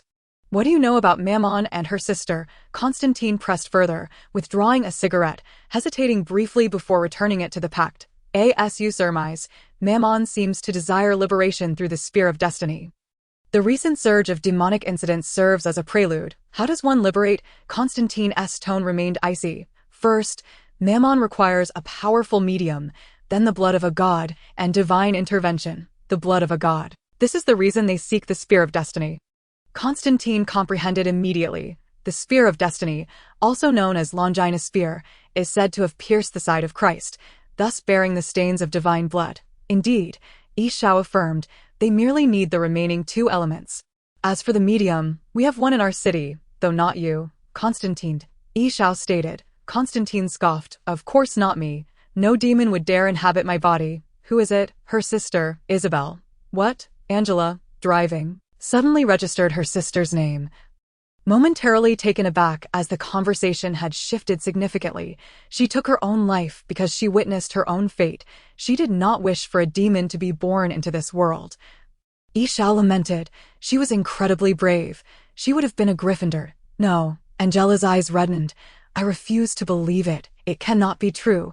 She slammed on the brakes. "We have arrived." The group ascended the stairs and gathered in the living room, where silence reigned, save for a solitary black cat mewing nearby. Angela covered her face with her hands. "I do not believe you. You must be mistaken. Isabel would never take her own life, nor is she a medium." Constantine remained silent beside her. "If you don't believe me, Constantine could visit hell. I doubt it would pose a challenge for him," Yi Xiao remarked with a hint of sarcasm. "Why me?" Constantine replied. "Because I do not know how to descend." Angela lifted her head, her eyes brimming with tears as she gazed at Constantine. "Fine," he sighed. "I detest going to hell. Bring me a basin of water." "Hot or cold?" Angela inquired, yet Constantine offered no response. He touched the soft bottle containing water at his chest. "I will need it to return. The conduit to hell is water. To descend, one requires water. And similarly, to return, water is also essential." Yi Xiao wagged his finger, while the idling black cat inadvertently landed in Constantine's hands, struggling momentarily before settling down. "It's up to you now," Yi Xiao stated. Chapter 64. The spell. Constantine began to manipulate the black cat, his large hands gripping its face as he locked eyes with its slitted pupils. "Hey, wait," Ishao suddenly interjected. "Can you take me down with you?" Constantine pondered for a moment. "I fear that's not possible. For now, I can only descend alone. If you go, I may not be able to bring you back, although if you do not fear death, then I shall pass." Ishao declined the venture. Though a tour of hell seemed enticing, it was not worth risking his life. The group exchanged glances. "Let us begin." Constantine nodded. The atmosphere grew heavy. He took a deep breath. Glancing at the two, "To be honest, I despise this." He lowered his head again, while Ishao and Angela remained fixed on him. Angela was unaware of the significant time disparity between hell and the mortal realm. Thus she did not realize that the round trip required but a fleeting moment. Ishao had witnessed the narrative, yet he remained intrigued by the prospect of experiencing hell in real life. In the next instant, Constantine suddenly bent over, gasping for breath, enveloped in thick white smoke and the acrid scent of sulfur, causing the black cat to struggle free from his grasp. "Oh my God!" Angela gasped, startled by the abrupt transformation, having no comprehension of what had transpired. "What happened?" she inquired with concern. Constantine inhaled deeply, the air around him thick with the stench of despair. It seemed the quality of air in hell was far from satisfactory. He extended his left hand, clutching a charred identification card, which Angela swiftly accepted. The number emblazoned upon it was unmistakably that of her sister's medical record. She was there. She truly was there. In that dreadful place, Constantine's throat felt raspy as he uttered, "She's in hell, Isabel." "Oh, no." Angela mournfully covered her face, silently grieving beside him. The confirmation from Constantine, coupled with the undeniable evidence of the case file, compelled Angela to accept the grim reality that her sister's soul languished in hell. How much suffering was she enduring? All of this stemmed from that accursed demon. Constantine regained his composure and turned his gaze to Ishao, hoping for some sage advice. Yet, he found Ishao engrossed in a hefty tome, perusing its pages. Though aware of his status as a sorcerer, Constantine had not yet encountered any authentic writings on magic during their time together. "You needn't work so hard. Demons certainly do not care for your sum," he quipped, a self-deprecating smirk crossing his face. Ishao shook his head. "Just now, I sensed an unfamiliar magical trace. A sorcerer is well acquainted with various magical fluctuations. Yet this one is unlike any I have encountered. Given your recent actions, I surmise this magical fluctuation pertains to teleportation or soul magic. In any case, it is related to both. Do you have any suggestions?" When it came to technical matters, Ishao was always ready with numerous textbook answers. Constantine raised an eyebrow, regrettably. "I have never attended university." "That's fine," Ishao replied nonchalantly. "This fluctuation might stabilize my teleportation magic. If you don't mind, I shall investigate further while you change your shoes. Yours are thoroughly soaked." Although Ishao could clean them effortlessly, the discomfort lingered psychologically. Constantine inquired of Angela, "Do you have any men's shoes?" Ishao continued his comparative study when an idea struck him. "Soaked. Water. The medium between hell and the human realm is indeed water." He attempted to replicate the magical fluctuation he had just recorded, but nothing transpired. A failed spell. He then teleported to the rooftop. Angela had just returned with a pair of shoes and found Constantine alone. "Where is he?" she asked. Constantine shrugged and gestured upwards, a familiar magical fluctuation. Ishao was well-versed in the teleportation spell, having employed it frequently. Although it was a low-level spell with limitations such as short distance and casting delays, it remained the only displacement magic at his disposal. The two fluctuations were strikingly similar. Ishao compared them, yet direct application would likely fail, suggesting the necessity of a medium. He immediately thought of his own magical energy as the ideal medium. Ishao summoned his magical power, steadily simulating the fluctuation Constantine had employed. Once, twice. "What are you doing?" Ishao suddenly heard Angela's voice. He lifted his gaze, realizing he had returned indoors without notice. Moving his eyes around, he took in the surroundings and the incredulous expression on Constantine's face. The spell had succeeded. It was indeed a teleportation spell, devoid of the disorienting nausea typically associated with it. No casting delay. Akin to merely blinking, true instantaneous teleportation. "What have you discovered?" Constantine inquired, having noticed the first instance of Ishao's disappearance was marked by a swirling black vortex, yet his reappearance bore no forewarning. He had simply materialized out of thin air. Constantine was certain Yishao had developed a new form of magic, a new spell. Yishao smiled, a rather commendable discovery, while I am uncertain of the maximum distance it can cover. At least it eliminates the side effects of standard teleportation. In battle, time equates to life, and the instability and delay of regular teleportation deterred me from using it in intense combat. Should the enhanced teleportation prove stable, I will possess a reliable means of self-preservation. However, perfection is elusive. Yishao assessed his magical energy, recognizing that utilizing it as a medium demanded substantial reserves, resulting in significant depletion. The improved teleportation could only be employed a few times and not in rapid succession. Nevertheless, it was a valuable tool against speed-oriented adversaries. It seems your time in hell has yielded fruitful results. You have uncovered the truth behind Isabel's demise. What do you intend to do next? Yishao redirected the conversation. Angela lifted her head, the matter concerning her sister weighing heavily on her. Constantine glanced between the two, sensing Hennessy might have made some progress. Hennessy indeed had gathered substantial information. He had removed a signal-blocking gospel necklace, intent on aiding his friend in uncovering the true reason behind the demon's arrival in the human realm. He had killed her, concealed her remains for 12 years. A dismemberment case, New Jersey's horror, mysterious deaths in bars, rampant viruses, the bizarre suicides of the mentally ill, a classic case that reoccurred annually. His hand halted over a certain newspaper, trembling as he picked it up. His eyes drawn to the glaring headline, "Mental Patient Jumps to Death." Hennessy could hear many things, some sounds perceptible to ordinary ears, but at that moment, he caught a whisper of something ominous. Oh no. It seemed he had inadvertently stumbled upon an earth-shattering conspiracy, one that entangled the entire world, not merely a single demon, but one that required accomplices to liberate its true form. He needed to inform Constantine to exercise caution. Yet before that, he had to verify the mark, the demon's mark at the morgue. With that thought, Hennessy burst through the door. Chapter 65, The Advancing Constantine. In other words, there exists a demon named Mammon, who seeks to liberate himself through a divine vessel using the blood of God, allowing him to descend upon the mortal realm, provided he possesses a powerful medium, a medium that happens to be my sister. Am I correct? Yet she is already deceased. What is there to be anxious about? Angela queried, perplexed. Outside, night had long since fallen. The once vibrant neon lights now appeared dim and dull. This was the world of exorcists, a realm where demons and angels coexisted, illuminated beneath a starry sky, with buildings aglow, yet a curtain partially obscured a window where a restless Constantine stood. He dialed the phone repeatedly, but it was evident no one answered on the other end. Angela, you must understand, Yishao interjected. You and your sister are bound by blood. You know well whether your sister was a medium. Angela opened her mouth. Yes, she was not a medium, but she could see those things when she was little. Invocations. Rituals. My parents thought she merely craved attention. Indeed, yet she possessed the potential to be a medium, and this potential is inherited through bloodlines. Yishao regarded Angela with a serious expression. This implies Angela raised an eyebrow, a realization dawning upon her. You as well.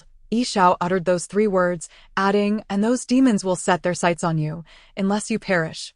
They will not relent. Angela inhaled deeply, falling into silence. Now is not the time for this discussion. Constantine interrupted. I can't reach Hennessy. Do you know where to find him? He turned to Yishao. How would I know? Yishao shrugged. You are the sorcerer, Constantine retorted with Yishao's customary phrase. Very well. Yishao waved his hand dismissively. Sorcerers are not omniscient. However, if Hennessy has indeed discovered something, he will undoubtedly investigate thoroughly. If he were to commence an investigation, the most likely location would be Isabel's corpse. Constantine stated, I understand. Angela, where's your sister's body? I know. Shall we go now? Angela acknowledged the urgency of the situation. Tell me the block number, Yishao instructed. You both grasp my hands. I shall transport you there. Wow, Angela remarked. All right. Are you certain you can take us? Constantine inquired. Yishao cast him a strange look. Of course. Do you think descending into hell is akin to this? Worry not. I shall convey you both safely. Constantine nodded, placing his hand in Yishao's grasp. Oh my God. Rushing to the morgue, Hennessy beheld the mark upon Isabel's hand. It was a wound she had inflicted upon herself. Trembling, he grasped her already cold arm and sensed many ominous presences. A foreboding danger was closing in on him, and Hennessy could feel it approaching, ever closer. He thought of shielding himself from these entities and hastily pulled out his flask, gulping down its contents. In his haste, he forgot the gospel talisman he usually kept close. However, the alcohol did little to alleviate his growing dread. Hennessy soon discovered his flask was empty. He collapsed to the ground. "Hey, who are you? What are you doing?" a security guard questioned at the doorway. Hennessy mustered his strength and stumbled out. Don't panic, mate." The security guard, observing the figure retreating ever further, muttered under his breath, "Strange fellow," and then resumed his urgent inspection of the corpses and belongings within the room. In the brief moment he turned, he failed to notice a fleeting silhouette, a middle-aged man clad in a floral-striped suit, whose face bore a mocking, grotesque smile. Hennessy dashed into the nearest shop, crashing through the door as if it were a robbery. The shopkeeper, taken aback, believed they were under siege. Hennessy's mind spiraled into chaos. Feeling as if it might explode, he frantically uncorked bottle after bottle of liquor, drinking recklessly. Yet to his dismay, not a single drop flowed from the bottles. A final flicker of clarity pierced through Hennessy's haze, revealing the demonic trap he had fallen into. No, he cried out in agony. It cannot end this way. He needed to leave a message for Constantine, to inform him that this was the mark of Mammon, and of the hidden enemy. He picked up a shard of glass from the ground, enduring the searing pain as he repeatedly sliced into his palm. Hennessy let out a wretched scream, while the elegantly dressed demon Balthazar observed him with a calm demeanor, his eyes reflecting a rapturous appreciation, as if witnessing a splendid opera. Suffering and struggle, truly the most exquisite treasures of the human experience. The next moment, a resounding thud, Balthazar's right cheek received a heavy blow. The punch imbued with a divine aura, shattering his human facade and revealing the deep green skin of a demon beneath. Long time no see. Balthazar had just heard the commotion behind him, initially assuming it to be the foolish mortals in law enforcement arriving, and had paid it no mind, never expecting it would be Constantine, who should not have been here so soon, rubbing his pained face. Balthazar turned to face Constantine, and there it was, Constantine, the sorcerer, along with Angela. Quite the luxurious assembly, isn't it? Balthazar smirked slightly. That moment, Angela knelt beside Hennessy, assessing his condition. Alcohol poisoning, excessive drinking, but fortunately, no serious injuries. He needs to be taken to the hospital. His situation is urgent, she informed Constantine. However, Constantine's gaze remained steadfast, fixated on Balthazar without a hint of relaxation. "Then let us go," he barked at as if hearing Constantine's furious shout. Hennessy suddenly grasped Angela's hand as if in a moment of clarity. Mammon, and his accomplices, be careful." This seemed to exhaust his final reserves of strength, and with those words, he collapsed into unconsciousness. "Hurry," Constantine urged again. Angela turned her gaze to Yishao, who nodded. "Shall we go together?" he inquired. "No, you go ahead. I need to have a word with him," Constantine replied without looking back. "Very well." Yishao swiftly lifted both Angela and Hennessy, and in an instant, they vanished. Wrath boiling within him, Constantine cast a sinister smile at Balthazar, his dear friend Hennessy on the brink of death. He stepped forward, throwing a punch at Balthazar's other cheek. "Oh no." Balthazar rolled his eyes, tilting his head to evade, but Constantine followed closely, kicking him into a nearby food shelf, then seizing his collar and delivering 7 or 8 rapid blows directly to his nose. From the outset, Balthazar struggled desperately, but gradually fell silent. Constantine released him, stood up, and took a moment to catch his breath, addressing Balthazar. "What did you just say? I didn't quite catch that." Chapter 66. Kidnapping finally. Constantine had vented his frustrations on Balthazar, a face he had long despised. He hauled Balthazar off the ground and landed 2 more heavy punches, finally feeling somewhat relieved. He exhaled deeply, with the police yet to arrive. Constantine aimed to find a secluded spot to have a serious discussion with Balthazar, dragging him out of the store, leaving chaos in their wake. Constantine glanced back and noticed the shopkeeper seemingly nodding at him, an angel in disguise. Constantine furrowed his brow. While he aspired to ascend to heaven, it did not mean he had any fondness for angels. His desire for heaven stemmed solely from a wish to avoid hell. This was merely a personal vendetta, devoid of any religious connotations. He continued to forcibly drag Balthazar into a deserted alley, their scuffle startling the foraging rats, which scattered in a flurry. The alley was cloaked in darkness, And Constantine pressed Balthazar against the only illuminated wall. "What do you know?" he demanded, staring into the demon's eyes without flinching. The two were so close that he could feel the demon's breath. "Look, look, this is Constantine, reduced to consorting with rats and vagabonds," Balthazar mocked, disdain evident in his gaze, before shifting to a tone of certainty and menace. "You are out of options. There's nowhere left for you to run." "Is that so?" Constantine scoffed, raising his gloved fist. "I may not be able to handle fire demons, but dealing with you is well within my capabilities."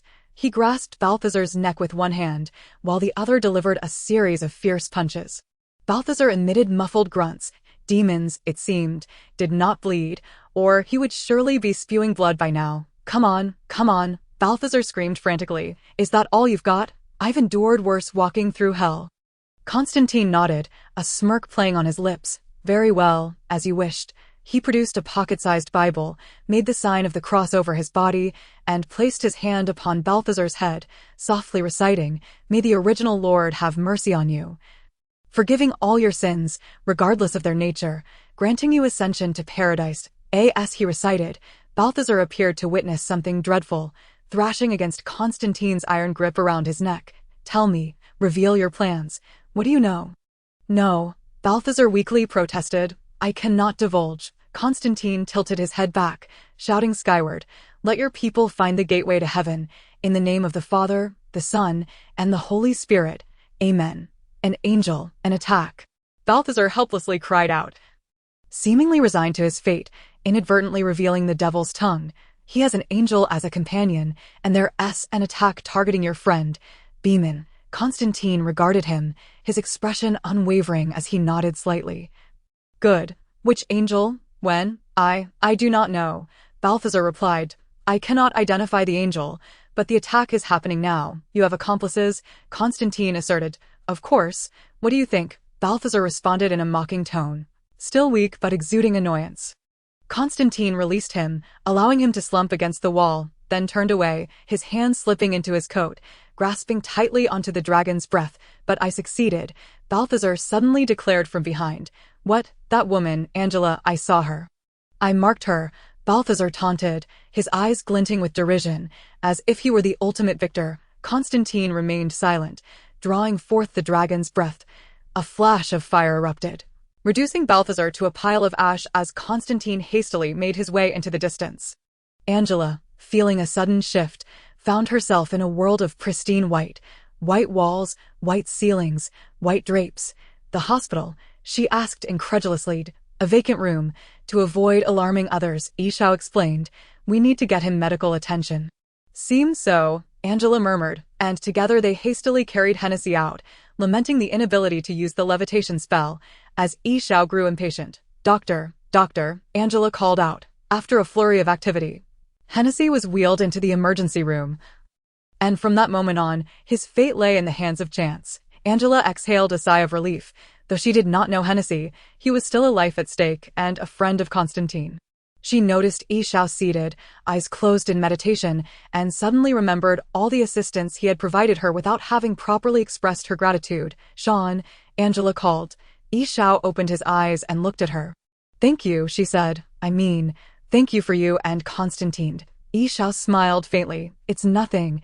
People in our circles tend to help one another. After all, it also serves to benefit myself." He thought silently. Angela smiled and lowered her head, but suddenly lifted it again, hands cradling her stomach as if something needed to be said, or perhaps she was unwell. "What's wrong?" Ishao inquired. "Is there an issue?" "No," Angela replied, wincing in pain. "I feel..." Before she could finish her sentence, an unseen force, immense and invisible, yanked Angela away, pulling at her waist, crashing through the floor behind her, and soaring into the distance. Thud, thud, thud, thud. The walls of the hospital were shattered by an invisible force, as if struck by a cannonball. Angela was propelled through the breach, causing chaos in her wake. Doctors scattered in panic, fearing they were under a terrorist attack. Fortunately, the wall was breached before Angela passed through, or else she might have succumbed to internal bleeding before even reaching her destination. "Damn it," Ishao paused momentarily, cursing under his breath. He was well aware of the puppet masters behind this, the deranged Mammon and the angel Gabriel. In haste, he activated his teleportation magic. transforming into a mist that began from his legs. Narrowing his eyes, Yishao came to a halt, the smoke dissipating. He decided against pursuing the demon and angel alone. That would be recklessly mad. Far from his usual style, it was time for a showdown. Constantine came to mind, and luckily, he had left traces on him. With a mere thought, Yishao found himself instantly beside Constantine, who was about to seek out Baiman, anticipating danger. Startled, he looked up to see Yishao beside him. But his years of exorcism experience steadied him. "How did you find me?" Constantine inquired. Noting the details, Yishao casually replied, "The unique traces of a sorcerer. It's not the time for discussion." "Is that so?" Constantine replied, slightly perturbed. "So, what has happened?" "Angela has been taken by Mammon." Chapter 67, Devils and Angels. Mammon. Constantine's demeanor remained unflappable, betraying no emotional fluctuation. This was indeed troubling news. "What do you think we should do now?" he retorted. "Angela, as a vessel, could birth Mammon. With the blood of God and the liberated deity, he must be ready. The longer we delay, the greater the danger to Angela. We must act swiftly to rescue her." This would also allow Yishao to expedite the unfolding of events, a thought that crossed his mind. "Of course," Constantine nodded. "However, we are unaware of the enemy's numbers, their intentions, or their locations. So you believe?" Yishao began. "The first question has been resolved. Balthazar's bones are evidently not as resilient as his words. One angel has confessed. There is an angel aiding Mammon from the shadows, although we do not know which angel." "It is still bad news for us," Constantine explained. "Angels differ from demons." "Well, not by much, to be honest. Angels cannot be killed, only banished or sealed. To slay an angel, one must also be an angel or a demon. Similarly, stronger demons are typically not killable either. They can only be banished or sealed. So, we must contend with an angel." Yishao nodded, already aware of Gabriel's existence, but we still do not know their intentions. Constantine remarked, "We must be thoroughly prepared. An angel and a demon of hell's caliber are not to be underestimated, even for a sorcerer like you. In the face of such beings, anything is possible. Death is not the worst outcome, but if we fail to stop them, the consequences will be beyond our capacity to bear." "Very well." Yishao recalled the nearly insurmountable beast he had encountered upon entering the magical realm, the dragon. It seemed that some foes were indeed more formidable than they appeared. "I have a lead," Yishao stated. Though he had watched Hellboy long ago, his excellent memory allowed him to recall every detail. He remembered how Isabel had inscribed clues in fog on the glass of a window, which Angela and Constantine had inadvertently discovered upon arriving at the hospital. He reflected upon their dialogue in the story, Corinthians. Chapter 17. It's the Hell Bible. Constantine regarded Yishao. "Yes, the clue left by Isabel on the hospital glass must have been her last act." Yishao affirmed. Constantine nodded. "We need Baiman." Yishao hesitated slightly, but concealed it. He had nearly emptied Baiman's warehouse, and meeting again might be awkward, though he was unsure of the nuances of human relationships. Yishao pondered, preparing a good excuse to decline, but Constantine interrupted his thoughts. Balthazar mentioned an impending attack against Baiman. "We should hurry. Time is of the essence." Regardless of whose side it is, Constantine's reminder caused Yishao to frown again. Aside from the fire demon, the plot had diverged once more. It seemed Balthazar had attacked Baiman, but here, he had entrusted the task to another. No, the crucial point was that Balthazar had accomplices. In the original narrative, Mammon was a pitiable figure, with only Balthazar serving him. However, it was likely due to the formidable strength of his other demons, which prevented them from breaching the barriers. Yet in this world, Mammon had numerous followers, proving to be far more difficult than depicted in the film. Constantine was right. Every devil was a formidable foe. With that thought, Yishao ceased further chatter, grasped Constantine's hand, and teleported to the entrance of Baiman's basement. Direct teleportation inside was impossible due to the robust magical defenses surrounding the area, the source of which remained a mystery to Yishao since his last visit, when he discovered the prohibitions against teleportation magic. The array remained effective, indicating that Baiman was likely safe.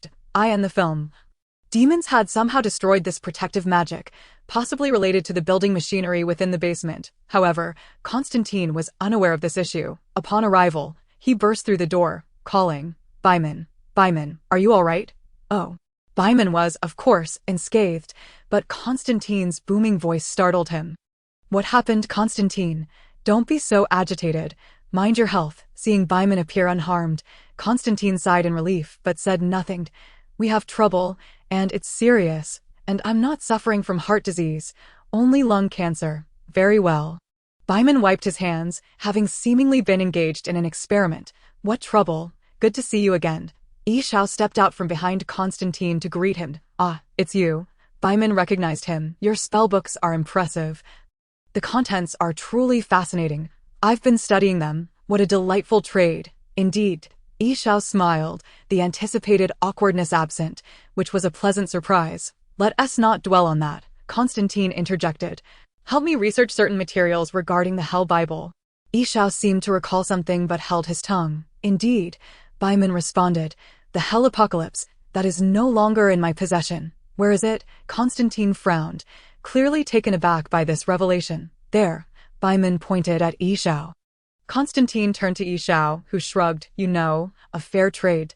He gave me plenty, so let me look at. Yi Xiao reached into his pocket and began to rummage. A fair trade, Constantine remarked, and are you certain that approach will yield results? He referred to Yi Xiao's actions, which seemed inadequate for holding anything substantial. Of course, Yi Xiao replied, producing a black book wrapped in waterproof film. The allure of magic lies in its boundless potential. He opened to chapter 16, verses 29 and 30. The three leaned in to read together. The sins of the son shall surpass those of the father. They all immediately noticed this line. But the subsequent text was difficult to comprehend. What about the rest? Constantine, less versed in languages than Yi Xiao and Byman, sounded somewhat impatient. Mammon will breach the barriers. He seems to have grown impatient with his father. Intending to establish a kingdom of fire and blood, Byman explained. But regardless, if he truly descends, Yi Xiao continued. It would be a hell on earth. Byman exhaled deeply, gazing at the other two to chapter 68. Devils and angels, you must stop him. Byman urged. Be by any means necessary. You know I will certainly assist you. We will, Constantine nodded. But where are they? Byman pondered this question as well. Don't look at me. I have no idea where they are. Constantine ignored him. I believe one person will certainly know. Upon hearing this, Yi Xiao looked at him. Midnight. The two departed from Byman, cautioning him to be wary of the demon schemes and assaults, before arriving at the entrance of the Midnight Club. At this hour, deep into the night, the number of pedestrians on the streets has dwindled significantly. Yet, the bar is typically at its peak during these nocturnal hours. However, many of the creatures present here are not nocturnal beings. In fact, they may even grow weaker in the darkness. Consequently, numerous entities refrain from venturing out at night, resulting in a modest gathering within the club, not too sparse, yet not overly crowded either. 2 individuals stand at the entrance of the club. As per Constantine's request, for he believes that the midnight hour would not yield a prompt response to their needs, thus necessitating a more effective means of entry. The guard, as usual, draws a card. Constantine is quite renowned within the circle, and this is merely a formality. However, this time, circumstances have evidently deviated from the norm. Constantine strides forward and delivers a punch. He bulldozes his way through, incapacitating every security personnel and staff member from the entrance to the interior of the bar with a single blow. Yi Xiao suspects that if Constantine maintains this level of ferocity, even the devil himself might retreat in defeat. It seems he has long harbored such intentions with the arrival of this uninvited guest. The remaining patrons of the bar vanish in a matter of moments, leaving only the music resonating throughout the now deserted establishment. Constantine halts before a secluded wall, which appears impeccably clean and devoid of any hidden doors. He glances back, questioning, is there not a more cordial way to greet one another? Yi Xiao smiles slightly. No, Constantine retorts, revealing his stubborn nature.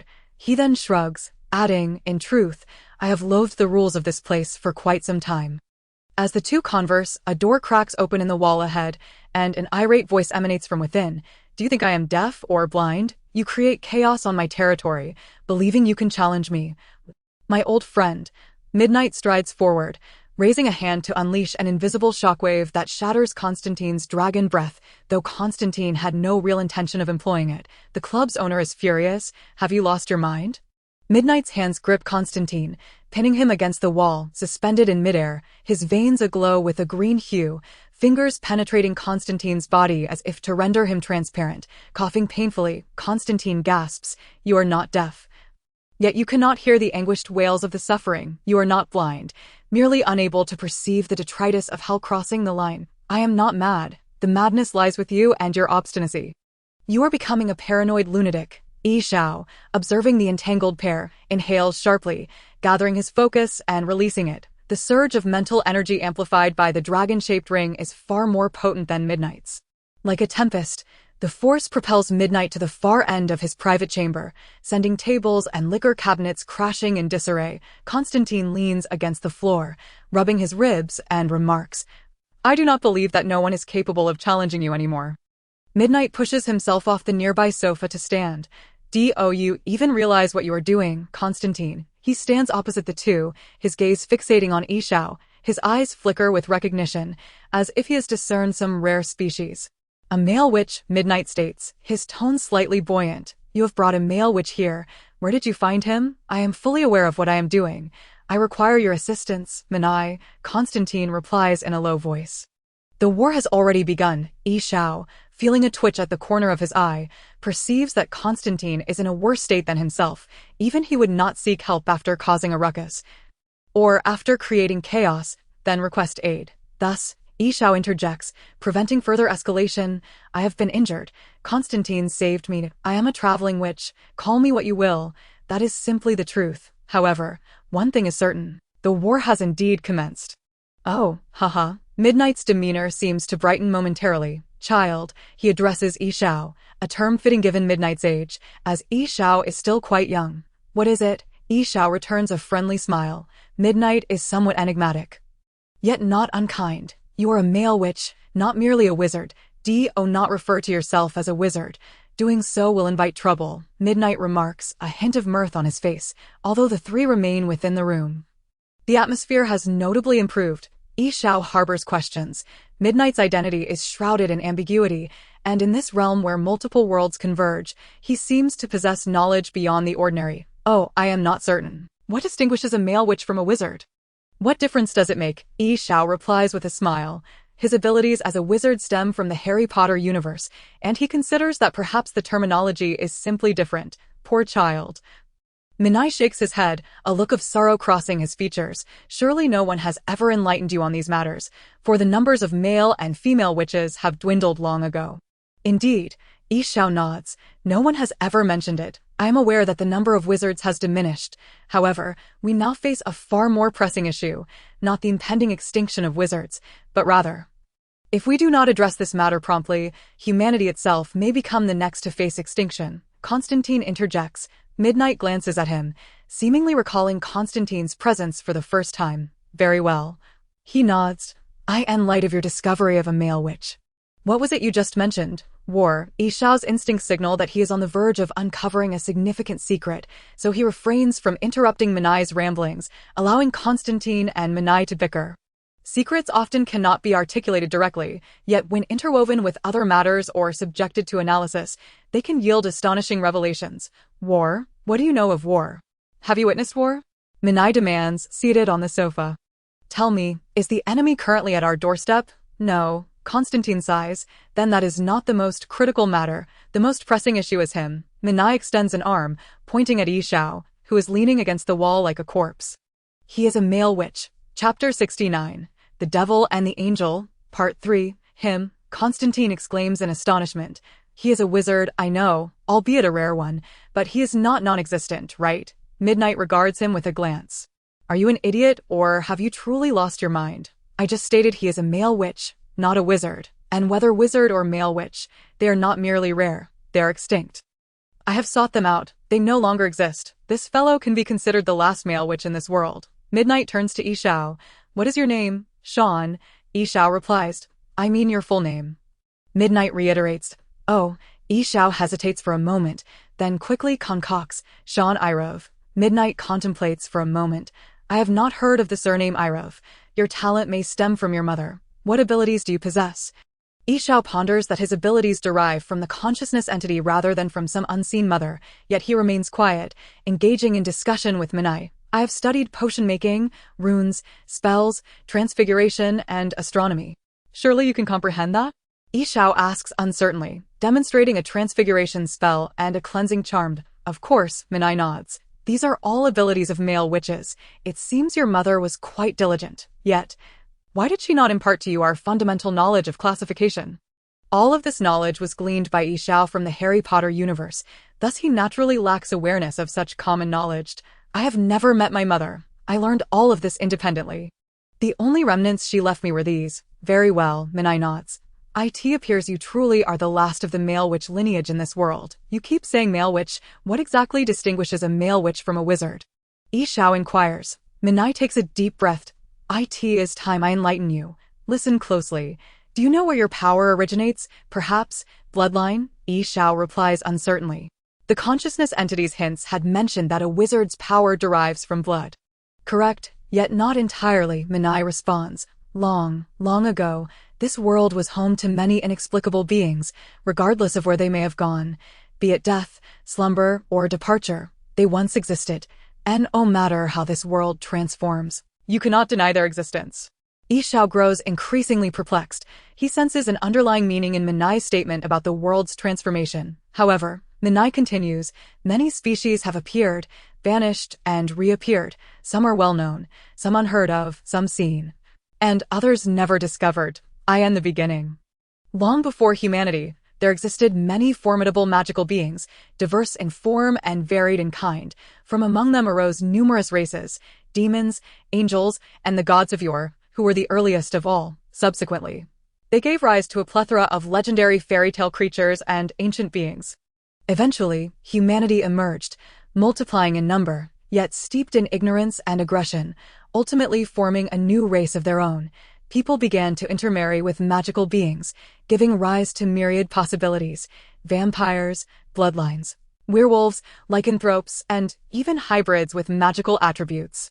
Male and female witches emerged as a distinct race, born from the unions of humans and magical beings endowed with unique powers that could be inherited and passed on. Consequently, male and female witches retain traits and even physical characteristics from their magical ancestry. Simultaneously, this process birthed numerous peculiar individuals, existing in solitude. Perhaps by a mere twist of fate, the entire biosphere would transform. If such an individual were singular, they would likely go unnoticed, as the passage of time and the flow of history would obliterate their existence without a trace. However, if a multitude of these anomalous beings, endowed with similar abilities yet lacking a common origin, were to arise, it would herald the emergence of a new race.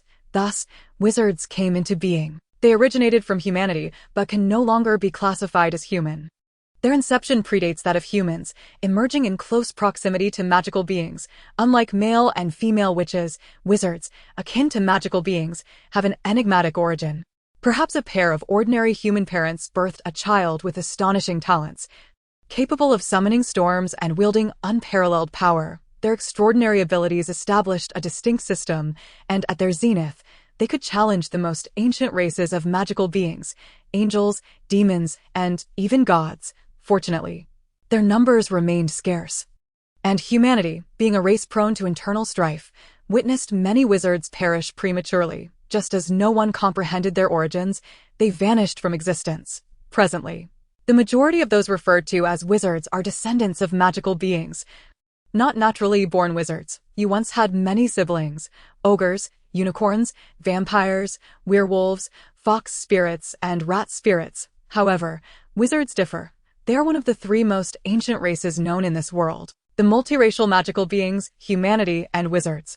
In fact, Minai added, male and female witches are further divided into various types. After this extensive discourse, Minai seemed somewhat parched and rose to select an intact bottle of red wine from the dilapidated cabinet nearby. On either side of the sofa, Ishio and Constantine were momentarily stunned, gazing at one another in disbelief. Constantine was the first to regain his composure. Ah, this is truly, I must say, a vivid history lesson. I always believed demons were simply demons and angels merely angels, never considering that they were, in fact, magical beings. Ishio, however, pondered far more than he. After absorbing this lengthy narrative, he grasped several key terms: wizards, Humans and magical beings, all creatures, except for humans, belong to the realm of magical beings, whether angels or rat spirits, differentiated solely by the strength of their magical abilities. The unfortunate news was that his identity as a wizard, derived from Harry Potter, seemed to place him among magical beings, and it did not sound particularly impressive. True wizards, on the other hand, were far more formidable, their magic not stemming from the residual gifts of their magical ancestors. Yet there was a glimmer of hope. If he could find a true wizard, perhaps the consciousness could offer a solution to this predicament. Furthermore, Minai's words suggested that the Harry Potter universe adhered to this framework. As Xiao's abilities originated from there, only attaining legitimacy after being acknowledged by the consciousness. Contemplating this, Xiao was confident that such matters concerning magical beings were likely universal, akin to the hellish planes connecting various worlds. It seemed that many of his future worlds would follow this arrangement. By the way, after hearing so much, Xiao suddenly recalled a question. How do you know all of this? It is not I. Midnight replied, taking a sip of wine. My great-grandmother's family was once dedicated to documenting these events and histories. Chapter 70, Devils and Angels, Part 4. One cannot help but note that if this conversation were to leak, it would undoubtedly cause nationwide upheaval in certain countries. Constantine chuckled lightly, accepting the wine glass handed to him by Midnight. Such matters are indeed astonishing, even in our realm. Xiao whispered a soft lament. Then, why share this with me? Midnight paused momentarily. You may very well be the last male wizard. You must understand that many creatures have recorded these events. Our races can usually recognize one another with clarity. However, numerous species have concealed such knowledge, or it has only circulated among the upper echelons of their kind. Yet, once severed from their family and the lineage of magical beings, they remain unaware of these truths. And now, as magical beings dwindle in number, many races face the threat of extinction. No one cares about these matters anymore, or they have simply been forgotten. But you are likely the last male wizard, which is why I felt compelled to impart this knowledge to you. It is our survival imperative, Minai stated coolly. Upon hearing this, Xiao lowered his head, lost in thought. Observing him, Constantine finally recalled the purpose of his visit. I intended to mention that some, rather unruly magical beings seem intent on inciting chaos. Constantine remarked. That is indeed the case, isn't it? Speak plainly, Minai said, watching him with mild boredom. All right, Constantine shrugged. Mammon. You know him. Minai shook his head.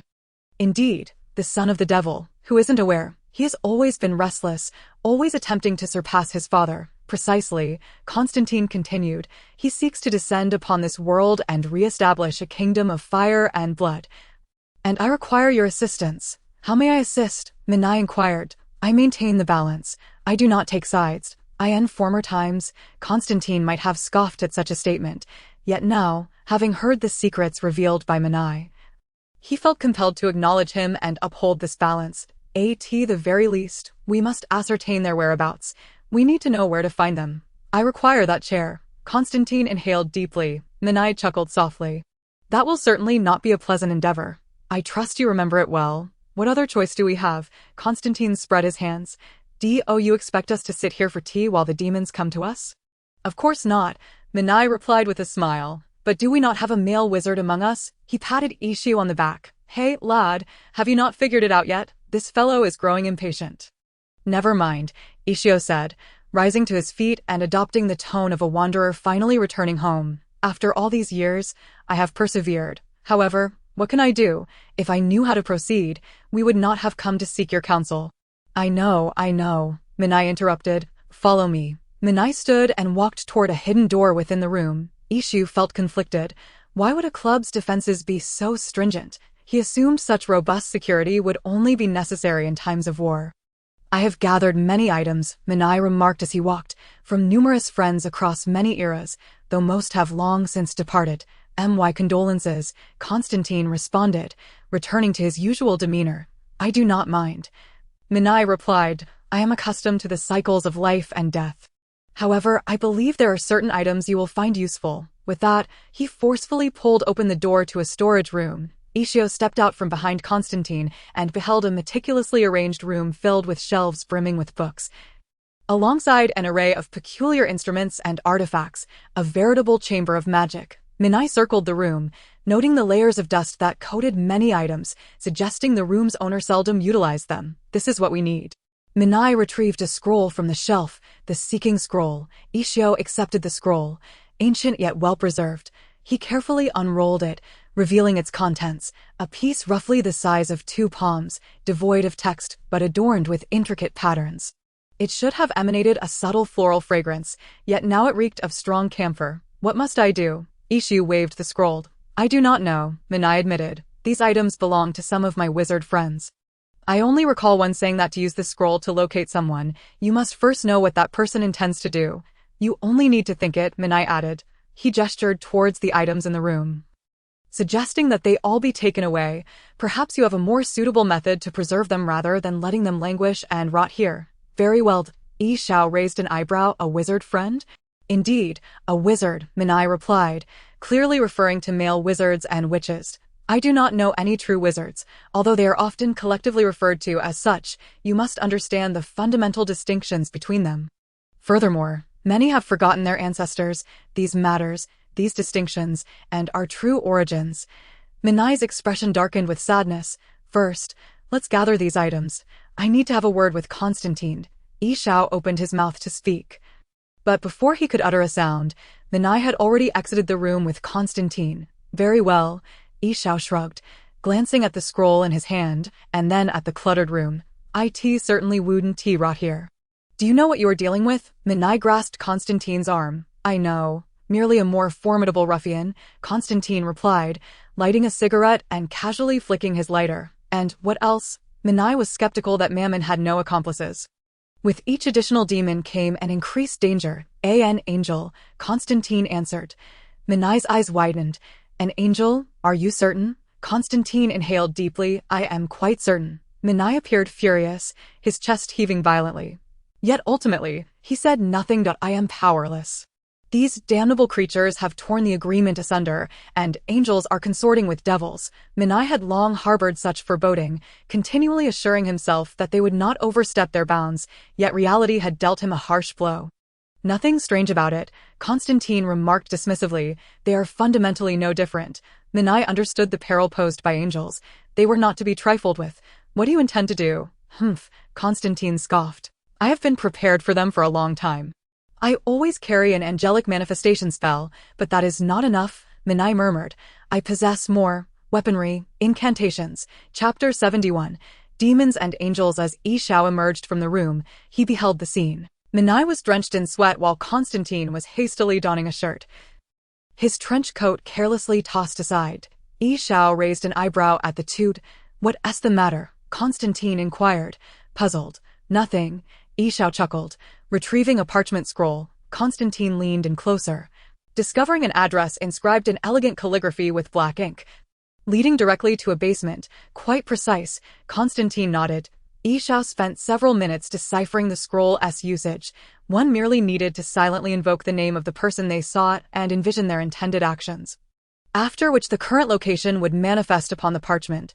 Yi Xiao surmised that the workings of this magical item were akin to the Hogwarts acceptance letter in Harry Potter, a form of locating magic, also reminiscent of the Ministry of Magic's tracking spells. The remainder of his time was spent stuffing his pockets with items, as he noted that the room was far more cluttered than it appeared, with books overflowing from the shelves, and the scattered items posed a risk of toppling the precarious pile. Additionally, the collection spanned a wide temporal range, from the Middle Ages to the Victorian era and extending just a few years back.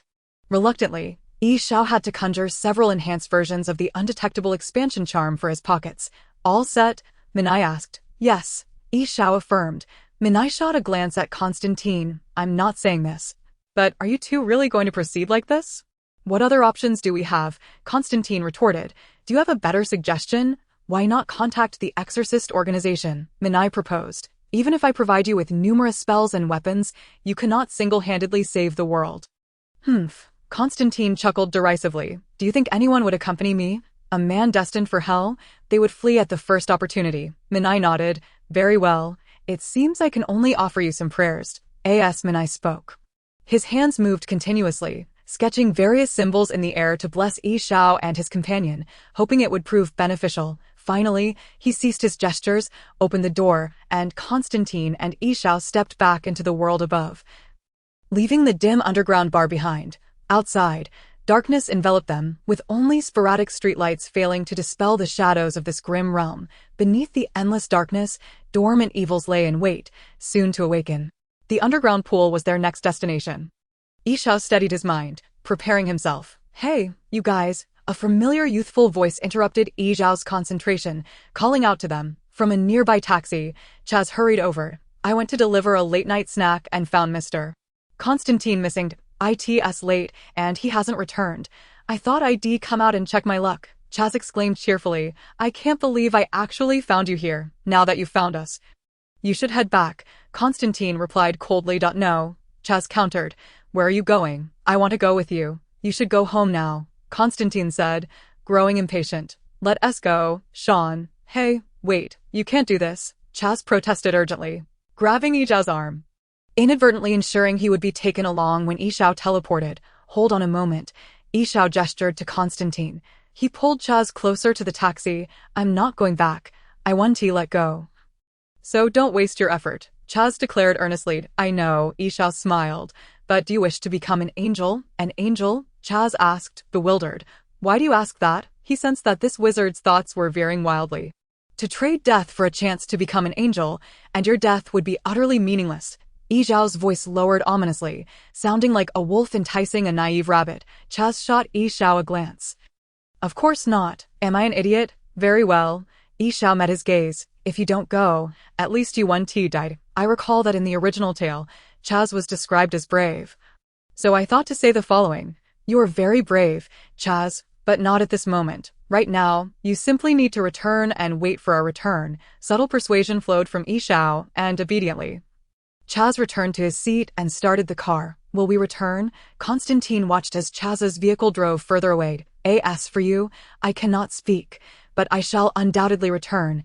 Yishao smirked. However, wizardly travel was indeed quite convenient. In an instant, the two found themselves at the entrance of the basement. "This is it." Constantine surveyed the surroundings, noting the desolation, with the sole light source being a dim incandescent bulb. Behind the security door ahead lay the unknown. "Perhaps a horde of demons or a colossal beast. What is your plan?" Yishao inquired. "I have one," Constantine replied, finishing his cigarette and retrieving the modified dragon's breath, loading it with special ammunition provided by Manai. These rounds were specially designed and enhanced for combating infernal creatures. "Find them and eliminate every last one," Constantine declared. He kicked open the ajar security door, the glass shattering against the wall with a cacophonous crash. Constantine charged in, brandishing his sacred shotgun, the glass on the door barely catching a glimpse of his trench coat as he vanished into the fray. "Good idea," Yishao remarked, following closely behind. The room was already teeming with demons. Though the location had changed from the original tale, these creatures remained Mammon's watchdogs. That moment, Mammon reveled in his baptism within the waters of the pool, for hell was born of water. Arising from it, whether descending or turning, it was inextricably linked to water. Bang! The door was suddenly flung open, the resounding noise capturing the attention of the demons within. Among them were a portly middle-aged man, a young woman, an elderly gentleman, and a studious youth with a backpack. In their untransformed state, they appeared no different from ordinary people. However, upon Constantine's intrusion, all their eyes began to glow faintly red. "Constantine," a female demon intoned. Having memorized everything about her arch-nemesis under Mammon's orders, Mammon had instructed them to guard this place, preventing any disruptions or eliminating any humans who unwittingly approached. Thus, their task was clear: to delay Constantine. Demons do not perish easily. Only through special means can they be vanquished, so the two now faced a horde of frenzied, immensely powerful, and utterly fearless adversaries. All individuals bared their sharp fangs, their expressions twisted with malevolence and tinged with dark energy. They unleashed a cacophony of screams towards the two, surging forward in relentless waves. Bang! Constantine fired a shot into the most densely packed corner of the crowd, the special flames incinerating the throng and reaching the far end of the room, leaving behind a charred residue. "The feast has commenced," he chuckled darkly. Chapter 72, Devils and Angels, Part 6. Hiss, hiss, ha. The death of their companion did not deter the demons. After a brief pause, they only grew more furious. Several demons possessing burly bald men surged to the forefront, their outstretched hands nearly grasping Constantine's nose. Constantine smirked coldly, wielding his sacred gun with relentless precision, incinerating them into ash with a series of blasts. He then pivoted, delivering a swift kick to a female demon attempting a sneak attack, and brought the butt of his gun down forcefully upon the face of another assailant. Having dispatched a few demons, Constantine seized the moment, leaping onto the nearest table and rapidly fired several shots in all directions. The formidable holy flames pierced through the encircling demons, scattering them against the walls of the room and disrupting their assault into disarray. Meanwhile, Yao was not idle. Although he lacked large-scale destructive weaponry, he wielded fire with adept finesse. Clearly, these were weak, lowly demons, the detritus from the depths of hell, clinging to human hosts, possessing enhanced strength and a frenzied disposition. Coupled with an utter disregard for their lives, their teeth, typically used for feeding, became potent weapons in their hands. While they might pose a threat to ordinary humans, especially in large numbers, they were hardly a match for a sorcerer. Even a solitary exorcist, if well-armed and not cornered, could easily handle this swarm of demons, merely a bunch of rabble. The true adversary had yet to appear. Yao navigated through the horde of demons, and the once graceful and beautiful young women now bore grotesque visages, their diminutive bodies lunging at him like a frenzied pack of zombies. Although Yao was an ordinary human in terms of physique, the flames of magic enveloped him, not as an uncontrollable inferno, but potent enough to incinerate any demon that dared to touch him. As Yao's magical power radiated outward, the demons began to perish rapidly. The strength of individuals was still feeble. There were far more than mere dozens in the room. Though it sounded minimal, when they truly encircled, it became a formidable force. "Prepare," Constantine shouted, despite having vanquished many. A considerable number of enemies remained. They could not afford to be ensnared in a protracted battle, lest the overwhelming tide of lesser demons ensnare them. No problem. Yao acknowledged Constantine's signal, his wand flicking as the flames around him transformed into a long dragon of fire. Swiftly traversing the ashes left by Constantine in the corner of the room, igniting and retreating, the surrounding demons, sensing an opportunity, lunged towards Yao. However, they had no chance. Boom, boom, the sound echoed like a volcanic eruption. As the ashes in the corner erupted with astonishing heat, waves of boiling flames traversed the entire basement, intertwining and coalescing into a colossal exorcism array. The special fuel Constantine had acquired from Minai did not vanish upon burning through the demons. Rather, it transformed into a pool of substance akin to oil, lying in wait. Once ignited by flame, it would spread, seeking the nearest identical fuel to propagate its fire. A masterpiece of alchemy. The intense flames and the exorcism array filled the room, a natural threat that relentlessly consumed the demons, rendering human flesh utterly defenseless. The demons began to melt away, their anguished cries echoing through the air. No demon paid any heed to Constantine and Yao anymore. They writhed in agony, as the celestial heat seemed intent on roasting their very souls, a pain unbearable. Their voices dwindled, as more demons dissolved into ashes. With the fall of the last demon, silence enveloped the surroundings. But not a single corpse remained. Under the control of the array, no demon could escape back to hell. All bodies incinerated to ash. Perhaps there were innocents among them, yet Constantine paid no mind. And Yao did not linger on the thought. Yao flicked his wand again, a chill permeating the room as the flames extinguished, leaving behind a deathly stillness, littered only with remnants and the two men. Upon closer inspection, one could still hear the drip of water from the door across the room. "Let us go," Constantine gestured. The sound of their footsteps echoed through the vast hall, avoiding scattered shards of ice as they approached the grand door at the far end. Constantine led the way, pushing open the door and stepping boldly inside.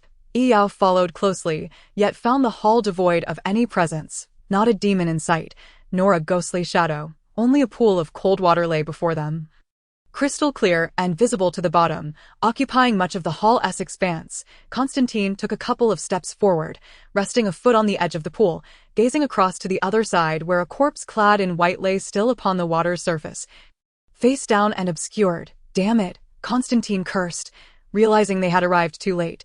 Angelo was no longer here. However, Yao's vigilance remained heightened. sensing that the tense atmosphere had yet to dissipate, the prelude to a grand battle imminent. Unlike in the films, Constantine had indeed arrived just in time. He sensed this would not be a fruitless endeavor. Clutching the wand of death, his most formidable weapon, he dared not relax for an instant. Constantine began to speak, when a shadow descended from the ceiling, crashing down upon him. Die, die, the shadow roared, and Constantine struggled fiercely, grappling with it. He discerned the face. It was Angela, yet her visage was twisted, unrecognizable as human. Veins bulged on her neck, fangs bared, resembling a beast poised to hunt. Possessed, Mammon struck first. Constantine gripped Angela's hand tightly, preventing himself from suffocating. A swirling flame erupted upon her, exploding like fireworks, bursting forth in a dazzling array of sparks. Angela leaped, evading the attack, and clung to the ceiling, her head twisted at an unnatural angle as she observed the two men, her long hair cascading down, poised to strike. Another magical flame ignited as Angela darted across the ceiling, while Yao circled below, carefully maneuvering as if in a shooting game. Soon, Angela closed in on them, and Yao prepared to unleash a grand spell at the moment she descended. No, wait, Constantine halted Yao's next incantation. Producing a thick tome adorned with enigmatic pentagram designs, he swiftly tossed the book into the air, its pages flipping open, some detaching and shooting towards Angela like knives. Angela tilted her head, executing several acrobatic leaps on the ceiling to evade the page's pursuit.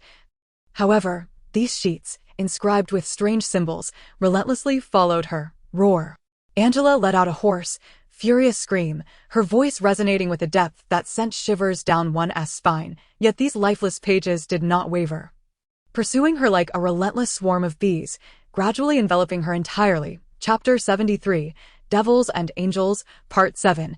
These sheets were soft, and Angela writhed within them, her once frail arms, now infused with immense strength from the possession, transformed into claws that slashed at the symbolic pages, seeking to rend the culprits asunder. Yet, despite their apparent fragility, whenever Angela's hands, propelled by a fierce wind, swiped at the pages, they seemed to possess a sentience. Lazily avoiding her grasp, such was the frustration of powerlessness. No. Angela cried out in anger and humiliation, but regardless of her struggles, the pages clung tenaciously around her, as though an invisible force dictated their movements. Each time Angela attacked, they would scatter momentarily, only to regroup and coalesce once more. As they gathered, the colors of the bizarre patterns on their pages deepened, and gradually, they formed a deep crimson hexagram, each sheet occupying a small segment, surrounding the glowing circle that flickered intermittently. Hiss, Angela's voice grew feeble as she plummeted from the ceiling, collapsing beside the pool, writhing in agony. Constantine. A faint feminine voice emerged from the pages.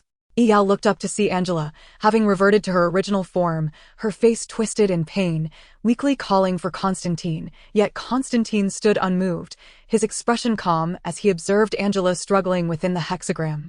In an instant, her countenance contorted once more as Mammon regained control over her body, and she faced Constantine, unleashing a piercing scream. However, Mammon quickly receded again, leaving Angela pale and teetering on the brink of collapse. Constantine, save me. She extended her hand towards the two men, yet both remained indifferent, standing resolutely. Veins once again surged upon Angela's delicate countenance, for within her dwelt a demon from the depths of hell, and neither dared to exhibit even the slightest hint of complacency. Although the demon Mammon merely displayed extraordinary strength and remarkable leaping abilities while possessing Angela, none could guarantee that upon Mammon's emergence, it would remain limited to these few traits. Fortunately, both Constantine and Yao lacked any semblance of compassion. The former had dulled his humanity through years of exorcism, while the latter was utterly unaware of what sympathy entailed. Thus, no one attempted to rescue the seemingly pitiful Angela, who was under the demon's control. Gradually, the transitions between Angela and Mammon became increasingly frequent, signifying that Mammon was losing its grip on Angela, a positive development. Moments later, Angela lay motionless within the pentagram, her t-shirt drenched in sweat, resembling one who had just emerged from a pool. If this continued, one could only speculate about the possibility of her suffering from dehydration. Constantine's gaze sought Mammon's whereabouts, but it seemed to have vanished. leaving no trace upon Angela. After a brief hesitation, he directed his focus to Angela's abdomen, the cradle of life. Constantine opened his tome, preparing to expel the demon that had descended upon this world. He began to recite incantations aloud, when suddenly, bang, Yao felt a dizzying flash as something heavy struck Constantine at the waist, sending him hurtling through the air. Before long, Constantine was seized by an unseen force gripping one of his legs, and with a whoosh, it swung him around like a windmill, casting him violently toward the door. The angel, a swift movement from Yao allowed him to reposition. Both had been forewarned of the angel's presence. Yet the angel rarely revealed itself, for their essence resided in heaven. Only when they acted, allowing their forms to intersect with the mortal realm, could certain visibility spells seize the opportunity to manifest them. Thankfully, both had prepared adequately. Yao bore at least dozens of layers of armor and various protective charms, while Constantine, despite appearing disheveled, had not suffered from the sound of the attack, which resembled a heavy object colliding with steel rather than flesh. The angelic defense spell was meant to withstand an angel's assault once, and such ancient yet practical incantations were scarcely known, had it not been for the unique status of Minai's great-grandmother. Minai herself would not have been privy to such knowledge. Now was the moment. Just as Constantine hit the ground, he struggled to rise, although the angel's strike had not inflicted severe harm. The impact from such a distance against the wall had nearly cost him his life. Yao, meanwhile, had not remained idle. The instant Constantine was flung out, he sensed the activation of the defensive magic. The resonance of mental energy alerted him that the armor was being breached layer by layer. Swiftly, Yao cast several explosive flames, then gradually maneuvered back to his original position. The visibility spell Constantine had cast finally succeeded, and he brought his arms together, forming runes. A streak of invisible black light seemed poised to cleave the world in twain, intertwining shadows of black and white. Yao did not find Gabriel before him. He swiftly turned to look behind. Someone was there. Yao beheld a fist slowly materializing from the void, as if being peeled away in layers. Next, a complete arm emerged, followed by Gabriel's handsome visage. Gabriel's fist swung forcefully toward Yao, so close that his face nearly brushed against Yao's nape. From Yao's vantage point, he could even perceive Gabriel's coldly smiling lips, seemingly issuing a battle cry. Boom! Gabriel's fist struck Yao's face with tremendous force, sending him flying. Yet, Yao seized every opportunity. Surging flames erupted, not aimed at Gabriel, but rather at the ground beneath him. With a whoosh, Yao cast several slow spells upon himself. Although he ultimately collided with the wall, it was not nearly as disastrous as Constantine's encounter. Yao knelt on the ground, rubbing his nose. Fortunately, a few layers of protective armor remained, or his nasal bridge would likely have been fractured. It was time to assess the outcome. Yao raised his head, finding Gabriel's cold gaze fixed upon him, devoid of fury or rage, only compassion and an endless tranquility. A circle of golden flames flickered beneath him, low yet firmly binding him in place. Sacred oil that, once ignited, could ensnare an angel. As long as the sacred oil burned, the angel could never escape by its own power. When Yao had confronted Angela atop the ceiling, he had discreetly traced a circle, leaving behind this ring of sacred oil to accurately ensnare Gabriel. Yao had to create distance before Gabriel appeared, only to lure him into the trap once Constantine's spell revealed him, igniting the sacred oil to ensure his capture. Now, the plan was flawless. Such an ancient method I have not witnessed in ages. Gabriel regarded the two with a hint of pity, glancing at the flames below. It was indeed a success. Coughing, Constantine staggered forward, spitting out several mouthfuls of blood. You shall likely spend the remainder of your days here, thus I trust you will have ample time to observe this. Chapter 74, Demons and Angels. This is a grave error. Gabriel raised his head with pride. You cannot prevail. God shall not forgive you, nor shall I, for you are unworthy of love. Gabriel, as if a victor, delivered a passionate speech amidst the confines of the sacred fire, yet still offered Constantine a chance for redemption. His clear, deep-set eyes pierced through the flames, unwaveringly fixed upon Constantine, a faint smile gracing a visage that was neither distinctly masculine nor feminine. So, please join me in bringing suffering and fear to the world. Only in this manner can humanity be awakened, and you, too, shall find your true noble self amidst the agony.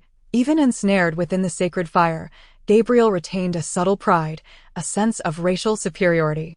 So you would leave the world to be ravaged by your kind of magical beings, Constantine retorted with disdain. What are you babbling about? Gabriel's smile faltered. Only we can save you. He raised his chin, eager to charge forward, only to be thwarted by the sacred fire. As his foot touched the flames, they surged several meters high. He cried out in pain, scorched. God cannot save us and neither can you. No one can, Constantine declared. God is not our savior. He cannot, nor can you. No one can. He leaned closer to the flames, locking eyes with Gabriel's furious gaze, enunciating each word with conviction. Only we ourselves. You are mad.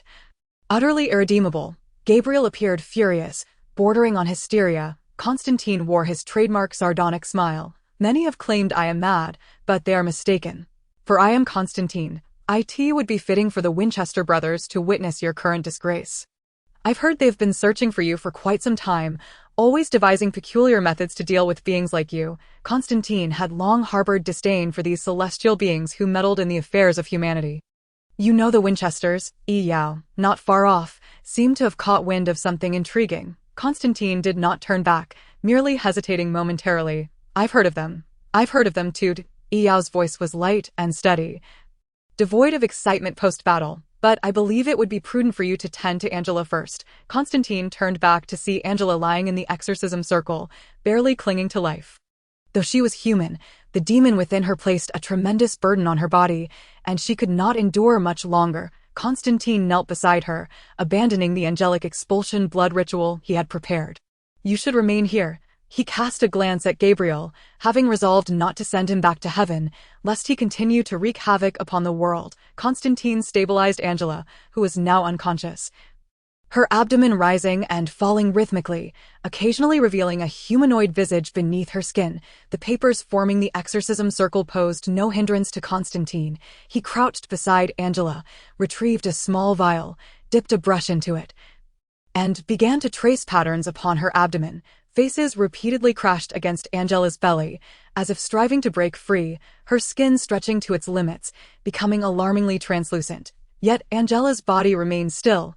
At that moment, Mammon's power had waned significantly, incapable of controlling Angela's form, only able to struggle helplessly, while Constantine's hands remained steady, meticulously outlining the new formation. Did you know? Yao, growing bored, engaged Gabriel in idle banter. It seems Constantine is laboring quite hard. He must be using a paintbrush. In our country, we have a particularly useful tool called a calligraphy brush. Yao paused. Oh right, have you ever been to the East? Gabriel paused momentarily, seemingly perplexed by Ishao's leap in reasoning. However, he soon matched the rhythm of the conversation. No, I have never been there.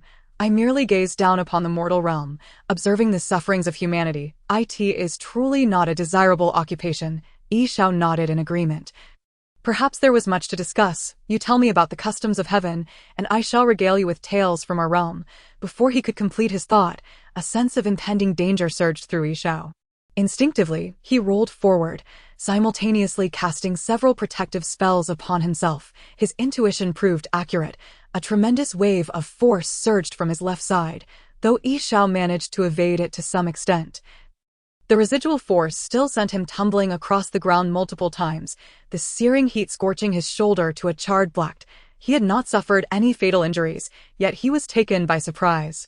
Quickly rising to his feet, Yishao noticed that the hem of his trousers was still ablaze. He murmured a spell, extinguishing the flames. Where had this fire come from? Such high-temperature gusts should not ignite clothing. Instinctively sensing something amiss, he suddenly recalled a possibility. Raising his gaze, he observed that a portion of the fire circle beneath Gabriel had been extinguished, and at that moment, Gabriel was slowly stepping forward. Advancing step by step, like a lightning bolt cleaving the air, Gabriel appeared before Yishao in an instant, seizing him by the throat and lifting him high into the air. Thank you, I trust one will be most willing, he remarked with a faint smile. What's happening? Constantine, hearing the commotion behind him, turned to see Yishao suspended by Gabriel. How, before he could finish, the assailant that had ambushed Yishao reappeared. Now targeting Constantine, lacking the prowess of a wizard, Constantine's combat abilities were inferior to Yishao's. He relied solely on a variety of exorcism tools. Thus, caught off guard, he was hurled against the opposite wall with a heavy thud. The air filled with a sharp, creaking laughter, and a shadowy figure seemed to flicker in the wind, hair disheveled and teeth sharp. Wind, wind, demon. Yi Xiao struggled to breathe as Gabriel's grip tightened around his throat, rendering him unable to hold his wand. In this state of distraction, his magical energy was difficult to gather, and he had yet to release a single spell. Gabriel regarded him with a smile, though his other hand was already raised, wielding the spear of destiny. Constantine, straining to rise, felt the pain of multiple impacts throughout his body. His waist had collided with a pipe, and he sensed several fractures, his spine potentially damaged. Yet, he could see the unfolding chaos clearly. Mammon's exorcism array had been torn apart by a fierce wind, scattering the magical papers that temporarily bound him. Sean was held captive by Gabriel, his fate uncertain. Damn it, Constantine cursed, panting heavily. I knew it wouldn't be this easy. With the arm that still had mobility, he retrieved a sharp dagger from his pocket, slowly bringing it toward his own artery. This was his last resort. He scoffed, realizing that he would likely be condemned to linger in hell for eternity. The dagger fell with force, aimed at his major artery. Suddenly, the dagger was halted midair, a large, cerulean hand gripping Constantine's wrist tightly. Don't do that, as it would trouble me greatly. A figure materialized in the air, its face a sickly blue, dark rings encircling hollow eyes and beneath thin skin. A menacing skeletal structure was faintly visible. Who are you? Constantine asked disdainfully. I am a trusted aide of the boss, it replied, taking a keen interest in Constantine. Don't think I am unaware of your intentions. The boss has been mulling over your soul for quite some time. If you perish, he will undoubtedly come personally. That would certainly attract the boss's attention. Fear not, you shall die, but not just yet. At least not until I succeed. Enough, wind demon. He shouted into the empty room, and gradually the winds abated. The papers ceased their flight. Wind demon, Constantine echoed, suddenly recalling. Fire demon. You sent the fire demon to attack me. You are treacherous. The young man with a pallid complexion revealed a maniacal grin, not entirely foolish. Such a you would be far more amusing in hell. Meanwhile, the disoriented Yi Xiao also heard Constantine's words. Treacherous, he thought, recalling the fire demon's dying words. He hadn't anticipated that, even with the truth serum, he would still be deceived. Do not trust the words of demons, was a mantra frequently uttered by Constantine. As Yi Xiao's vision blurred from lack of oxygen, he realized that the convergence of energies could spiral out of control. With both him and Constantine lacking formidable strength, they faced an angel and a demon, now accompanied by a treacherous entity. A mere wizard could not contend with all three of them. Yi Xiao moved his uninjured arm, transforming it into a metallic fist through a spell, and struck at Gabriel. However, Gabriel merely shook his head with a smile, effortlessly blocking the attack. Am I to perish here? Yi Xiao's consciousness began to fade, memories flickering through his mind, moments of pretending to be well-behaved in the orphanage, playful times with Chu Hongjiji in university, his solitary travels across the globe, experiencing diverse cultures. He recalled an ugly man, scarred and battered, leaving him at the orphanage, unaware of his parents' identities. There were countless books he had yet to read. Alchemy, ancient magical literature. He had not traversed the world, nor comprehended the essence of magic, and there were still many damned questions unresolved. And what of this infernal transmigration at last? His world coalesced into the image of a girl, radiating passionate defiance. Madison, Yi Xiao murmured softly. I ask this how I die. He wondered, perplexed by the sound of neighing. The treacherous figure stood beside Constantine, watching as Mammon's power gradually restored, controlling Angela to rise once more. He chuckled coldly, leaning closer to Constantine and whispering, Now, this is a feast. Constantine remained silent. Suddenly, the innocent security door was subjected to further destruction, drawing the gaze of the two demons and one angel. Gabriel tilted his head, sensing an approaching force. The sound of galloping hooves grew louder, as if a charging knight were nearing them. Mammon and Gabriel exchanged puzzled glances, while the controlled Angela glared at the now humanoid wind demon, who grumbled under his breath, reluctant to offend the son of his superior. The wind demon conjured a tempest, obstructing the doorway, swirling gusts rising and falling, stirring up dust within the room. All eyes were fixed on the sole exit, and time stretched in both duration and brevity. The neighing resounded again, and a skeletal horse engulfed in flames burst forth from the whirlwind, exuding a ferocious aura. The wind demon emitted a tearing sound akin to a fan. The skeletal horses charged, scattering him into disarray, yet he quickly reformed.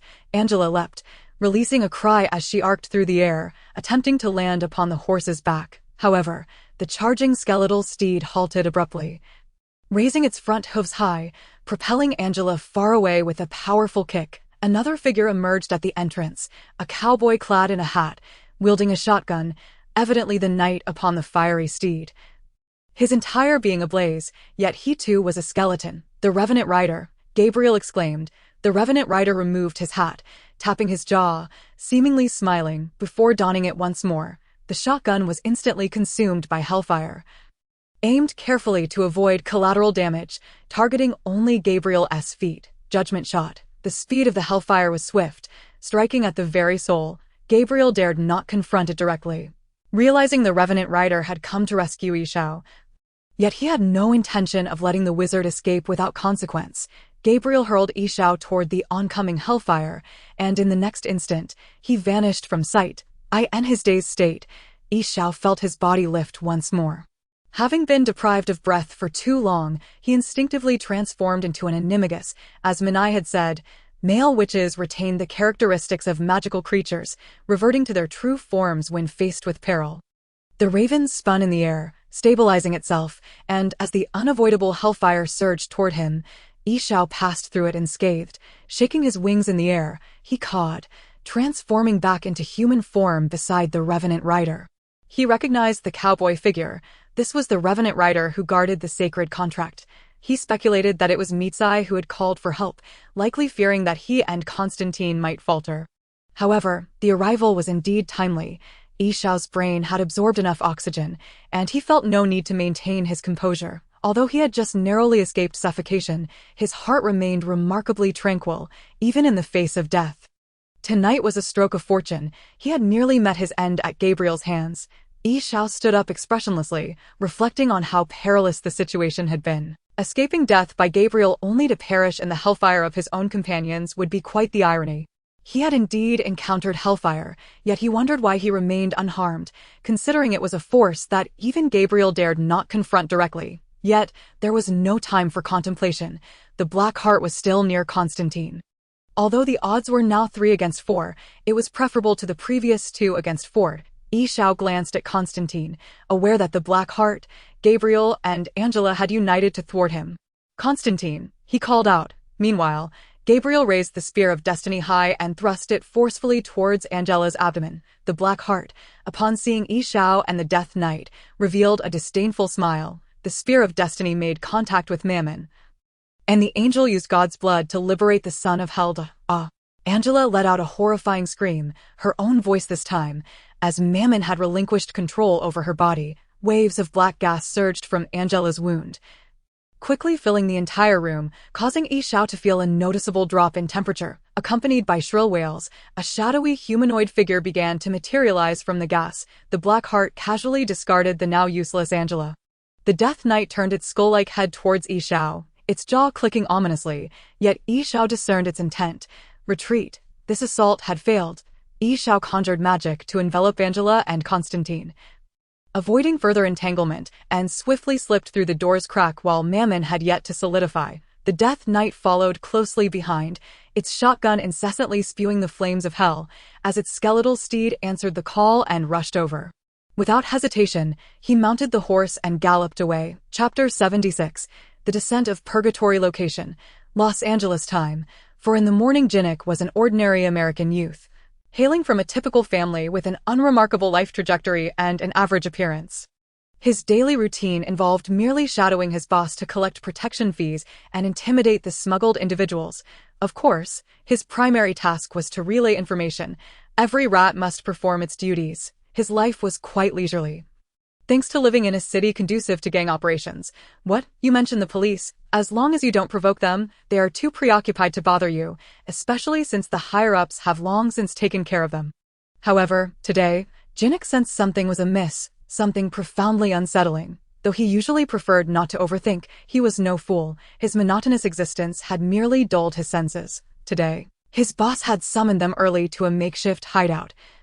confiscating their phones, wallets, and any devices that could compromise their identities or enable communication. No one was permitted to leave, his companions whispered among themselves, but some astute individuals had already surmised the situation. In the early hours, several men entered carrying a large crate, which they opened to reveal an astonishing sight. Guns and ammunition filled to the brim, including several Gatling guns. "I asked this the onset of war?" Jinnick muttered. Their boss left the poker table and approached them, expressing delight at their presence and suggesting that some had likely guessed the reason for this gathering. "Today, we received a colossal order. Worth $300 million. A shipment of this magnitude will entice many to take risks, so we are all mobilizing. Once there, obey my signals. Leave no survivors. Of course, I personally hope these Gatling guns need to be deployed." He added with a hint of humor. Listening to the uneven responses from below, Jinnick shrank back, filled with trepidation. A devout Christian, he wished he had not been born into a family of thugs. Until now, he had never harmed anyone. He was unsure how he found himself in the vehicle, which he recognized as military Hummers, supposedly enhanced versions smuggled in, having heard of conflicts with other gangs over these vehicles. Typically, their boss kept them hidden in the garage, but it seemed he was truly investing this time. The Hummers roared to life, racing through the streets like ravenous beasts, a convoy swiftly arriving at the pickup location. A small cove near the Los Angeles port. The bosses disembarked, leaving Jinnick, who remained in the vehicle, feeling quite bored while those outside argued heatedly over some briefcases. However, Jinnick's attention was drawn to a beautiful woman seated in the opposite vehicle, black-haired with striking blue eyes, the large whites of her eyes giving her an unusual allure. After much contemplation, he concluded it was a beauty born of violence. Though Jinnick was not a predator, he appreciated beauty as much as anyone. While he was observing the woman, the external situation shifted dramatically. It appeared that the leaders of both sides were at an impasse, prompting everyone to draw their weapons. Jinnick gripped his rifle tightly. Recalling his father's teachings, steady, steady, he took a deep breath, yet the ensuing spectacle nearly caused his eyes to pop. A roar erupted from the crowd as his boss, a typically mild-mannered individual, suddenly displayed immense strength, leaping forward to trample the opposing leader into the ground. However, the adversaries were not to be underestimated. Instead of panicking, they shouted, "It's the new Blood Clan, open fire." At that command, chaos ensued, bullets ricocheted, sparks flew from vehicles, and explosions erupted. Jinnick crawled from the vehicle, taking refuge behind a rock near the center of the fray. He cautiously peered out, observing the battle and the direction of the boss's vehicles. His former companions seemed to have transformed into monsters, exhibiting fearlessness and incredible strength as they tore their opponents apart. Although a few ordinary humans remained among them, they were the most unfortunate, caught in the crossfire, as the others resembled true beasts, resilient and relentless. Jinnick witnessed a man sustain multiple gunshot wounds yet continue his rampage, revealing sharp fangs that made Jinnick think of vampires, yet weren't vampires merely figments of folklore. His mind spun with confusion, and he prayed earnestly, "O omniscient God, may you protect me." As a Christian, in his moment of utmost helplessness, he began to pray fervently, hoping this was all a nightmare. The striking woman he had first noticed wielded dual pistols, her precise shots claiming the lives of anyone within a 10-meter radius. Amidst the frenzy, she maintained her composure, nimbly leaping atop vehicles to evade attacks, executing impossible acrobatic maneuvers. Even when approached, she swiftly dispatched her assailants with a long blade. My God, has hell truly descended?" Blood splattered across Jinnick's face as the black-haired beauty decapitated a member of the new Blood Clan before his eyes. He swallowed hard, unable to summon a shred of defiance. Curling into a ball and praying incessantly, "I'm sorry, but even humans cannot survive." Jinnick flinched at her words. Just as he contemplated seeking refuge in the divine, the earth trembled violently. A thunderous explosion akin to a gas canister detonating. A deafening sound erupted nearby, causing even the black-haired beauty to stumble. Jinnick noticed debris flying up from the ground. The sudden upheaval drew both his and the woman's attention to a deep, bottomless pit, ominous black mist seeping from its depths. They could not discern what lay within, but the sight alone was foreboding. Sathas. Jinnick thought he heard numerous unknown creatures whispering, their voices buzzing in his ears. As if sensing his fear, the sky darkened further, and the temperature dropped, his previously keen gaze detecting swirling black smoke in the clouds like a massive serpent. The black-haired beauty furrowed her brow, equally perplexed, as the elders had not foretold such an occurrence. However, her long life and the trials she had faced imbued her with calmness in the face of danger. Whoosh, whoosh, streams of howling black gas surged from the pit, swirling like serpents among the crowd, relentlessly assaulting both vampires and members of the New Blood clan. Some vampires, caught off guard, were ensnared by the black gas, collapsing and writhing in agony. A few tendrils of gas targeted the black-haired beauty, and upon witnessing the plight of her kin, she dared not confront it head-on. Instead, she leaped onto the Hummer where Jinnik had been hiding, pressed the accelerator, disregarding the chaos around her, as the engine roared once more, propelling the vehicle into the distance. People continued to collapse to the ground, wailing in despair. It seemed that their prayers had taken effect. None of the surging waves of smoke paid heed to Jinnik. Seizing the moment when no one was watching, Jinnik rolled and crawled away from the scene. Uncertain of how long he had been running, he eventually crumpled by the roadside, gasping for breath. He recalled the horrifying scene. Tremors coursed through his body. Vampires, the nightmarish black fog, everything made him feel as though he had been transported to another realm. That moment, he believed that, even if a devil were to stand before him, he would not be surprised. Thankfully, the nightmare had passed. He resolved to gather his belongings and leave Los Angeles at once, opting instead for a quiet little town to retire in. A sly smile crept across his face as he patted the bulging pouch at his side, filled with the spoils he had surreptitiously acquired during the fray between two rival leaders. It was sufficient for his sustenance. He merely needed to flip it for a profit, he assured himself. Just a simple transaction. Suddenly, Jinnik thought he heard the sound of horses neighing. Rubbing his temples, he wondered if the overwhelming stress had driven him to auditory hallucinations. But no, the sound drew ever closer. He looked up in horror to see an unknown creature, engulfed in flames, racing down the previously deserted highway, its speed surpassing even that of automobiles. Jinnik stared, transfixed, as a skeletal knight astride a skeletal horse approached with an air of bravado. The sun was rising, casting light upon the skeleton, which transformed into a grimy, cowboy-clad old man. The old man dismounted, wielding a shotgun, and, ignoring Jinnik's wide-eyed astonishment, stepped forward, leveling the weapon at Jinnik's head. "You are guilty," he intoned in a feigned deep voice. "But fortunately for you, I'm in a hurry. What is this place?" Chapter 77. The hospital doctor. "Doctor, we need treatment. Where is the doctor?" As the old knight hurried towards the hospital, Yishao had already kicked open the large door.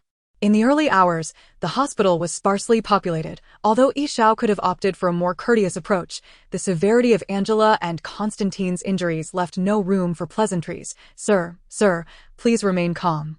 The doctor is on their way." A robust black security guard approached, his eyes widening at the sight of Yishao's charged shoulder. "You will receive excellent care." He spoke nonchalantly. Los Angeles was hardly a peaceful place, and those with tempers liked to enter through such doors. The guard had encountered numerous similar situations. "Just remember, once you're healed, we'll discuss compensation." "Not me," Yishao replied with a piercing gaze, causing the guard to collapse, unconscious. It was those two. Yishao noticed the doctor arriving hastily, and with a floating spell, he levitated both Constantine and Angela into the room. The doctor stood frozen upon witnessing the two suspended in midair, devoid of any assistance or equipment.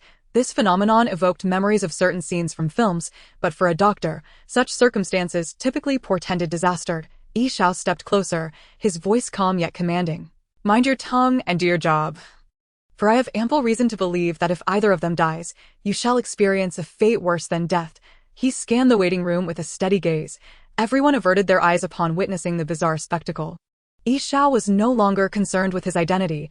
With Mammon's emergence and the descent of the Inferno, it was likely that various sinister entities would soon reveal themselves. At that juncture, the chaos of human society would truly unfold. The addition of one male, which was but a trivial matter. However, if Constantine were to perish here, jeopardizing his mission, that was a significant concern. Fortunately, doctors generally possess strong psychological fortitude. Otherwise, a single misstep with a scalpel could extinguish a life. Though the floating phenomenon before her defied logic and challenged her scientific understanding, she repeatedly reassured herself that it was merely an undiscovered technology. Soon, she regained her composure and began to issue calm, methodical commands. Bring in the stretcher, carry them to the operating room, she instructed a nearby nurse. I will do my utmost. She glanced at Yixiao's wound. You also require treatment. You had better be capable. Yixiao replied, nodding. He furrowed his brow and added, I do not need it, before retreating to rest on a nearby bench. Time was of the essence. The female doctor promptly entered the operating room. An eerie stillness enveloped the waiting area once more, until a trembling nurse approached. Sir, registration. Yixiao waved his hand, employing an invisible mental suggestion that made the nurse forget her purpose, sending her back to the reception desk.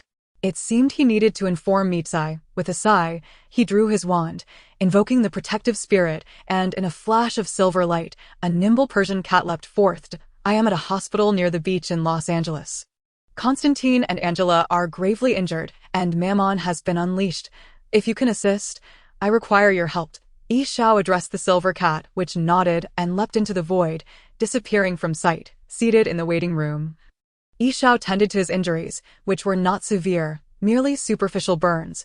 For an ordinary person, such wounds could prove fatal, and negligence could lead to lifelong disabilities. Yet, for his extraordinary healing potions, it was a simple task. Most magical potions worked wonders against magical damage.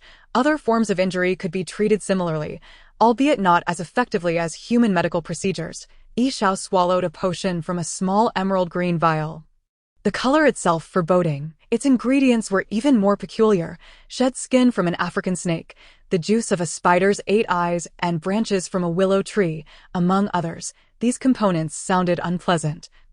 Yet Yixiao felt no trepidation, and their efficacy was commendable. The skin below Yixiao's shoulders began to mend, the scars gradually healing. With a gentle breath, he blew away the charred remnants, revealing his restored pale complexion.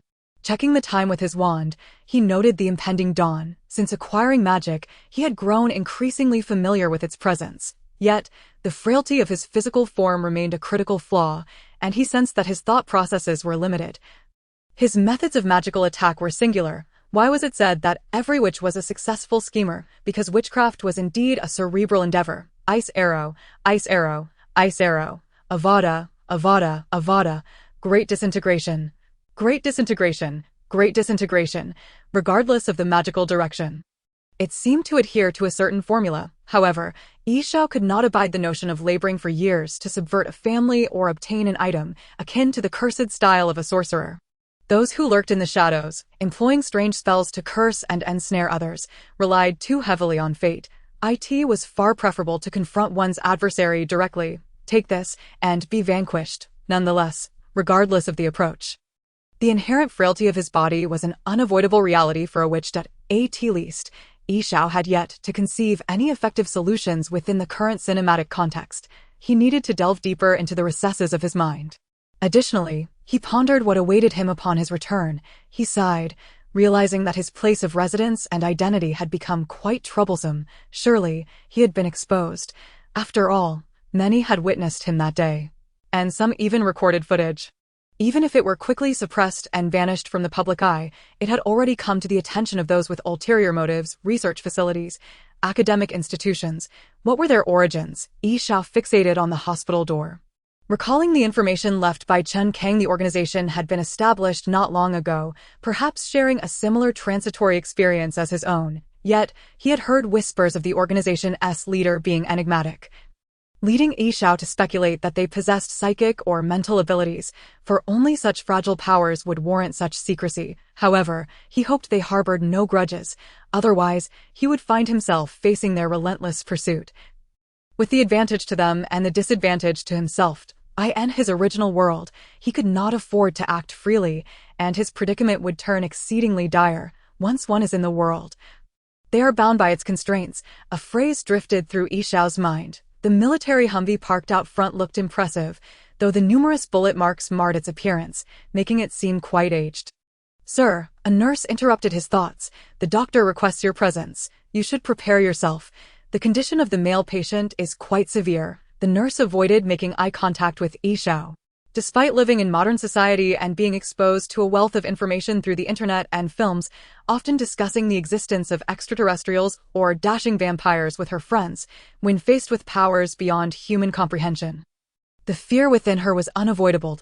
No matter how much she admired superpowers, she felt it best not to attract this man's attention. Fortunately, Yi Xiao paid her no mind, striding ahead and leaving the nurse behind. "What's going on?" Yi Xiao inquired, noticing that the doctor was waiting just outside the door, indicating her efficiency. The condition of the female patient has stabilized. She suffered a stab wound to the abdomen. Though it is not deep and has shown no signs of infection, she was brought in promptly and has since been out of danger, currently in a state of unconsciousness. The female doctor cast a curious glance at Yi Xiao's already healed shoulder. However, the condition of the male patient is rather dire. He is afflicted with multiple fractures throughout his body, his internal organs have sustained damage, and the injury to his spinal cord in the lumbar region is beyond repair. Moreover, his physical constitution is exceedingly frail, and it is feared he may struggle to regain consciousness. Even if he were to awaken, it would likely result in lifelong disability. Chapter 78. Mitsai. I have warned you that if he dies, I shall not let you go unpunished. Yi Xiao narrowed his eyes. It does not imply that I will spare you simply because he is left with a permanent disability. The female doctor took a deep breath. Despite her lingering fear, a sense of indignation welled within her. Sir, I have exerted every effort within my capabilities. What lies ahead is a realm untouched by modern science, no matter which doctor you summon. The outcome would remain unchanged. Yi Xiao's eyes instinctively narrowed once more, his gaze imbued with a hint of danger. According to logical reasoning, the words he uttered should be enforced. Fortunately, the presence of the angelic nurses mitigated Yi Xiao's murderous intent. Dr. Gray, the male patient has regained consciousness. He requests to see you. A nurse interrupted their exchange, directing her gaze toward Yi Xiao. The patient insists on seeing him. The two cease their argument, and Dr. Gray nodded at Yi Xiao. Aware that the injured man might be nearing the end of his life, Yi Xiao furrowed his brow, uncertain how his mission might be affected, especially since the consequences arose from his own interference. Upon pushing open the isolation door, Yi Xiao beheld Constantine lying upon the hospital bed, his eyes slightly ajar, yet he still exhibited signs of life. It seemed he had heard Yi Xiao's entrance. Constantine attempted to move his head, but to no avail. "How is it?" Constantine inquired, and Yi Xiao understood he was asking about Maman, who had rendered him unconscious in his final moments. "Regrettably, he has been released." Yi Xiao replied, unsure of the appropriate tone, resulting in a voice that sounded eerily calm. Cough. Constantine began to cough, a symptom of his lung cancer, which had plagued him frequently, yet this time he expelled copious amounts of blood. "I am grateful to you for assisting me in attempting to thwart Maman, even though it was ultimately in vain." Constantine managed a smile, reflecting on his life in these final moments. "I am a bastard. Many have said so. Bastards are destined for hell." His voice was low, and he lamented that no one would remember him, neither the half-angels nor the devils, and certainly not that old bastard god. Yi Xiao listened in silence. Perhaps that old bastard god wished to avoid adding another bastard to heaven. Constantine forced a bitter smile. "Do you have a cigarette?" "I do not smoke," Yi Xiao replied coolly. "I know you have a pack of cigarettes in your pocket." For the first time, Constantine's voice carried a note of levity. "Perhaps it holds some special significance for someone like you who does not smoke." "But how can you maintain such composure?" Constantine queried. "You faced Gabriel with such tranquility. It is not that you fear death, but rather that you possess nothing of value to lose." Even now, Constantine was interrupted by a fit of coughs. "Even now, I do not sense any sorrow from you," he managed to utter with great effort. "I am sorry." Yi Xiao paused momentarily, acknowledging the presence of both feelings within him, yet he too yearned to discern the answers to his questions. "It is of no consequence," Constantine replied. "I do not mind whether you grieve for me. I merely envy your ability to cast aside everything. If only I could achieve that, perhaps I would cease to be that bastard." Then, for the sake of my last wish as a bastard, Constantine turned his head slightly. "Could you provide me with a cigarette? You will not die," Yi Xiao stated quietly, contemplating any means of saving him. "I am aware of my condition. Lung cancer has bested me, and I can feel my hands gradually losing sensation. Thanks to that black-hearted fiend," Constantine spoke weakly, "there is no need to save me. But please ensure that bastard reaches heaven." Yi Xiao retrieved some magical elixirs designed to staunch bleeding, yet he knew they would yield little benefit, for Constantine's injuries were too severe, and the dark forces within him steadily eroded his being. Nevertheless, if he could prolong his life, perhaps a miracle might occur. At this point, Yi Xiao could only place his hopes in fate. "You will not die," Yi Xiao calmly reiterated. Constantine moved the corners of his mouth. Attempting to form a final smile, Yi Xiao administered the potions to him, while outside, Dr. Gray observed with growing anxiety. However, the flicker of life began to fade from Constantine, his chest ceased its rise and fall, and no warmth escaped his breath. Yi Xiao halted his actions. "What shall I do next?" he pondered aloud. "Step aside." A familiar, deep voice resonated from behind. "Meet Sai." Yi Xiao recognized it immediately. Several individuals entered the room, including Mitsai and the cowboy knight, followed closely by Dr. Gray. "He is dead," Yi Xiao stated, gazing at Constantine, who now lay silent. "No," Mitsai declared emphatically, "he is on the brink of death." Yi Xiao recalled an incident at the club when Mitsai had gripped Constantine's hands, revealing green veins. Now, a connection to an ancient race dawned upon him. Indeed, Mitsai seized Constantine once more, ignoring Dr. Gray's protests, and plunged his hands forcefully into Constantine's sides. The green veins reappeared upon Mitsai's dark hands, and the two bodies trembled violently.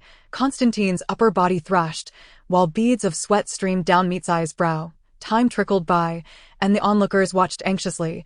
Though Yi Xiao remained unaffected, Constantine's complexion gradually improved. His previously withered wrists swelled with vitality, as if flesh and blood were regenerating. In contrast, Mitsai's visage grew increasingly pallid, his already dark complexion deepening. The green glow danced between them, and as Mitsai's condition worsened, he finally relinquished Constantine to the bed, collapsing beside him, gasping for breath.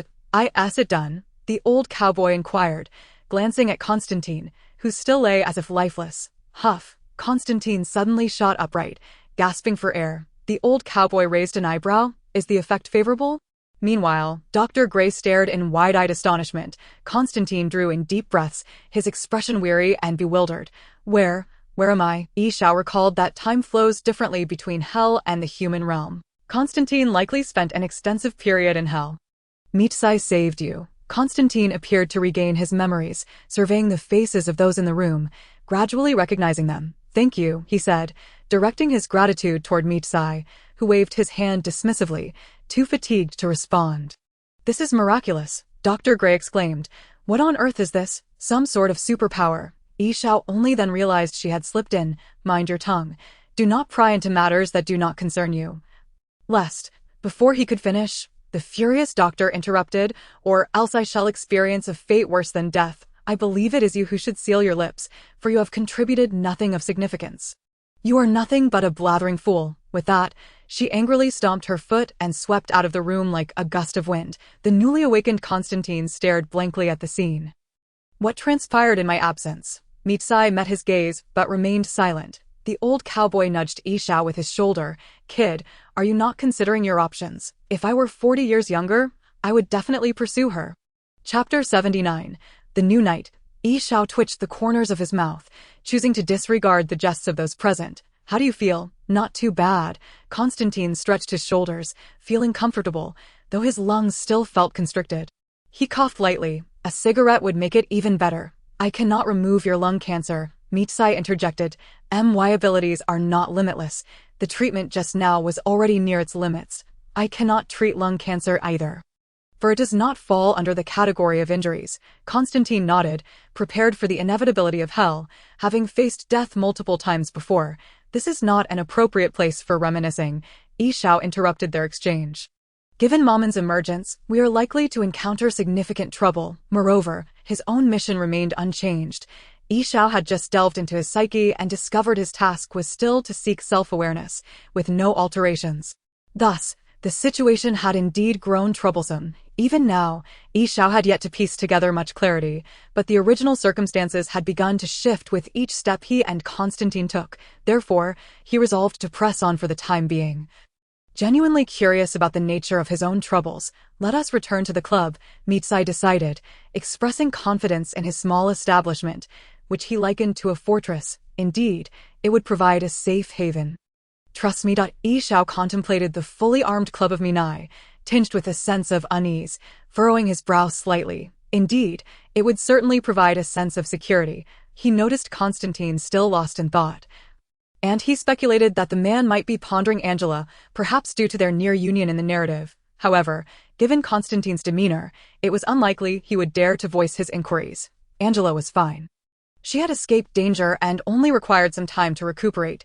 Yi Xiao spoke up, and Constantine snapped back to reality. However, we cannot bring her back to the club. She is merely an ordinary person. And without her vessel of birth, she will not attract the attention of demons. Remaining in the hospital might be more beneficial for her. Her police colleagues will come to find her, and we are unaware of the situation outside. Suddenly, Yi Zhao's thoughts turned to the outside world. You just arrived. Has anything changed out there? See for yourself. Minai gestured toward the window. With a silent incantation, the curtains drew back automatically, revealing a dismal gray sky. This was not alarming if it were night, but it was dawn, and the unexpected gloom was unsettling. Were the demons planning to invade the human realm? What precisely did the inferno of the human world entail? Yi Xiao could only consult Minai, the expert. The exorcist's records contain no accounts of the human inferno. Several unsuccessful incursions had been thwarted, leaving scant reference material. Nonetheless, it was certain that the inferno had not truly manifested. Some preparatory work must remain unfinished. We still have a chance. Trust me, there will be no records of the inferno, for according to the Dead Sea Scrolls, the arrival of the inferno precedes the apocalypse. The apocalypse, Constantine muttered, again with the apocalypse. Every time it seems to link back to that. Disregarding Constantine's rare complaint, Minai continued, however, on our way here, we encountered numerous hellholes, from which emerged demons shrouded in black mist. Their numbers were not vast, appearing in groups of 4 or 5, yet within such a brief span of time, we encountered 2 hellholes. Their frequency is alarming. Yi Xiao nodded. We should return first and deliberate further. But before that, I must attend to a matter. Yi Xiao squinted slightly at the corner of the hospital corridor. Yi Xiao intercepted Dr. Gray. His intention was not revenge or to harm her, for Constantine was still alive. Rather, it was due to Gray witnessing their gathering, along with their appearances and abilities. Should certain demons seize her body and uncover this memory, it would pose a latent threat to them. The world is rife with coincidences. Thus Yi Xiao deemed it necessary to take action. What are you doing? Dr. Gray exclaimed, startled by Yi Xiao's sudden approach. Do not raise your voice. Yi Xiao blocked her path with one hand. I have no intention of killing you. He raised his hand near her head. Just erase my memory. Gray interjected suddenly, perhaps due to her medical profession making her acutely aware of bodily functions, when Yi Xiao lifted his hand near her forehead. She had an instinctual premonition that to silence someone, one could either kill them or erase their memories. Precisely, Yi Xiao replied, somewhat taken aback by her quick understanding. Is it truly necessary? Gray questioned, sensing this was not a favorable outcome. A doctor's intuition warned her of potential aftereffects. You will expose us. Yi Xiao responded, what is meant to be revealed will eventually come to light. Yet, each time you erase another's memory, do you not feel a sense of solitude? Gray calmly countered, for no one can remember you. Yi Xiao gazed deeply into her eyes, remaining silent.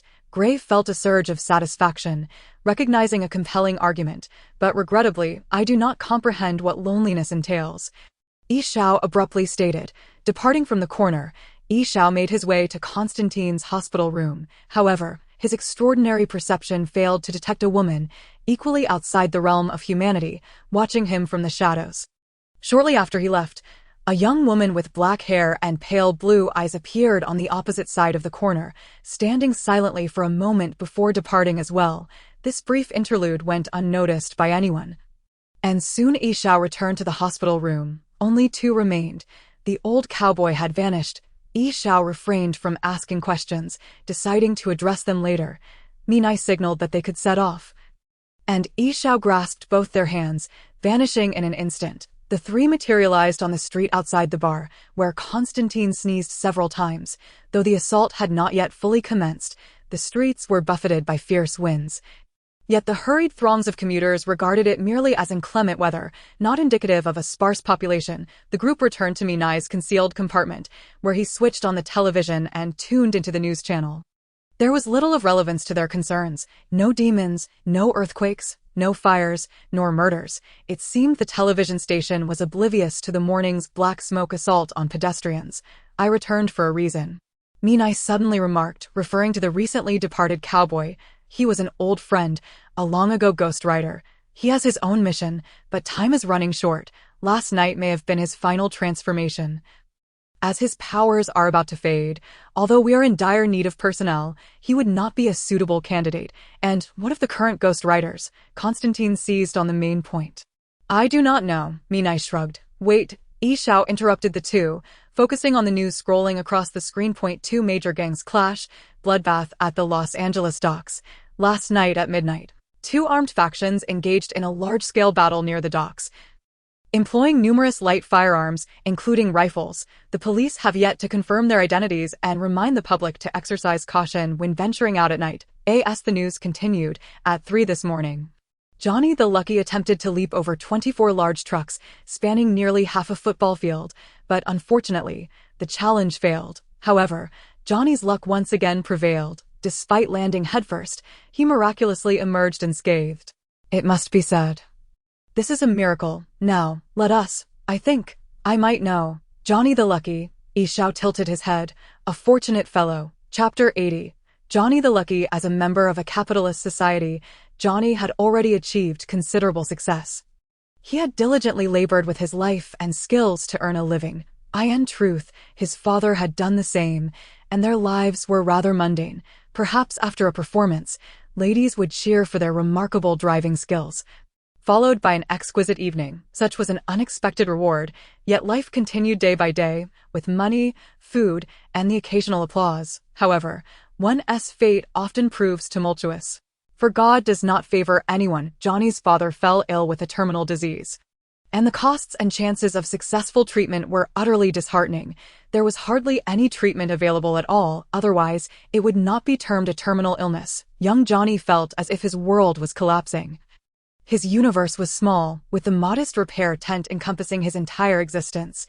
Pushing a car to the performance big top marked the farthest he had ever traveled. In this tented world of his, there were but two souls, himself and his father. When he discovered a hospital notification in a trash can, he did not shed tears. His world felt as if it had been violently torn in half, leaving his tears to dry up. However, one must never succumb to despair, for when God closes a door, he opens a window. On a pitch-black night, while Johnny was tuning his beloved car, a shadowy old man with a hooked nose approached him.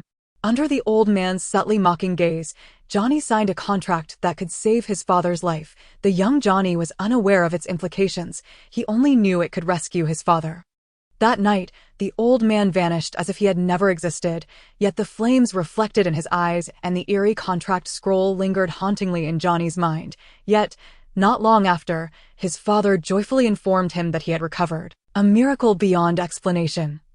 Even for the doctors, it truly worked. His father spun him around in delight. Johnny had never witnessed such ecstatic joy from his father, realizing the immense pressure he had been under. But now, everything was resolved. Johnny, too, felt a surge of happiness, and thoughts of a beautiful girl he had recently met flitted through his mind. Perhaps it was time for an adventure, one that belonged solely to the exuberance of youth. They arranged to meet beneath a grand tree in the outskirts, marking what would be the greatest journey of his life.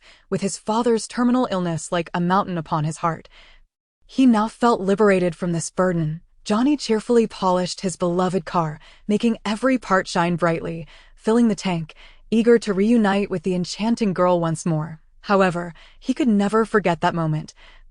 Shortly after he stepped out of his tent, when the performance tent erupted into chaos, a jolt of fear surged through Johnny's heart, for this was the time of his father's show, suppressing the ominous premonition that gripped him. He abandoned his beloved vehicle and sprinted towards the tent, yet he was still a moment too late. The scene that would forever haunt his memory unfolded before his eyes. His father lay sprawled upon the runway, the motorcycle just a short distance away. As he lifted his father's head, he found his father's gaze vacant, and ultimately, he departed without uttering a single word. Right there, on that very runway, in that arena, the thunderous cheers and the deafening voice of the announcer shattered his thoughts. Tonight, our star, welcome our star, the sensational Johnny. Wow, Johnny. At 25 years old, Johnny swallowed a few candies, and the gates of the runway swung open for him. He sauntered down the track, amidst the fervent cheers resonating throughout the arena. "Johnny, Johnny, the sensational Johnny, we love you." He waved his hands to the crowd, as enthusiastic fans swayed their bodies in delight. Before him lay an obstacle course composed of 24 massive trucks. A new challenge awaited, where failure could mean losing one's life. Yet, Johnny remained unfazed, even as Mike incessantly nagged, "Are you out of your mind? You're absolutely insane. You could die." Johnny pretended not to hear, continuing to wave until, at last, he casually replied, "No, I won't." Ignoring the traffic lights and the signals from the officials, Johnny unlatched the visor on his helmet. With a twist of the throttle, the engine roared to life, unleashing a torrent of flames from the exhaust as the motorcycle soared into the air, bursting forth like a bolt of lightning. It traced a sinister arc through the sky, and in his mind, he recalled the old man he had seen at the intersection when his father died. The old man's cruel words echoed in his thoughts, as did the fire-filled, eerie gaze of those eyes. At the end of the track, the motorcycle crashed down violently. 3 hours later, in the car, Mike was engrossed in a racing video game, exclaiming, "Damn it," as the motorcycle he controlled flipped over. "Do you enjoy crashing that much?" Johnny, idly munching on a handful of candies, replied. "What about you?" Mike retorted. On the television, footage of Johnny's miraculous leap played, with the male commentator incessantly chattering. When asked which racer they admired most, the answer was surprisingly unanimous: the sensational Johnny. Who was he? He was one of the finest stunt riders in the world. The screen displayed the moment the motorcycle plummeted from the sky, and those watching could see Johnny's neck contort at a horrifying angle. Yet, what remained unknown was how many more times the sensational Johnny could escape death. They called him Mr. Invincible. The next time, he would leap the length of an entire football field. Upon witnessing this, Mike could no longer contain himself. He was furious, for the distance of the football field was far too great, and the next competition would be even more perilous. Other crew members were also watching Johnny. What's wrong? The sensational Johnny feigned ignorance. What's wrong? In a situation like today, you should have been dead long ago. Mike's tone was sharp, and others shared the sentiment. Yet Johnny was still alive, and the reality of it sent chills down their spines. "I was merely lucky." Johnny understood that the shadowy old man was protecting him, though he did not comprehend why. He was unwilling to let himself perish. "You know, I have a dog named Lucky, but he only has one eye, and he's lost his—" "Well, you know," Mike said. "Johnny, relying solely on luck is insufficient. There must be an angel watching over you." After saying this, Mike fixed his gaze on him. Johnny did not respond. He was aware that many doubted him, even feared him, as evidenced by the fact that only Mike dared to speak with him regularly. Yet he continued to conceal all knowledge of the old man, unwilling to reveal anything to others. Mike had noticed something amiss in previous races and had realized Johnny was hiding certain truths. As Johnny's close friend, he hoped Johnny would confide in him, but once again, he was met with disappointment. "You all," he beckoned the others. The roof of the car emitted a thud, as if someone had landed atop it. Xiao, who had traveled a long distance, suddenly materialized on the car's roof. The space twisted, and his figure sprang forth from the void, solidifying into reality as he descended, his feet landing heavily on the car's roof. "What the hell? What's going on?" Mike peered up nervously. Xiao melted the metal of the roof, slowly lowering himself into the car, the metal returning to its original state. "Good evening, gentlemen." Xiao brushed non-existent metal residue from his clothing. "I believe I can address the question you posed earlier. What guards him may not necessarily be an angel. It could also be a devil." Chapter 81. The sensational Johnny. The entire car full of people stared at him in bewilderment, including Johnny. "What did you say?" Mike was the first to react. No. First tell us who you are. Don't be alarmed." Xiao waved his hand dismissively and sat down, a tall-backed chair materializing behind him. "We can take it one question at a time." He crossed his legs and began. "First, my name is Sean Ilov. You can call me Sean." "What are you?" Johnny inquired with a scowl, his hand instinctively reaching for the wrench on the chair, for this stranger reminded him of some unpleasant memories. "Don't be so tense. I'm not affiliated with that Mephistopheles guy," Xiao replied with a click of his tongue. In fact, I just had a scuffle with his son, and it ended quite poorly." "All right," Johnny replied with a look of understanding, realizing that the power disparity between them was likely vast. I believe you, but how did you find me? Hey, Mike jumped in, interrupting. Guys, can you please explain what's happening? Who is this guy? Who is Mephistopheles, and who is his son? What the hell is going on? Mike cursed in exasperation. To be honest, Ishio glanced at the television in the car. Finding you wasn't difficult. Johnny smirked, emitting a hearty laugh, then his expression turned serious. This isn't funny. And I'm in a bad mood right now. Well then, Ishii replied, his mechanical smile fading. Do you know what you are? Hearing the serious tone, Mike fell silent, while the other crew members who had been playing cards had already succumbed to sleep under Ishio's presence. I don't know, Johnny stammered, but he sensed it was unlikely to be anything good. You're correct in your assumption, Ishio continued. I am a warlock and right now, we need your assistance, and we will help you in return. Hold on a second, Mike interjected, as if he had heard something momentous. A warlock? Are you joking? Ishio raised a hand, and the car's interior decor swiftly transformed. The floor became chocolate, the table morphed into a nut cake, and the cups turned into candied. No, I'm not, Ishio said. Mike's eyes widened as he tore off a piece of cake and took a lick. Are you like the witches from the East Coast? Though somewhat different, Ishio shrugged. But it's pretty similar. Mike glanced at Johnny, signaling. Do you believe this? Johnny was busy munching away at his candied. I believe it 100%, he stated. What do you want? Mike inquired. Let me finish, Ishio said. This scroll can locate a person as long as you know their name and what they intend to do. That's how I found Johnny, because we need you. You're a ghostwriter. You have made a pact with Mephistopheles, whether you are willing or not. The contract has already taken effect. You possess immense power, and now we need your strength. Last night, a powerful demon was born into this world. He is the son of a demon. With his birth, darkness will engulf the world, and demons will once again invade, leaving no one unscathed. We need your help to stop him. Mike's face was a mixture of concern. So, you're saying the world is going to end? You could say that. This sounds like something out of a movie, Mike said, casting a disbelieving glance at Johnny. I understand the situation now. Johnny finished his candy, appearing unconvinced. Even though he was already aware of certain demonic matters, anyone would find it hard to believe a stranger would come forward claiming the world was about to end. But why should I help you? What's in it for me? Ishio smiled faintly, raising a scroll. I found you using this, and now I know another name. She is Rosen. You're threatening me. Johnny clenched his fists. Not exactly. Ishio shook his head. You may not fully grasp the situation. When the demon army descends upon this world, no one will be spared, including your Rosen. I am helping you. Upon hearing these words, Johnny fell into silence. He pondered. The vehicle came to a halt. What is happening? Mike shouted to the driver. Ishao inhaled deeply, detecting a heavy scent of sulfur in the air. We are the SWAT team. The road ahead is blocked. We require you to exit the vehicle immediately for inspection. A voice, amplified through a loudspeaker, reached the ears of the group. A sudden incident. Mike feigned nonchalance, attempting to open the car door. No, Ishao grasped his hand firmly, urging him not to exit. Why? We will be attacked by the police, Mike replied, perplexed. They are not special police. Ishao shook his head, insisting that there was no time to lose. What do you mean? Mike inquired, but his question was abruptly interrupted by a command from outside. Open fire.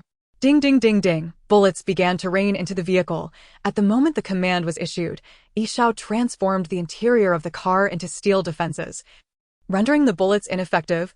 What is going on? Have they gone mad? Mike crouched down, clutching his head, exclaiming, this is murder. I will expose them. Clang clang. The bullets continued to pour in relentlessly. Perhaps it is time to lodge a complaint with Satan. Johnny interjected, unperturbed by death, leaning against the window to peer outside. He observed the SWAT officers, their faces twisted with rage, their eyes dark beneath their helmets, bearing sharp teeth that revealed their monstrous transformations. Whatever they are, they certainly do not resemble humans. Bang! A bullet shattered the glass, and Johnny quickly withdrew his head, realizing that the decision was now in his hands. He began to comprehend the nature of this transformed world. Hand it to me, Ishao instructed.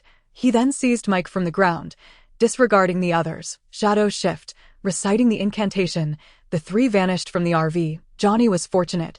This was an upgraded version of shadow shifting. Otherwise, he would have to experience the sensation of being flushed down a toilet. Where is this? Mike inquired, gazing at the bright neon sign that read, Midnight Club, Los Angeles. Ishao casually replied, heading towards the bar.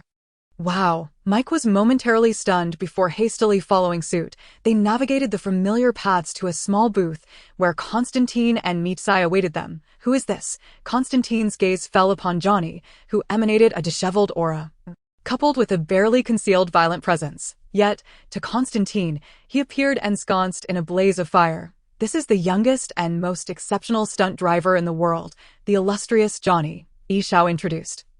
Also the latest Ghost Rider. Ghost Rider, Constantine replied nonchalantly, his tone suggesting indifference. Johnny glared at him, his breath quickening, unaware that Constantine regarded everyone with such a demeanor. Ring, ring, ring. The phone on the table began to ring. Mitsai answered, "My shovel is missing." An irate voice echoed from the other end. "They have stolen the sanctum." Chapter 82. The club. After listening to the old knight, Mitsai quietly placed the phone down, realizing the gravity of the news. The sanctum of San Venganza is lost. Constantine furrowed his brow, asking, "What is that?" The sanctum of San Venganza. It is said to be capable of exchanging thousands of souls, wielding immense power, Mitsai explained. "Do you know who did it?" Johnny felt as if he were merely a bystander. Carter Slay mentioned he discovered a small marshland near the house, water and earth. "I suspect it is the water demon and earth demon." Mitsai shrugged. Constantine suddenly recalled, "Do you remember I mentioned an impending attack on Payman?" He queried Yishao. "I have a vague recollection." Yishao nodded. "Perhaps it is not aimed at Payman, but rather at Carter Slay." "That rascal Balthazar has played us for fools," Constantine said angrily. "But never mind. The world is already in disarray.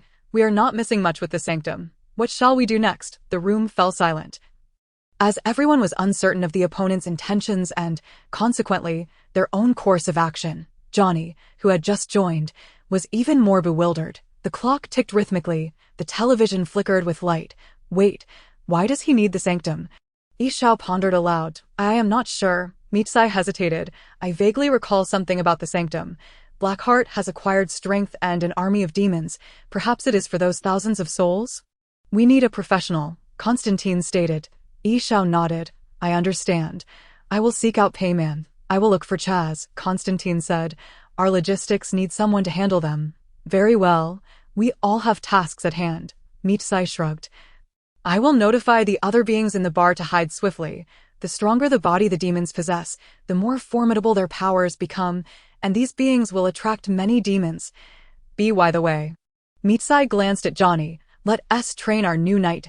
"No problem." Yishao rose. "Let us first ascertain what we are up against, and then we can unite our forces." Constantine also stood. "Take care, Sean," he advised. "Certainly. Payman." Yishao was the fastest among them, as he arrived at Payman's basement shortly after leaving the bar. I'm here. Payman emerged from a corner, looking disheveled. "You're back," he exclaimed, surprised. "Did you succeed?" "How is Constantine?" He wiped his hands. This practical fellow never wastes a moment on experiments, even with the apocalypse looming. "It was not very smooth." Yishao inhaled deeply, grimacing. "I'm here to take you away." "Where to?" Payman asked, bewildered. "To the Midnight Place, the Midnight Club." Yishao gestured. "We must hurry. Time is of the essence." Wait, Payman interrupted. "Are we heading to Night Castle?" "What Night Castle?" Yishao questioned, puzzled. "The Midnight Domain," Payman whispered mysteriously, a sly smile gracing his face. "That is the realm of the Recorder, the last bastion of purity in this chaotic world." He snapped out of that state and spoke quickly. "You cannot imagine the treasures hidden within. It is immensely wealthy." All right. Yishao waved his hand, recalling the vast warehouses he had seen. "I have witnessed enough, but we must leave here quickly. Gather your belongings. We won't be returning for a long time." "Why?" Payman trailed behind Yishao. "We will discuss it on the way," Yishao replied without looking back, pulling open the door to Payman's lab, which was cluttered with glass vials and some freezers. "Is everything here?" "Approximately." Payman rubbed his hands. "There is quite a bit. Is that all right?" "Everything. Come here." Yishao extracted a wand, directing it at the pocket, a pink light connecting to the bag's mouth. Clatter, clatter. The items in the room began to swirl chaotically, flying into the bag amidst Payman's screams. "Grab it tightly. We will shadow shift out of here." Yishao tossed the bag to Payman. "I despise your defensive array." "I despise you as well," Payman lamented. Helplessly gazing at the bag, which likely now contained shattered vials, Yi Xiao led Pei Man out of the gloomy ventilation shaft. The restaurant above was deserted, seemingly during daytime operating hours, yet not a single employee was present. Has Maria not come to work? Pei Man looked behind the counter, recalling Maria as a diligent young lady. Perhaps she cannot make it, Yi Xiao replied. What do you mean? Pei Man asked anxiously. Look, Yi Xiao pushed open the restaurant door, revealing the outside world. The wind howled violently, cars raced wildly down the streets, and a few pedestrians hurriedly bowed their heads and ran away. From deserted corners, agonizing cries echoed intermittently, wailing, wailing, wailing. The entire city was engulfed in the blaring of police sirens. Flashing patrol cars zoomed past. My God, Pei Man murmured slowly, what has happened to the city? Trust me, I wish to know as well. Pei Man clutched the bag, following Yi Xiao into the club. Mr. Midnight, Pei Man exclaimed upon spotting Mitsai in the room. I hold you in the highest regard. He rushed to shake Mitsai's hand, visibly excited. Constantine. After a moment of exuberance, Pei Man turned to see Constantine nearby, relieved to see you safe. And what is this? Pei Man suddenly noticed a flaming skull seated beside them. Ghost Rider. It was evident he recognized Johnny and was filled with trepidation. The skull emitted a low, hollow voice, its empty eye sockets fixated on Pei Man. Paiman, gripped by fear, turned to flee, only to be seized by Constantine, who clasped his collar firmly, urging, do not be afraid. He is our friend. All right, all right. Paiman exhaled, regaining his composure. Can he transform during the day? Yi Xiao inquired of Minai. In places devoid of sunlight, temporarily, yes. Minai replied, though there is a minor complication, he cannot revert to his original form at the moment. Yi Xiao shrugged, conveying his helplessness. Well, now that we are all here, Constantine announced, we must thwart Mammon and the Darheart. On my way to fetch Chaz, I witnessed 3 police cars collide, with 4 demons swaggering brazenly beneath the sun. Thus, whatever their intentions, we must prevent them and eliminate them. The outer hall was devoid of life. The metallic strains of music had ceased, leaving only the solitary stage lights casting their vibrant hues. It was dim here, a chaotic dance of shadows, yet for the world outside, descending into turmoil, it remained a sanctuary amidst the darkness. The guard at the entrance stood idly, now that the club was eerily quiet.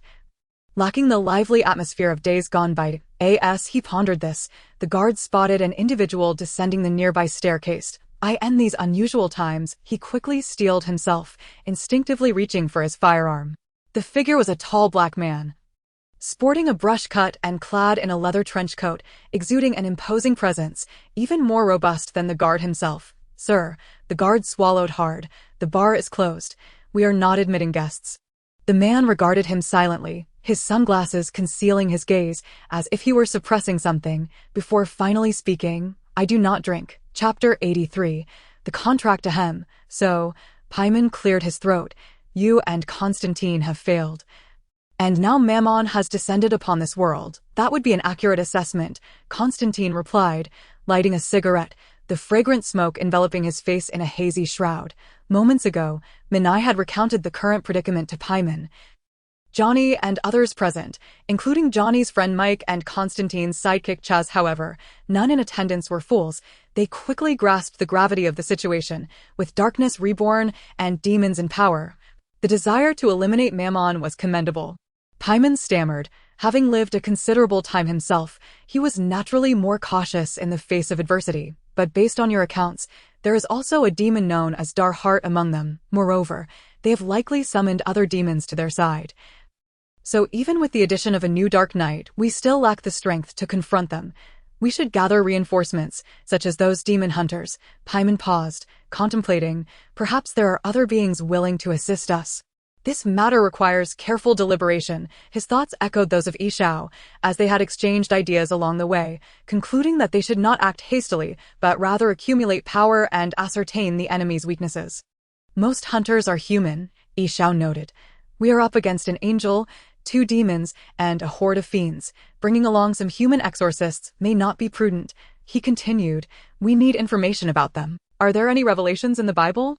Have similar events transpired before? We also require weapons, and if we do proceed, it must be with individuals capable of self-defense, those with formidable abilities, not mere human hunters. I am also human, Constantine interjected, seeking to provoke a reaction. Not directed at you, Yi Xiao shrugged. A series of clicks echoed, as Johnny absent-mindedly tapped his jaw, still struggling to articulate his thoughts. Why did Darhart steal the sacred contract? Constantine pressed, his suspicion heightened by previous deceptions. A good question, Paimon nodded, rummaging through his belongings. Upon my arrival, Sean informed me of the situation, and I have been pondering this very issue. With some effort, Paimon extracted a notebook from the small pouch Yi Xiao had crafted for him, filled with meticulous penmanship, both in English and in some unintelligible script and symbols. I have records pertaining to the St. Van Gassa contract, which concerns far more than merely thousands of souls, Paimon declared gravely. The contract itself is exceedingly perilous. He opened the notebook, extending a finger as he spoke with solemnity. Long ago, St. Van Gassa was a sacred place, a serene and beautiful town, replete with churches and farms, where happy people thrived, living tranquil lives free from external disturbances, until one girl fell in love with a boy. She loved him deeply, desiring to spend her life with him in this quaint town, to marry and bear children, leading a mundane existence. However, the boy was dissatisfied with such simplicity. He yearned for more and wished to escape. The girl, terrified of losing him, prayed to God in the church, beseeching for his heart to change, yet the divine remained silent, and the boy prepared to leave as planned. On the eve of his departure, the girl learned a secret from a friend. By burying a cat's bones and her name at the crossroads, she could summon a wish-granting spirit to obtain her desires. She followed this advice, and Mephisto appeared. Learning of her wish, they struck a bargain. She would gain the boy's love, and he would remain, but upon her death, her soul would belong to Mephisto. The boy's heart indeed changed, and though the townsfolk were astonished, they offered their blessings. However, the girls soon noticed the boy's transformation. He became irritable and prone to anger.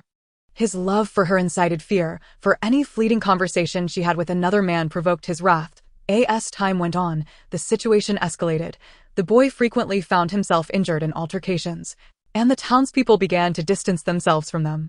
Confused, the girl confided in her dear friend, recounting her past. Her friend, astonished that the girl had truly gone through with it, realized the tales she had heard were not mere fabrications. The following day, the town's priest, accompanied by the militia, arrived at the girl's home. Her friend had betrayed her. The priest deemed them wicked, believing they would bring calamity to the town. The residents sought to burn them alive. The boy desperately shielded the girl as they fled, but he was captured by the townsfolk and ultimately perished in the flames. Heartbroken and desolate, the girl was consumed by grief when once again Mephisto appeared before her, offering a chance to reunite with the boy. She declared her willingness to sacrifice everything to be with him, for she had nothing left. Mephisto inscribed a contract with her willingly surrendered soul, sealing the souls of all in St. Van Gassa, living and dead, including the boy and the girl. At last, they were together. Paimon cleared his throat again. The contract acts like a magnet, continuously drawing souls from the vicinity of St. Van Gassa until saturation is achieved. However, that region had long been transformed into a wasteland by him. Now, it harbors immense energy. The surroundings were hushed, save for Paimon's stammering voice weaving this tale, captivating those present. Chaz's eyes glistened with unshed tears, and Yi Xiao noted that Mike's eyes appeared similarly misty. Yi Xiao exhaled, stretching his neck. It is truly arduous to maintain a motionless pose to match the atmosphere. So, Darhart seeks the energy contained within the contract? Constantine asked, his voice slightly hoarse and uncertain. I do not believe that to be the case, Minai replied. The records also contain this legend, but there is an additional passage added by the chronicler. He swirled his drink, taking a sip. The chronicler stated, the contract acts like a magnet for souls, yet when its power reaches a certain magnitude, it can even directly siphon the souls of the living. What constitutes as powerful? Constantine pressed further. This contract was inscribed with human souls. Once completed, should it consume another powerful soul of the same attribute, it will grow even stronger. Minai elaborated slowly. Of the same attribute. Constantine leaned back on the sofa, exhaling. Demon souls. So, at present, there are two demons, Mammon and Darkheart. As soon as Yao uttered those words, the door behind several individuals was suddenly flung open with a loud crash. The guard, who had been stationed at the entrance, stumbled in clumsily, collapsing to the side as he struggled to lift his head. I couldn't stop him, he managed to utter in a fragmented manner before losing consciousness. Yao, Minai, and Constantine all rose to their feet as the dust at the entrance gradually settled, revealing a towering black man. I am Blade. Fear me. Chapter 84. The warrior, where on earth did this guy come from? Constantine's tone was laced with impatience, his attitude consistently dismissive when faced with troublesome hindrances. The vampire, who referred to himself as Blade, slowly drew a long knife from behind, gripping the hilt with both hands as he faced them. Die, all of you. Yao smirked slightly. The Blade warrior, the one notorious for hunting vampires, had actually arrived. It was likely not by coincidence, but rather because the Midnight Club had previously been frequented by vampires. The timing of this confrontation, during such a demonic upheaval, was indeed fortuitous, a misunderstanding, yet this hulking figure possessed formidable combat prowess, an innate advantage in strength and stamina, coupled with the characteristics of a vampire. If he could be harnessed to confront Mammon, the odds would significantly shift in their favor, far surpassing Constantine, who relied solely on his looks to navigate the world. With this thought in mind, Yao interjected. I thud. A flying knife whizzed past his face, embedding itself into the wall, its tip still trembling. Fortunately, Yao had once been an extreme sports enthusiast, his reflexes sharper than the average person's. Even as a wizard, he was not one to fall easily. His physical constitution remained intact, allowing him to narrowly dodge the projectile. Let us settle this with a fight first, Yao continued in a calm tone. Blade remained unfazed. Your companions deserve to die, he coldly declared. You're the one who truly deserves death, Minai roared, kicking over a table before advancing 3 steps, pointing directly at Blade's throat. You broke my door. First it was Constantine, and now you. You think this is a game? Who do you think you are? In that instant, Yao perceived the echoes of the former Midnight Master, the once dominant figure in the exorcism realm. As the aura of the strongest exorcist surged from Minai once more, Constantine, not one to be idle, quickly drew an old-fashioned handgun he always carried, a special model, inscribed with runes, utilizing silver bullets.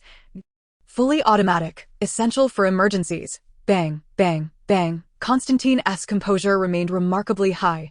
Years of exorcism had instilled a habit of vigilance even in safe environments. Thus, his aim did not falter as he fired 3 bullets targeting Blade's shoulders and wrist. The adversary appeared not to be a demon, as Constantine discerned nothing out of the ordinary about him, and he seemed to be a hunter, albeit one who hunted vampires. Therefore, Constantine had no intention of taking his life. As for the others, the logistics and consultant, Byman, quickly ducked behind a sofa, followed closely by the trembling Mike. Chaz, wanting to assist, was momentarily paralyzed by the unfolding chaos, having little experience in real combat, especially against demons. Yao remained unperturbed. With so many formidable individuals present, one blade could hardly turn the tide. He took the opportunity to observe the specific prowess of each character. Although he had faced Gabriel and Mammon in battle, it had merely been a carefully orchestrated plan, with divine fire and the exorcism chapter restraining them, leaving the majority of the encounter spent in evasion and defense. Yao had yet to grasp the true manifestations of strength among these figures, as the divisions in this world were exceedingly vague, lacking concrete ratings. Therefore, the true extent of a demon's power and that of a demon's offspring remained utterly inscrutable. Consequently, his understanding of magic was still rudimentary. Despite having accumulated a wealth of theoretical knowledge, mastery of magic required gradual exploration, an endless quest for understanding. I am the face of the 2 attackers. Blade exhibited no sign of panic as the 3 bullets hurtled towards him in a triangular formation. Their speed was such that an ordinary person would scarcely have time to react, often collapsing to the ground upon the sound of gunfire. Yet Blade was different. Years of combat had endowed him with vast experience, allowing him to anticipate the trajectory of the incoming bullets with a mere glance. Moreover, his vampiric constitution offered him significant advantages. Thus, as the bullets approached, Blade simply sidestepped and raised his long knife, deflecting the 2 bullets aimed at his shoulders. With a swift motion, he cleaved the 3rd bullet in half. At this moment, Minai had already closed the distance between them. Blade, impassive, lifted the knife from its downward position, swinging it horizontally toward Minai's head. However, Minai was no novice. He swiftly closed the gap, positioning himself close enough to render Blade's lengthy weapon ineffective, yet Blade's arm obstructed Minai's primary target, his neck. Undeterred, Minai employed his previous tactic, green veins appearing on his hands as the energy capable of healing could equally bring death surged forth, plunging into Blade's ribs with force. In contrast to Constantine's anguished screams. Blade merely grunted, beads of sweat rolling down his glossy, dark skin. The situation was unfavorable for Blade, yet it presented a prime opportunity for Constantine, a stationary target. He raised his gun once more. Not needing to aim, bang, bang. 2 bullets flew toward Blade's shoulders again. Blade realized the predicament he faced. He had not anticipated such tenacity from his opponents. Minai's strength far exceeded that of an ordinary vampire. And for the moment, Blade found himself unable to break free. In a moment of desperation, he unleashed the beast within. He roared, every muscle straining as he squeezed Minai's arms tightly, enduring the excruciating pain in his abdomen as he adjusted their position slightly. The bullets struck Blade from behind, penetrating the muscle of his arm without reaching the scapula. Another roar escaped him, the agony in his abdomen unbearable. What in the world was this? He had never encountered such resilience within vampire ranks. Minai, too, was not faring well. His energy could directly affect biological interiors, inducing pain and paralysis, rendering even werewolves, vampires, and shapeshifters powerless against it. This was a primary reason for his long-standing dominance. This was the first time he had encountered a being capable of withstanding such torment for so long. Bang! Minai's forehead collided with a heavy blow. Blade seemed to withstand the pain, opting for a swift resolution as he slammed his forehead against Minai's. Minai felt as though his head had been struck by iron. The dissipation of energy lessening momentarily. Seizing the opportunity, Blade's iron-like hands gripped Minai and hurled him violently away. Yao instinctively recoiled, already hearing the sound of Minai crashing against the wall once more. Which surely must have been painful. Fortunately, Yao's actions followed a logical principle, allowing him to cast a levitation spell and a deceleration charm, reducing the speed of Minai's impact, sparing him from a more brutal fall. At this point, Blade had sustained injuries from Minai's onslaught, and it was likely that Minai's abilities would pose significant challenges for him. Yao turned his attention back to Blade, determined to eliminate him. Otherwise, Constantine's slight frame would not withstand such a brutal assault, sending him directly to meet Satan. However, just then, a fiery creature rushed past Yao, Johnny appearing before Blade in the blink of an eye. "Look into my eyes, you are guilty,"